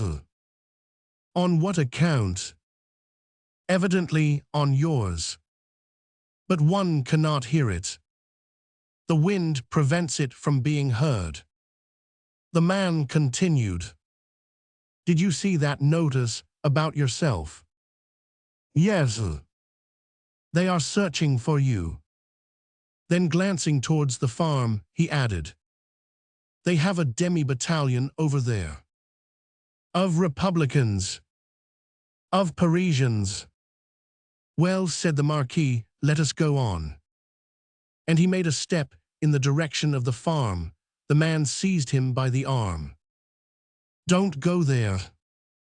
Where would you have me go? With me. The Marquis looked at the beggar. Listen to me, Marquis. My home is not a fine one, but it is safe. A hut lower than a cellar, seaweed for a floor, and for a ceiling a roof of branches and of grass. Come, they would shoot you at the farm, and at my house you will have a chance to sleep. You must be weary. Tomorrow the blues start out again, and you can go where you choose. The Marquis studied the man. On which side are you then? Asked the Marquis. Are you a royalist or a republican? I am a beggar. Neither royalist nor republican. I believe not. Are you for or against the king? I have no time for that sort of thing. What do you think of what is transpiring? I think that I have not enough to live on. Yet you come to my aid. I knew that you were outlawed. What is this law, then, that one can be outside of it? I do not understand. Am I inside the law or outside of it? I have no idea. Does dying of hunger mean being inside the law? How long have you been dying of hunger? All my life. And you propose to save me? Yes. Why? Because I said to myself, there is a man who is poorer than I, for he has not even the right to breathe. True, and so you mean to save me? Certainly, now we are brothers, my lord, beggars both, I for bread and you for life. But do you know there is a price set on my head? Yes. How did you know it? I have read the notice. Then you can read. Yes, and write also. Did you think I was like the beasts of the field? But since you can read and have seen the notice, you must know that he who delivers me up will receive 60,000 francs. I know it. Not in assignats. Yes, I know, in gold. You realize that 60,000 francs is a fortune. Yes. And that the man who arrests me will make his fortune. Yes, and what then? His fortune. That is exactly what I thought. When I saw you, I said to myself, to think that whoever arrests this man will earn 60,000 francs and make his fortune, let us make haste to hide him. The Marquis followed the beggar. They entered a thicket. There was the beggar's den, a sort of chamber in which a large and ancient oak had allowed the man to take up his abode. It was hollowed out under its roots and covered with its branches, dark, low, hidden, actually invisible, and in it there was room for two. I foresaw that I might have a guest, said the beggar. This kind of subterranean lodging, less rare in Brittany than one might imagine, is called a carnachot. The same name is also given to hiding places built in thick walls. The place was furnished with a few jugs, a bed of straw or seaweed, washed and dried, a coarse kersey blanket, and a few tallow dips, together with a flint and steel and twigs of furze to be used as matches. They stooped, crawling for a moment, and penetrated into a chamber divided by the thick roots of the tree into fantastic compartments, and seated themselves on the heap of dry seaweed that served as a bed. The space between the two roots through which they had entered and which served as a door admitted a certain amount of light. Night had fallen, but the human eye adapts itself to the change of light, and even in the darkness it sometimes seems as if the daylight lingered still. The reflection of a moonbeam illumined the entrance. In the corner was a jug of water, a loaf of buckwheat bread, and some chestnuts. Let us sup, said the beggar. They divided the chestnuts. The Marquis gave his bit of hardtack. They ate of the same black loaf, and drank in turn out of the same jug of water, meanwhile conversing. The Marquis questioned the man. So it is all one to you, whatever happens. Pretty much, it is for you who are lords to look out for that sort of business. But then, what is going on now, for instance? It is all going on over my head." The beggar added, "Besides, there are things happening still higher. The sun rises, the moon waxes and wanes. That is the kind of thing that interests me." He took a swallow from the jug and said, "Good fresh water." Then he continued, "How do you like this water, my lord?" "What is your name?" asked the Marquis. "My name is Telmark, but they call me the Caymand." "I understand. Caymand is a local word, which means beggar. I am also called Levia." He went on, "I have been called Levia for 40 years. 40 years, but you must have been young then." "I was never young. You are young still, Marquis. You have the legs of a man of 20. You can climb the great dune, while I can hardly walk. A quarter of a mile tires me out. Yet we are of the same age, but the rich have an advantage over us. They eat every day. Eating keeps up one's strength." After a silence, the beggar went on, "Wealth and poverty, there's the mischief. It seems to me that that is the cause of all these catastrophes. The poor want to be rich, and the rich do not want to become poor. I think that is at the bottom of it all, but I do not trouble myself about such matters. Let come what may, I am neither for the creditor nor for the debtor. I know that there is a debt, and somebody is paying it, that is all. I would rather they had not killed the king, and yet I hardly know why.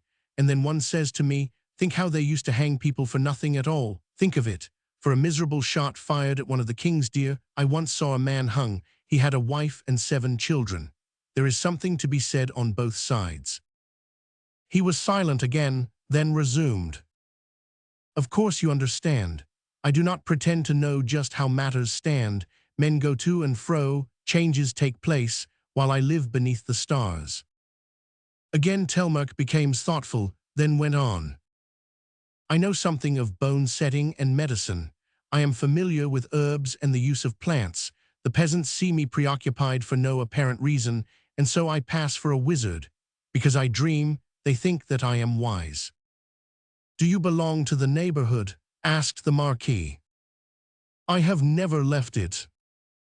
"Do you know me?" "Certainly, the last time I saw you, you were passing through this part of the country on your way to England. That was 2 years ago. Just now I saw a man on the top of the dune, a tall man. Tall men are not common hereabouts. Brittany is a country of short men. I looked more closely. I had read the notice, and I said to myself, see here. And when you came down, the moon was up, and I recognized you. But I do not know you. You have looked at me, but you never saw me." And Telmark the Caymand added, "I saw you, the passerby and the beggar look with different eyes. Have I ever met you before?" "Often, for I am your beggar. I used to beg on the road below your castle. Sometimes you gave me alms. He who gives takes no notice, but he who receives looks anxiously and observes well. A beggar is a born spy, but though I am often sad, I try not to be a malicious spy. I used to hold out my hand, and you saw nothing but that, into which you threw the alms that I needed in the morning to keep me from dying of hunger at night. Frequently, I went 24 hours without food. Sometimes a penny means life itself. I am paying you now for the life I owe you." "True, you are saving my life." "Yes, I am saving your life, Monseigneur." The voice of Telmark grew solemn. "On one condition." "What is that?" "That you have not come here to do harm." "I have come here to do good." "Let us sleep," said the beggar. They lay down side by side on the bed of seaweed. The beggar dropped to sleep at once. The Marquis, although much fatigued, remained awake for some time, thinking and watching his companion in the darkness. Finally he lay back. Lying upon the bed was equivalent to lying on the earth, and he took advantage of this to put his ear to the ground and listen. He could hear a hollow subterranean rumbling. It is a fact that sound is transmitted into the bowels of the earth. He could hear the ringing of the bells. The tocsin continued. The Marquis fell asleep. 5. When he awoke, it was daylight.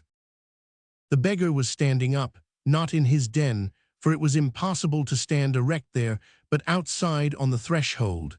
He was leaning on his staff, and the sunshine fell upon his face. "Monseigneur," said Telmark, "it has just struck 4 from the belfry of Tannies. I heard it strike. Therefore the wind has changed. It comes from the land, and as I heard no other sound the tocsin must have ceased. All is quiet at the farm and in the village of Herbenpale. The Blues are either sleeping or gone. The worst of the danger is over. It will be prudent for us to separate. This is my time for going out." He indicated a point in the horizon. "I am going this way." Then pointing in the opposite direction, he said, "You are to go that way." The beggar gravely waved his hand to the Marquis. "Take those chestnuts with you, if you are hungry," he added, pointing to the remains of the supper. A moment after he had disappeared among the trees. The Marquis rose and went in the direction indicated by Telmark. It was that charming hour called in the old Norman peasant dialect the peep of day. The chirping of the finches and of the hedge sparrows was heard. The Marquis followed the path that they had traversed the day before, and as he emerged from the thicket, he found himself at the fork of the roads marked by the stone cross. The placard was still there, looking white and almost festive in the rising sun. He remembered that there was something at the foot of this notice that he had not been able to read the evening before, on account of the small characters and the fading light. He went up to the pedestal of the cross. Below the signature Prieur de la Marne, the notice ended with the following lines in small characters: "The identity of the ci-devant Marquis of Lantenac having been established, he will be executed without delay. Signed, Gilles, Chief of Battalion in command of Exploring Column." "Gauvain," said the Marquis. He paused, wrapped in deep thought, his eyes fixed on the placard. "Gauvain," he repeated. He started once more, turned, looked at the cross, came back, and read the placard over again. Then he slowly walked away. Had anyone been near, he might have heard him mutter to himself in an undertone, "Gauvain." The roofs of the farm on his left were not visible from the sunken paths through which he was stealing. He skirted a precipitous hill, covered with blossoming firs, of the species known as the thorny firs. This eminence was crowned by one of those points of land called in this district a hure, and at its base the trees cut off the view at once. The foliage seemed bathed in light. All nature felt the deep joy of morning. Suddenly this landscape became terrible. It was like the explosion of an ambuscade. An indescribable tornado of wild cries and musketshots fell upon these fields and woods, all radiant with the morning light, and from the direction of the farm rose a dense smoke mingled with bright flames, as though the village and the farm were but a truss of burning straw. It was not only startling but awful, this sudden change from peace to wrath, like an explosion of hell in the very midst of dawn, a horror without transition. A fight was going on in the direction of Herbenpale. The Marquis paused. No man in a case like this could have helped feeling as he did. Curiosity is more powerful than fear. One must find out what is going on, even at the risk of life. He climbed the hill at the foot of which lay the sunken path. From there, although the chances were that he would be discovered, he could at least see what was taking place. In a few moments he stood on the hure and looked about him. In fact, there was both a fusillade and a fire. One could hear the cries and see the fire. The farm was evidently the center of some mysterious catastrophe. What could it be? Was it attacked? And if so, by whom? Could it be a battle? Was it not more likely to be a military execution? By the orders of a revolutionary decree, the Blues frequently punished refractory farms and villages by setting them on fire. For instance, every farm and hamlet which had neglected to fell the trees as prescribed by law, and had not opened roads in the thickets for the passage of Republican cavalry, was burned. It was not long since the parish of Bergen near Ernay had been thus punished.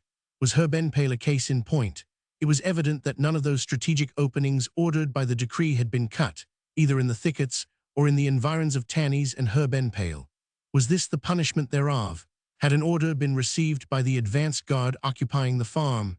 Did not this advance guard form a part of one of those exploring columns called colons infernals? The eminence on which the Marquis had stationed himself was surrounded on all sides by a wild and bristling thicket called the Grove of Herbenpale. It was about as large as a forest, however, and extended to the farm, concealing, as all Breton thickets do, a network of ravines, paths, and sunken roads, labyrinths wherein the Republican armies frequently went astray. This execution, if execution it were, must have been a fierce one, for it had been rapid. Like all brutal deeds, it had been done like a flash. The atrocity of civil war admits of these savage deeds. While the Marquis, vainly conjecturing and hesitating whether to descend or to remain, listened and watched, this crash of extermination ceased, or, to speak more accurately, vanished. The Marquis could see the fierce and jubilant troop as it scattered through the grove. There was a dreadful rushing to and fro beneath the trees. From the farm they had entered the woods. Drums beat an attack, but there was no more firing. It was like a battue. They seemed to be following a scent. They were evidently looking for someone. The noise was widespread and far-reaching. There were confused outcries of wrath and triumph, a clamor of indistinct sounds.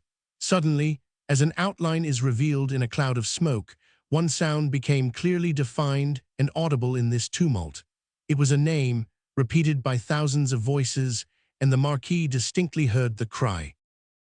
Lantenac, Lantenac, the Marquis of Lantenac, they were looking for him. Chapter 6.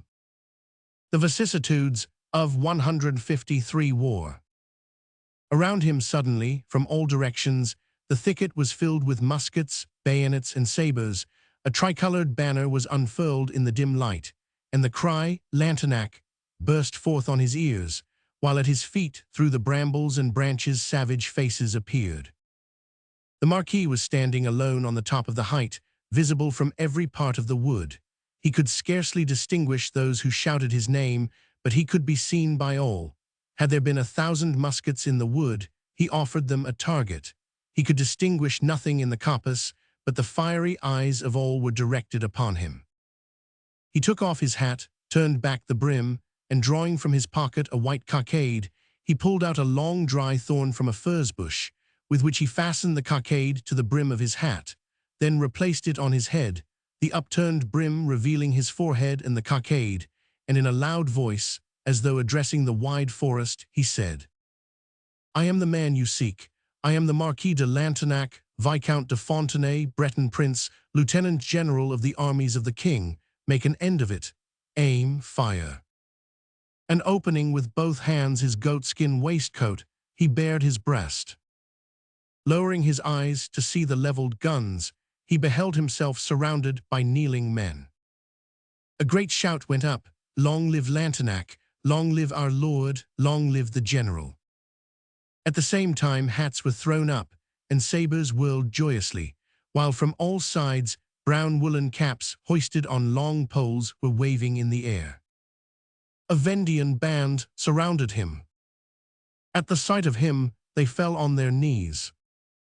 Legends tell us that the ancient Thuringian forests were inhabited by strange beings, a race of giants, at once superior and inferior to men, whom the Romans regarded as horrible beasts and the Germans as divine incarnations, and who might chance to be exterminated or worshipped according to the race they encountered. A sensation similar to that which may have been felt by one of those beings was experienced by the Marquis when, expecting to be treated like a monster, he was suddenly worshipped as a deity. All those flashing eyes were fastened upon him with a kind of savage love. The crowd were armed with guns, sabres, scythes, poles, and sticks. All wore large felt hats or brown caps with white cockades, a profusion of rosaries and charms, wide breeches left open at the knee, jackets of skin and leather gaiters. The calves of their legs were bare, and they wore their hair long. Some looked fierce, but all had frank and open countenances. A young man of noble bearing passed through the crowd of kneeling men and hastily approached the Marquis. He wore a felt hat with an upturned brim, a white cockade, and a skin jacket like the peasants, but his hands were delicate and his linen was fine, and over his waistcoat was a white silk scarf, from which hung a sword with a golden hilt. Having reached the Hure, he threw aside his hat, unfastened his scarf, and kneeling, presented to the Marquis both scarf and sword. "Indeed we were seeking for you," he said, "and we have found you. receive the sword of command. These men are yours now. I was their commander. Now am I promoted since I become your soldier. Accept our devotion, my lord. General, give me your orders." At a sign from him, men carrying the tricolored banner came forth from the woods, and going up to the Marquis, placed it at his feet. It was the one he had seen through the trees. "General," said the young man who presented the sword and the scarf, "this is the flag which we took from the Blues who held the farm Herbenpale. My name is Gavard, my lord. I was with the Marquis de la Rouarie." "Very well," said the Marquis. And calm and composed he girded on the scarf. Then he pulled out his sword, and waving it above his head, he cried, "Rise, and long live the king." All started to their feet. Then from the depth of the woods arose a tumultuous and triumphant cry. "Long live the king, long live our Marquis, long live Lantenac." The Marquis turned towards Gavard. "How many are you?" 7,000. While they were descending the hill, the peasants clearing away the furze bushes to make a path for the Marquis de Lantenac, Gavard continued. "All this may be explained in a word, my lord. Nothing could be more simple. It needed but a spark. The Republican placard in revealing your presence has roused the country for the king. Besides, we have been secretly notified by the mayor of Granville, who is one of us, the same who saved the Abbé Olivier. They rang the tocsin last night." "For whom?" "For you." "Ah," said the Marquis. "And here we are," continued Gavard. "And you number 7,000. Today, but we shall be 15,000 tomorrow. It is the Breton contingent." When Monsieur Henry de la Roche-Jacqueline went to join the Catholic army, they sounded the tocsin, and in one night 6 parishes, Isernay, Corcu, Echabrignes, Aubiers, Saint-Aubin, and Neuil, sent him 10,000 men. They had no munitions of war, but having found at a quarryman's house 60 pounds of blasting powder, Monsieur de la Roche-Jacqueline took his departure with that. "We felt sure you must be somewhere in these woods, and we were looking for you. And you attacked the Blues at the farm Herbenpale." The wind prevented them from hearing the tocsin, and they mistrusted nothing. The population of the hamlet, a set of clowns, received them well. "This morning we invested the farm while the Blues were sleeping, and the thing was over in a trice. I have a horse here. Will you deign to accept it, General?" "Yes." A peasant led up a white horse with military housings. The Marquis mounted him without accepting Gavard's proffered assistance. "Hurrah!" cried the peasants. "The English fashion of cheering is much in vogue on the Breton coast, for the people have continual dealings with the Channel Islands." Gavard made the military salute, asking, as he did so, "Where will you establish your headquarters, my lord?" "At first, in the forest of Fougères. It is one of the 7 forests belonging to you." "We need a priest." "We have one." "Who is it?" "The curate of the Chapelle Bray." "I know him. He has made the trip to Jersey." A priest stepped out from the ranks and said, "3 times." The Marquis turned his head. "Good morning, Monsieur le Curé. There is work in store for you." "So much the better, Monsieur le Marquis. You will have to hear the confessions of such as desire your services. No one will be forced." "Marquis," said the priest, "at Guémené, Gaston compels the Republicans to confess. He is a hairdresser. The dying should be allowed free choice in such a matter." Gavard, who had gone away to give certain orders, now returned. "I await your commands, General." "In the first place, the rendezvous is in the forest of Fougères. Direct the men to separate and meet there." "The order has been given." "Did you not say that the people of Herbenpale were friendly to the Blues?" "Yes, General." "Was the farm burned?" "Yes." "Did you burn the hamlet?" "No." "Burn it." "The Blues tried to defend themselves, but they numbered 150, while we were 7,000. What blues are they? Those of Santerre. He who ordered the drums to beat while they were beheading the king. Then it is a Parisian battalion. A demi-battalion. What was it called? Their banner has on it, Battalion of the Bonnet Rouge. Wild beasts. What is to be done with the wounded? Put an end to them. What are we to do with the prisoners? Shoot them. There are about 80 of them. Shoot them all. There are 2 women. Treat them all alike. And 3 children. Bring them along, we will decide what is to be done with them. And the Marquis spurred his horse forward. Chapter 7. No mercy, no quarter.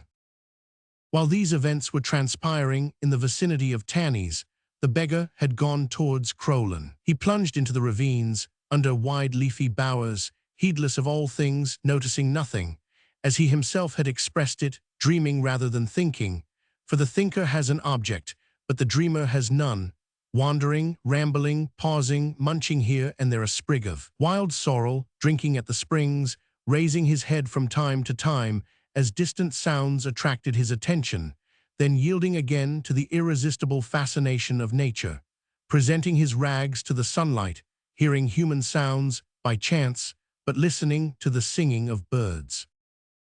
He was old and slow. As he told the Marquis of Lantenac, he could not go far. A quarter of a mile fatigued him. He made a short circuit towards Croix-Avranchin, and it was evening when he returned. A little beyond Massy, the path he followed led him to a sort of elevation, destitute of trees, which commanded a wide expanse of country, including the entire horizon from the west as far as the sea. A smoke attracted his attention. There is nothing more delightful than a smoke, and nothing more alarming. There are smokes signifying peace, and smokes that mean mischief. In the density and color of a column of smoke lies all the difference between war and peace, brotherly love and hatred, hospitality and the grave, life and death. A smoke rising among the trees may mean the sweetest thing in all the world, the family hearth, or the most dreadful of calamities, a conflagration.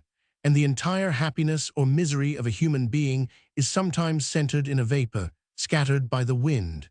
The smoke which Telmark saw was of a kind to excite anxiety. It was black with sudden flashes of red light, as though the furnace from whence it sprung burned fitfully and was gradually dying out, and it rose above Herbenpale. Telmark hurried along, walking towards the smoke. He was tired, but he wanted to know what it meant. He reached the top of a hillock, behind which nestled a hamlet and the farm. Neither farm nor hamlet was to be seen. A heap of ruins was still burning, all that remained of Herbenpale. It is much more heartrending to see a cottage burn than a palace. A cottage in flames is a pitiful sight. Devastation swooping down on poverty, a vulture pouncing upon an earthworm, there is a sense of repugnance about it that makes one shudder. If we believe the biblical legend, the sight of a conflagration once turned a human being into a statue. For an instant, a similar change came over Telmark. The sight before his eyes transfixed him to the spot. The work of destruction went on in silence. Not a cry was heard, not a human sigh mingled with the smoke. That furnace pursued its task of devouring the village with no other sound than the splitting of timbers and the crackling of thatch. From time to time the clouds of smoke were rent. The falling roofs revealed the gaping chambers. The fiery furnace displayed all its rubies. The poor rags turned scarlet, and the wretched old furniture, tinged with purple, stood out amid these dull red interiors. Telmark was dazed by the terrible calamity. Several trees of a neighboring chestnut grove had caught fire and were in a blaze. He listened, trying to hear a voice, a call, or some kind of a noise. Nothing stirred but the flames. All was still save the fire. Had all the inhabitants fled? Where was the community that lived and labored at Herbenpale? What had become of this little family? Telmark descended the hillock. A gloomy enigma lay before him. He approached it slowly, gazing at it steadily. He advanced towards the ruin with the deliberation of a shadow, feeling like a ghost in this tomb. Having reached what had formerly been the door of the farm, he looked into the yard, whose ruined walls no longer separated it from the surrounding hamlet. What he had seen before was nothing as compared with what he now beheld. From afar, he had seen the terror of it. Now all its horrors lay before him. In the middle of the yard was a dark mass, vaguely outlined on one side by the flames and on the other by the moonlight. It was a heap of men, and these men were dead. Around this mound lay a wide pool, still smoking, whose surface reflected the flames, but it needed not the fire to redden it. It was of blood. Telmark went up to it. He examined, one after another, these prostrate bodies. All were corpses. Both the moon and the conflagration lighted up the scene. The dead bodies were those of soldiers. Every man had bare feet. Both their shoes and their weapons had been taken from them, but they still wore their blue uniforms. Here and there one could distinguish, amid the confusion of the limbs and heads, hats bearing the tricolor cockades riddled with bullets. They were Republicans, the same Parisians who the previous evening had been living, active men, garrisoned at the farm Herbenpale. The symmetrical arrangement of the fallen bodies proved the affair to have been an execution. They had been shot on the spot, and with precision. They were all dead. Not a sound came from the mass. Telmark examined each individual corpse, and every man was riddled with shot. Their executioners, doubtless in haste to depart, had not taken time to bury them. Just as he was about to leave the place, his attention was attracted by the sight of 4 feet protruding beyond the corner of a low wall in the yard. These feet were smaller than those which he had previously seen. There were shoes upon them, and as he drew near, he perceived that they were the feet of women. 2 women were lying side by side behind the wall, also shot. Telmark stooped over them. One of them wore a kind of uniform. Beside her was a jug, broken and empty. She was a vivandière. She had 4 balls in her head. She was dead. Telmark examined the other, who was a peasant woman. Her eyes were closed, her mouth open, her face discolored, but there were no wounds in her head. Her dress, undoubtedly worn to shreds by long marches, was rent by her fall, exposing her bosom. Telmark pushed it still further aside and discovered on her shoulder a round wound made by a ball. The shoulder blade was broken. He gazed upon her livid breast. "A nursing mother," he murmured. He touched her. She was not cold. The broken bone and the wound in the shoulder were her only injuries. He placed his hand on her breast and felt a faint throb. She was not dead. Telmark raised himself and cried out in a terrible voice, "Is there no one here?" "Is that you, Camille?" replied a voice so low that it could scarcely be heard. At the same time, a head emerged from a hole in the ruin, and the next moment, a second one peered forth from another aperture. These were the sole survivors, 2 peasants who had managed to hide themselves, and who now, reassured by the familiar voice of the Camille, crept out of the hiding places where they had been crouching. They approached Telmark, still trembling violently. The latter had found strength to utter his cry, but he could not speak. Deep emotions always produce this effect. He pointed to the woman lying at his feet. "Is she still alive?" asked one of the peasants. Telmark nodded. "And the other woman, is she living too?" asked the second peasant. Telmark shook his head. The peasant, who had been the first to show himself, continued. "All the others are dead, are they not? I saw it all. I was in my cellar. How grateful one is to God in times like these to have no family. My house was burned. Lord Jesus, everybody was killed. This woman had children, 3 little ones. The children cried, 'Mother.' The mother cried, 'Oh, my children.' They killed the mother and carried away the children. I saw all. Oh, my God, my God. Those who murdered them went off well pleased. They carried away the little ones and killed the mother. But she is not dead, is she? I say, Camille, do you think you could save her? Don't you want us to help you carry her to your carnishot?" Telmark nodded. The woods were near the farm. They quickly made a litter with branches and ferns, and placing the woman, still motionless, upon it, they started towards the grove, the two peasants bearing the litter, one at the head, the other at the foot, while Telmark supported the woman's arm and constantly felt her pulse. On the way the two peasants talked, and over the body of the bleeding woman, whose pale face was lighted by the moon, they exchanged their frightened exclamations. "To kill all! To burn all! Oh, my lord, is that the way they are going to do now? It was that tall old man who ordered it." "Yes, he was the commander. I did not see him while the shooting went on. Was he there?" "No, he was gone, but it was done by his order all the same." "Then it was he who did this. He said, 'Kill, burn, no quarter.'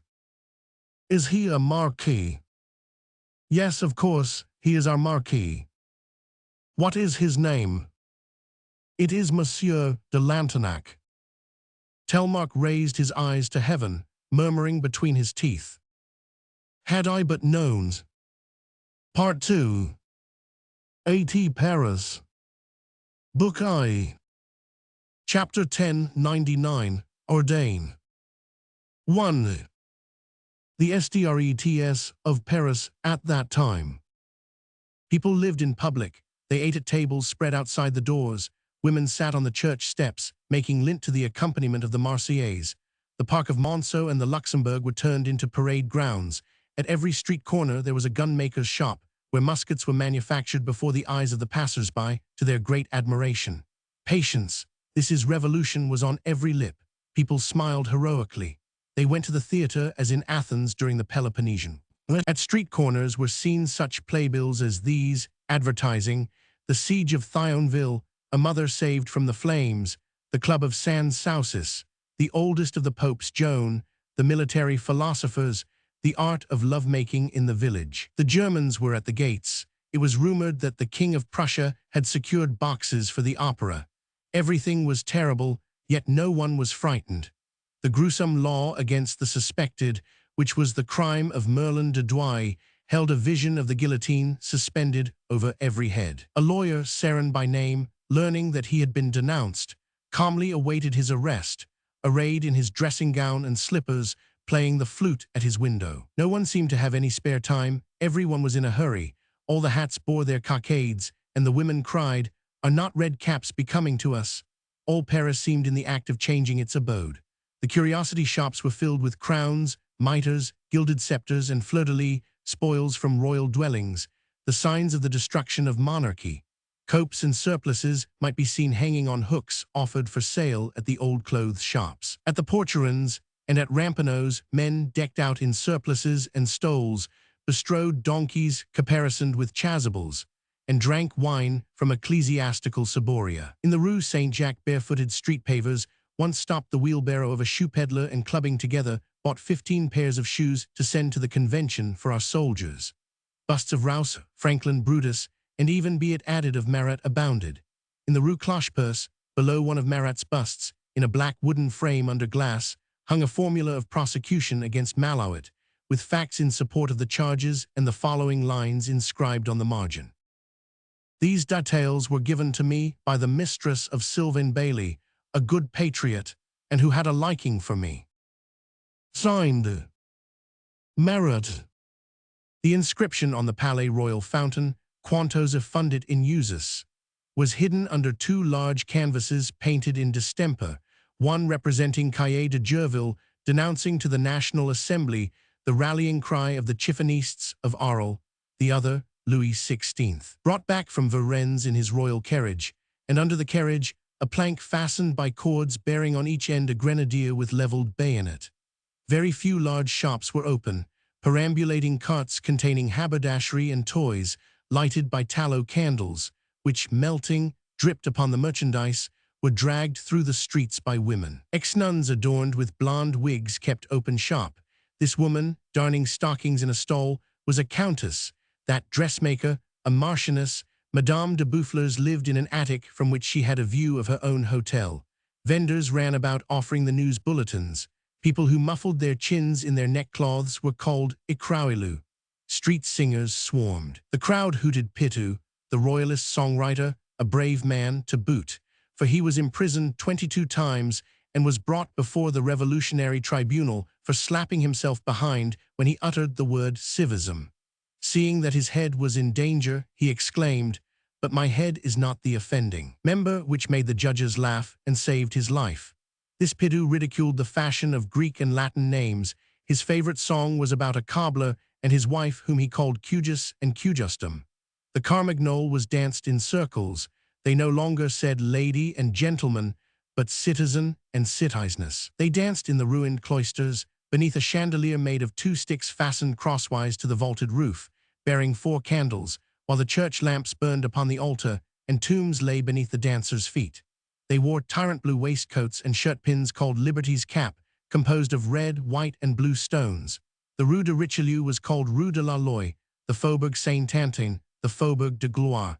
A statue of nature stood in the Place de la Bastille. People pointed out to each other well-known personages, Chatelet, Didier, Nicolas, and Gameur de Launay, who mounted guard at the doors of the Joiner Duplay, Vaulant, who never missed a day of guillotining, and who followed the tumbrils of the condemned, calling it going. To the Red Mass, Montflabert, a revolutionary juryman and marquis whom they called Dixaout. They watched the pupils of the École Militaire file past, called aspirants to the School of Mars by the decrees of the Convention, and nicknamed by the people Robespierre's pages. They read the proclamations of Fréron, denouncing those suspected of the crime of négociantisme. Young scapegraces gathered about the doors of the mayoralties, crowding the brides and grooms as they came in sight, and shouting municipal marriages in derision of the civil ceremony. The statues of the saints and kings at the Invalides were crowned with Phrygian caps. They played cards on curbstones at the crossings, and the very cards themselves were totally revolutionized. Kings were replaced by genii, queens by the goddess of liberty, knaves by equality, aces by emblems of law. The public gardens were tilled, they plowed the Tuileries. With all this was intermingled, especially among the conquered party, an indescribably haughty weariness of living. A man wrote to Fauquier Tinville, "Be so kind as to lift from me the burden of life. This is my address." Champsonetz was arrested for exclaiming at the Palais Royal, "When are we to have a Turkish revolution? I should like to see the Republic à la porte." Newspapers abounded. Hairdressers' apprentices curled the women's wigs in public, while the master read the Moniteur aloud. Others, surrounded by listeners, commented with expressive gesticulations on the journal Intendant's Noose of Dubois Crancet or the Trompette du Père Bellerose. Sometimes a man was both a barber and a pork dealer, and hams and chitlins would hang side by side with a golden-haired doll. The wines of the émigrés were sold by dealers on the streets. One merchant advertised wine of 52 different brands, others retailed lyre-shaped clocks and sofas à la duchesse. A hairdresser had the following notice printed on his sign: "I shave the clergy, I dress the hair of the nobility, I wait upon the tiers-état." People went to Martin, at number 173 in the Rue d'Anjou, formerly called Rue Dauphine, to have their fortune told. Bread, coal, and soap were scarce. Herds of milch cows on their way from the provinces were constantly passing. At La Vallée, lamb was sold at 15 francs a pound. An order of the Commune assigned to each person a pound of meat for every 10 days. People stood in files at the shop doors. One file that reached from the door of a grocer's shop in the Rue du Petit Carreau to the middle of the Rue Montorgueil has become a matter of tradition. Forming a queue was called holding the string, on account of the long cord held by those who stood in line, one behind the other. In the midst of all this wretchedness, women were brave and gentle. They passed whole nights waiting their turn to be served at the baker's. The revolution was successful in its expedients. It alleviated this widespread misery by 2 dangerous measures, the assignat and the maximum, in other words, the lever and the fulcrum. France was actually saved by empiricism. The enemy, both in Coblentz and in London, speculated in assignats. Girls went hither and thither offering lavender water, garters, and false hair, and selling stocks at the same time. There were stock jobbers on the steps of the Rue Vivienne, with muddy shoes, greasy hair, woolen caps with foxtails, and the dandies of the Rue de Valois with their polished boots, a toothpick in their mouths, and beaver hats on their heads, to whom the girls said thee and thou. The people hunted them down as they did thieves, whom the royalists called active citizens. Robbery, however, seldom occurred. The fearful destitution was matched by a stoical honesty. With downcast eyes the barefooted and the hungry went gravely past the shop windows of the jewelers of the Palais Égalité. During a domiciliary visit made by the section Antin at Beaumarchais' house, a woman plucked a flower in the garden. The crowd boxed her ears. A cord of wood cost 400 francs in coin. People were to be seen in the streets sawing up their wooden beds. In the winter, the fountains froze, and 2 pails of water cost 20 sous. Every man was his own water carrier. A gold louis was worth 3,950 francs. A ride in a fiacre cost 600 francs. After a day's ride, the following dialogue might be heard. How much do I owe you, coachman? 6,000 livres. The trade of a greengrocer woman amounted to 20,000 francs a day. A beggar was known to have said, "Help me, for charity's sake. I want 230 livres to pay for my shoes." At the entrance of the bridges might be seen colossal figures, sculptured and painted by David, which Mercier insultingly called enormous wooden punchinellos. These figures represented federalism and coalition overthrown. No infirmity of purpose among the people. There was a gloomy sense of pleasure in having put an end to thrones, no lack of volunteers ready to lay down their lives. Every street furnished a battalion. The flags of the district went hither and thither, each one with its own device. On the banner of the Capuchin district might be read, "No one will shave us." On another, "No other nobility save that of the heart." On the walls were placards, large and small, white, yellow, green, and red, printed and written, on all which might be read this war cry, "Long live the Republic." Little children lisped, "Ça ira." These little children were the nucleus of a great future. Later on, a cynical city took the place of the tragical one. The streets of Paris have displayed 2 distinct revolutionary aspects, the one preceding the 9th Thermidor and that which followed it. After the Paris of Saint-Just came the Paris of Tallien. Such are the constant antitheses of Almighty God. Immediately after Seine, the Courtal appeared. Paroxysms of popular folly may always be expected. The same thing had taken place 80 years before.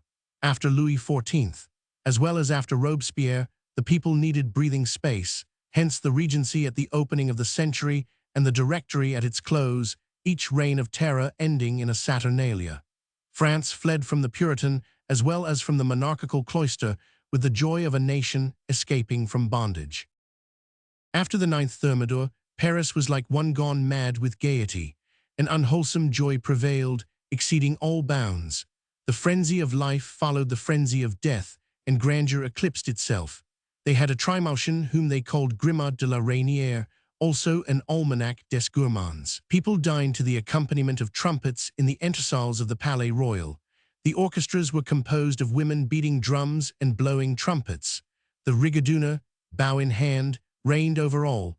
They supped after the oriental fashion at Mayottes, surrounded by censers of perfume. The artist Bose painted his daughters, innocent and charming heads of 16, en guillotinés, that is, bare-necked and in red chemises. The wild dances in ruined churches were followed by the balls of Ruggieri, Luque Wenzel, Mauduit, and the Montansier.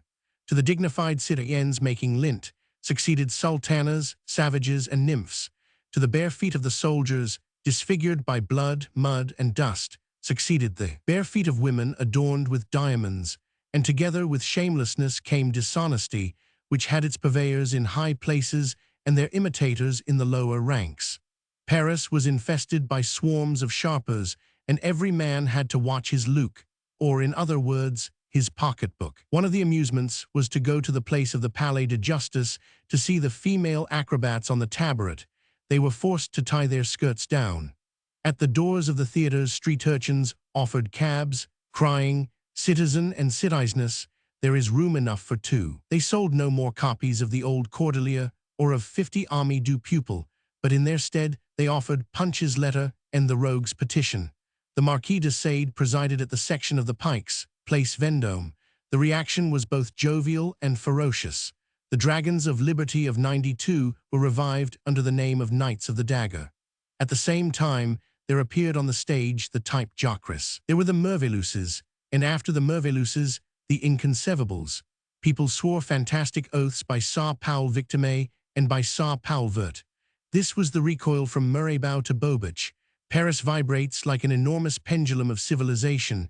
Now it touches one pole, now the other, Thermopylae and Gomorrah. After 93, revolution suffered a singular eclipse. The century apparently forgot to finish what it had begun. A strange orgy, interposing, took possession of the foreground, and thrusting the dread apocalypse behind, it drew a veil over the monstrous vision and shouted with laughter after its fright. Tragedy vanished in parody, and rising from the horizon's edge, the smoke of carnival obscured the outlines of Medusa. But in the year 93, the streets of Paris still retained the imposing and fierce aspect of the beginning. They had their orators, like Varlot for instance, who traveled about in a booth on wheels, from the top of which he harangued the passers-by, their heroes, one of whom was called the captain of iron-shod poles, their favorites like Guthrie, the author of the pamphlet Rougif. Some of these celebrities were mischievous, others exerted a wholesome influence. One among all the rest was honest and filial. It was Simardane. Chapter 2. Chapter 1099, Ordain. Simardane had a pure but gloomy soul. There was something of the absolute within him. He had been a priest, which is a serious matter. A man may, like the heavens, enjoy a gloomy serenity. It needs only an influence powerful enough to create night within his soul, and the priesthood had done this thing for Simardane. To be once a priest is to be a priest forever. Though there be night within us, we may still possess the stars. Simardane was a man of many virtues and truths, but they shone amid the darkness. His story may be told in a few words. He had been a village curate and tutor in an influential family, but falling heir to a small legacy, he had thereby gained his freedom. He was obstinate to the last degree. He employed meditation as the artisan uses his pincers. He believed it wrong to abandon an idea until he had fully developed it. His method of thought was intense. He was familiar with all the European languages and had some acquaintance with other tongues.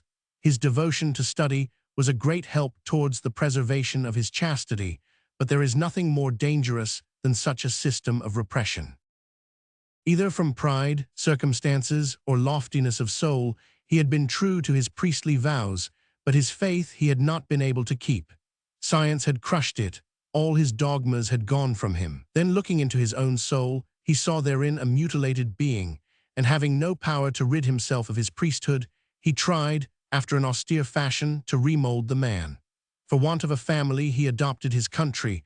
A wife had been refused him. He had wedded humanity. There is a certain sense of emptiness in this all-embracing zeal. His parents, who were peasants, had thought to lift him above the common people by consecrating him to the priesthood. He had returned among them of his own accord, and with a feeling of passionate devotion watched the suffering with intense sympathy. From a priest, he had become a philosopher, and from a philosopher an athlete. Even during the life of Louis XV, Simardane had vaguely fancied himself a republican. But of what republic? Perhaps of the Republic of Plato, and it might be of Draco also. Forbidden to love, he devoted himself to hating. He detested lies, monarchy, theocracy, and his priestly garb. He hated the present and eagerly invoked the future. He had a presentiment of what it would be. He foresaw it. He pictured it, both terrible and grand. In order to put an end to this deplorable human misery, he felt the need of a leader who would appear not only as an avenger, but also as a liberator. He worshipped the catastrophe from afar. In 1789, this catastrophe came and found him ready. Simardane flung himself into that gigantic scheme for human regeneration on logical principles, which, for a mind constituted like his, is equivalent to saying with inexorable determination, logic is not a softening influence. He had survived the great revolutionary years and had been shaken by the blasts thereof. In 89, the fall of the Bastille, the end of the martyrdom of people. In 90, on the 19th of June, the end of the feudal system. In 91, Varennes and the end of royalty. In 92, the birth of the Republic. He had seen the rise of revolution. He was not the man to fear that giant. On the contrary, the universal growth had given him new life, and though already advanced in years, for he was 50, and a priest ages faster than other men, he too began to develop. From year to year he had watched and kept pace with the progress of events. At first he had feared lest revolution might fail. He watched it. Since it had both logic and justice on its side, he expected its success, and his confidence increased in proportion to the fear it inspired. He would have this Minerva crowned with the stars of the future, a Pallas likewise bearing the Gorgon's head for her buckler. In case of need, he would have wished an infernal glare to flash from her divine eyes upon the demons, paying them back in their own coin. Thus he reached 93. 93 is the war of Europe against France, and of France against Paris. What then is revolution? It is the victory of France over Europe, and of Paris over France. Hence the immensity of that terrible moment, 93, grander than all the rest of the century. Nothing could be more tragic. Europe attacking France, and France attacking Paris, a drama with the proportions of an epic. 93 is a year of intense action. The tempest is there in all its wrath and grandeur. Simardane felt himself in his element. This scene of distraction, wild and magnificent, suited the compass of his outspread wings. Like a sea-eagle, he united a profound inward calm with a relish for external danger. Certain winged natures, souls of the tempest, ferocious yet tranquil, seem eminently fitted for combating the storms of life. His sense of pity was never kindled, save in behalf of the wretched. He devoted himself to those forms of suffering that are most repulsive. For him, nothing was abhorrent. That was his kind of goodness. He was divine in his zeal to relieve the most loathsome sufferers. He searched for ulcers that he might kiss them. Those noble actions which are hideous to look upon are the most difficult to perform. For such he had a preference. One day at the Hôtel Dieu, a man was at the point of death, suffocating with a tumor in the throat, a putrid, malignant, and perhaps contagious abscess, which must be opened at once. Simardane was there. He put his lips to the abscess, sucked it, spitting it out as his mouth filled, emptied the tumor, and saved the man. As he still was wearing his priestly garb at the time, someone said to him, "Had you done that for the king, you would be made a bishop."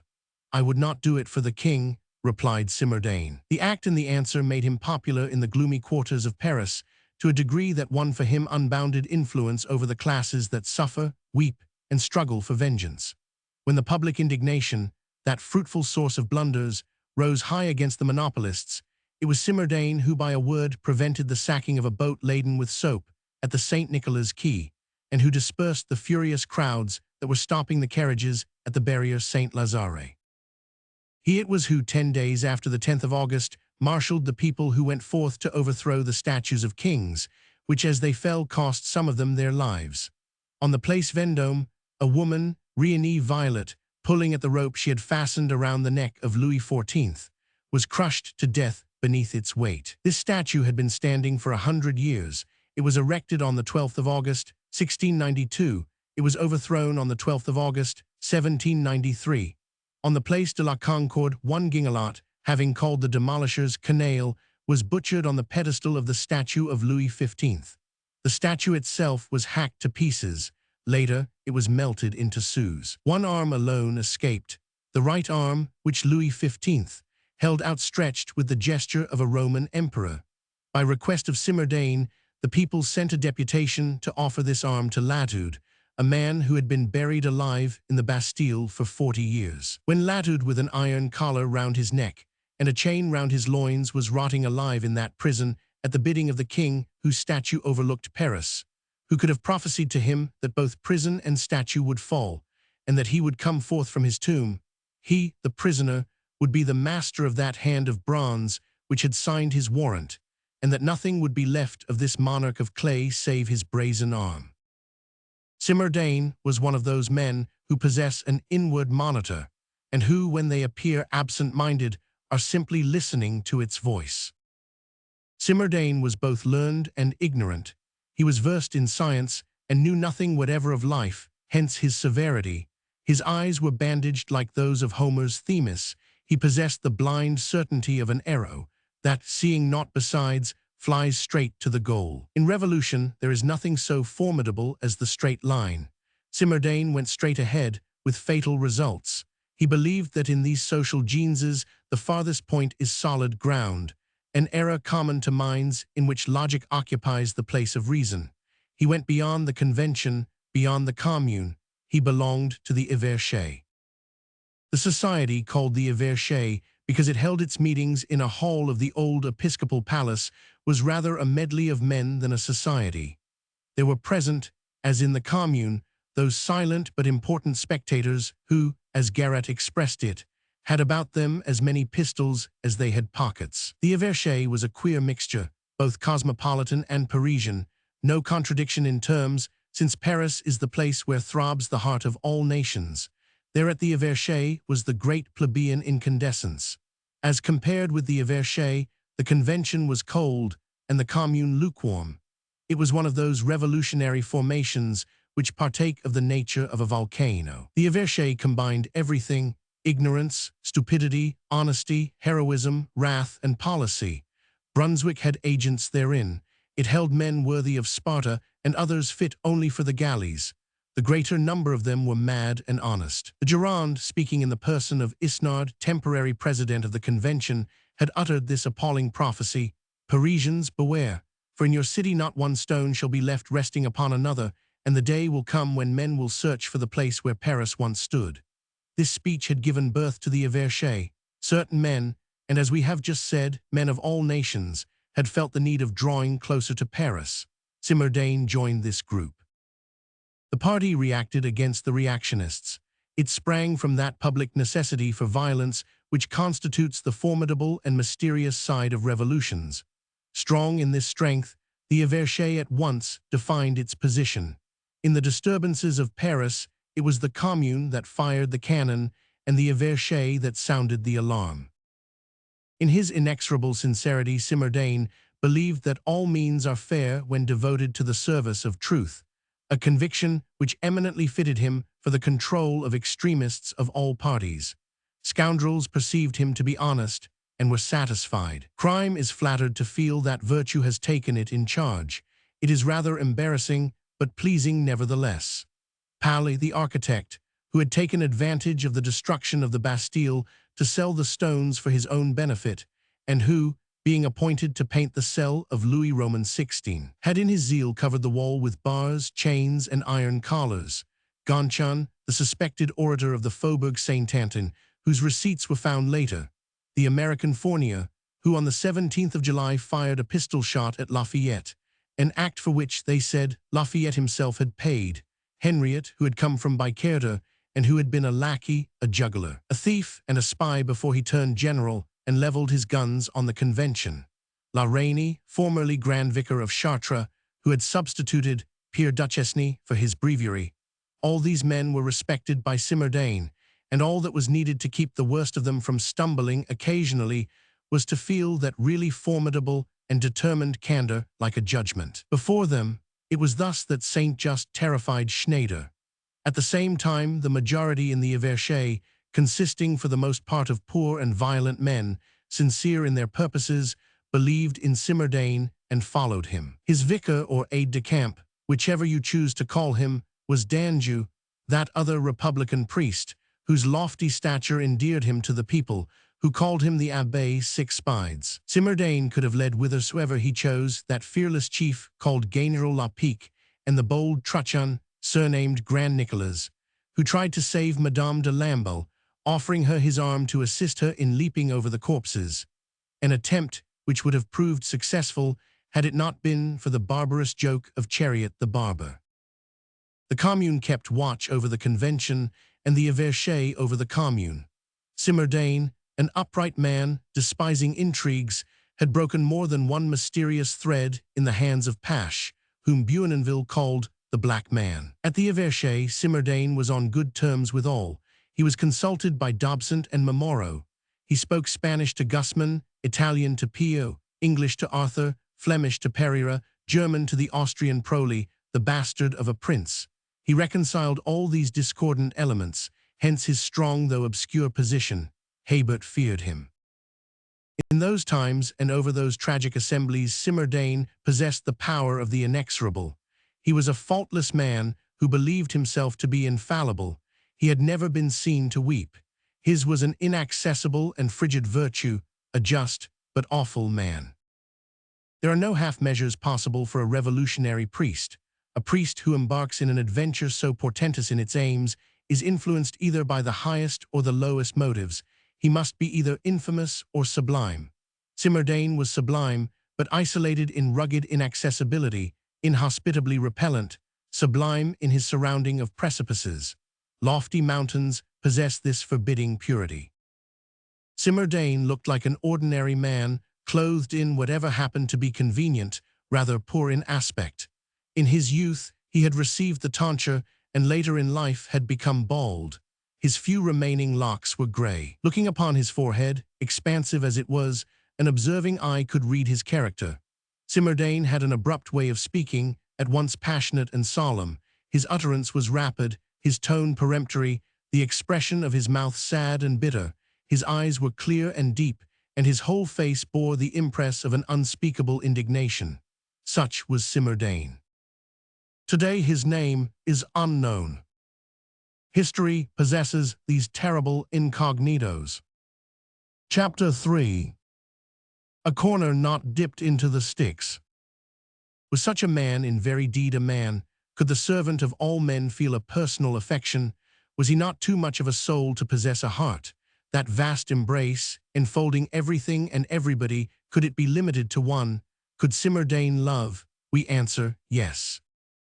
In his youth, when he was a tutor in an almost princely family, he had a pupil, the son and heir of the house, whom he loved. It is easy to love a child. What is there that one cannot forgive a child? One forgives him for being a lord, a prince, a king. His innocent age and his weakness make one forget the crimes of his race and the arrogance of his rank. He is so little that one pardons him for being great. The slave forgives him for being the master. The old Negro idolizes the white nursling. Simardane had conceived a passionate love for his pupil. Childhood is so ineffably charming, it absorbs all love. All the power of loving in Simardane's nature had, so to speak, concentrated itself upon that child.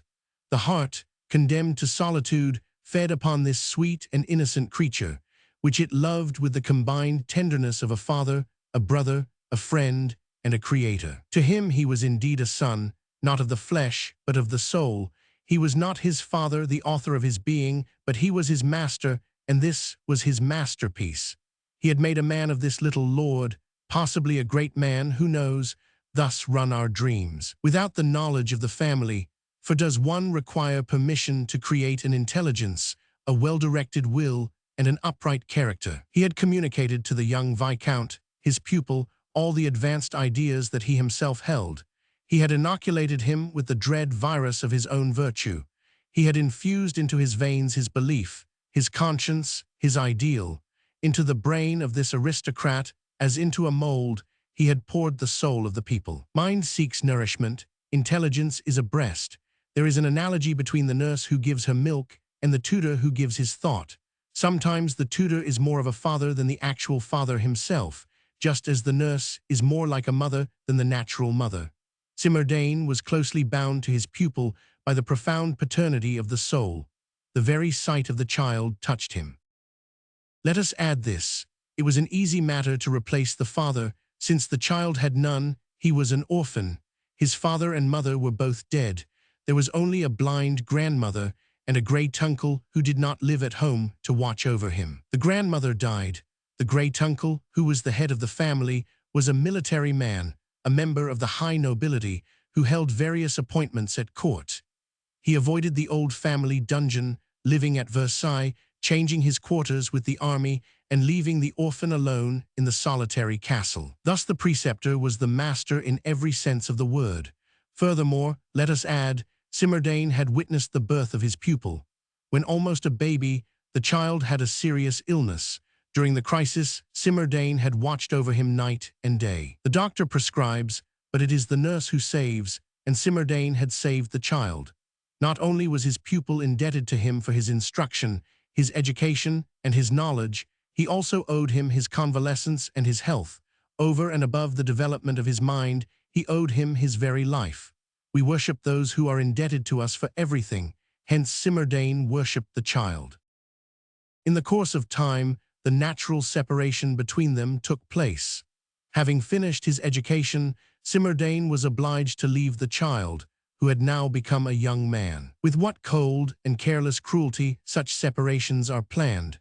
How calmly do families discharge the tutor, who leaves his soul behind him with the child, and the nurse who leaves her heart's blood. Simardane, having received his salary and his dismissal, had left the higher for the lower sphere. The partition that separates the great from the little had closed once more. The young lord, an officer by birth, received a captain's commission at the outset, and had departed to join some garrison. The humble tutor, already a rebellious priest in his secret heart, had lost no time in returning to the obscure ground floor of the church, among the inferior clergy, and thus lost sight of his pupil. Revolution came, the recollection still brooding within him of that creature whom he had transformed into a man was by no means lost, although buried beneath the immense accumulation of public affairs. It is a noble deed to model a statue and breathe into it the breath of life, but to mold an intelligence and inspire it with the spirit of truth is far nobler. Simardane was the Pygmalion of a soul. The mind may possess its offspring. The only being on earth whom he loved was this pupil, child and orphan as he was. Is such a man vulnerable to the influence of any affection whatsoever? We shall see. Book I. The Pothouse of the Rue du Paon. 1. Chapter 1001. Nas, Arcus, and Rhadamanthus. In the Rue du Paon, there was an alehouse called by courtesy a café, and in this café a back room which has since become famous in history. It was there that from time to time those men, so powerful and so closely watched that they dared not venture to speak to one another in public, held their secret meetings. It was there, on the 23rd day of October, 1792, that the Mountain and the Gironde exchanged their famous kiss. There too Garat, although he does not admit it in his memoirs, came for information during that rueful night when, after having placed Clavier in safety in the Rue de Beaune, he stopped his carriage on the Pontreuil to listen to the tocsin. On the 28th of June, 1793, in this back room, 3 men were gathered around a table. Their chairs did not touch. Each man occupied one of the 3 sides of the table, leaving the 4th one vacant. It was about 8 o'clock in the evening. Although it was still light in the street, the back room was dark, and a lamp, a luxury in those times, hanging from the ceiling threw its light upon the table. The first of those men was pale, young, and grave, with thin lips and a cold, unsympathetic expression. There was a nervous twitching in his cheek, which must have been a drawback to the act of smiling. He was powdered and gloved, and his well-brushed and carefully buttoned light blue coat fitted him without a wrinkle. He wore nankeen breeches, white stockings, a high cravat, a plaited shirt frill, and silver buckles on his shoes. Of the 2 other men, one was, so to speak, a giant, the other a dwarf. The tall man was negligently dressed in a loose coat of scarlet, with his neck bare, and a half-untied cravat hanging carelessly below his shirt frill. His waistcoat was unfastened for want of buttons. He wore top boots, and his hair, although disheveled and bristling, still showed signs of former dressing. His wig looked very much like a mane, and his face was marked by the smallpox. Between his eyebrows was a line betokening a fierce temper, and at the corner of his mouth another, rather suggestive of a kindly nature. His lips were thick, his teeth large, he had the fist of a porter and flashing eyes. The short personage was a yellow-looking man who, when seated, had the effect of one deformed. His head was thrown back, his eyes bloodshot, livid patches covered his face, a handkerchief was tied over his straight, greasy hair, no forehead to speak of, but a monstrous and terrible mouth. He wore long trousers, slippers, a waistcoat that seemed originally to have been made of white satin, and over it a loose jacket, in the folds of which a hard, straight line revealed the presence of a poniard. The first of these men was Robespierre, the second Danton, the third Marat. They were alone in this room.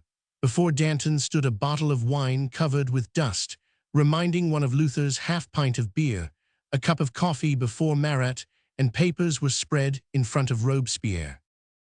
Near the papers stood one of those round, heavy, ridged, leaden inkstands, which will be remembered by all who were schoolboys at the beginning of this century, and a pen had been thrown down beside it. A large brass seal bearing the words Palais Fecit and representing an exact miniature model of the Bastille rested upon these papers. A map of France lay outspread in the middle of the table. Outside the door stood Marat's watchdog, one Laurent Basse, the same who was an agent at No. 18 Rue des Cordeliers, and who on the 13th of July, nearly a fortnight after this 28th of June, was to deal a blow with a chair upon the head of a woman named Charlotte Corday, who at this time was vaguely dreaming at Caen. Laurent Basse was the proof carrier of 50 Ami du Pupil. On that evening, having been brought by his master to the café of the Rue du Paon, he was ordered to keep the room closed where Marat, Danton, and Robespierre were seated, and to admit no one, unless it was some person from the Committee of Public Safety, the Commune, or the Évêché. Robespierre would not have it closed against Saint-Just, neither would Danton refuse admittance to Pache or Marat to Gusman.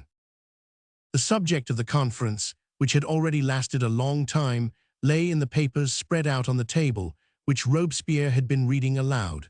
The voices were gradually rising higher and higher. Something very like anger was developing between these three men.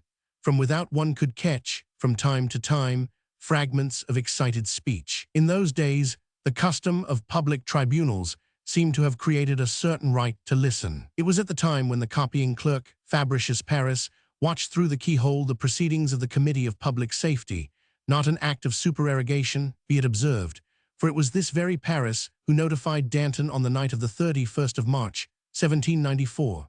Laurent Basse had his ear at the door of the back room in which Danton, Marat, and Robespierre were seated. He served Marat, but he belonged to the Évêché. Chapter 2. Magna Testanta Voce per Umbras. Danton had just risen, pushing back his chair impetuously. "Listen," he cried, "there is but one urgent business. The Republic is in danger. I have but a single purpose, that is, to deliver France from the enemy. And to accomplish this, all means are fair. I have to deal with every form of danger. I employ every variety of expedient, and when all is to be feared, then I venture all. My thought is a lioness. No half measures, no squeamishness in revolution. Nemesis is not a haughty prude. Let us make ourselves terrible and likewise useful. Does the elephant stop to see where he puts his foot? Let us crush the enemy." Robespierre replied mildly, "I am willing." Then he added, "The question is to learn the whereabouts of the enemy." "He is without, and it is I who have driven him there," said Danton. "He is within, and I am watching him," said Robespierre. "I will drive him out again," replied Danton. "One cannot so easily expel an internal enemy." "What then is to be done?" "He must be exterminated." "I agree to that," said Danton in his turn. And he continued, "But I tell you he is outside, Robespierre. And I tell you that he is within, Danton. Robespierre, he is on the frontier. He is in the Vendée, Danton." "Calm yourselves," remarked a third voice. "He is everywhere and you are lost." It was Marat who spoke. Robespierre looked at Marat and quietly retorted, "A truce to generalizations, let us come to particulars, here are the facts." "Pedant," growled Marat. Placing his hand on the paper spread out before him, Robespierre continued, "I have just read you the dispatches of Prieur de la Marne and also communicated the information given by Gaylambert. Listen, Danton, foreign war is as nothing compared with the dangers of civil war. A foreign war is like a scratch on the elbow, but civil war is an ulcer which eats away your liver. Here is the sum and substance of all that I have just read to you. The Vendée, which has hitherto been divided among many chiefs, is about to concentrate its forces. Henceforth, it is to have one leader." "A sort of central brigand," muttered Danton. "It is the man who landed near Pontorson on the 2d of June. You have seen what he is. Observe that this landing was contemporary with the arrest of the representatives, Prieur de la Côte d'Or and Rame, at Bayeux, by that treacherous district of Calvados, which took place on the very same day, the 2d of June. "And their transfer to the castle of Caen," said Danton. Robespierre replied, I will proceed to sum up the dispatches. They are organizing the warfare of the forest on a vast scale. At the same time, an English invasion is in preparation, Vendians and Englishmen, Brittany joining hands with Britain. The Hurons of Finisterre speak the same language as the Topinambs of Cornwall. I showed you an intercepted letter of Puiset, where he says that 20,000 red coats distributed among the insurgents will be the means of raising 100,000 more. When the peasant insurrection is fully organized, the English descent will take place. Here is the plan, follow it on the map. And putting his finger on the map, Robespierre continued. The English have the choice of landing place, from Cancale to Paimpol. Craig would prefer the Bay of St. Brieuc, Cornwallis the Bay of St. Cast, but this is simply a matter of detail. The left shore of the Loire is guarded by the rebel Vendian army, and as to the 28 miles of open country between Ancenis and Pontorson, 40 Norman parishes have promised their assistance. The descent will be made at 3 points, Plérin, Effiniac, and Pléneuf. From Plérin they will go to St. Brieuc, and from Pléneuf to Lamballe. On the second day they intend to reach Dinant, where there are 900 English prisoners, thus simultaneously occupying St. Jouan and St. Meen, where they are to leave the cavalry. On the third day 2 columns will march, one to Jouan on Bay Day, the other to Dinant on Becherel, a natural fortress, and where they propose to set up 2 batteries. On the fourth day they expect to be at Reims, which is the key to Brittany. Whoever has Reims is master of the situation. Reims once taken, Chateauneuf and St. Malo are sure to fall. There are 1 million cartridges and 50 field pieces at Reims, which they will sweep away, muttered Danton. Robespierre continued. To conclude, from Reims 3 columns will descend, one upon Fougeres, and the second and third upon Vitré and Redon. As the bridges are destroyed, the enemy will be provided, as has already been stated, with pontoons and planks, and they will also have guides for such places as are fordable by cavalry. From Fougeres they will diverge to Avranches, from Redon to Ancenis, from Vitré to Laval. Nantes will surrender, Brest likewise. Redon opens the way to Villaine, as Fougeres to Normandy and Vitré to Paris. In 15 days, they will have a brigand army of 300,000 men, and the whole of Brittany will belong to the King of France. You mean to the King of England, said Danton. No, to the King of France, replied Robespierre, adding, the King of France is worse. It takes 15 days to expel a foreign foe and 1,800 years to destroy a monarchy. Danton, who had reseated himself with his elbows resting on the table, supported hip head on his hands, and remained buried in thought. You perceive the danger, said Robespierre. Vitré opens for the English the way to Paris. Raising his head, Danton brought his 2 clenched fists down upon the map, as though it were an anvil. Robespierre, did not Verdun open the way to Paris for the Prussians? What then? Well, we will drive the English as we drove the Prussians. And Danton rose again. Robespierre placed his cold hand on Danton's burning wrist. Danton, Champagne did not take sides with the Prussians as Brittany does with the English.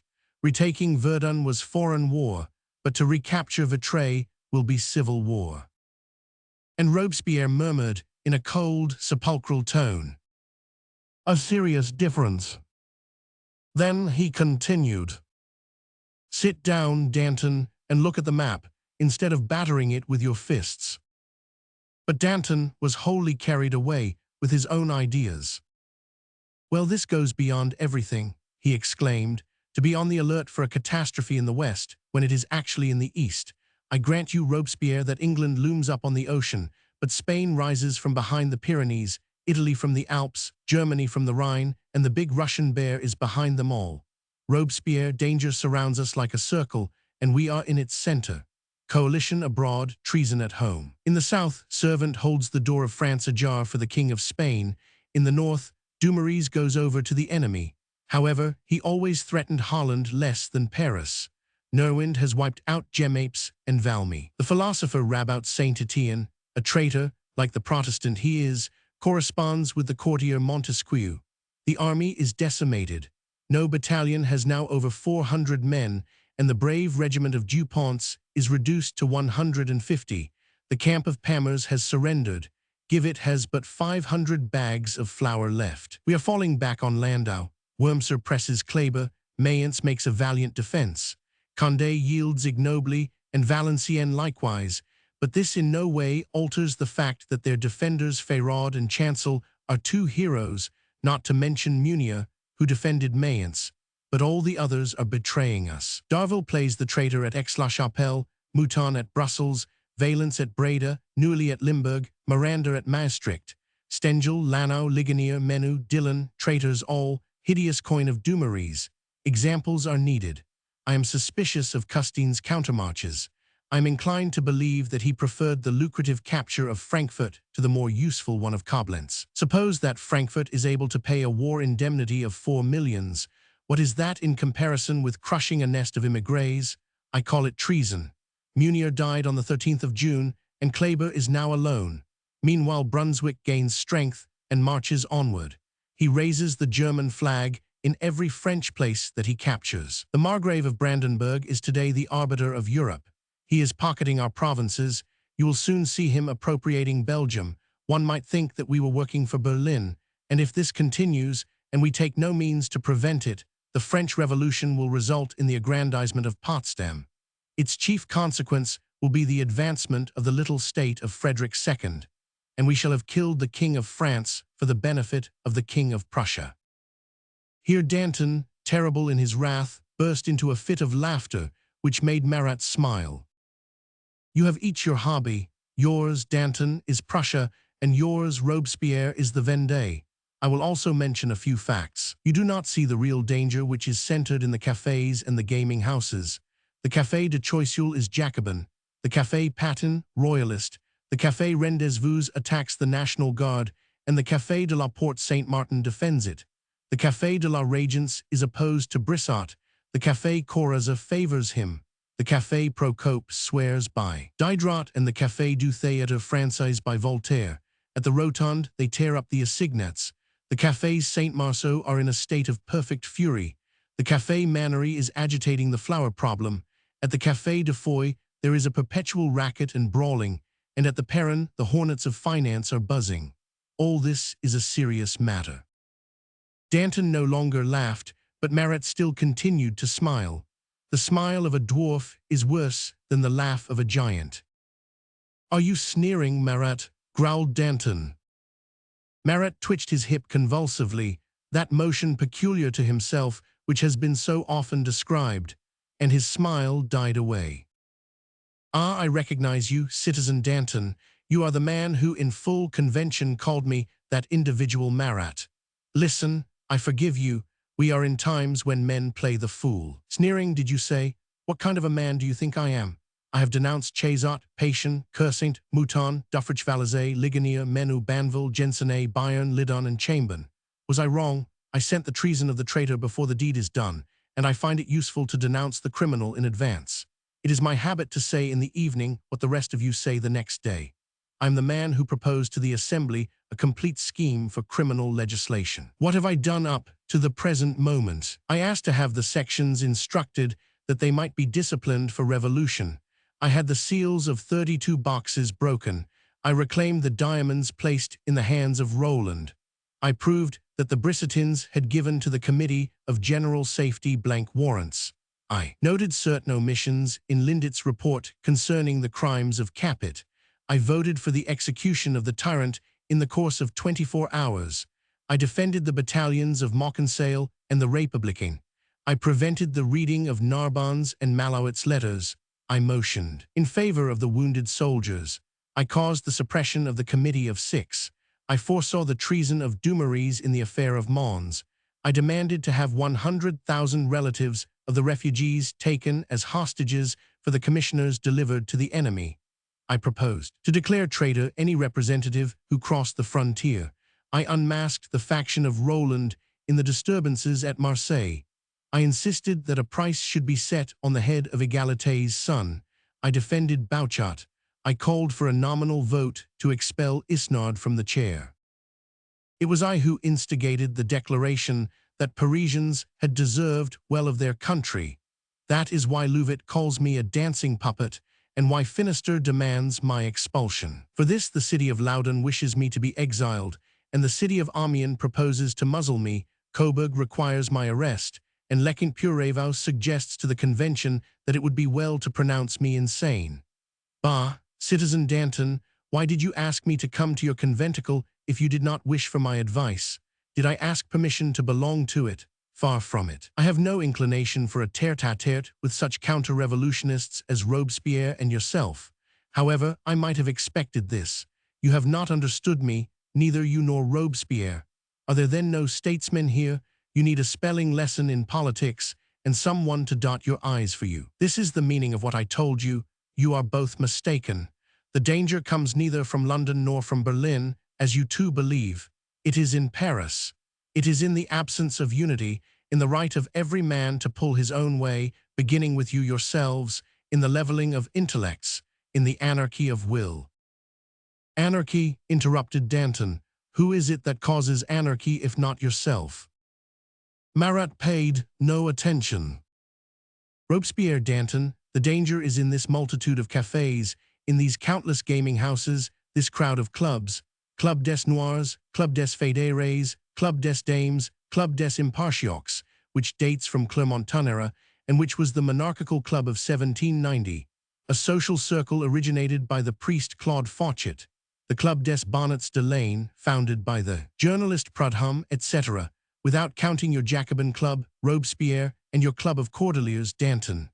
The danger is in the famine that made the Port-Saxe-Blin hang François Denis, the baker of Palu Market, to the lamp-post of the Hôtel de Ville, and likewise in the justice that hung Port-Saxe-Blin for hanging Baker Denis. The danger lies in the depreciation of the currency. One day on the Rue du Temple, an assignat of 100 francs fell to the ground, and a passerby, a man of the lower class, remarked, "It is not worthwhile to pick it up." The danger comes from the stockbrokers and the monopolists. Fine progress we have made when we hoist the black flag over the Hôtel de Ville. You have arrested Baron Trenck, but that is not sufficient. I want to see you wring the neck of that old prison intriguer. Do you think that the business is accomplished because the president of the convention places a civic crown on the head of Labertech, who received 41 saber thrusts at Gemapes, and of whom Chenier makes himself the showman, comedies and idle shows? Ah, you take no heed of Paris. You are looking for danger at a distance when it is close at hand. Of what use are your police, Robespierre? You have your spies, Payen in the Commune, Coffinhal at the Revolutionary Tribunal, David in the Committee of Public Safety, Cousin in the Committee of Public Well-Being. You perceive that I am well informed. Now then, learn this. The danger is hanging over your heads and rising beneath your feet. Conspiracies, conspiracies, conspiracies. The people passing along the streets read the papers to one another and nod their heads significantly. 6,000 men having no civic papers, the returned émigrés, muscadins, and mathavans, are hidden in the cellars and garrets and in the wooden galleries of the Palais Royal. They are ranged in files in front of the bake shops. Women stand on the door sills and, clasping their hands, cry, "When shall we have peace?" It is of no use to close the doors of the executive committee against the public. Every word you utter is known, and as a proof, Robespierre, I will repeat the words you spoke last night to Saint Just. Barbaroux's paunch grows apace, that will inconvenience him in his flight. Danger, I tell you, lurks on every side, but chiefly in the center. In Paris, while the ci-devants are weaving their plots, the patriots go barefoot. The aristocrats arrested on the 9th of March are already released. The fine private horses that bespatter us with mud in the streets ought to be harnessed to the cannons on the frontier. A loaf of bread weighing 4 pounds is sold for 3 francs and 12 sous. Indecent plays are given on the stage, and Robespierre will sooner or later send Danton to the guillotine. "Phew!" exclaimed Danton. Robespierre was attentively studying the map. "What we need is a dictator," cried Marat fiercely. "You know, Robespierre, that I want a dictator." Robespierre raised his head. "Yes, I know, Marat. It must be either you or I." "I or you mean," retorted Marat. "The dictatorship, I advise you to try it," grumbled Danton between his closed teeth. Marat perceived Danton's frown. "Stop," he said. "Let us make one last effort to come to an agreement. The situation is well worth it. Was there not an understanding for the 31st of May? The question of mutual agreement is even more important than giantism, which is a matter of detail. There is a certain amount of truth in your statements, but truth itself, the whole truth, the real truth, lies in, I say, federalism in the South, royalism in the West, a deadly struggle between the Convention and the Commune in Paris, and on the frontier the backsliding of Custine and the treason of Dumouriez. What will be the result? The end will be nothing less than dismemberment. And what do we require? Unity. Therein lies our salvation, but we have no time to lose. Paris must undertake the control of the revolution. If we waste 1 hour, the Vendians may be in Orleans tomorrow and the Prussians in Paris. I grant one thing to you, Danton, and another to Robespierre. So be it, and the conclusion must be dictatorship. Let us, we three who represent the revolution, grasp the dictatorship. We are the three heads of Cerberus. One is a talking head, and that is you, Robespierre. The second head does the roaring, and that is you, Danton. And the other bites, and that is you, Marat, said Danton. All three bite, said Robespierre. For a time there was silence. Then this dialogue full of gloomy and violent utterances proceeded. Listen, Marat, people should know each other before they marry. How did you find out what I said to Saint just yesterday? That is my affair, Robespierre. Marat. It is my duty to gain information. Marat. I like to know what is going on. Marat. Robespierre, I know what you say to Saint Just, as I know what Danton says to Lacroix. I know what happens on the quay of the Theatins, at the Hotel Labrif, a den frequented by the nymphs of the emigration, as well as I know what is going on at the House of Thills, near Garnes, which now belongs to Valmorange, the former administrator of the postal service, where Maury and Cazalis were in the habit of going, a house which Sieyes and Vergniaud have since frequented, and where at the present time a certain person goes once a week. In saying a certain person, Marat looked significantly at Danton. If I had but 2 farthings worth of power, this would be terrible, cried Danton.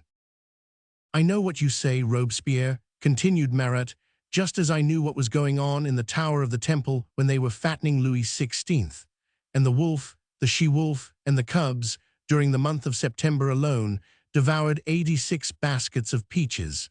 At that time, the nation was starving. I know it as I know that Roland was concealed in a lodging looking out on a backyard in the Rue de la Harpe. As I know that 600 pikes used on the 14th of July were manufactured by Fora, the locksmith of the Duke of Orleans. As I know what they do at the house of Saint Hilaire, the mistress of Sillery. On the days when there is to be a ball, old Sillery himself chalks the parquet floors of the yellow salon in the Rue Neuve des Mathurins. Buzat and Kersaint dined there. Saladin dined there on the 27th, and with whom do you guess, Robespierre? With your friend Lassource. Idle talk, muttered Robespierre. Lassource is not my friend. He added thoughtfully. In the meantime, there are 18 manufactories of false assignats in London. Marat went on in a voice calm but somewhat tremulous, an ominous sign with him. You are the faction of the all-importance. Yes, I know everything, in spite of what Saint Just calls the silence of state. Marat emphasized this word, looked at Robespierre, and continued. I know the conversation that takes place at your table on the days when Lebas invites David to eat the food prepared by his betrothed, Elisabeth Duplay, your future sister-in-law, Robespierre. I am the all-seeing eye of the people, and from the depths of my cave I observe. Yes, I hear, I see, and I know. You are contented with small things. You admire yourself. Robespierre shows himself off before his Madame de Chalaba, the daughter of the Marquis who played whist with Louis XV. On the evening of Damien's execution. Yes, heads are carried high in these days. Saint Just never unbends. Legendre is a scrupulous devotee to fashion, with his new frock coat and white waistcoat, and a frill, that people may forget his apron. Robespierre imagines that history will be interested to know that he wore an olive-colored coat à la Constitution and a sky-blue coat à la Convention. He hangs his portrait on every wall around his room. Robespierre interrupted him in a voice even more quiet than that of Marat himself. And you drag yours through all the sewers, Marat. They continued this conversation in tones whose very deliberation emphasized the violence of the attacks and retorts, and added a certain irony to the implied threats. Robespierre, you called those who are in favor of the abolition of monarchy the Don Quixotes of mankind. And you, Marat, after the 4th of August, in number 559 of your Army du Peuple, you see, I remember the number, a useful item, you requested to have the titles of the nobles restored to them. You said, once a duke, always a duke. Robespierre, in the session of the 7th of December, you defended Roland's wife against Viard. Just as my brother defended you, Marat, when you were attacked at the Jacobins. What does that prove? Nothing at all. Robespierre, we all know the cabinet at the Tuileries where you said to Garas, I am tired of the revolution. Marat, in this very alehouse, on the 20th of October, you embraced Barbaroux. And you said to Buzat, Robespierre, what does the Republic signify? Marat, you invited 3 men from Marseille to breakfast with you here in this alehouse. Robespierre, you go about escorted by a strong fellow from the market, armed with a club. And you, Marat, on the eve of the 10th of August, you asked Buzat to assist you in escaping to Marseille disguised as a jockey. During the prosecutions of September, you took good care to hide yourself, Robespierre. And you, Marat, were not backward in making a display of yourself. Robespierre, you flung the red cap on the ground. Yes, when a traitor hoisted it, Dumouriez defiles Robespierre. Robespierre, you refused to throw a veil over the head of Louis XVI when Chateauvieux soldiers were passing. I did better than veil his head, I cut it off. Danton interposed, but it was like pouring oil upon the flames. Robespierre, Marat, calm yourselves, he said. Marat did not like to be mentioned in the second place. He turned round. What affair is this of Danton? What affair of mine? I will tell you. There must be no fratricides. We must have no strife between 2 men, both of whom serve the people. It is enough to have to deal with foreign and civil wars, and it would be too much if we were to have a family conflict. It is I who made the revolution, and I do not choose to have it destroyed. This is why I feel called upon to interfere. Marat replied, without raising his voice.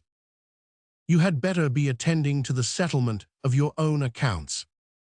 My accounts, cried Danton.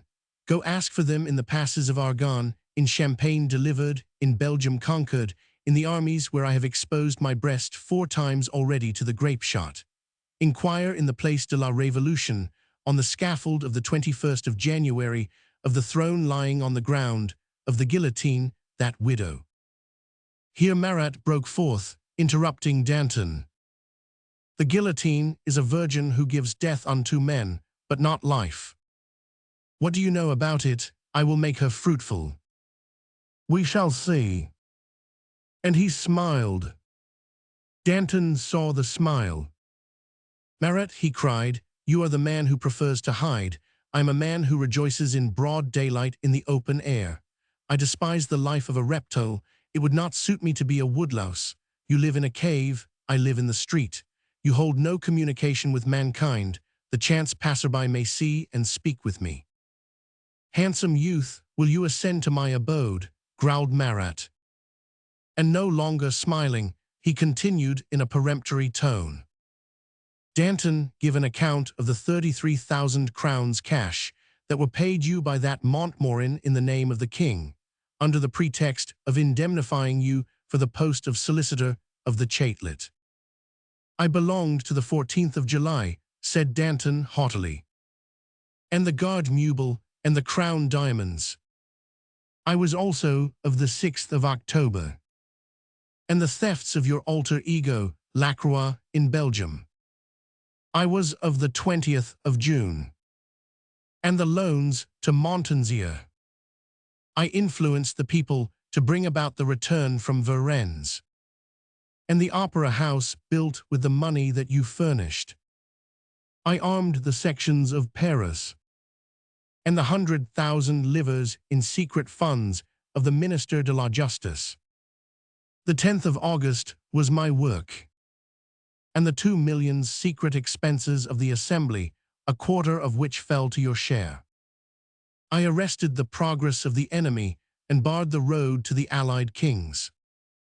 Prostitute, cried Marat. Danton was terrible in his wrath. Yes, he cried, you have spoken the word. I have sold my virtue, but I saved the world.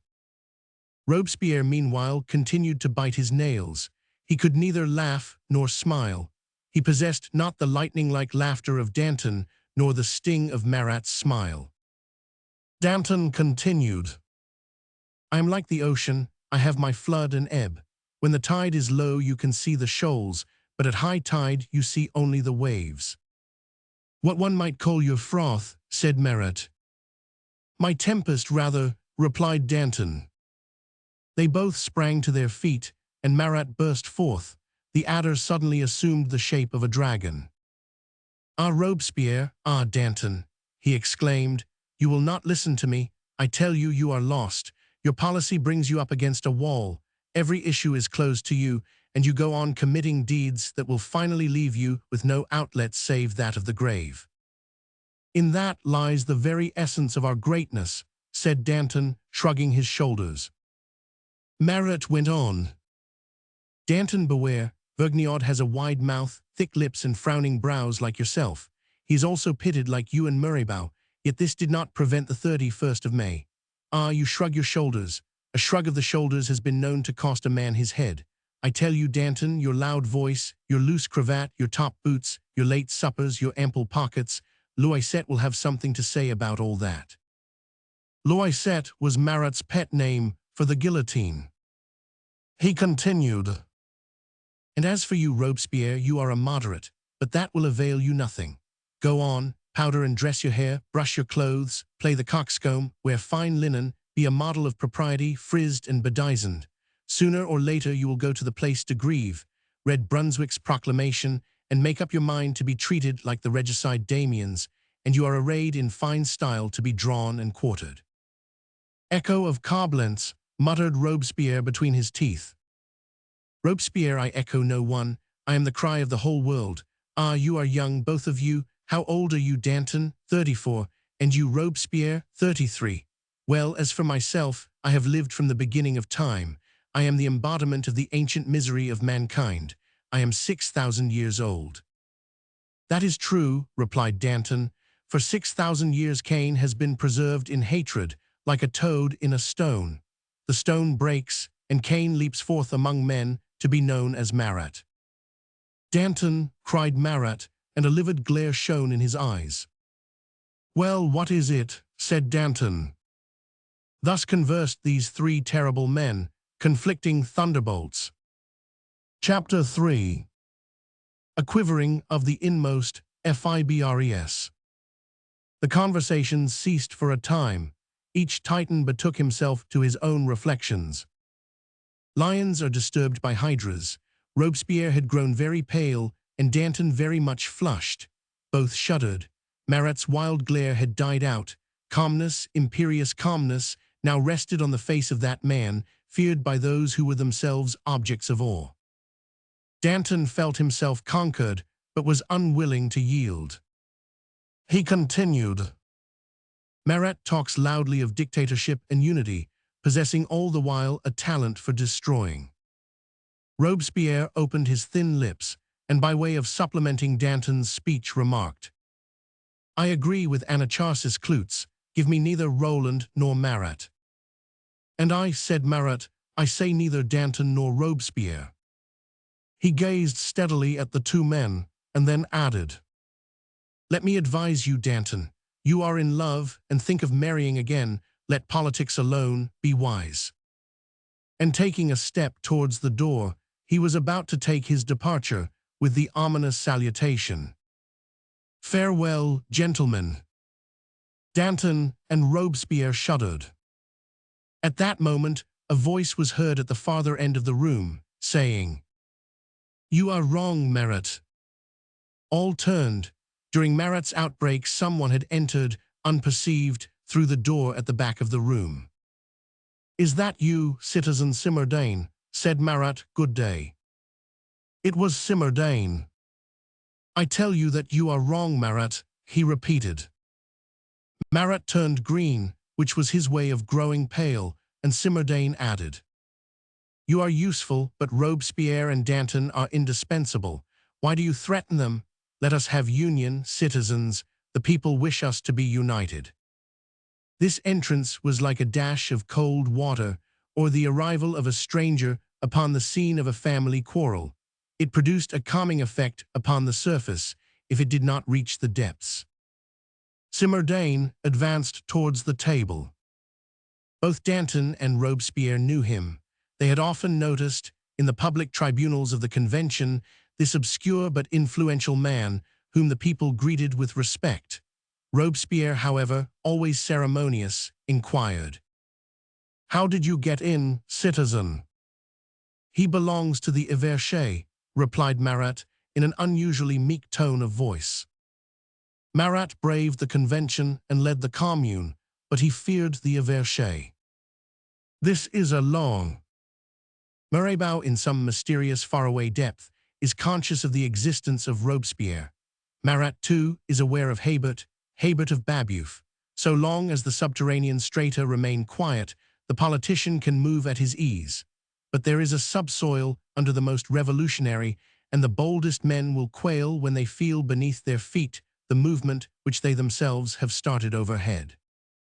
To be able to distinguish between the disturbance that springs from covetousness and that which is founded on principle, to combat the one and to aid the other, constitutes the genius and merit of great revolutionists. "Oh, Citizen Simardane is not unwelcome," he said, as he extended his hand to Simardane, adding, "Parbleu, let us explain the situation to Citizen Simardane. He comes in just in time. I represent the Mountain, Robespierre the Committee of Public Safety, Marat the Commune, and Simardane represents the Everché. He will give us the casting vote." "So be it," replied Simardane in his serious and simple manner. "What is the subject under consideration?" "The Vendée," replied Robespierre. "The Vendée," echoed Simardane, then went on. "There lies the great danger. If revolution expires, the Vendée will have given it its death blow. One Vendée is more to be feared than 10 Germanys. If France is to be saved, we must destroy the Vendée." These words won Robespierre to his side, but still the latter put the question, "Were you not formerly a priest?" For the priestly aspect had not escaped his observation. He recognized in another what he had within himself. "Yes, citizen," replied Simardane. "What does that matter?" cried Danton. "When priests are good, they are better than other men. In time of revolution, priests are melted into citizens, just as bells are melted into sous and cannon. Danjou and Danton are both priests. Thomas Lindet is Bishop of Evreux. At the Convention, Robespierre, you sit side by side with Massieu, Bishop of Beauvais. The Vicar-General Vaugies belonged to the Insurrection Committee of the 10th of August. Chabot is a Capuchin. Dom Joel devised the oath of the tennis court. The Abbé Audran declared the National Assembly superior to the king. The Abbé Gout asked the legislature to remove the dais from the chair of Louis XVI, and the Abbé Grégoire instigated the abolition of royalty. A motion seconded by the comedian Carlotte de Herbois. They too did the business. The priest overturned the throne, the comedian deposed the king.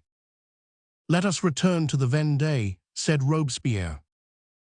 "Well, what is it?" asked Simardane. "What is the Vendée doing now?" "This," replied Robespierre. "It has found a leader. It will become terrible." "Who is this leader, Citizen Robespierre?"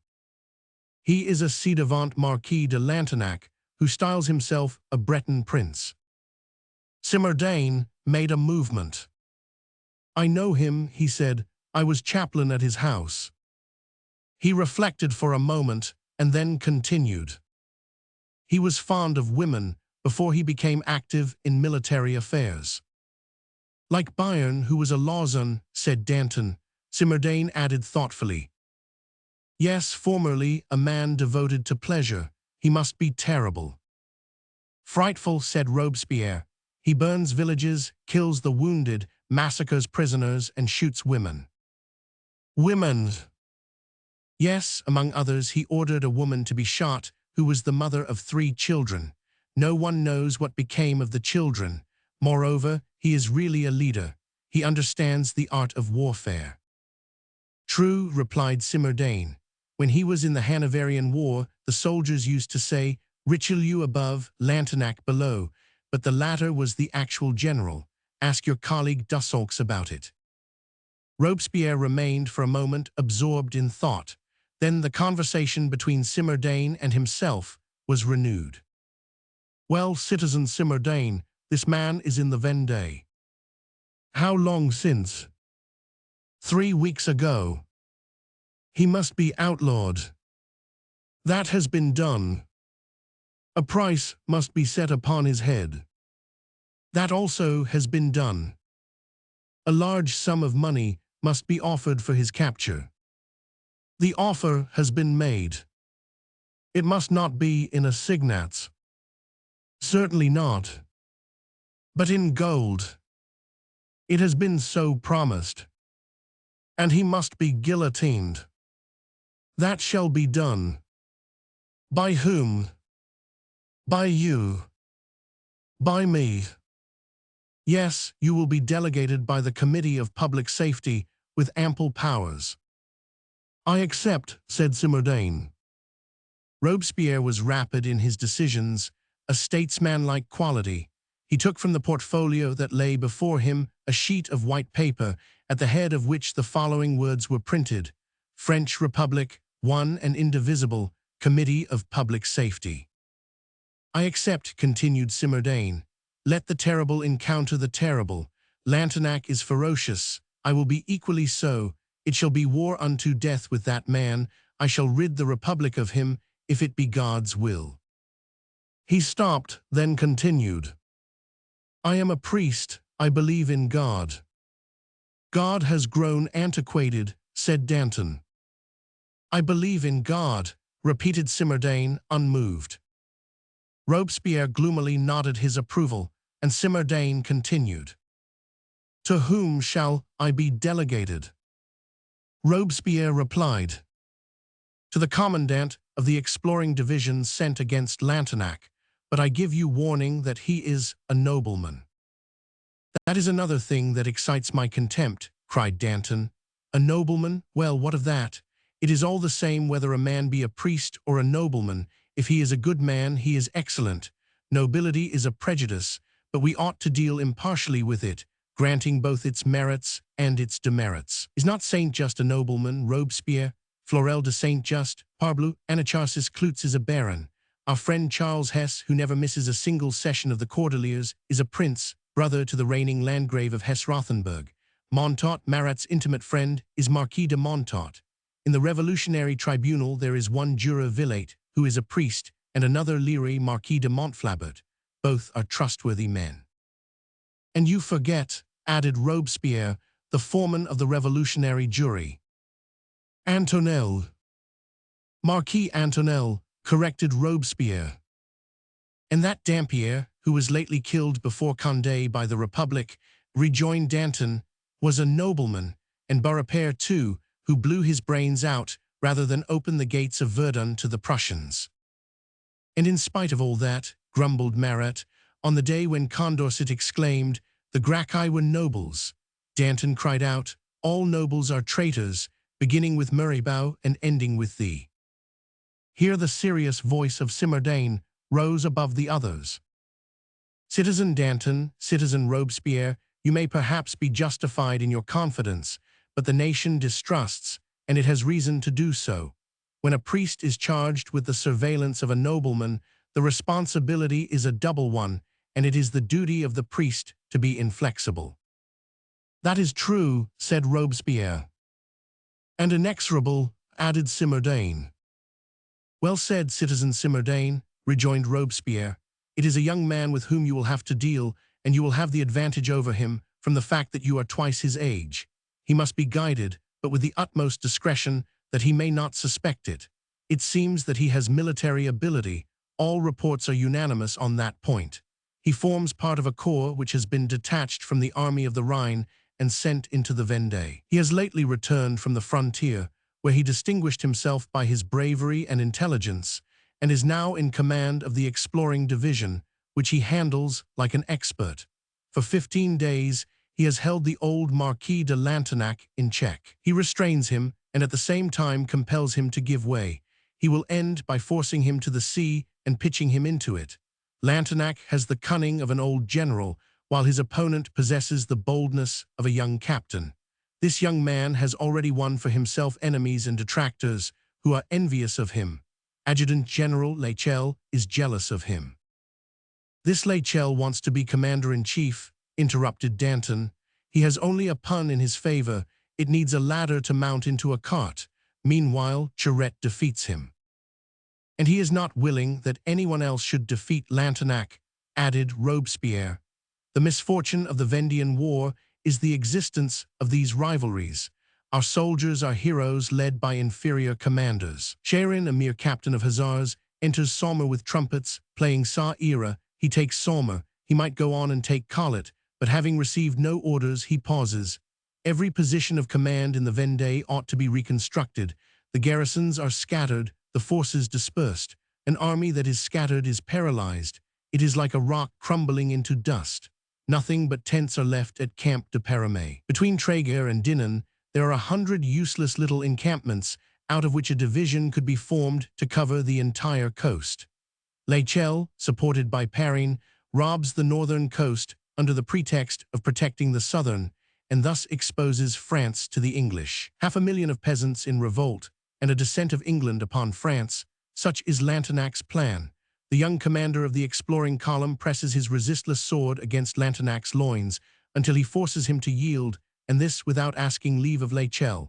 Now Lechelle is his chief, therefore he denounces him. Opinions are divided regarding this young man. Lechelle would like to have him shot, and Prieur de la Marne wishes to make him adjutant general. He seems to me to possess great qualities, observed Simardane. But he has one defect. This interruption came from Marat. And what is that? Asked Simardane. Clemency, replied Marat, and he went on. He is firm in the assault, but after the victory he shows his weakness.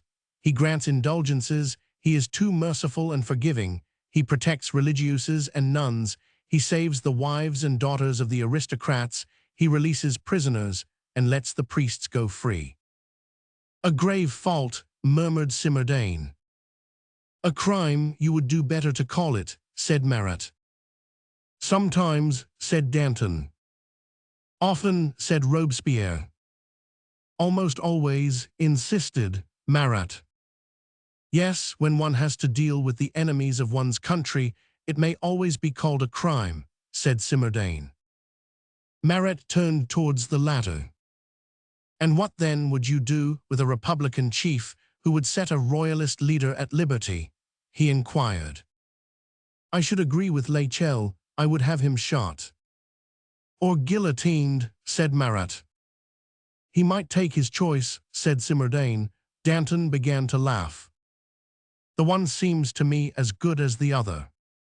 You are quite sure to have one or the other, muttered Marat, and averting his eyes from Danton, he fixed them again on Simardane. So, citizen Simardane, if you caught a Republican chief stumbling, you would have him beheaded. Within 24 hours. Well, resumed Marat, I agree with Robespierre. Citizen Simardane must be sent as a delegate from the Committee of Public Safety to the commander of the exploring division of the Coast Army. What is this commander's name, by the way? Robespierre, beginning to turn over his papers, replied. He is a ci-devant nobleman. It is an excellent plan to set a priest to guard a nobleman, said Danton. Either one of them, singly and alone, I am inclined to distrust, but when taken together, I have no fear of them. They keep a mutual watch over each other and go on very well. The expression of indignation peculiar to Simardane's face grew more pronounced, but doubtless aware that the observation was based upon truth, he did not turn towards Danton as he lifted his severe voice. If the Republican commander entrusted to my care makes a false step, he will suffer the penalty of death.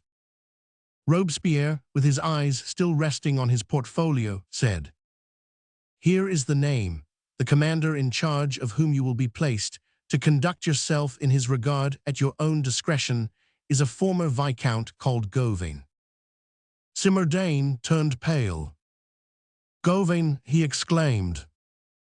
Marat observed Simardane's pallor.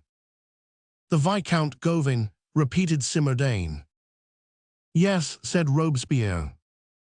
"Well," exclaimed Marat, gazing steadfastly at Simardane. There was a brief silence, broken by Marat. "Citizen Simardane, do you accept the appointment of Commissioner Delegate to the Commander Gauvain, with the condition which you yourself have laid down? Is it agreed?" "It is," replied Simardane, with increasing pallor.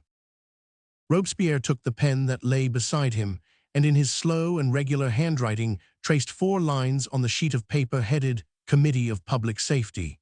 After signing it, he passed the pen and paper to Danton, who signed, and the signature of Marat, who had not once removed his eyes from the pale face of Simardane, was added to the others. Robespierre, taking back the sheet, dated it and gave it to Simardane, who read on it the following: "Year II of the Republic. Full powers are granted to Citizen Simardane, Commissioner delegated from the Committee of Public Safety to the Citizen Gauvain, in command of the Exploring Division of the Army of the Coast. Robespierre, Danton, Marat." And below the signatures, June 29, 1793. The revolutionary calendar, called the civil calendar, had no legal existence at that time, and was only adopted by the Convention on the 5th of October, 1793, in response to the proposition of Rome.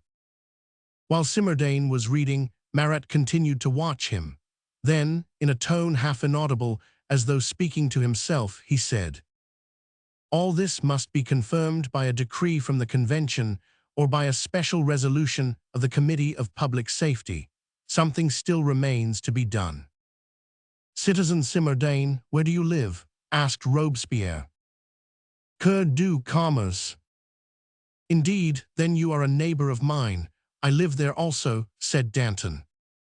Robespierre continued, "There is not a moment to lose. Tomorrow you will receive your formal commission, signed by all the members of the Committee of Public Safety. This is a confirmation of the commission accrediting you specially to the acting representatives Philippot, Prieur de la Marne, Lequinter, Ulquier, and others. We know you. Your powers are unlimited. It rests with you to make Gauvain a general or send him to the scaffold. You will receive your commission tomorrow at 3 o'clock. When will you start?" "At 4 o'clock, said Simardane, and they separated. On returning home, Marat informed Simon Evrard that he should go to the convention tomorrow. Book II. The Convention. 1. The Convention. 1. We are approaching the summit. The convention is before our eyes, and in the presence of this lofty eminence, the gaze grows steady. Nothing more towering ever rose above the human horizon. There is but one Himalaya, but one convention. The convention may perhaps be called the culminating point in history. During its lifetime, an assembly actually lives. One did not realize what it was. Its supreme grandeur was not appreciated by its contemporaries, who were too much terrified to be dazzled. Mediocrities and moderate hills levy no severe tax on one's admiration, but the majestic inspires a holy horror, whether it be the majesty of genius or of a mountain, an assembly or a masterpiece. Too close proximity excites alarm, every peak seems exaggerated, the ascent is fatiguing, and one loses breath in climbing its sharp acclivities, misses his footing on the slopes, and is wounded by the cragged surfaces, which in themselves are beauties. The foaming torrent indicates the presence of the chasm, the summit is veiled in clouds. Whether ascending or descending, it is equally frightful, hence one feels the influence of terror rather than of admiration, a kind of aversion to grandeur, which is a strange enough sensation. While gazing on the abyss, one cannot always appreciate its sublimity. The monster is more evident than the miracle. It was thus that men first judged the convention. The purblind undertook to fathom an abyss whose depths could only be sounded by the eagle.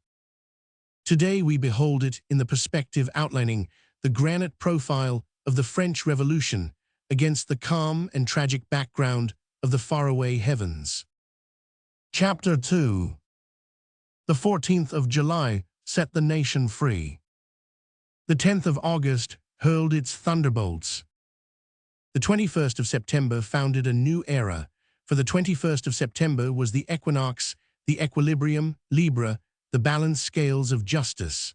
According to the remark of Ram, the Republic was proclaimed beneath this sign of equality and justice, heralded, so to speak, by a constellation. The convention is the first avatar of the people. It was the convention that turned the new and glorious page, introducing the future of today. Every idea requires a visible embodiment. Every principle needs a habitation. A church means the four walls within which the Almighty has his dwelling place. Every dogma must have its temple. When the convention became a fact, the first problem was to locate it. At first it was established in the Mange, but afterwards at the Tuileries. Here they raised a platform and arranged scenery, painted in grey by David, also rows of benches and a square tribune. There were parallel pilasters with massive plinths and long rectangular stems and square enclosures into which the multitude crowded and which were called public tribunes, a Roman velarium and Grecian draperies, and amid these right angles and straight lines the convention was installed, a tempest confined within geometrical limits. On the tribune the red cap was painted in grey. At first the royalists ridiculed this grey bonnet rouge, this artificial hall, this pasteboard monument, this sanctuary of papier-mâché, this pantheon of mud and spittle. How quickly it was destined to vanish. The pillars were made of beryl staves, the arches of thin deal boards, the bas-reliefs were mastic, the entablature was of pine, the statues were of plaster, the marble was painted, the walls were of canvas. And in this provisional shelter, France has recorded deeds that can never be forgotten. During the early sessions of the convention, the walls of the Hall of the Mange were covered with the advertisements with which Paris swarmed at the time of the return from Varennes. On one might be read, "The king returns. Whoever applauds him will be chastised. Whoever insults him will be hung." On another piece, "Keep your hats on your heads. He is about to pass before his judges." On another, "The king took aim at the nation, but his weapon hung fire. Now the nation has its turn." On another, the law, it was within these walls that the convention sat in judgment on Louis Roman XVI. At the Tuileries, now called the Palais National, where the convention had held its sessions from the 10th of May, 1793, the Assembly Hall occupied the space between the Pavillon de l'Horloge, called Pavillon Unité, and the Pavillon Marsan, called Pavillon Liberté. The Pavillon de Flore was now called Pavillon Égalité. The Assembly Hall was accessible by the grand staircase of Jean Boulant. The entire ground floor of the palace, below the first story, occupied by the Assembly, was a kind of long guardroom, littered with the luggage and camp beds of the various troops mounting guard over the convention. The Assembly had a special guard of honor, called the Grenadiers of the Convention. A tricolored ribbon divided the palace, occupied by the Assembly, from the garden, where the people passed in and out. Chapter 3. Let us finish our description of the Assembly Hall. Everything concerning this terrible place is of interest. The first object to attract one's attention on entering was a tall statue of Liberty, placed between two large windows. This hall, which was formerly the King's Theatre, had now become the stage of revolution. It was 42 meters long, 10 meters in width, and 11 in height. This elegant and superb hall, built by Vigorani for the use of the courtiers, was hidden beneath the rude timberwork which served to support the weight of the people in 93. The only point of support upon which this timberwork of the public tribunes rested was a single post, which well deserves honorable mention. This post consisted of one solid piece, 10 meters in circumference, and few caryatides have done an equal amount of work. For years, it bore the severe pressure of revolution. It has supported applause, enthusiasm, insult, clamors, and tumults, the tremendous chaos of wrath, the fury of insurrection, and never given way beneath its burden. After the convention, it witnessed the Council of the Ancients. On the 18th Brumaire, it was relieved. At that time, Persia replaced this wooden pillar by columns of marble that did not last so long. An architect's ideal is sometimes peculiar. That of the architect of the Rue de Rivoli was the curved path of a cannonball in its flight. The architect of Karlsruhe conceived the ideal of a fan, and the conception of the architect who built the hall where the convention established itself on the 10th of May, 1793, was apparently a huge bureau drawer, for it was long as well as high and flat. A great semicircle had been added to one of the long sides of the parallelogram. This was the amphitheater with seats for the representatives, but neither tables nor desks. Garin-Coulon, who wrote a great deal, used to write, resting his paper on his knee. Facing the benches was the tribune, before it the bust of Lepeletier Saint Fargeau, and behind it the president's armchair. The head of the bust projected slightly above the edge of the tribune, which afterwards was the cause of its removal.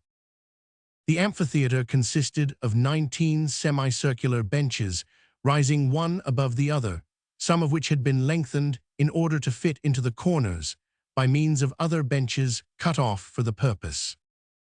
In the semicircle beneath, at the foot of the tribunal, were the places of the ushers, and on the other side of the tribune hung a placard 9 feet high, set in a black wooden frame, and bearing on its 2 pages, separated by a kind of scepter, the Declaration of the Rights of Man.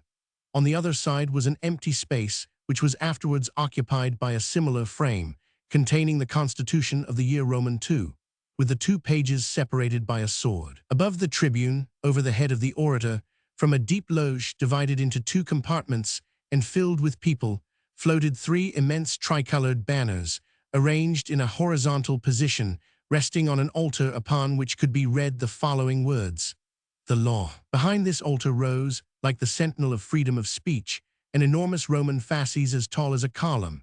2 colossal statues, placed erect against the wall, faced the representatives, Lycurgus on the president's right hand, Solon on his left, with Plato towering above the mountain. The statues stood on simple wooden blocks, resting on a long projecting cornice that encircled the hall, separating the people from the assembly. The spectators leaned their elbows on this cornice. The black wooden frame, enclosing the proclamation of the rights of man, reached to the cornice, interfering with the symmetry of the entablature, an infraction of the straight line that made Chabot growl. "It is ugly," he said to Vadia. The heads of the statues were decorated with wreaths of oak and laurel. Green curtains, on which similar wreaths were painted in a deeper shade of the same color, fell in heavy folds from the surrounding cornice, draping the entire lower floor of the hall occupied by the assembly.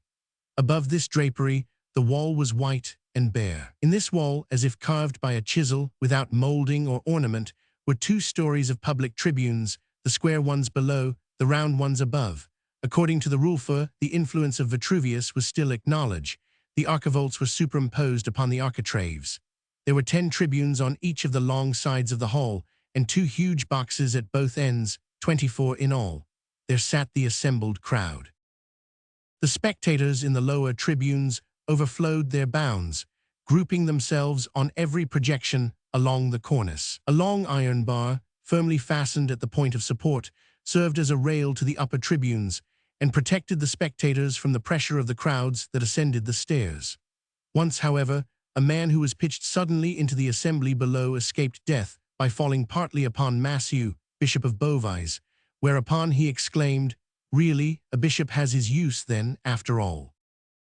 The hall of the convention was large enough to contain 2,000 persons, and on the days of insurrections, even 3,000.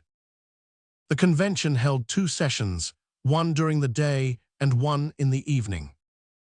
The back of the president's chair was round, studded with gilt nails. His table was supported by 4 winged monsters with a single foot, who might have been supposed to have come forth from the apocalypse to witness the revolution. They seemed to have been unharnessed from Ezekiel's chariot to drag the tumbril of Samson. On the president's table stood a huge bell, almost as large as a church bell, a big copper inkstand, and a parchment portfolio, which contained the record of proceedings. The blood from many a severed head, borne aloft on the end of a pike, has dripped upon this table. 9 steps led to the tribune. These steps were high, steep, and difficult of ascent. Jensenay once tripped in the act of mounting them. "It is like the staircase of a scaffold," he said. "It is well to serve your apprenticeship," cried Carrier. In the corners of the hall, where the walls seemed rather bare, the architect had placed Roman fasces as ornaments, with the axe bound on the outside. On the right and left of the tribune pedestals supported 2 candelabra 12 feet high, each bearing 4 pairs of argand lamps. For each public box there was a similar candelabra, and on the pedestals of these candelabra circles were carved, which the people called guillotine collars. The seats of the assembly, rising almost to the cornice of the tribunes, gave the representatives and the people an opportunity to chat with one another. The exits of the tribunes opened into a labyrinth of corridors, often echoing with wild and tumultuous sounds. The convention, outgrowing the limits of the palace, overflowed into the neighboring hotels of Longueville and Coigny. If we may credit Lord Bradford's letter, it was to the Hotel Coigny that the royal furniture was removed after the 10th of August. It took 2 entire months to empty the Tuileries. The committees were lodged in the vicinity of the hall, those of legislation, agriculture, and commerce at the Pavillon Égalité, those of the navy, the colonies, finance, assignats, and public safety at the Pavillon Liberté. The Committee of War was at the Pavillon Unité. The lodgings of the Committee of General Safety were accessible to those of the public safety through a dark corridor, lighted night and day by a lantern, a passageway for the spies of all parties who came and went, talking in whispers. The bar of the convention had been changed several times. Usually it was at the right hand of the president.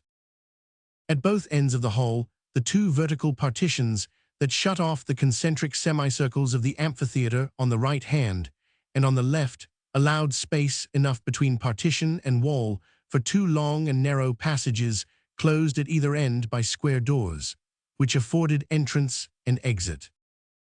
A door opening upon the Terrasse des Feuillants and leading directly into the hall served for the admittance of the representatives.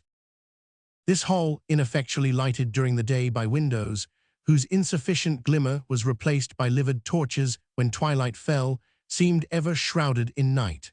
The lamplight sessions were lugubrious, the artificial light seeming really to increase rather than diminish the darkness. No man could see his neighbor. From all parts of the hall, indistinct groups of faces seemed to be mocking each other. People passed one another without recognition. One day Lanelot, hastening to the tribune, jostled someone in the descending passage.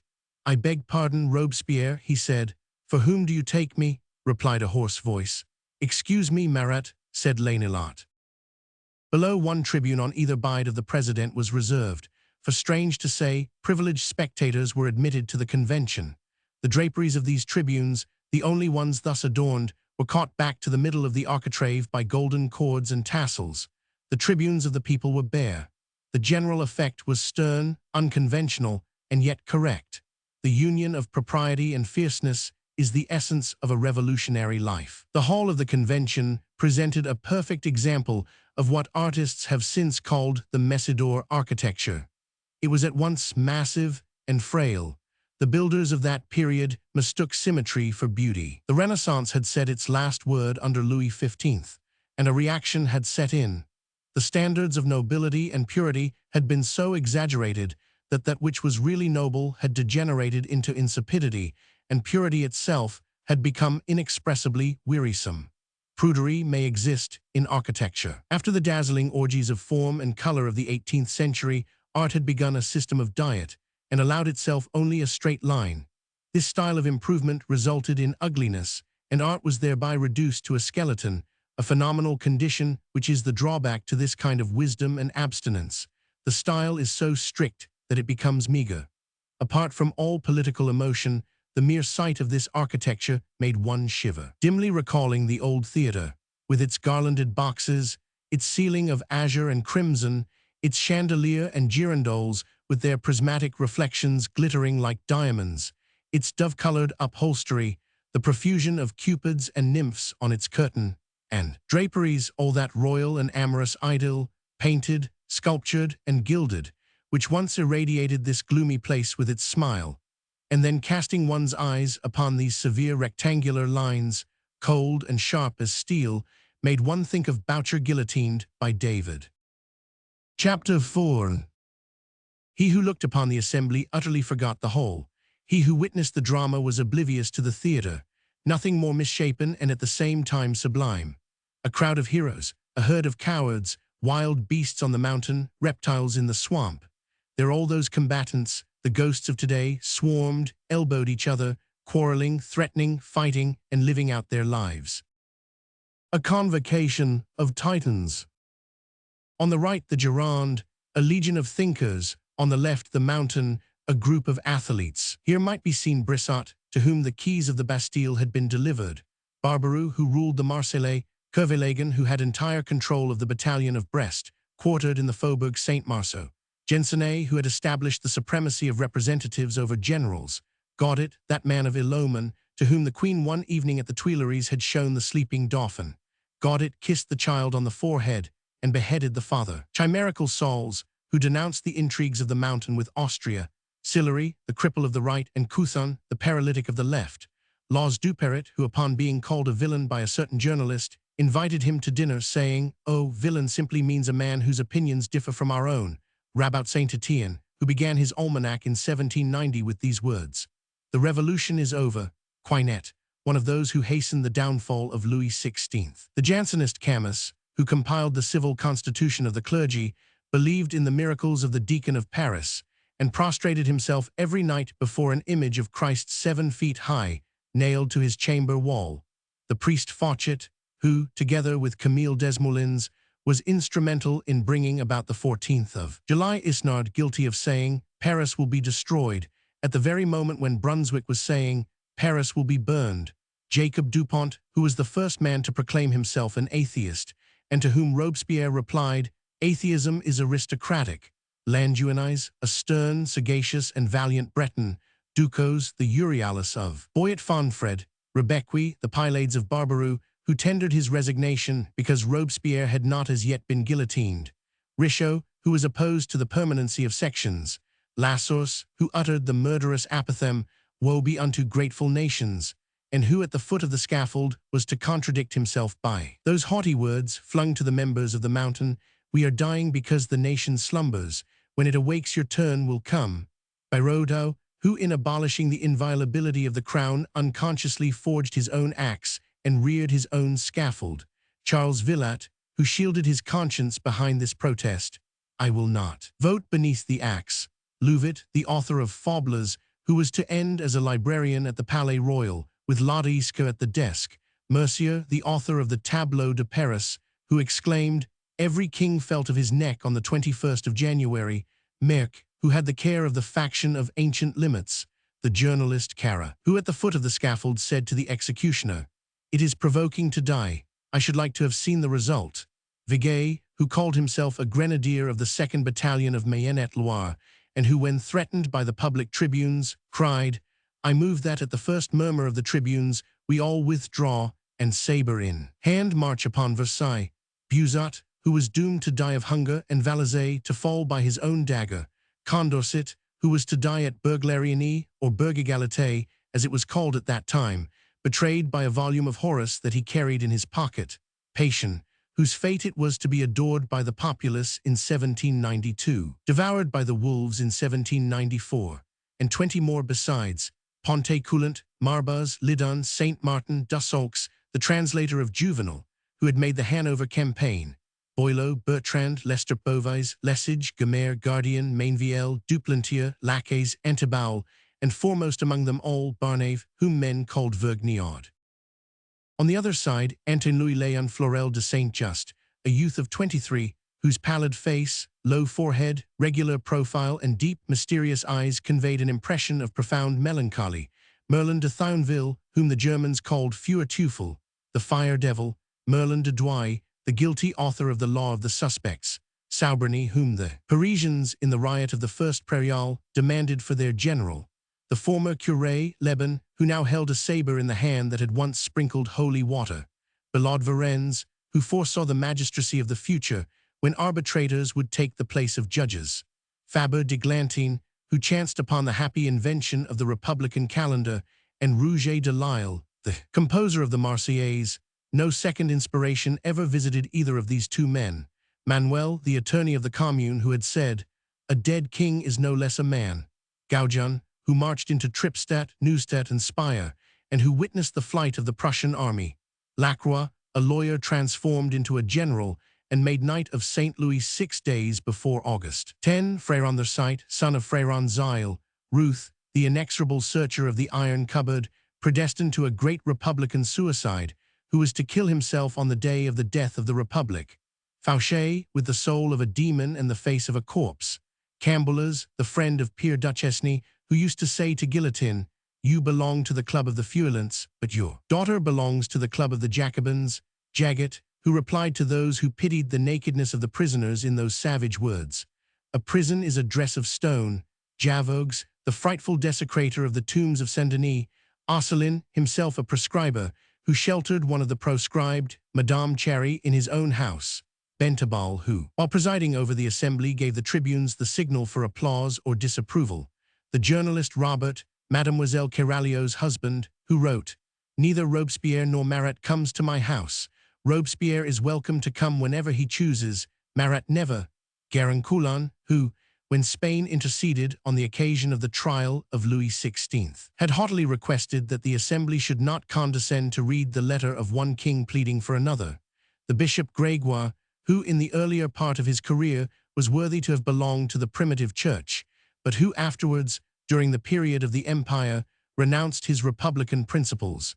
Amer, who said, "The whole earth condemns Louis XVI. To whom then shall we appeal for judgment? To the planets." Rauger, who on the 21st of January opposed the firing of the cannon of the Pont Neuf, saying, "A king's head ought to make no more noise in falling than the head of any other man." Chenier, brother of the poet André. Vadia, one of those who placed a pistol on the tribune. Tanis, who used to say to Memoro, "I want Marat and Robespierre to embrace at my table." "Where do you live?" "At Charenton." "It would have surprised me had you said elsewhere," was Memoro's reply. Legendre, who was the butcher of the French Revolution, as Pride had been of the English Revolution. "Come and be slaughtered," he cried to Languinais, to which the latter replied, "First pass a decree that I am an ox, if you please." Carlotte de Herbois, that gloomy comedian, wearing, as it were, the antique mask with the double mouth, one of which said yes, while the other said no, approving on the one hand and blaming on the other, defaming Carrier in Nantes and deifying Chalier in Lyon, sending Robespierre to the scaffold and Marat to the Pantheon. Gainisia, who asked that the penalty of death should be imposed on whosoever should be found wearing a medal that bore the inscription, Louis XVI. Martyred Leonard Bourdon, the schoolmaster, who had offered his house to the old man of Mount Jura. Topsant, the sailor, Goupilot, the lawyer, Laurent Lequinter, merchant, Duham, the doctor, Sergeant, the sculptor, David, the artist, and Joseph Egalite, the prince, and others besides, Lequint Purevo, who called for a formal decree pronouncing Marat insane. Robert Lindet, the troublesome author of that devilfish whose head was the Committee of Public Safety, and whose 21,000 arms embraced France in the shape of revolutionary committees. Leboeuf, on whom Giry Dupré, in his Nile des Faux Patriots, wrote this line. Leboeuf vit legender et bugler. Thomas Paine, the benevolent American, Anacharsis Cloots, the millionaire, a German baron, who although an atheist was still a man of sincere purpose, and a follower of Hebert. The upright Lebas, a friend of the Duplays. Rover, one of those men whom one occasionally meets, who indulge in wickedness for its own sake, a variety of amateur more common than we might imagine. Charlier, who wished to address aristocrats with the familiar vuse. Elegiac and cruel Tallien, who was to bring about the 9th Thermidor out of pure love of it. Cambaceres, a lawyer who finally became a prince. Carrier, another lawyer who turned into a tiger. Laplanche, who once exclaimed, "I demand priority for the alarm gun." Thuriot, who wished the jurors of the Revolutionary Tribunal to vote aloud. Bourdon de Eloise, who provoked Chambon to challenge him, denounced Paine, and in his turn was denounced by Hebert. Fayot, who proposed to dispatch an incendiary army into the Vendée. Tavox, who on the 13th of April acted as a sort of mediator between the Gironde and the Mountain. Vernier, who suggested that the leaders of the Gironde and the Mountain should be sent to serve as common soldiers. Rubel, who shut himself up in Mayence. Burbat, whose horse was killed under him at Somme. Gimbertot and Jard Panveliers, the commanders of the army of the Cherbourg coast. That of La Rochelle, Le Carpentier, who was in charge of the squadron of Kenquil. Roberjot, for whom the ambush of Rastet was lying in wait. Prieur de la Marne, who wore in camp his former major's epaulettes. Levasseur de la Sarthe, who by a single word induced Serrant, commander of the battalion of Saint-Armand, to kill himself. Reverchon, Mora, Bernard de Saints, Charles Richard, Lequinio, and towering above them all a Murraybow whom men called Danton. Belonging to neither of these parties, and yet holding both in awe, rose the man Robespierre. 5. Below crouched dismay, which may be noble, and fear, which cannot fail to be contemptible. Beneath all these passions, this heroism and devotion, this rage, might be seen the gloomy multitude of the anonymous.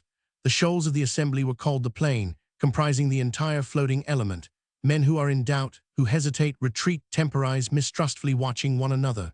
The mountain and the Gironde were the chosen few, the plain was the crowd. The plain was summed up and expressed in Sieyès. Sieyès was a man of a naturally profound mind, full of chimerical projects.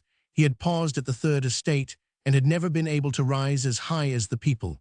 Certain minds are constituted to rest midway. Sieyès called Robespierre a tiger, who returned the compliment by calling him a mole. He was a philosopher who had attained prudence, if not wisdom. He was a courtier, rather than the servant of the revolution. He took a spade and went to work with the people in the Champs de Mars, hauling the same cart with Alexander de Beauharnais. He urged others to energetic labors which he never performed himself. He said to the Girondists, "Put the cannon on your own side."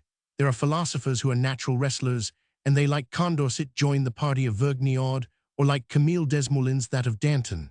There are philosophers who value their lives, and those who belonged to this class followed Sieyès.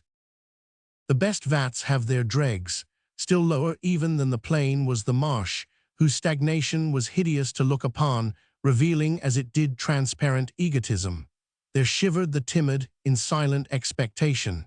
Nothing could be more wretched. Ignominious to the last degree, and yet feeling no shame, hiding their indignation, living in servitude, cherishing covert rebellion, possessed by a certain cynical terror, they had all the desperation peculiar to cowardice.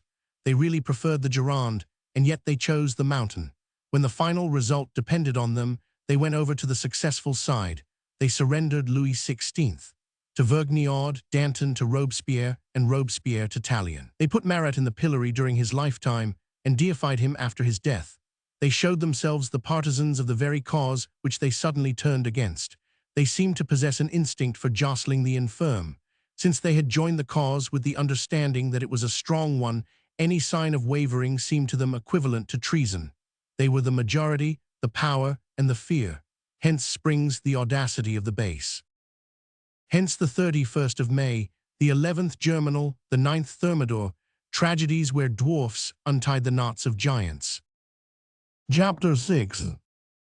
And among these passionate men were to be found others, fanciful dreamers. Utopia was there in all its varied forms, from the warlike, which admitted the scaffold, to the mild, which would fain abolish the penalty of death, a spectre or an angel, according as one viewed it from the throne or from the side of the common people. Men eager for the fray stood face to face with others who were contented to brood over their dreams of peace. The brain of Carnot created 14 armies, while Jean Debris was revolving in his head a scheme of universal democratic federation. Amid this furious eloquence, amid these howling and thundering voices, some men there were who preserved a fruitful silence. Lacanal was silent, preoccupied with his system for national public education. Lanthenus held his peace, absorbed in his plans for primary schools. Revillière-Lepox was silent, dreaming of philosophy when it should attain the dignity of religion. Others busied themselves with matters of minor importance and the details of everyday life. Guyton Morveau was interested in the improvement of the sanitary condition of hospitals. Maire in the abolishment of existing servitudes, Jean Saint-André in the suppression of arrest and imprisonment for debt, Ram in Chap's proposition, Duber in the filing of the archives, Corin Fustier in the foundation of the Cabinet of Anatomy and the Museum of Natural History, Guillemard in the navigation of rivers and the damming of the Scheldt. Men were fanatical about art, even monomaniacs on the subject. On the 21st of January, at the very time when the head of monarchy was falling on the Place de la Révolution, Bazard, the representative of the Oise, went to see a picture of Rubens which had been found in a garret in the Rue Saint-Lazare. Artists, orators, and prophets, giants like Danton, and men as childlike as Clootz, gladiators and philosophers, were all straining for the same goal, progress. Nothing disconcerted them. The greatness of the convention consisted in its efforts to discover what degree of reality there might be in that which men call the impossible. At one end stood Robespierre with his eyes fixed upon the law, and at the other Condorcet gazing with equal steadiness on duty.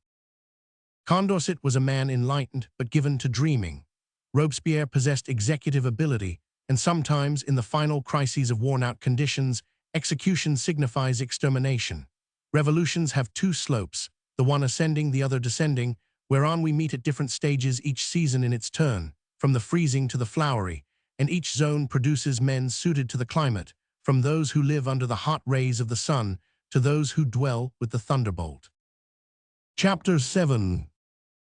People pointed out to each other the bend in the left-hand passage, where Robespierre whispered to Clavier's friend Garrett that terrible epigram, Clavier a conspire partout, ou il a respire. In this same bend, well adapted for privacy and suppressed indignation, Faber d'Eglantine quarreled with Ram, reproaching him for having disfigured his calendar by changing Thermidor into Thermidor. People pointed out the corner where, elbow to elbow, sat the 7 representatives of Haute-Garonne, who, being the first called upon to pronounce their verdict upon Louis XVI, had thus answered one after the other: Mail, death; Delmas, death; Progean, death; Cowles, death; Errol, death; Julian, death; de Saby, death. Eternal reverberation that fills all history, and since the birth of human justice has continued to send forth a funereal echo from the walls of the tribunal. Amid this stormy sea of faces, one man would point out to another the individuals whose tragic votes had caused that fearful din: Paganel, who cried, "Death! A king serves no purpose save by his death." Millard, who said, "If death had never been known, we must today have invented it." Old Raffron du Treuillet, who exclaimed, "A speedy death." Goupilot, who cried, "The scaffold at once. Delay but aggravates the pain of death." Sieyès, who with solemn brevity uttered the single word, "Death." Thuriot, who, rejecting the appeal to the people proposed by Buzot, said, "What, the primary assemblies, 44,000 tribunals, an endless trial, the head of Louis XVI, would have time to grow grey before it fell." Augustin Bon Robespierre, who exclaimed, after his brother, "I ignore that humanity which massacres the people and pardons despots. Death. The demand for a reprieval means a substitution of the appeal to tyrants for the appeal to the people." Faucedouar, who took the place of Bernardin de Saint-Pierre, saying, "The shedding of human blood is abhorrent to me, but the blood of a king is not human blood." Death. Jean Saint-André, who said, "No nation can be free until the tyrant dies." Lavacomterie, who expressed himself in this formula, "So long as the tyrant breathes, liberty is strangled." Death. Chateauneuf-Frandon, who cried, "The death of Louis the Last." Gaillardin, who suggested, "Let him be executed at the Barrière Inversée." The Barrière Inversée was the Barrière du Trône. Tellier, who said, "Let us forge a cannon of the caliber of Louis XVI, head to fire upon the enemy." And among those inclined to mercy, Gentle was one who said, "I vote for imprisonment. He who makes a Charles I makes a Cromwell likewise." Banquel, who said, "Exile. I should like to see the first king of the earth sentenced to earn his living at a trade." Albois, who said, "Exile. Let this living spectre wander round among the thrones." Zangiacomi, who said, "I vote for imprisonment. Let us keep Capet alive for Scarecrow." Chalon, who said, "Let him live. I do not approve of killing a man for Rome to canonize." While sentences like these fell one after the other from these severe lips, making their way into history, bedizened women in low-necked dresses sat in the boxes, and with list in hand counted the votes as they were given, pricking each name with a pin. where tragedy has entered in, horror and pity remain. To see the convention, at whatsoever epoch of its reign, was to witness anew the judgment of the last of the Capets. The legend of the 21st of January seemed to be interwoven with all its acts. The formidable assembly was composed of those men whose fatal breath put out the ancient torch of monarchy, which had burned for 18 centuries. The decisive trial of all kings in the person of one seemed to be the starting point of the great war which it waged against the past. At whatsoever session of the convention one might be present, the shadow cast by the scaffold of Louis XVI never failed to make itself evident. The spectators told each other about the resignations of Kersaint and Roland, and also about Duchatel, the deputy of the Ducevres, who, being ill, caused himself to be carried to the assembly, and on his deathbed voted against the execution of the king, an act which excited Marat to laughter. People looked for the representative forgotten today, who, after a session that had lasted 37 hours, overcome by fatigue, fell asleep on his bench, and being roused by the usher when his turn came to vote, half opened his eyes, murmured, "Death," and fell asleep again. At the time when the death sentence of Louis XVI was passed, Robespierre had 18 months to live, Danton 15, Vergniaud 9, Marat 5 months and 3 weeks, and Lepelletier Saint Fargeau 1 day.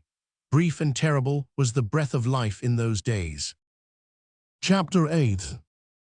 The people had a window, opening on the convention in the shape of the public tribunes, and when this window proved inadequate, they opened the door, and the street population poured in upon the assembly. The invasions of the crowd into this Senate presented one of the most striking spectacles known to history. Generally, these eruptions were amicable. The street fraternized with the curule chair, but friendship with a people who had once, in the course of 3 hours, taken the cannon of the Invalides and 40,000 muskets besides, was a somewhat formidable relationship. At every moment, a procession interrupted the session. There were deputations admitted to the bar, petitions, expressions of respect, offerings. The pike of honor of the Faubourg Saint-Antoine was brought in, borne by women. The English offered 20,000 pairs of shoes for our barefooted soldiers. "Citizen Arnoux," said the Moniteur, the curé of Aubignon in command of the battalion of the Drôme, requests permission to march to the frontier, and begs that his parish may be kept for him. The delegates from the sections came, bringing in wheelbarrows, dishes, patens, chalices, monstrances, heaps of gold, silver, and gilt, offerings to the country from this ragged crowd, who asked, as a reward, permission to dance the Carmagnole before the convention. Chenard, Narbonne, and Valliere came to sing stanzas in honor of the mountain. The section of Mont Blanc brought the bust of Lepelletier, and a woman placed a red cap on the head of the president, who embraced her. The citoyens of the section du Mail strewed flowers before the legislators. The pupils of the country, escorted by music, came to thank the convention for having paved the way for the prosperity of the century. The women of the section of the Gardes Françaises brought roses. The women of the section of the Champs-Élysées presented a crown of oak leaves. The women of the section of the Temple came to the bar and took an oath to wed only true republicans. The section of Molière presented a medal of Franklin, which, by a formal decree, was suspended from the wreath of the Statue of Liberty. The foundlings, who had been declared the children of the Republic, filed by, dressed in the national uniform. Young girls of the 93rd section came arrayed in long white gowns, and the next day the Moniteur contained this line: "The President receives a bouquet from the innocent hands of a fair young girl." The orators saluted the crowds and sometimes flattered them, saying to the multitude, "Thou art infallible, thou art irreproachable, thou art sublime." The lower classes are childlike, they are fond of sugar plums. Sometimes a riot would invade the assembly, entering in a fury and departing pacified, like the Rhône flowing through Lake Léman, which is muddy enough on its entrance, but flows out as blue as the sky. If it continued turbulent, Henriot would now and then order his furnaces for heating the bullets to be brought up to the entrance of the Tuileries. Chapter 9. While this assembly was throwing off the shackles of revolution, it was also promoting civilization. It was a furnace, to be sure, but it was likewise a forge. In this cauldron where terror was bubbling, progress also fermented. From that chaos of shadows and tempestuous whirlwind of clouds spread immense rays of light parallel with the eternal laws, rays that have since rested on the horizon, forever visible in the sky of the nations, and which are called justice, tolerance, goodness, reason, truth, and love. The convention proclaimed this grand axiom: the liberty of one citizen ends where that of another begins, thus summing up in 2 lines the essence of social science. It proclaimed the sanctity of the poor, as well as of the infirm in the persons of the blind and of the mutes, whose guardianship had been assumed by the state. It honored maternity in the person of the girl mother, whom it comforted and lifted up, childhood in the orphans adopted by the state, and innocence in the accused, who was indemnified by the government after his acquittal. It branded the traffic in blacks and abolished slavery. It proclaimed civil consolidation. It decreed gratuitous instruction. It organized national education by the establishment of the normal school in Paris, the central school in the cities, and the primary school in the communes. It founded conservatories and museums. It systematized the code, as well as the weights and measures, and the method of calculation by decimals. It established the finances of France upon a firm basis, and brought about an era of public credit after the long monarchical bankruptcy. It established communication by telegraph. It provided almshouses for old age and the improved hospitals for sickness. It gave the Polytechnic School to the cause of education, the Bureau of Longitude to science, and the Institute to the domain of human intellect. It was at once cosmopolitan and national.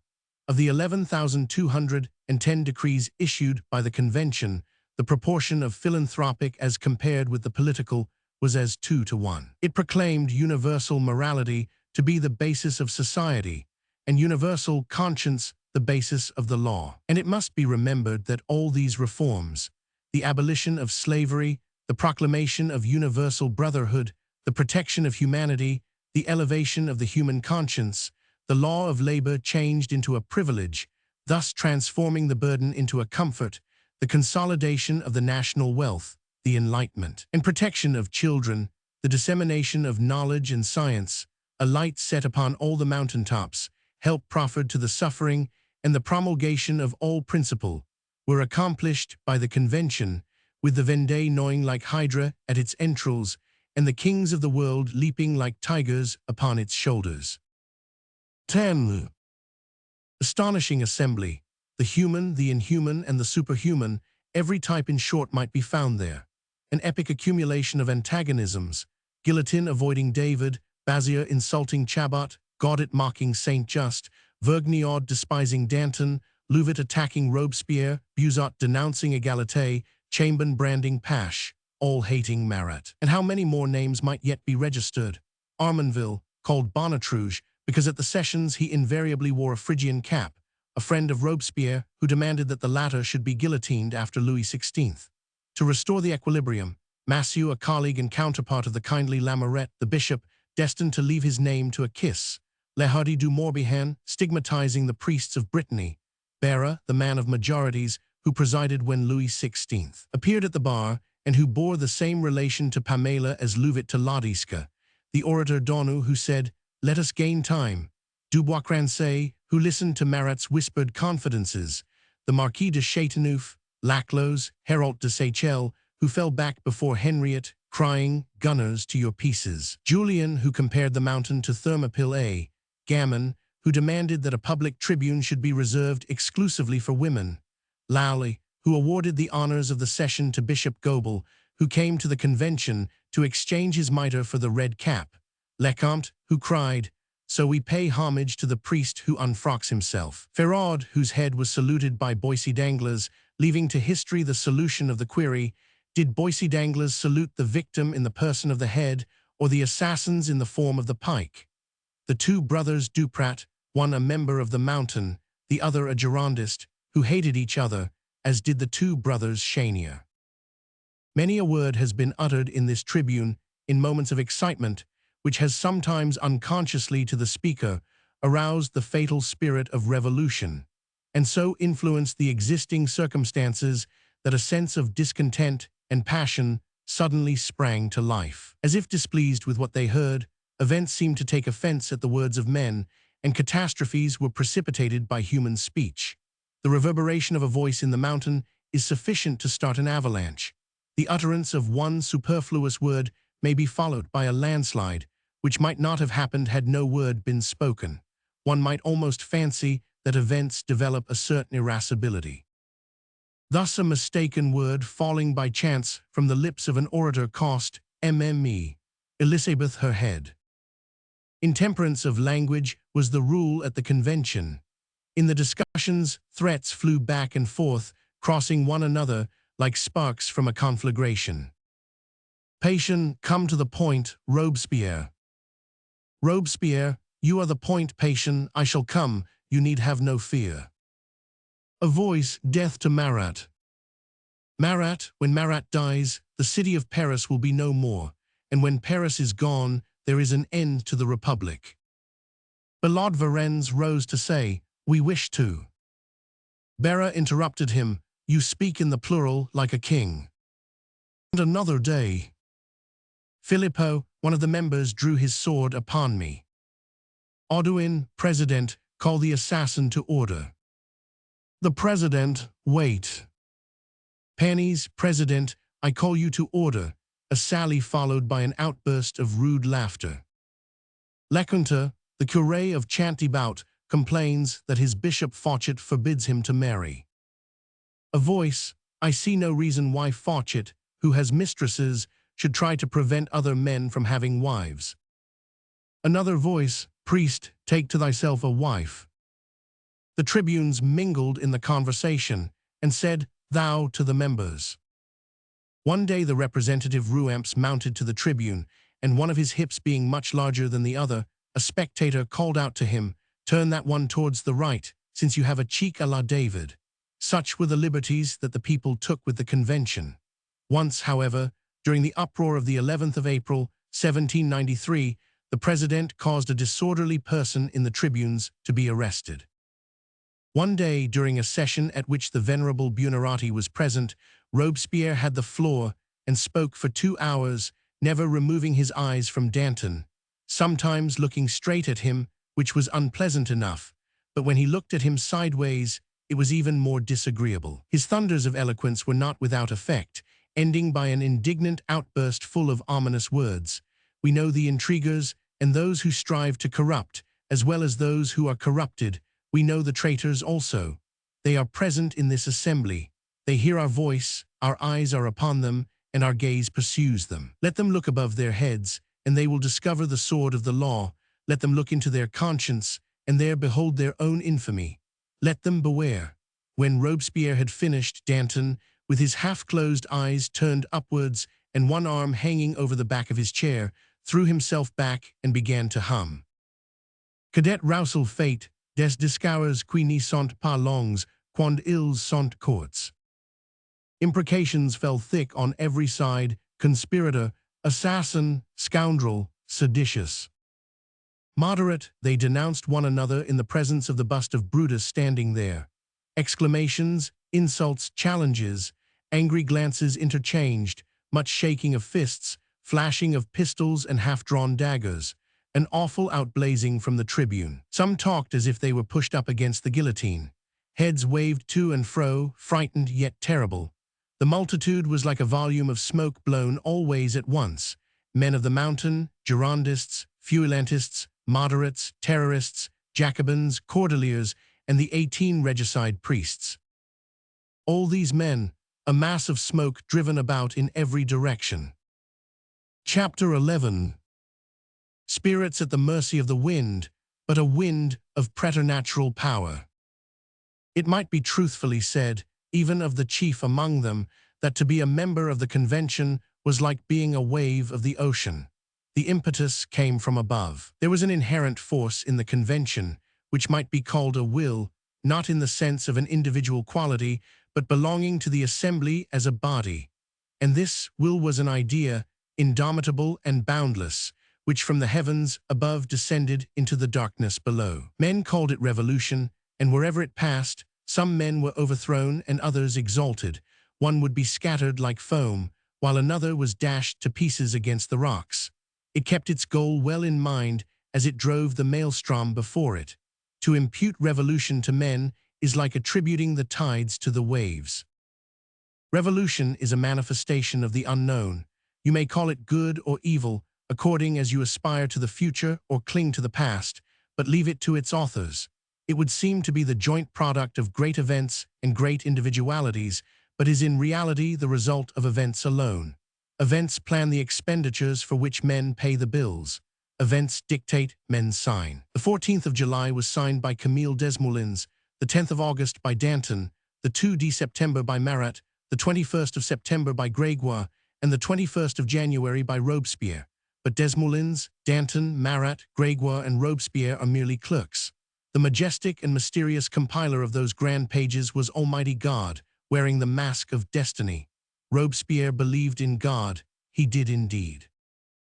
Revolution is one form of the eternal phenomenon that circumscribes us on all sides, and which we call necessity.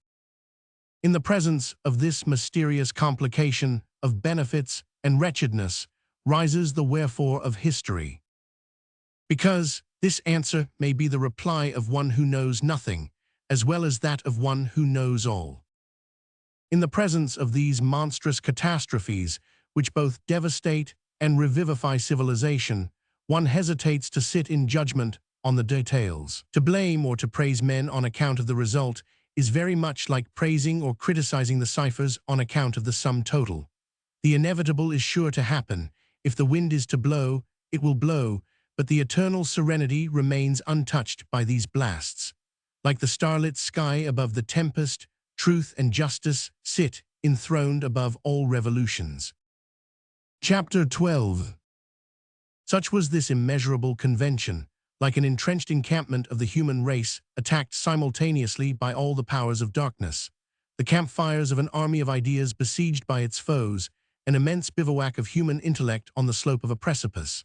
Nothing in history can be compared to this assembly, which contained within itself Senate and people, conclave and street crossing, areopagus and public square, tribunal and accused.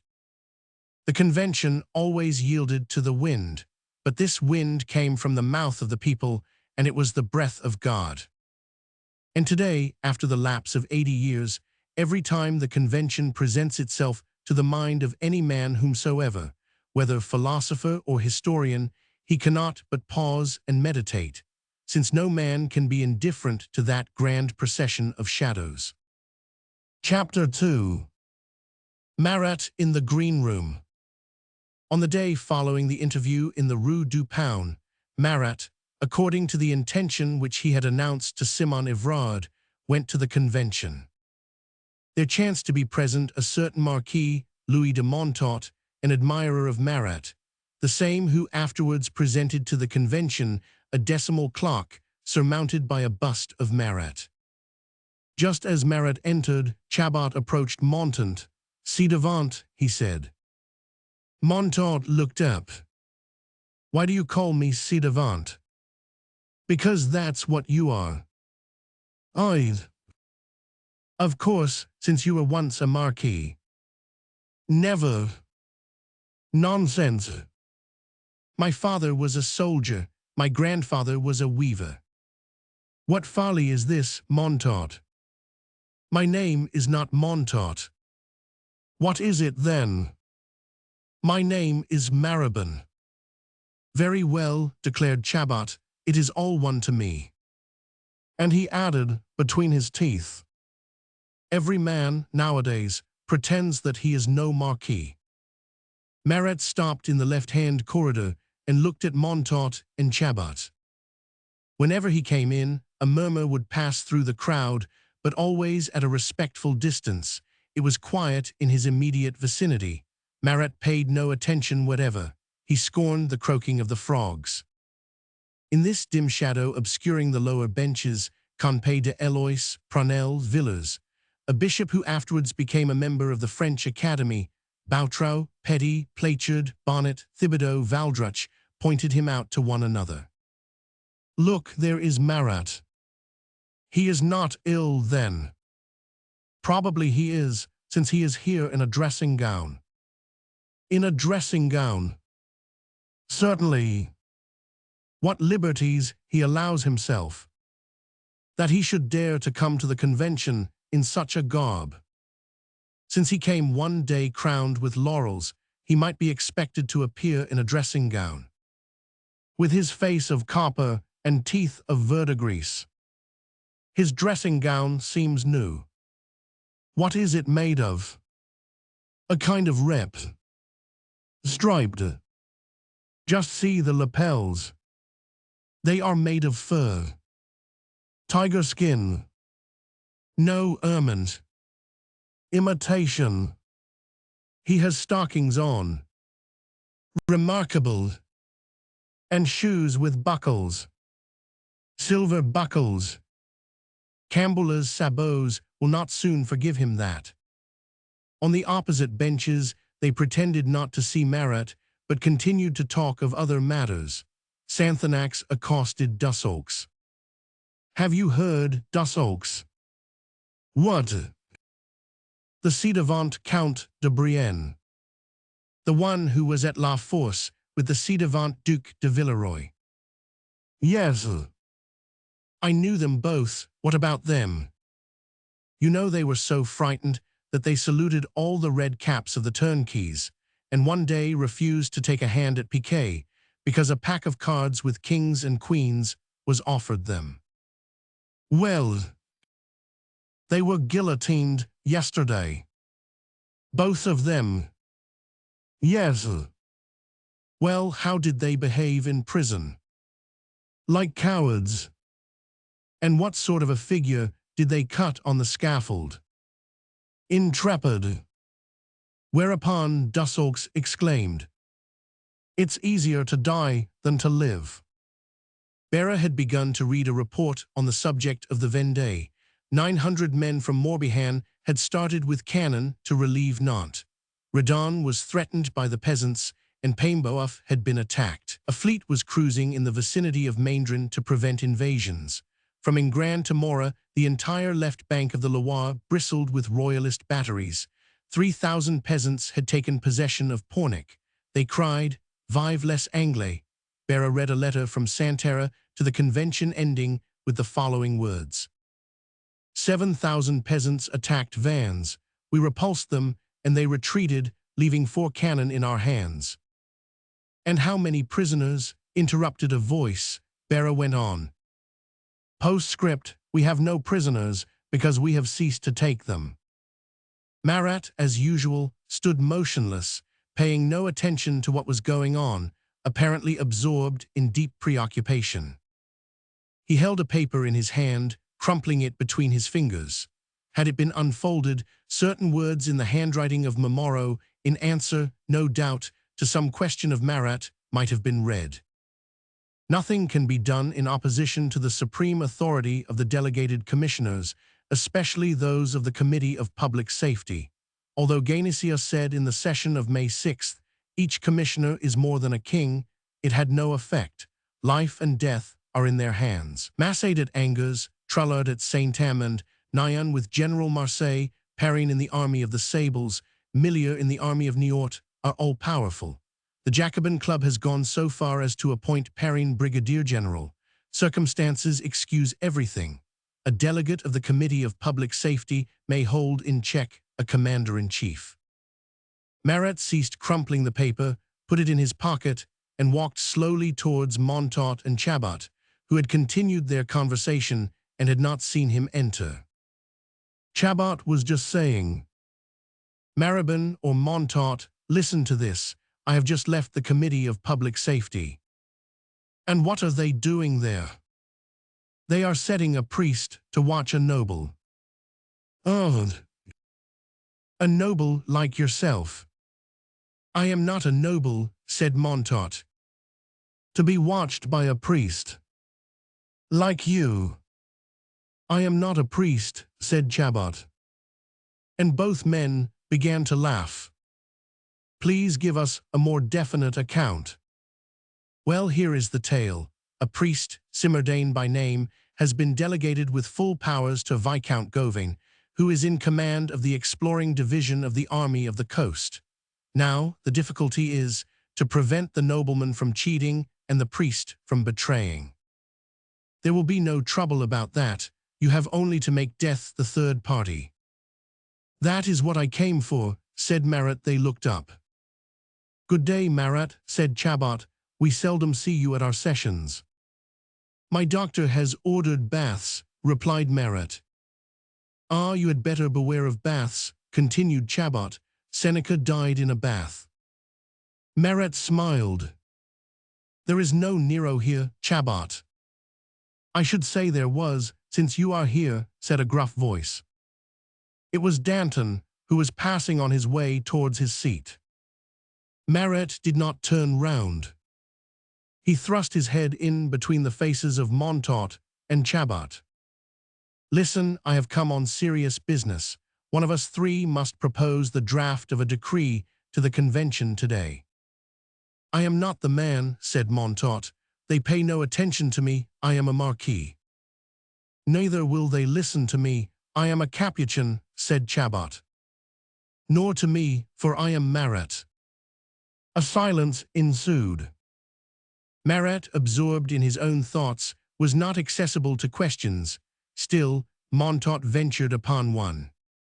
What decree would you like the assembly to pass, Marat? A decree inflicting the penalty of death on any military chief who allows a rebel prisoner to escape. Chabot interposed.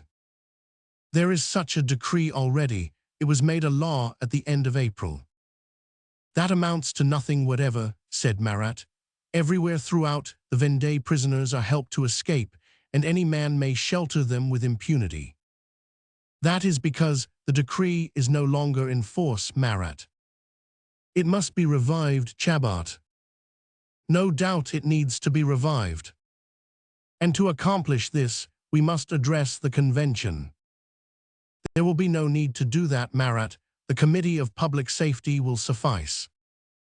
The object will be attained, added Montaut, if the Committee of Public Safety order the decree to be placarded in every commune of the Vendée and make 2 or 3 suitable examples.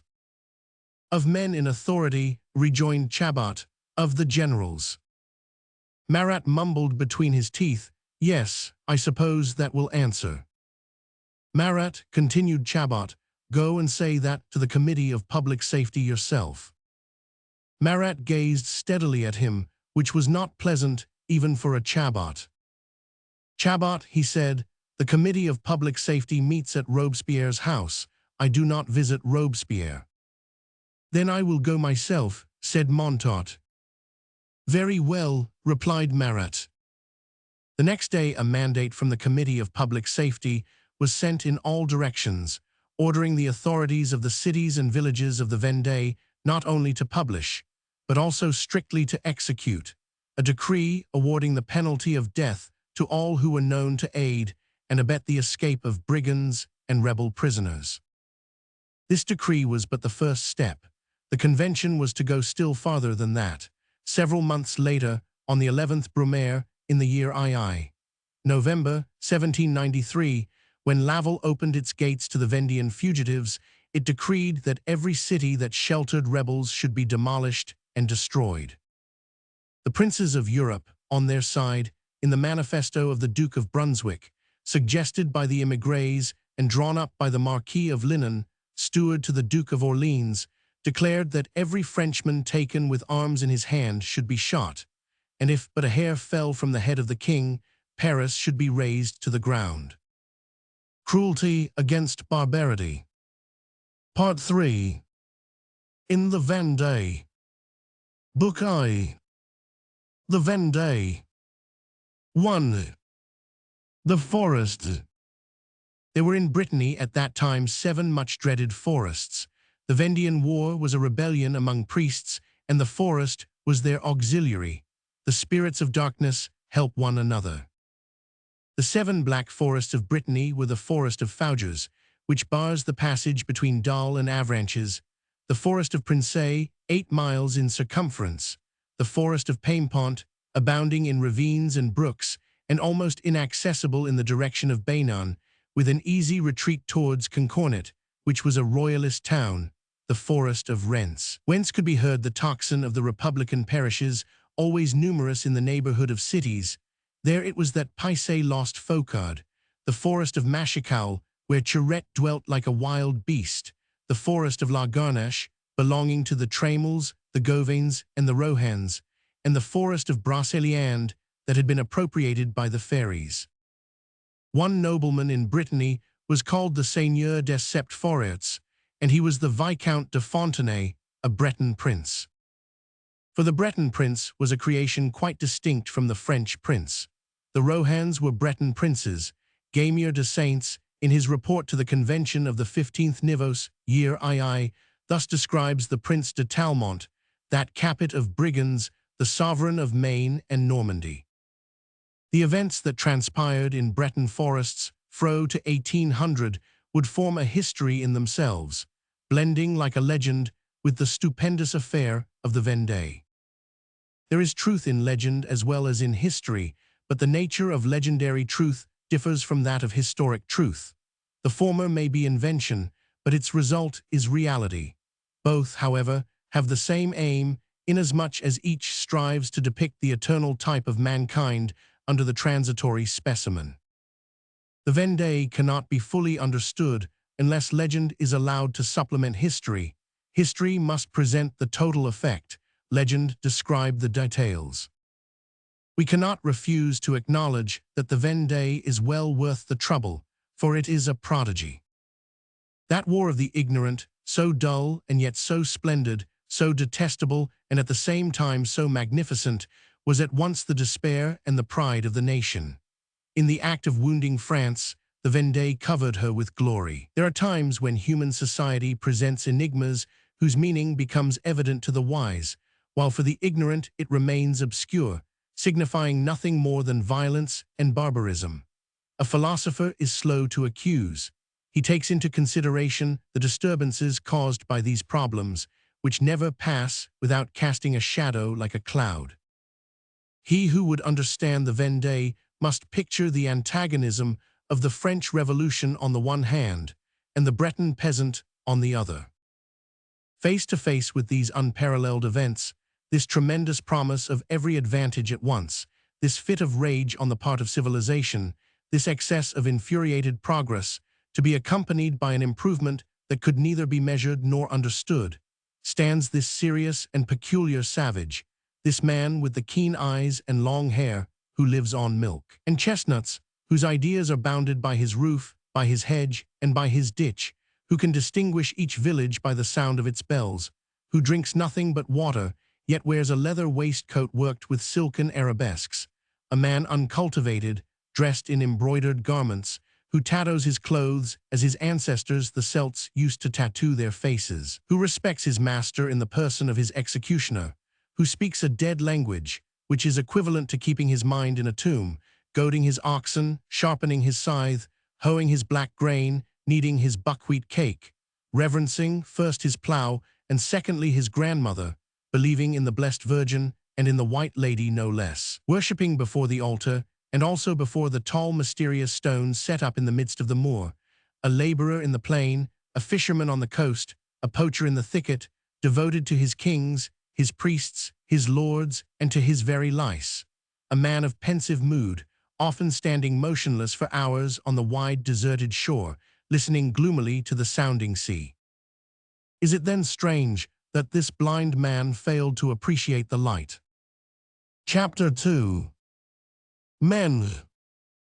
The peasant has confidence in the field that nourishes him no less than in the wood that serves to hide him. It is no easy matter to conceive an idea of the forests of Brittany. They were cities in themselves. Nothing could be more secret, more silent, or more impenetrable than those tangled thickets of briars and branches offering shelter, repose, and silence. No solitude could seem more deathlike and sepulchral. If one could, like a flash of lightning, have felled the entire forest at a single stroke, a swarm of human beings would have stood forth, revealed within those shades. Concealed on the outside by coverings of stones and branches were wells, round and narrow, sinking at first vertically and then horizontally, widening under the ground like funnels and ending in dark chambers. Wells like these discovered by Westermann in Brittany were also found in Egypt by Cambyses, with this difference that while the Egyptian caves in the desert held dead men only, those in the forests of Brittany contained living human beings. One of the wildest glades in the woods of Mistan, intersected by subterranean passages and cells, wherein a mysterious population moved to and fro, was called La Grande Ville.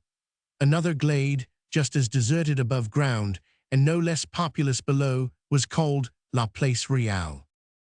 This subterranean life in Brittany had existed from time immemorial. Man had there sought refuge from his brother man. Hence these hiding places, like the dens of reptiles, hollowed out under the trees.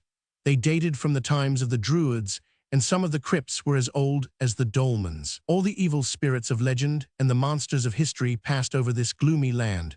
Tudates, C. Assar, Hyle, Naomin, Geoffrey of England, Elaine of the Iron Glove, Pierre Mauchlerc, the French House of Blois and the English House of Montfort, kings and dukes, the 9 barons of Brittany, the judges of the great days, the counts of Nantes who wrangled with the counts of Rennes, highwaymen, banditti, freelances, René II, the Viscount de Rohan, the king's governors, the good Duc de Chaulnes, who hung the peasants under the windows of Madame de Sévigné, the seigneurial butcheries in the 15th century, religious wars in the 16th and 17th, and the 30,000 dogs trained to hunt men in the 18th. During this wild trampling, the people made up their minds that it would be better for them to disappear.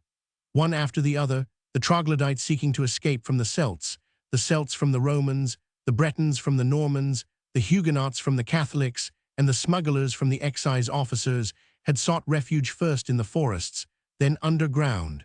It is thus that tyranny forces the nations to the last resource of the hunted beast. For 2,000 years had despotism, in all its varied forms, of conquest, vassalage, fanaticism, and taxation, hunted down this unfortunate and distracted Brittany.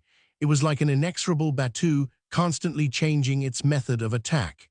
Men disappeared underground. While that terror, which is a sort of rage, was brooding in human souls, and the dens in the forests were in waiting for them, the French Republic sprang into existence. Brittany, thinking this compulsory deliverance but a new form of oppression, broke into open rebellion, a mistake usually made by enslaved peoples. Chapter 3. Connivance of Men and Forests. Thus the tragic forests of Brittany once more resumed their ancient role of servant and accomplice to revolution. The subsoil of such a forest was like a madrepore pierced and intersected in all directions by a secret labyrinth of mines, cells, and galleries. Each of these hidden cells was large enough to shelter 5 or 6 men. The only difficulty was in breathing. Certain mysterious ciphers have been preserved that give us a clue to this powerful organization of the peasant rebellion. In Alayat Villain, in the forest of Perda, where the Prince de Talmont had taken refuge, not a breath could be heard, not a trace of human life was visible, and yet Foucault had there mustered 6,000 men. In Morbihan, in the forest of Moulac, not a man of all the 8,000 there was to be seen. These 2 forests, Le Perda and Moulac, are not, however, to be reckoned among the great Breton forests. It would have been dangerous walking over their explosive soil. These treacherous copses, with their multitudes of combatants lurking in a sort of subterranean labyrinth, were like great black sponges, from which, beneath the pressure of revolution's giant foot, civil war gushed forth. Invisible battalions were lying in wait. This army, unknown to the world, wound its way along under the feet of the Republican armies, leaping out of the ground at times in vast numbers, and disappearing as suddenly, possessing the power of vanishing at will no less than the gift of ubiquity. It was like the descending avalanche that leaves but a cloud of dust behind, colossi with a marvelous genius for contraction, giants in warfare, dwarfs in flight, jaguars with the habits of moles. Moreover, there were woods as well as forests. As the village ranks below the city, so the woods bear a similar relation to the forests, which they serve to connect after the fashion of a labyrinth. Old castles, fortresses once upon a time, hamlets that had been camps, farms covered with ambushes and snares, divided by ditches and fenced in by trees, formed the meshes of the net in which the Republican armies were caught. All this was called the bocage.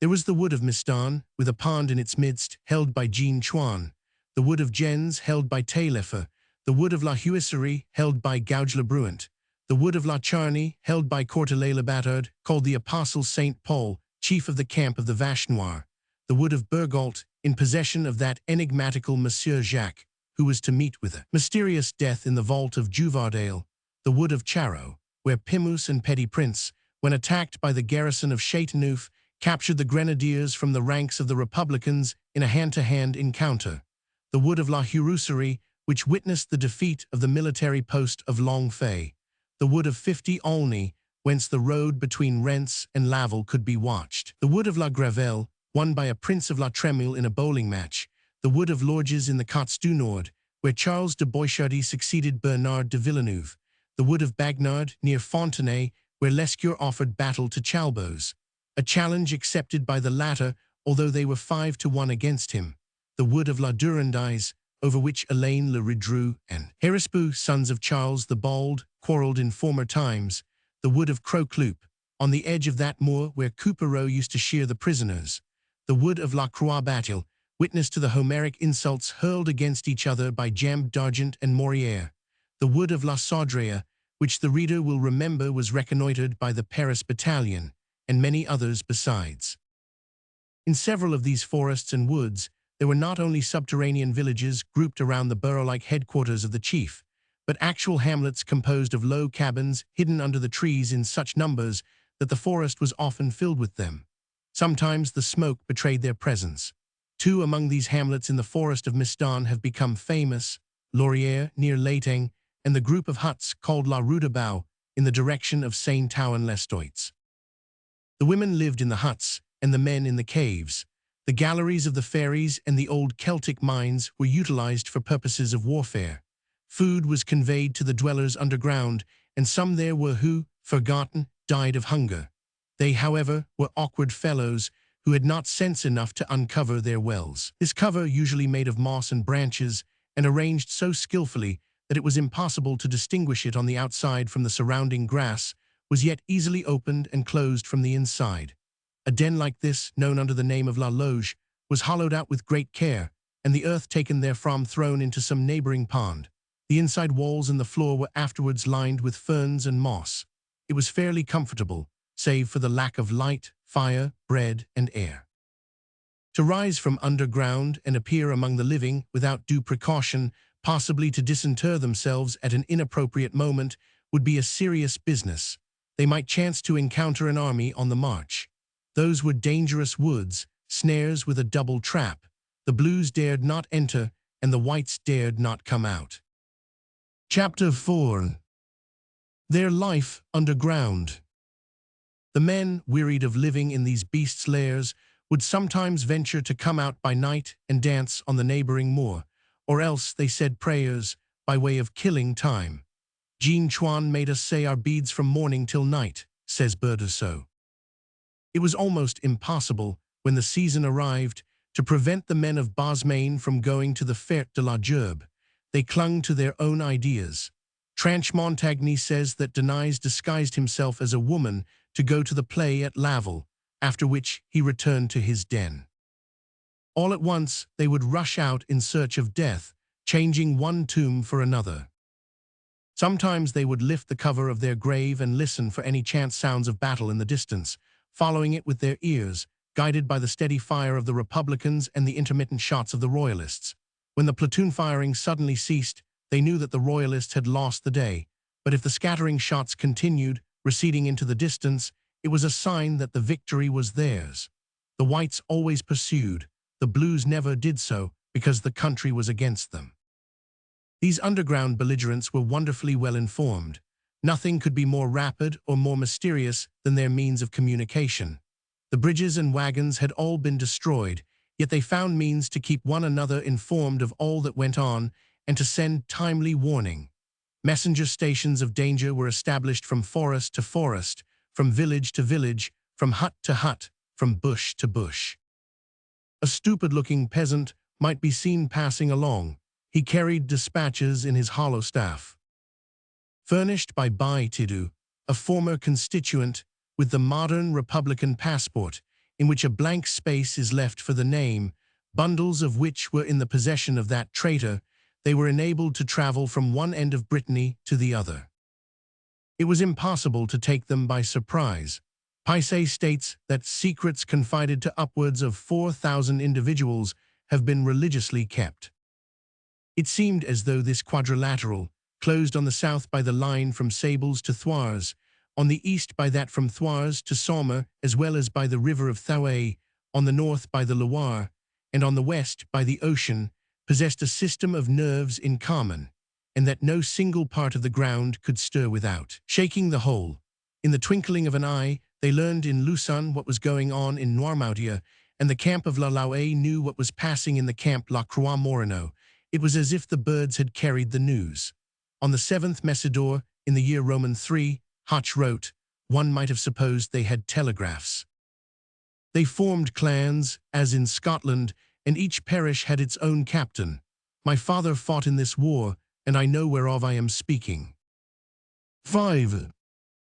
Their life in warfare. Many of them had nothing but pikes, but good hunting rifles were plentiful, and no marksmen were more expert than the poachers of the Bocage and the smugglers of Lorue. They were eccentric, terrible, and intrepid fighters. The proclamation of a decree to levy 300,000 men was the signal for ringing the tocsin in 600 villages. The flames burst forth in all directions at once. Poitou and the Anjou revolted on the same day. Let us remark that the first rumbling was heard on the 8th of July, 1792, a month previous to the 10th of August, on the moor of Kerbeder. Alain Riedeleur, whose name is now forgotten, was the forerunner of La Roche-Jacqueline and Jean Chouan. The Royalists forced all able-bodied men to march, under penalty of death. They confiscated harnesses, wagons, and provisions. Sapinaud at once assembled 3,000 soldiers, Cathalino 10,000, Stofflet 20,000, and Charette took possession of Noirmoutier. The Viscount de Sapot roused the Haut-Anjou, the Chevalier de Dieuzy the Entreville-Net-Loire, Tristan el Hermite the Bosmain, the Barber Gaston the city of Gahimene, and the Abbé Bernier all the others. It required but little to excite the masses. A great black cat was placed in the tabernacle of a priest who had taken the civil oath, a priest-juror, as he was called, whence it suddenly leaped forth in the middle of the mass. "It's the devil," cried the peasants, and a whole district rose in revolt. Sometimes flames would be seen issuing from the confessionals. For assailing the blues and crossing the ravines, they had sticks 15 feet long, called the furt, a weapon of defense, which was likewise available for flight. In the very heat of the conflict, when the peasants were attacking the Republican squares, if they chanced to see on the battlefield a cross or a chapel, all fell on their knees and said their prayers under the fire of the enemy, and after finishing the rosary, those who had not been killed rushed upon the enemy. Alas, what giants were these! They loaded their muskets on the run. That was their special talent. They could be made to believe anything. Their priests showed them other priests whose necks had been reddened by a tightly drawn cord, saying to them, "These are the guillotined come to life again." They had their fits of chivalrous emotion. They paid military honors to Fesque, a Republican standard-bearer who had allowed himself to be sabred without once losing hold of his banner. These peasants were at times derisive. They called the married Republican priests sans-calottes de Venice sans-culottes. At first they stood in awe of the cannon, but after a while they dashed upon them with no other weapons than their sticks, and captured several.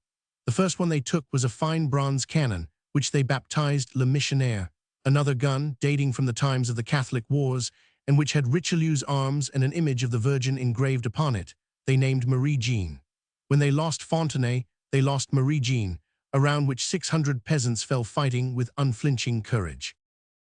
Later they recaptured Fontenay in order to recover Marie-Jeanne, which they brought back under the fleur-de-lis flag, covering it with flowers, and making the women who passed by kiss it. But 2 cannon were insufficient. It was Stofflet who had captured Marie-Jeanne. Cathalino, envying him, left Pin-en-Mange, attacked Jalais, and took possession of a 3rd one. Forest fell on St. Florent and captured a 4th. 2 other commanders, Choups and St. Paul, were still more successful. They manufactured imitation cannon from the trunks of trees, using mannequins for gunners, and with this artillery, over which they made merry, they forced the Blues to retreat to Meruel.